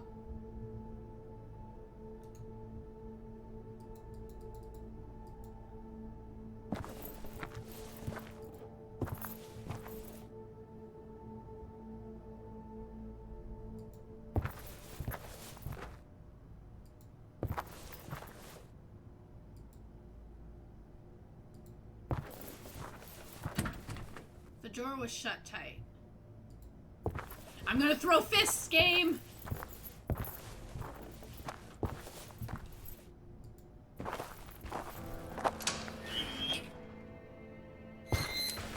Finally! Oh my god. Feels like it took me 100 freaking years to get here. Okay. Always. Always throwing fists. Okay. There's a door. A peculiar flower.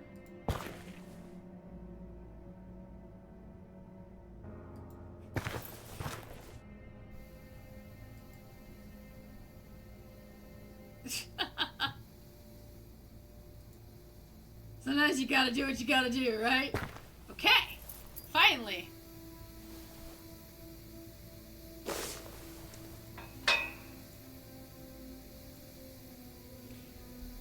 Really? Are you serious right now? It's rusted in place. Do I look like I have anything that's gonna, like, unrust you currently? I have, like, 2 items in my inventory. Okay, game. Now I really want to fight you. Okay. Whoa! My god!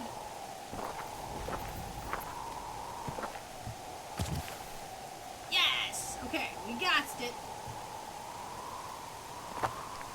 Please don't push me off the balcony. We are really high up.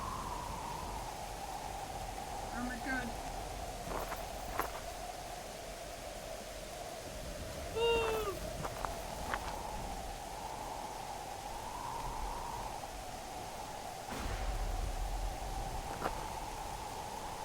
Nothing. It was empty.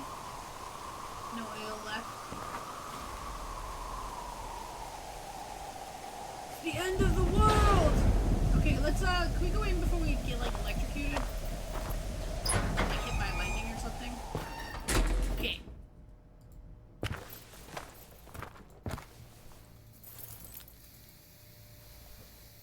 Oh, hello.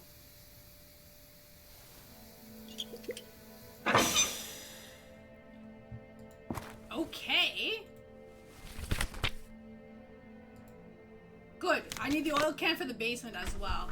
The door didn't even have a knob, and it seemed completely stuck. So then break it!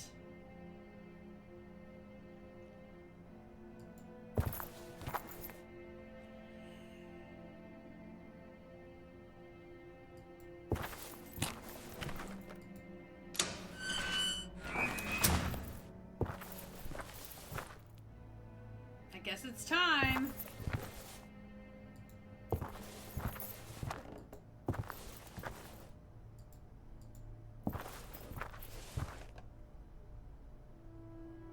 Okay, wait. Let me see something here. People really need to get stronger. Okay, completed. Oh, I'm missing something. Completed. Dude.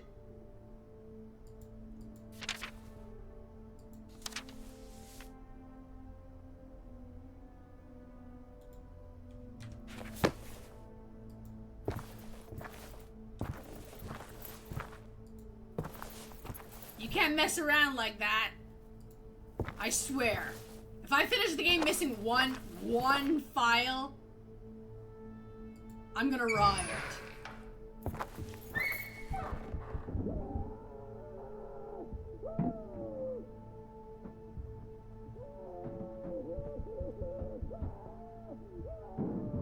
Oh my god, can somebody calm him down, please?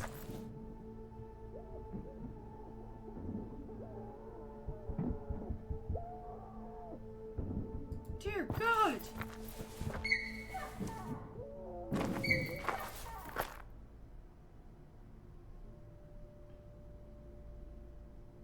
It's quiet now.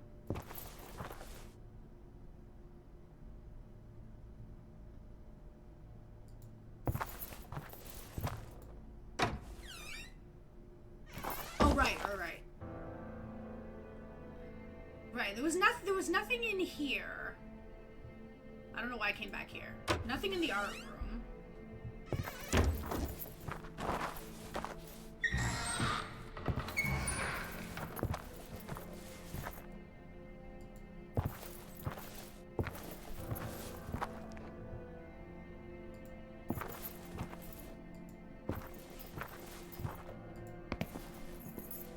Okay, let me save again before we go down.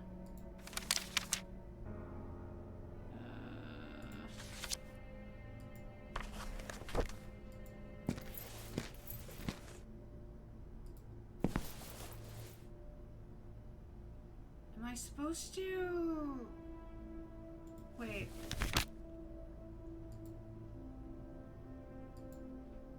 Okay, wait. So the truth is becoming clear. The doctors conducted a series of secret experiments with patients for the purpose of communing with a primordial being that has settled inside this mountain for an impossible period of time. Right.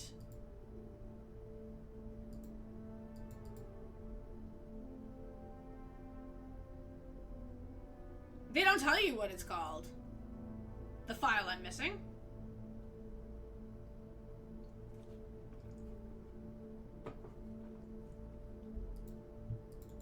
Oh, right. Okay, sorry.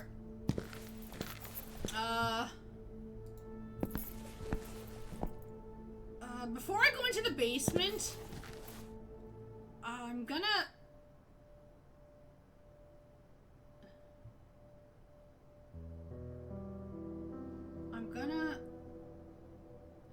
the basement should be fine, though.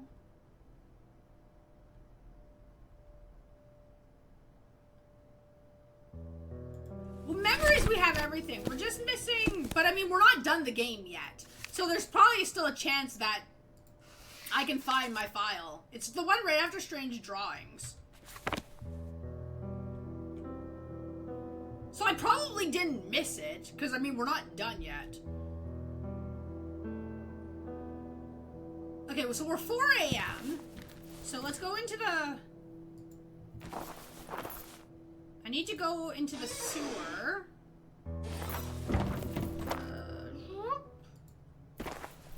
And at least get that one item that I need.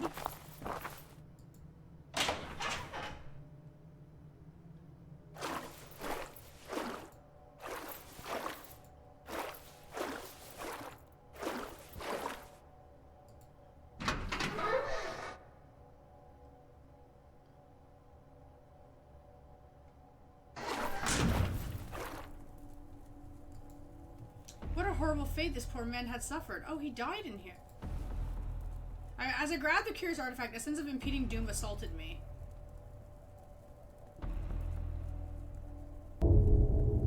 a.m.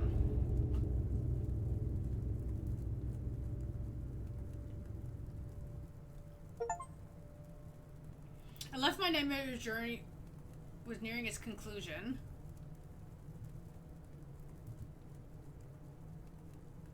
Okay. So they didn't let him out. They killed him in here. Dude.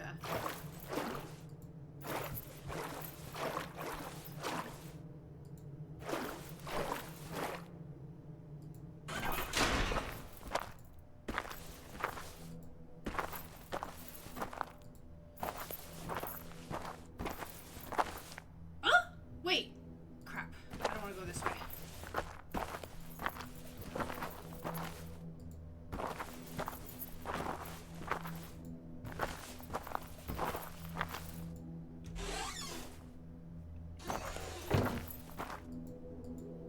I know where I gotta go, but there's something...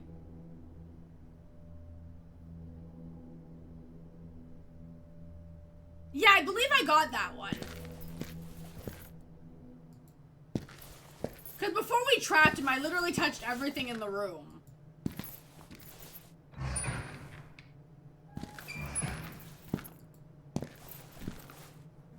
So I don't think that's the file that I'm missing.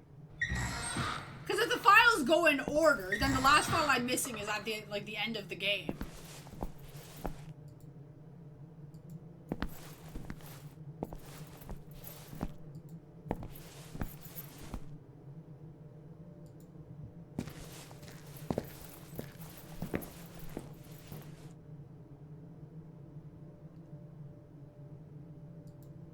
Okay, now,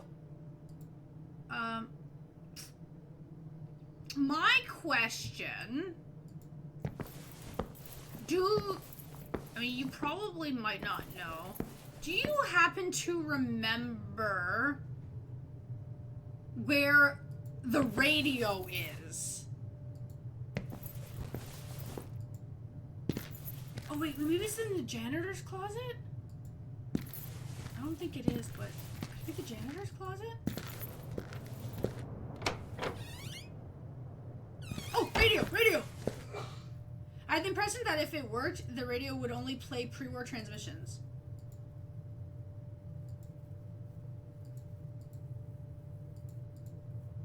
Oh?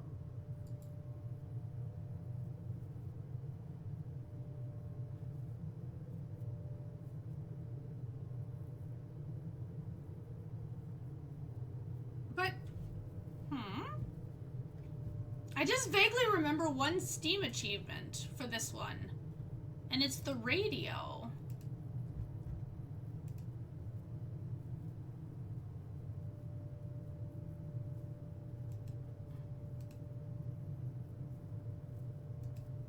Unless there's a different radio.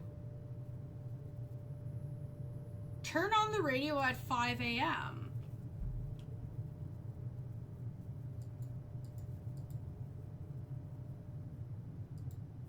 Is there a different radio?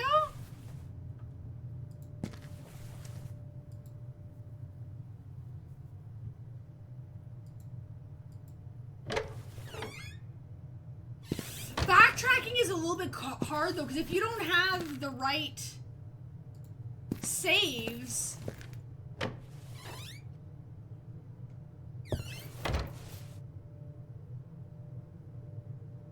She doesn't have a radio.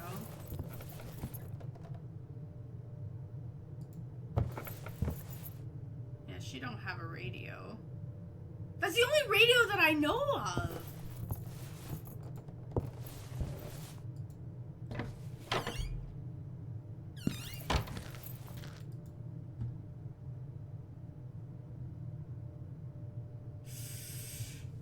Okay, wait a minute here. Okay, Steam. Did anybody ask about the radio?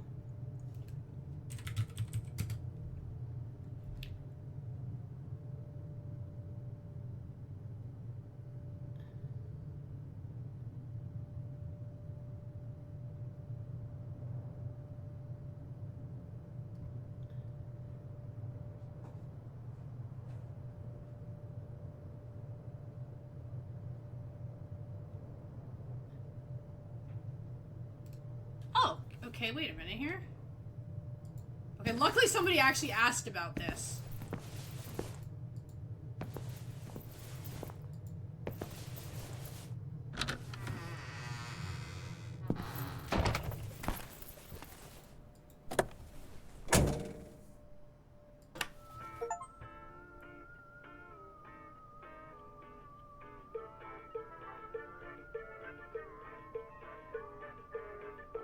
That's so weird. Okay. Okay. Because there's one achievement that I'm gonna have no choice but to do a completely different playthrough, which is completely fine. Luckily, like, once you run through the game once, you pretty much know what to do. Okay, so we got that.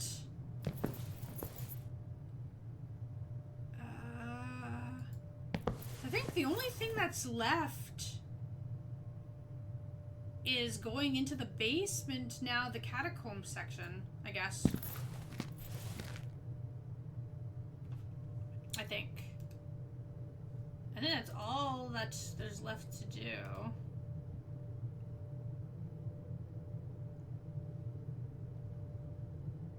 Okay, we did that already. Yeah. Because, yeah, the only other...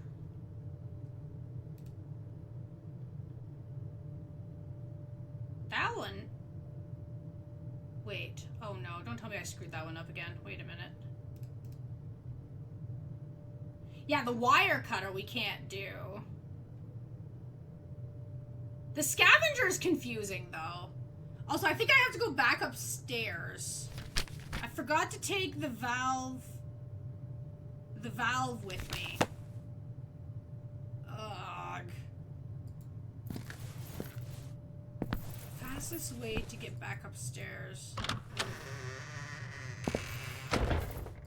Which is so stupid. I think that's probably the biggest complaint I have.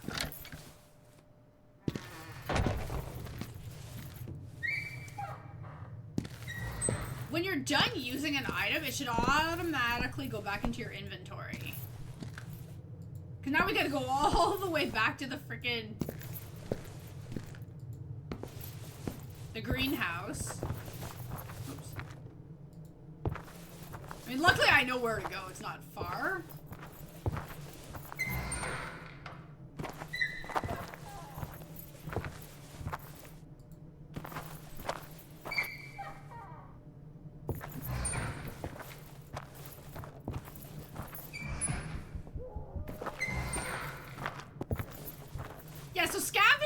The scavenger achievement is basically interact with, like, all the weird items in the game.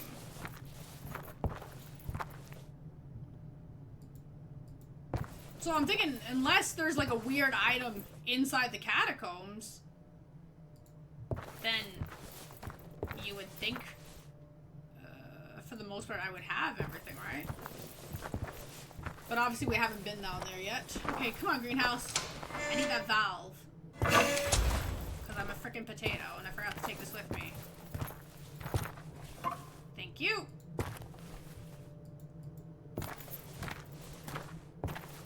God.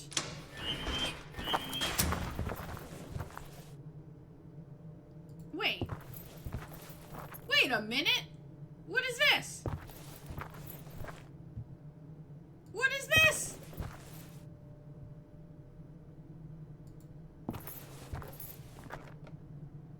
Wait, now I'm lost.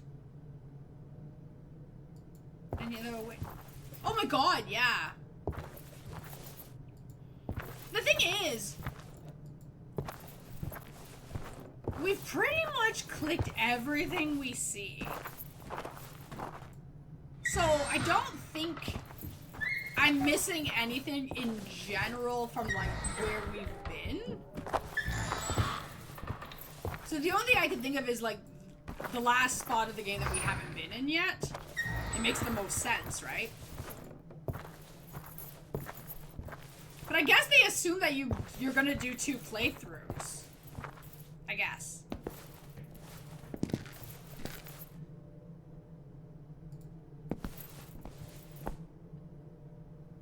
was assuming if you make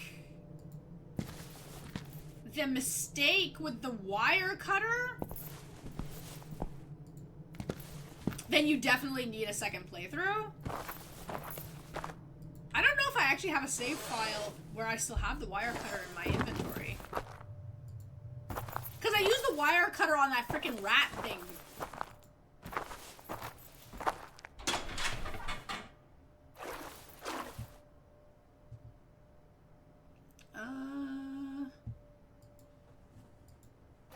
Which I guess you didn't actually need to do that part.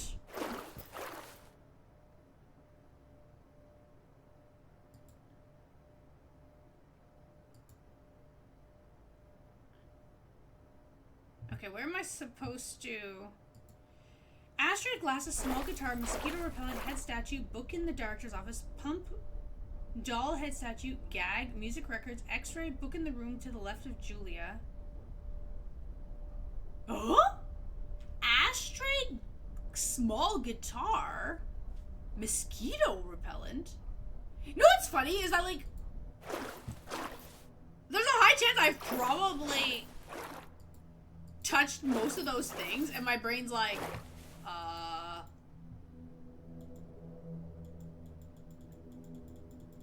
what do you mean? I'm supposed to use the valve one more time here.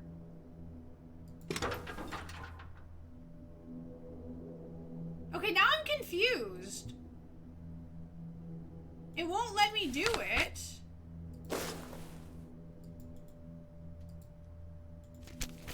Guitar toy?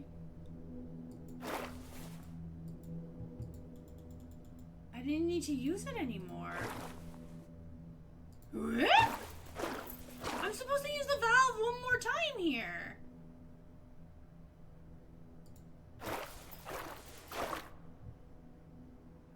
But you won't let me.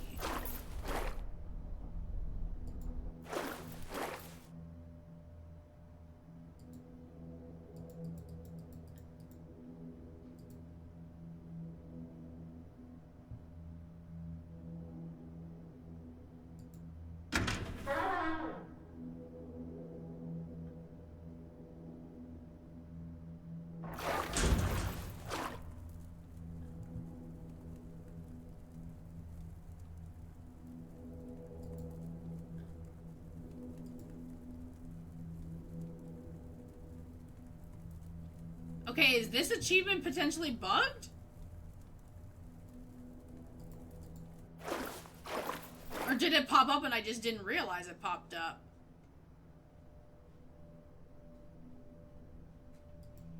Cause yeah, it won't let me use it.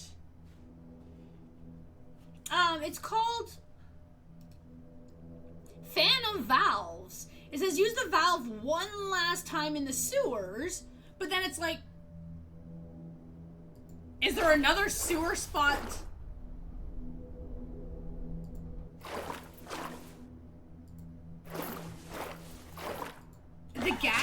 The gag in operating room B.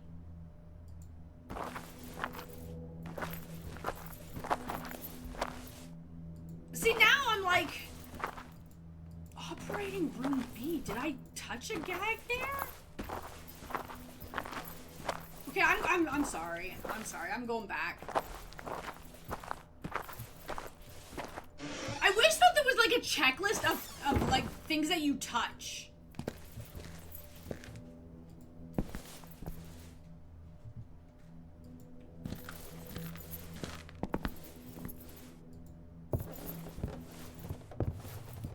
Cause like that's bugging me.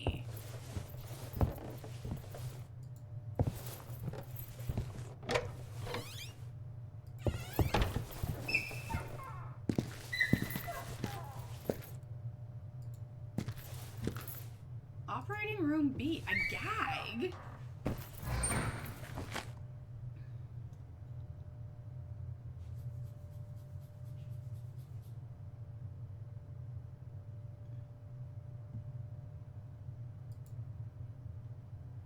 Okay, well, we've definitely...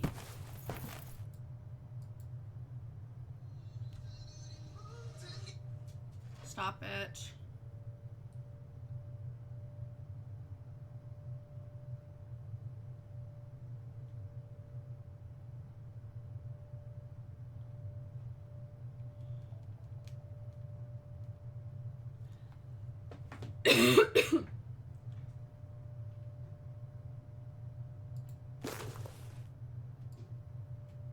Oh, are we talking about this thing?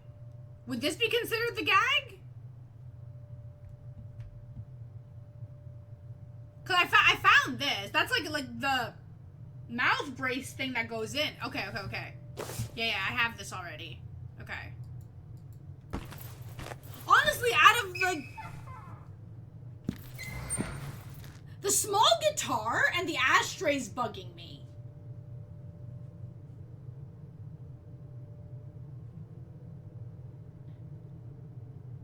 Head statue we did. The book we did. I found the pump. I found the doll head statue. We got the records.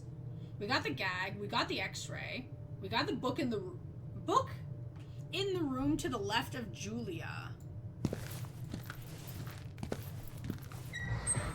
I'm pretty sure we got that too, because I literally like touched everything down there.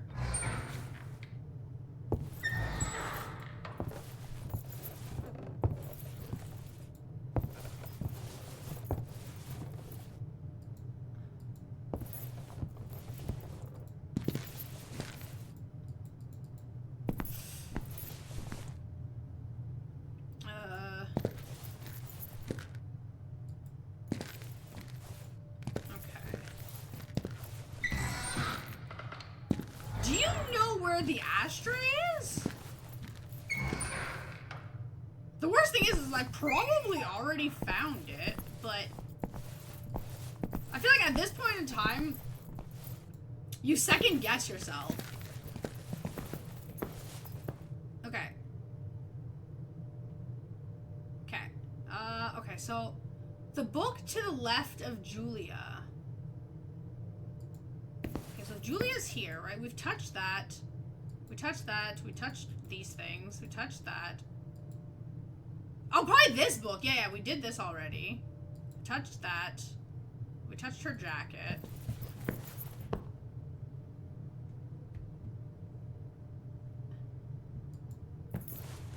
The ashtray's in here? There's the glasses. We did that already. Oh, wait, no. Sorry. Other room.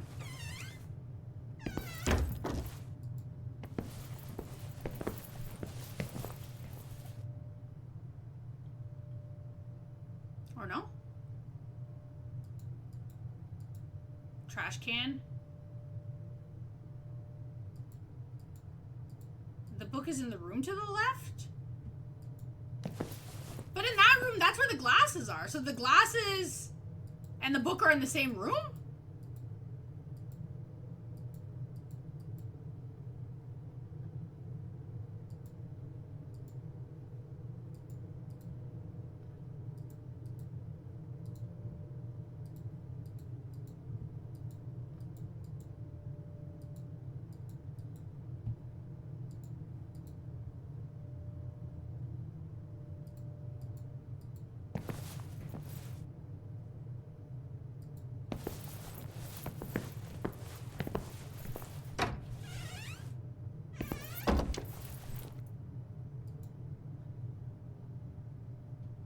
So there's no book in this room. Got the glasses. The alarm. I can't go further into the room. And we got that. Because that's the first memory.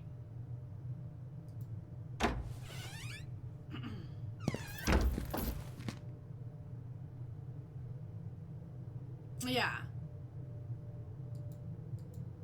Fire extinguishers.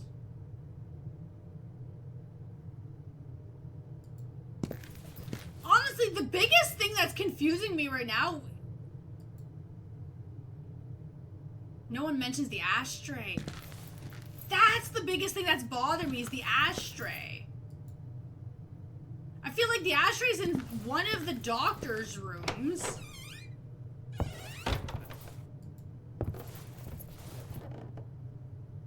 But I don't freaking remember.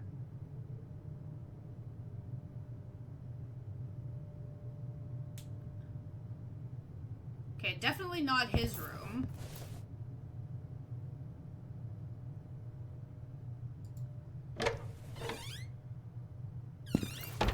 Bruno's office? Definitely not the janitor's room. We checked everything in here, too.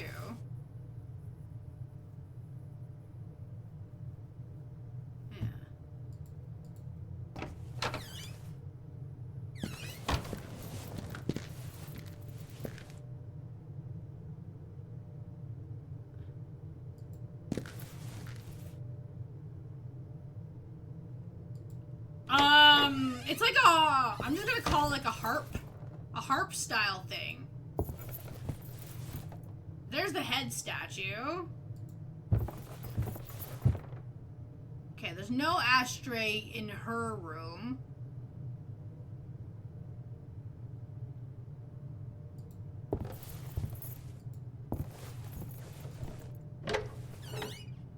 Yeah, so that's not a tiny guitar.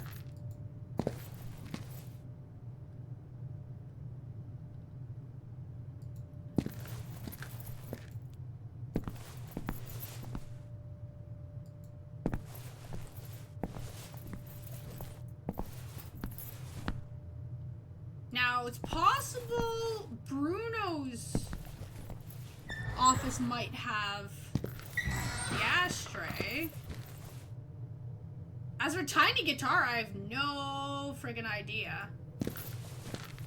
Tiny guitar.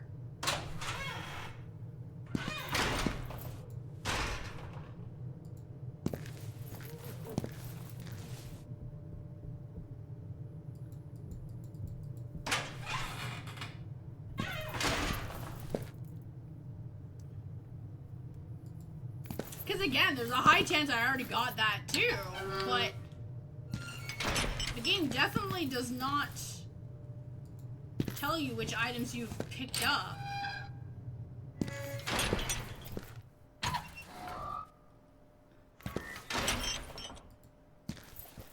Okay, Bruno's room still does not have... Bruno's room does not have an ashtray. And Bruno has not been back here in a long time. So Bruno clearly does not smoke. So that doesn't help me.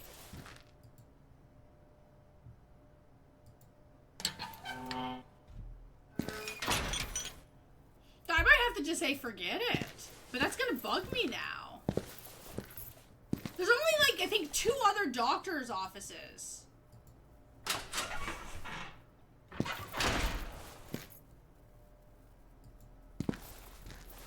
Hanwell's and Hawthorne's. When you think about who logically could have an ashtray, assuming that the ashtray is in somebody's office and not just like randomly thrown around on the ground.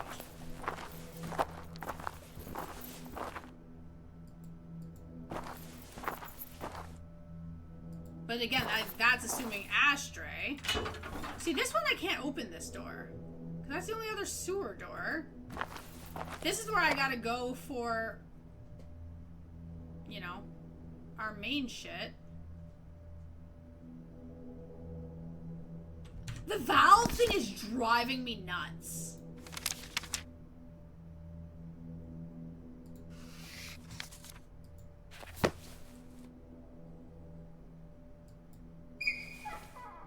But whatever.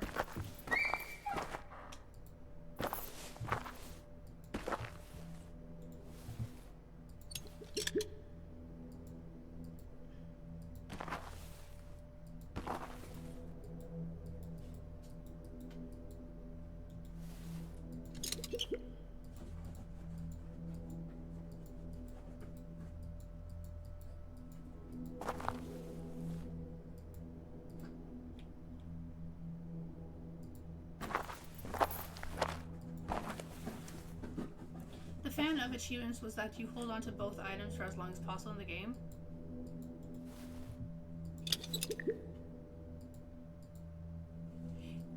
Yeah, but then that's weird. Because I've literally had the valve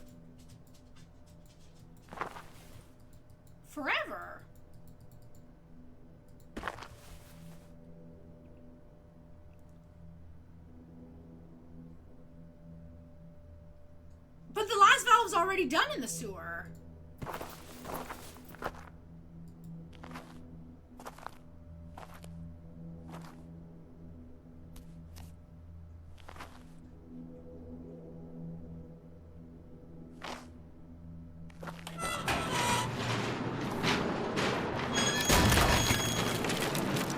Because that's how we opened up that door and got the totem thing.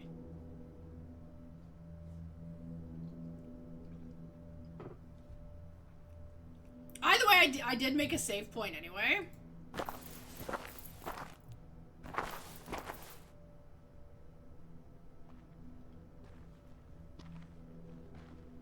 Oh my god! Lenny! Censor! Why you have no clothes on? Hide your wiener! Lenny, Lenny! what are you doing here? What are you doing? The time has come. The time? What the But shit? how? This is the place Okay. where it all happened. And now you must proceed. I don't understand. Where have you been all this time? I've always been here. With you. What are you saying? Lenny, please. You're my only friend. No one here can have friends. What? Lenny, don't make jokes like that. You're scaring me. Why are you doing this? Why am I? I need to understand. I want peace. Then go. The answer lies at the end of this tunnel. Lenny. I must go now.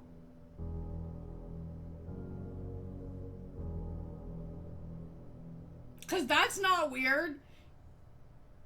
You know, the weirdest thing about this is that we broke this tunnel. Lenny came from this direction. That means that there's another entrance into this place. Alice, I'm leaving behind this hasty note in the event you could follow in my steps. The situation upstairs is untenable and may have reached a point of no return with that revolting scene with the female wing. They couldn't handle it, Ellis. Their minds are too feeble, but they serve our purpose and have enough details on how to understand what lies inside that cave. This is the second incursion of authorities into the premises, and we won't get away with things so easily this time. My own actions have raised suspicions, putting me under close scrutiny. There will be a thorough investigation. They'll ask more questions, and we can't afford to lose control over our discovery. Never. This is the end of the Institute, so I've made my decision. I'm going in. We've wasted too much valuable time assessing the risks when we both know that no civilized human being has ever attempted this. Risks? Pfft. Between facing the authorities and in concluding an encounter postponed by unfathomable eons, the outcomes of which is unknown, I choose to feast my eyes on the enrapturing radiance of Filote. It's ours, we've earned it, remember that. Should the worst case scenario present itself after this irrational adventure, I leave my last revelatory finding on these papers. The tumor. It's a mechanism, Ellis. The tumor acts as a sort of fail-safe device. Filote, in his endless wisdom, owned through vast passages of time that our pathetic minds couldn't grasp, understood the risks of taking control of an inferior organism. What lies beyond the cave? Is the vessel being threatened in some way? How can he know if the organisms will survive? So the entity only goes so far in the reconfiguration of foreign tissue. He leaves only as part of himself as a test, or maybe as some sort of probe, which our biology develops as a tumor. This is the abnormal growth that we observed in the patients. Ironically, it was him observing us the entire time. And that, Ellis, is our biggest mistake. Yes, the patients relayed critical visual information to us, but the entity sensed the threat. We may be among the elite of our peers, but in the presence of Filote, we are arrogant and stupid creatures. I still have to decrypt the significance of the visions, but I believe they represent beacons. This is the part I couldn't properly translate. They are somehow part of the fail-safe system. What I do know is that he wants to leave patiently waiting until an ambitious but strong soul faces him and successfully withstands his powerful gaze. Whoever is chosen will not only participate in a cosmic symbiosis our earthly religions could only dream of, but gain an epochal power transcending one human condition. I should be able to tolerate his sight. If my suspicions are correct, at least not even our wildest theories could have prepared us for him. I may not be in control of myself after I enter the chamber. Take all the necessary precautions to ensure that our discovery remains safe. No one can proceed beyond this point but me.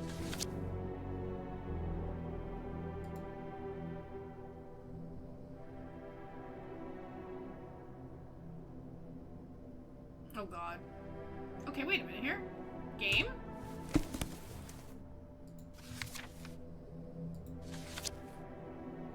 Okay. Excuse me, game. I founded it. Okay. Unless I already had the achievement. I don't know. Hello? Weird.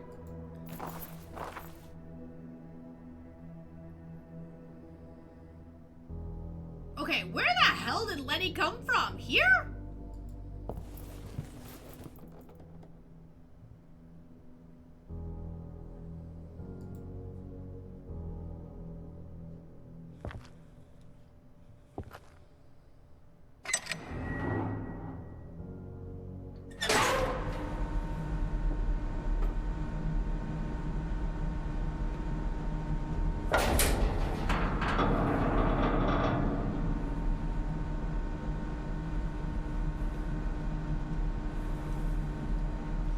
Oh boy. Ew, was that thing wiggling?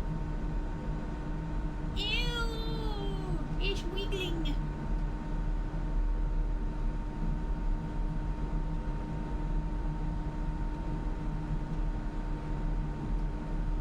It was wiggling? Okay, I'm not like completely crazy? Okay, okay. I wasn't 100% sure there. I'm like, am I seeing things, man? Holy hell, we gotta go deep. Seriously, how the hell did he get through this?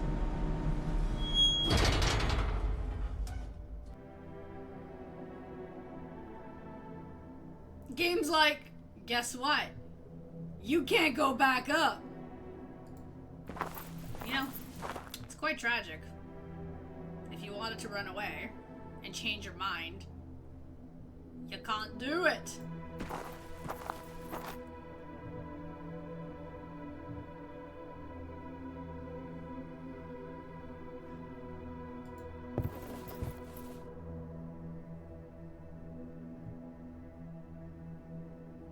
Now what I want to know is how the hell did you make people dig this far down?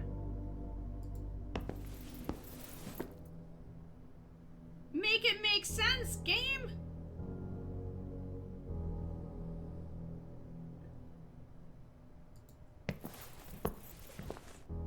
Whoa. Wow. Oh my god.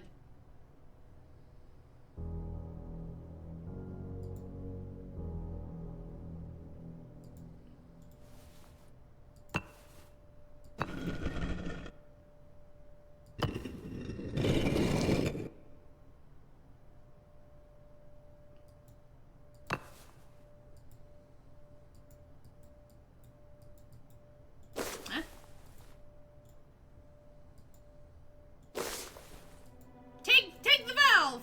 No? Okay, I tried.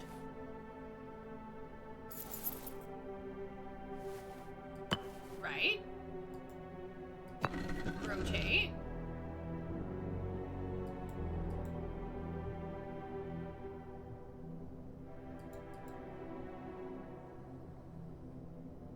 Clearly, right?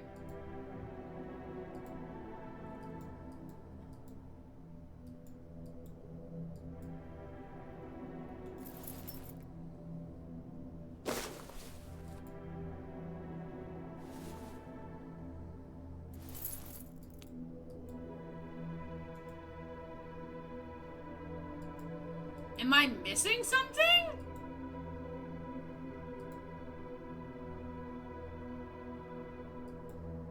Because here it's saying I'm missing something.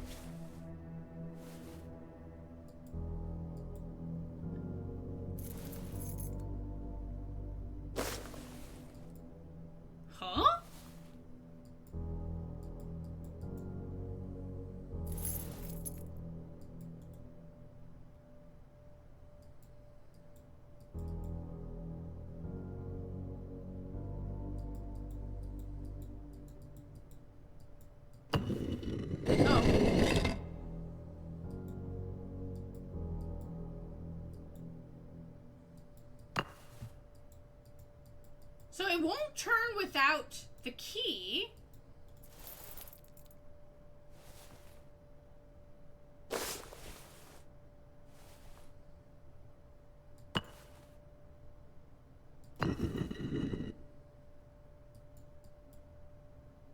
But it can't go to the other spots.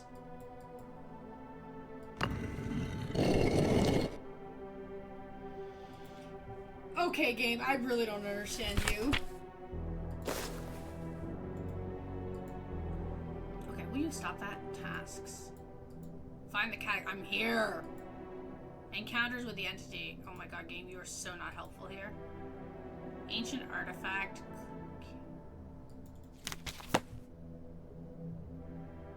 What the hell? How am I supposed to do this? I can't backtrack.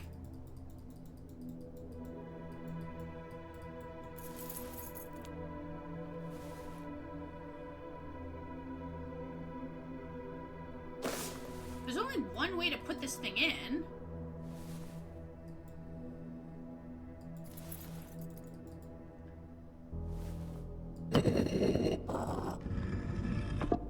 Oh, okay.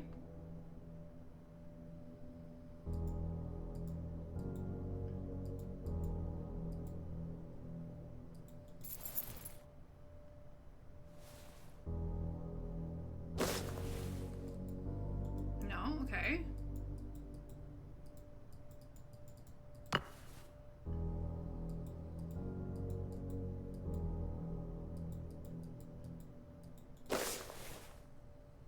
Okay, there we go.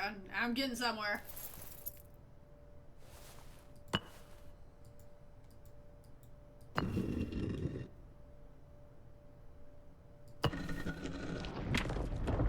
Uh-oh.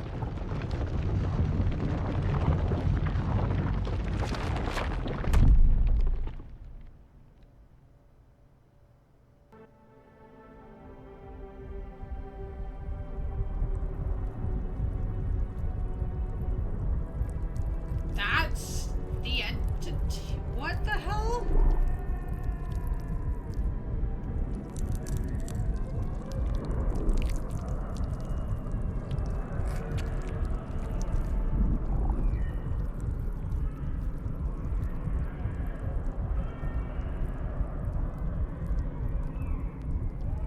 It's Chalupa! Or a weird alien.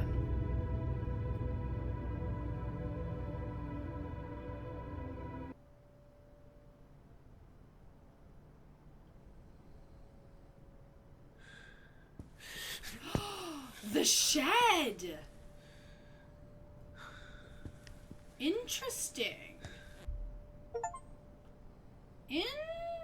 Interesting.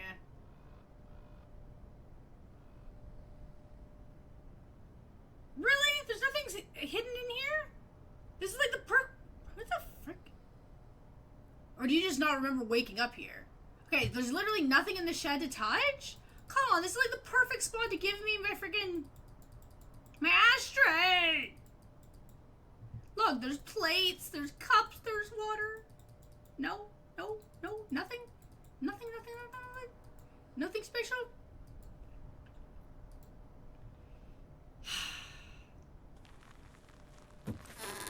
Oh my god, it's sunlight. Oh, it's freaking bright for 6 a.m. Holy shit.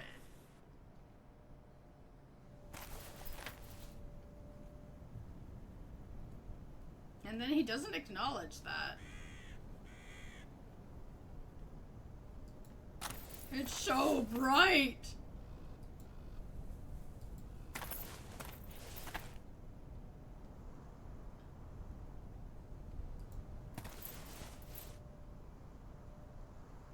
Okay, okay. Now,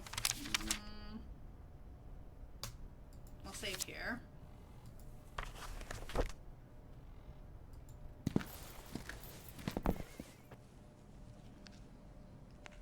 Who? Did you find what you were looking for?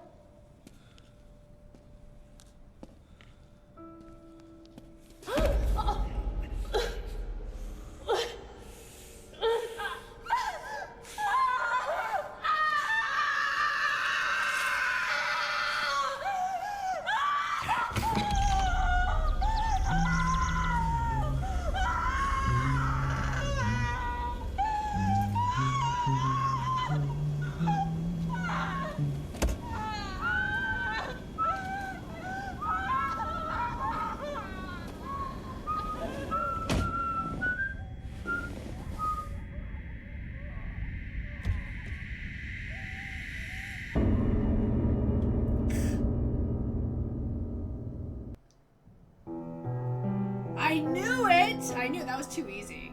That was way too easy. So now he, like, completely remembered who he was, and he fully awakened with, like, Chalupa inside his body now, officially.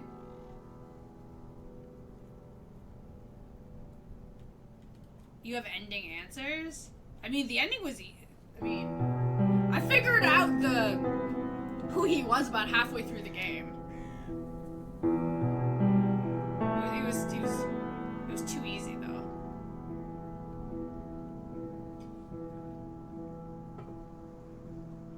My issue is, where is that item?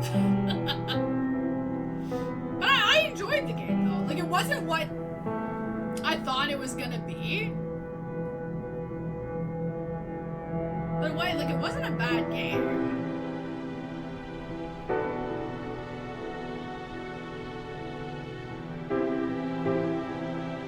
Oh my god, all these names, like, breaking my brain here.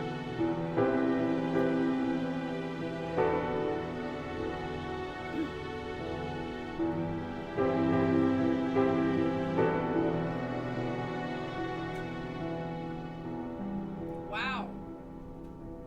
My head hurts.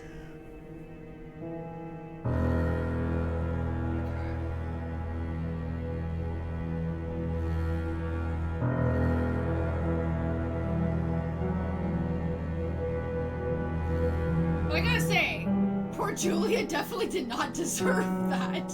Like, my god. But I really wonder, where the hell's Bruno? After those couple of times that we talked to him, we never see him again. Like, what kind of security guard is he?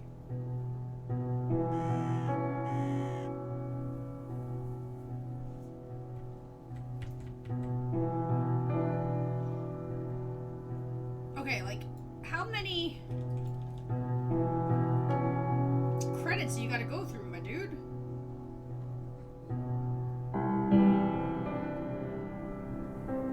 Just so we can, you know, get the ending thing.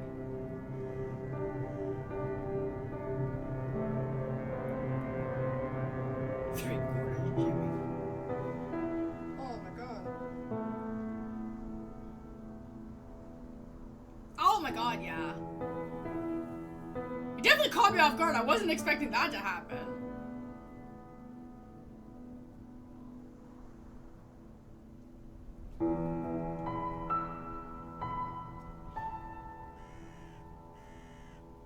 Welcome back. You have ending answers? I mean, the ending is easy. Well, I guess sort of easy. Outside of Chalupa taking over his body. He has awakened. Oh my god, can we please hurry up through this? Okay, looks like that part of the section is done.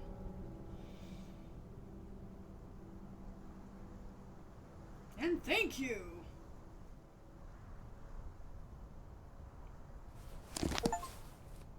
Left the asylum.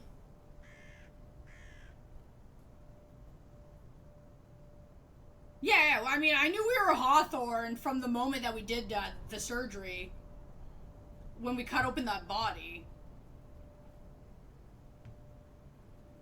It was too easy at that point. Yeah. Because I was like, dude, this guy's got literal medical skills. Like, he's not a patient. There's something weird. And the way he talks and interviews everybody, he literally talks like a psychiatrist. He doesn't talk like a normal person. Like, I was like, nah. This guy's, he's there's something different here.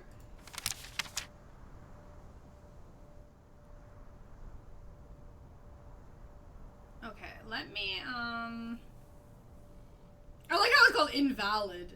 Oh, because technically it doesn't matter at that point. Okay, so whatever. Then if that's invalid, it doesn't matter. I don't think you offer me a new game plus. Well, yeah, which I mean, we kind of figured it would. Because it's like a parasite, right? Because that final file basically says what he's gonna do. He's gonna try to become one with it.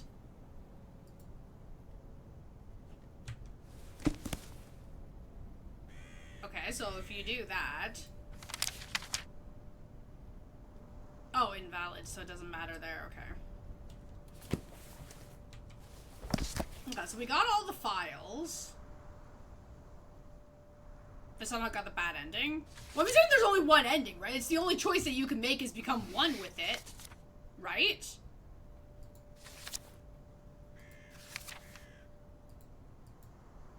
Yeah.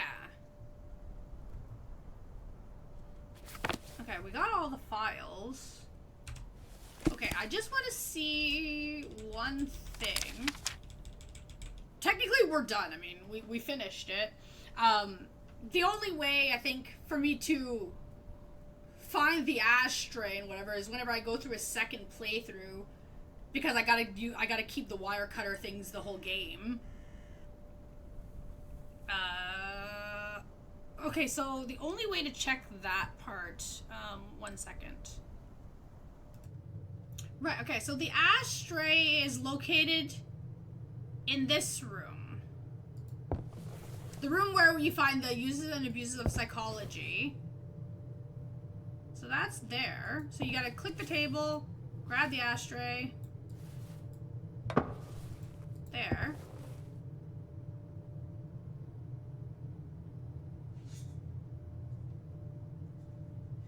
Okay, thank you.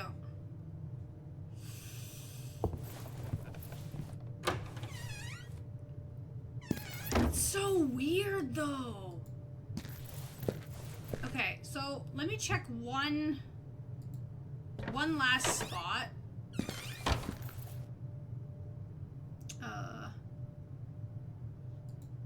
I'm gonna go to the game room. I remember there being a guitar there. I just gotta remember how to get back there.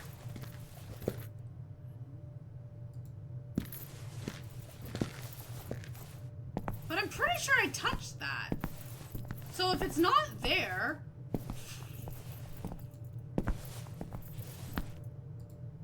I have no friggin' idea. Okay, so this is the library. Game. Wait, not. The library has nothing, so I just gotta go straight through.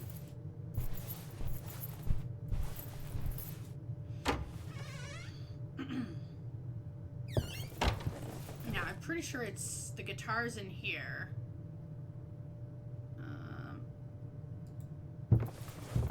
I think. Oh, there's a radio here too. Oh. Okay, maybe it's not. Look, there's a tiny horse! Okay, no, there's no guitar in here. I'm crazy. I thought there was.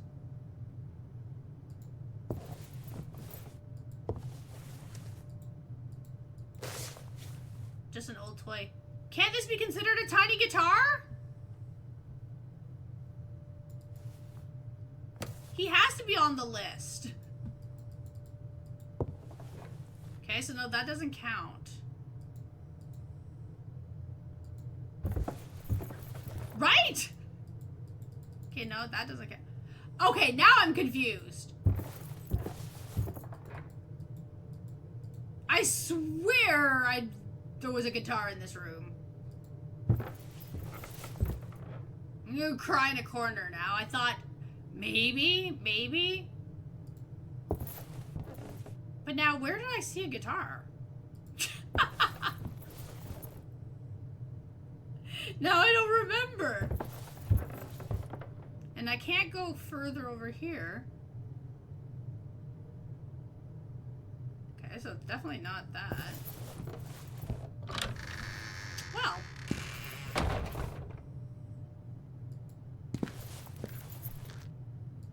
Where are we? What room is this?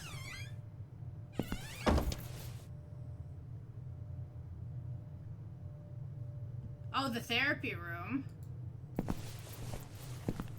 Therapy room.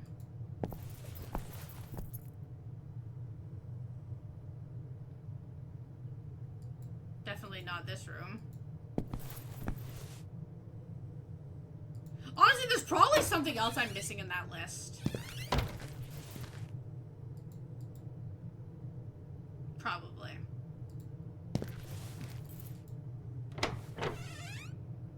That's the bathroom. We already got that. Oh, well. Laundry room.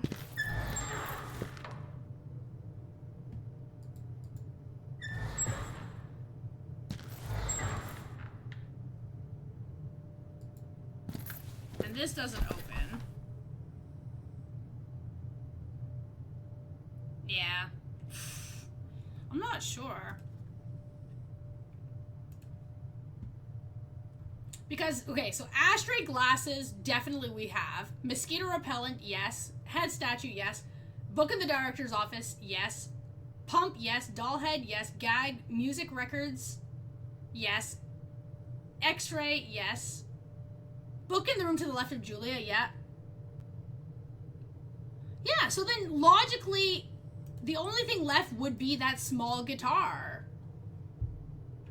But it's not knowing where the guitar is. But if I find it, I'll have to just let you guys know.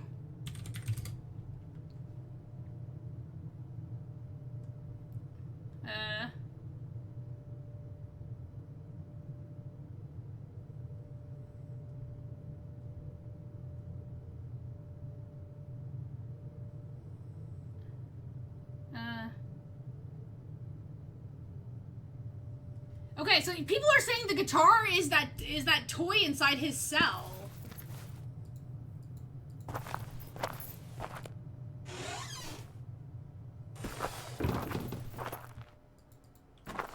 Which we've already done that. So let's just go back to his cell one time, and then that's it. If at this point...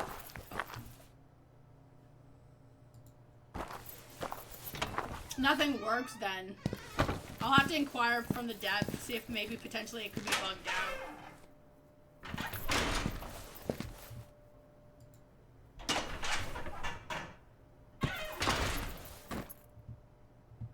Oh, he's not here anymore. Now, see, as you can tell, at this point in time, now the guitar is not even there anymore. So we've already done the toy thing. Yeah, so it's not even here. So that means that it's something else that's not working, or it's just bugged. Yeah, because that toy is not even in his room anymore. Oh well. Outside of that, though, it was a good game. I enjoyed it.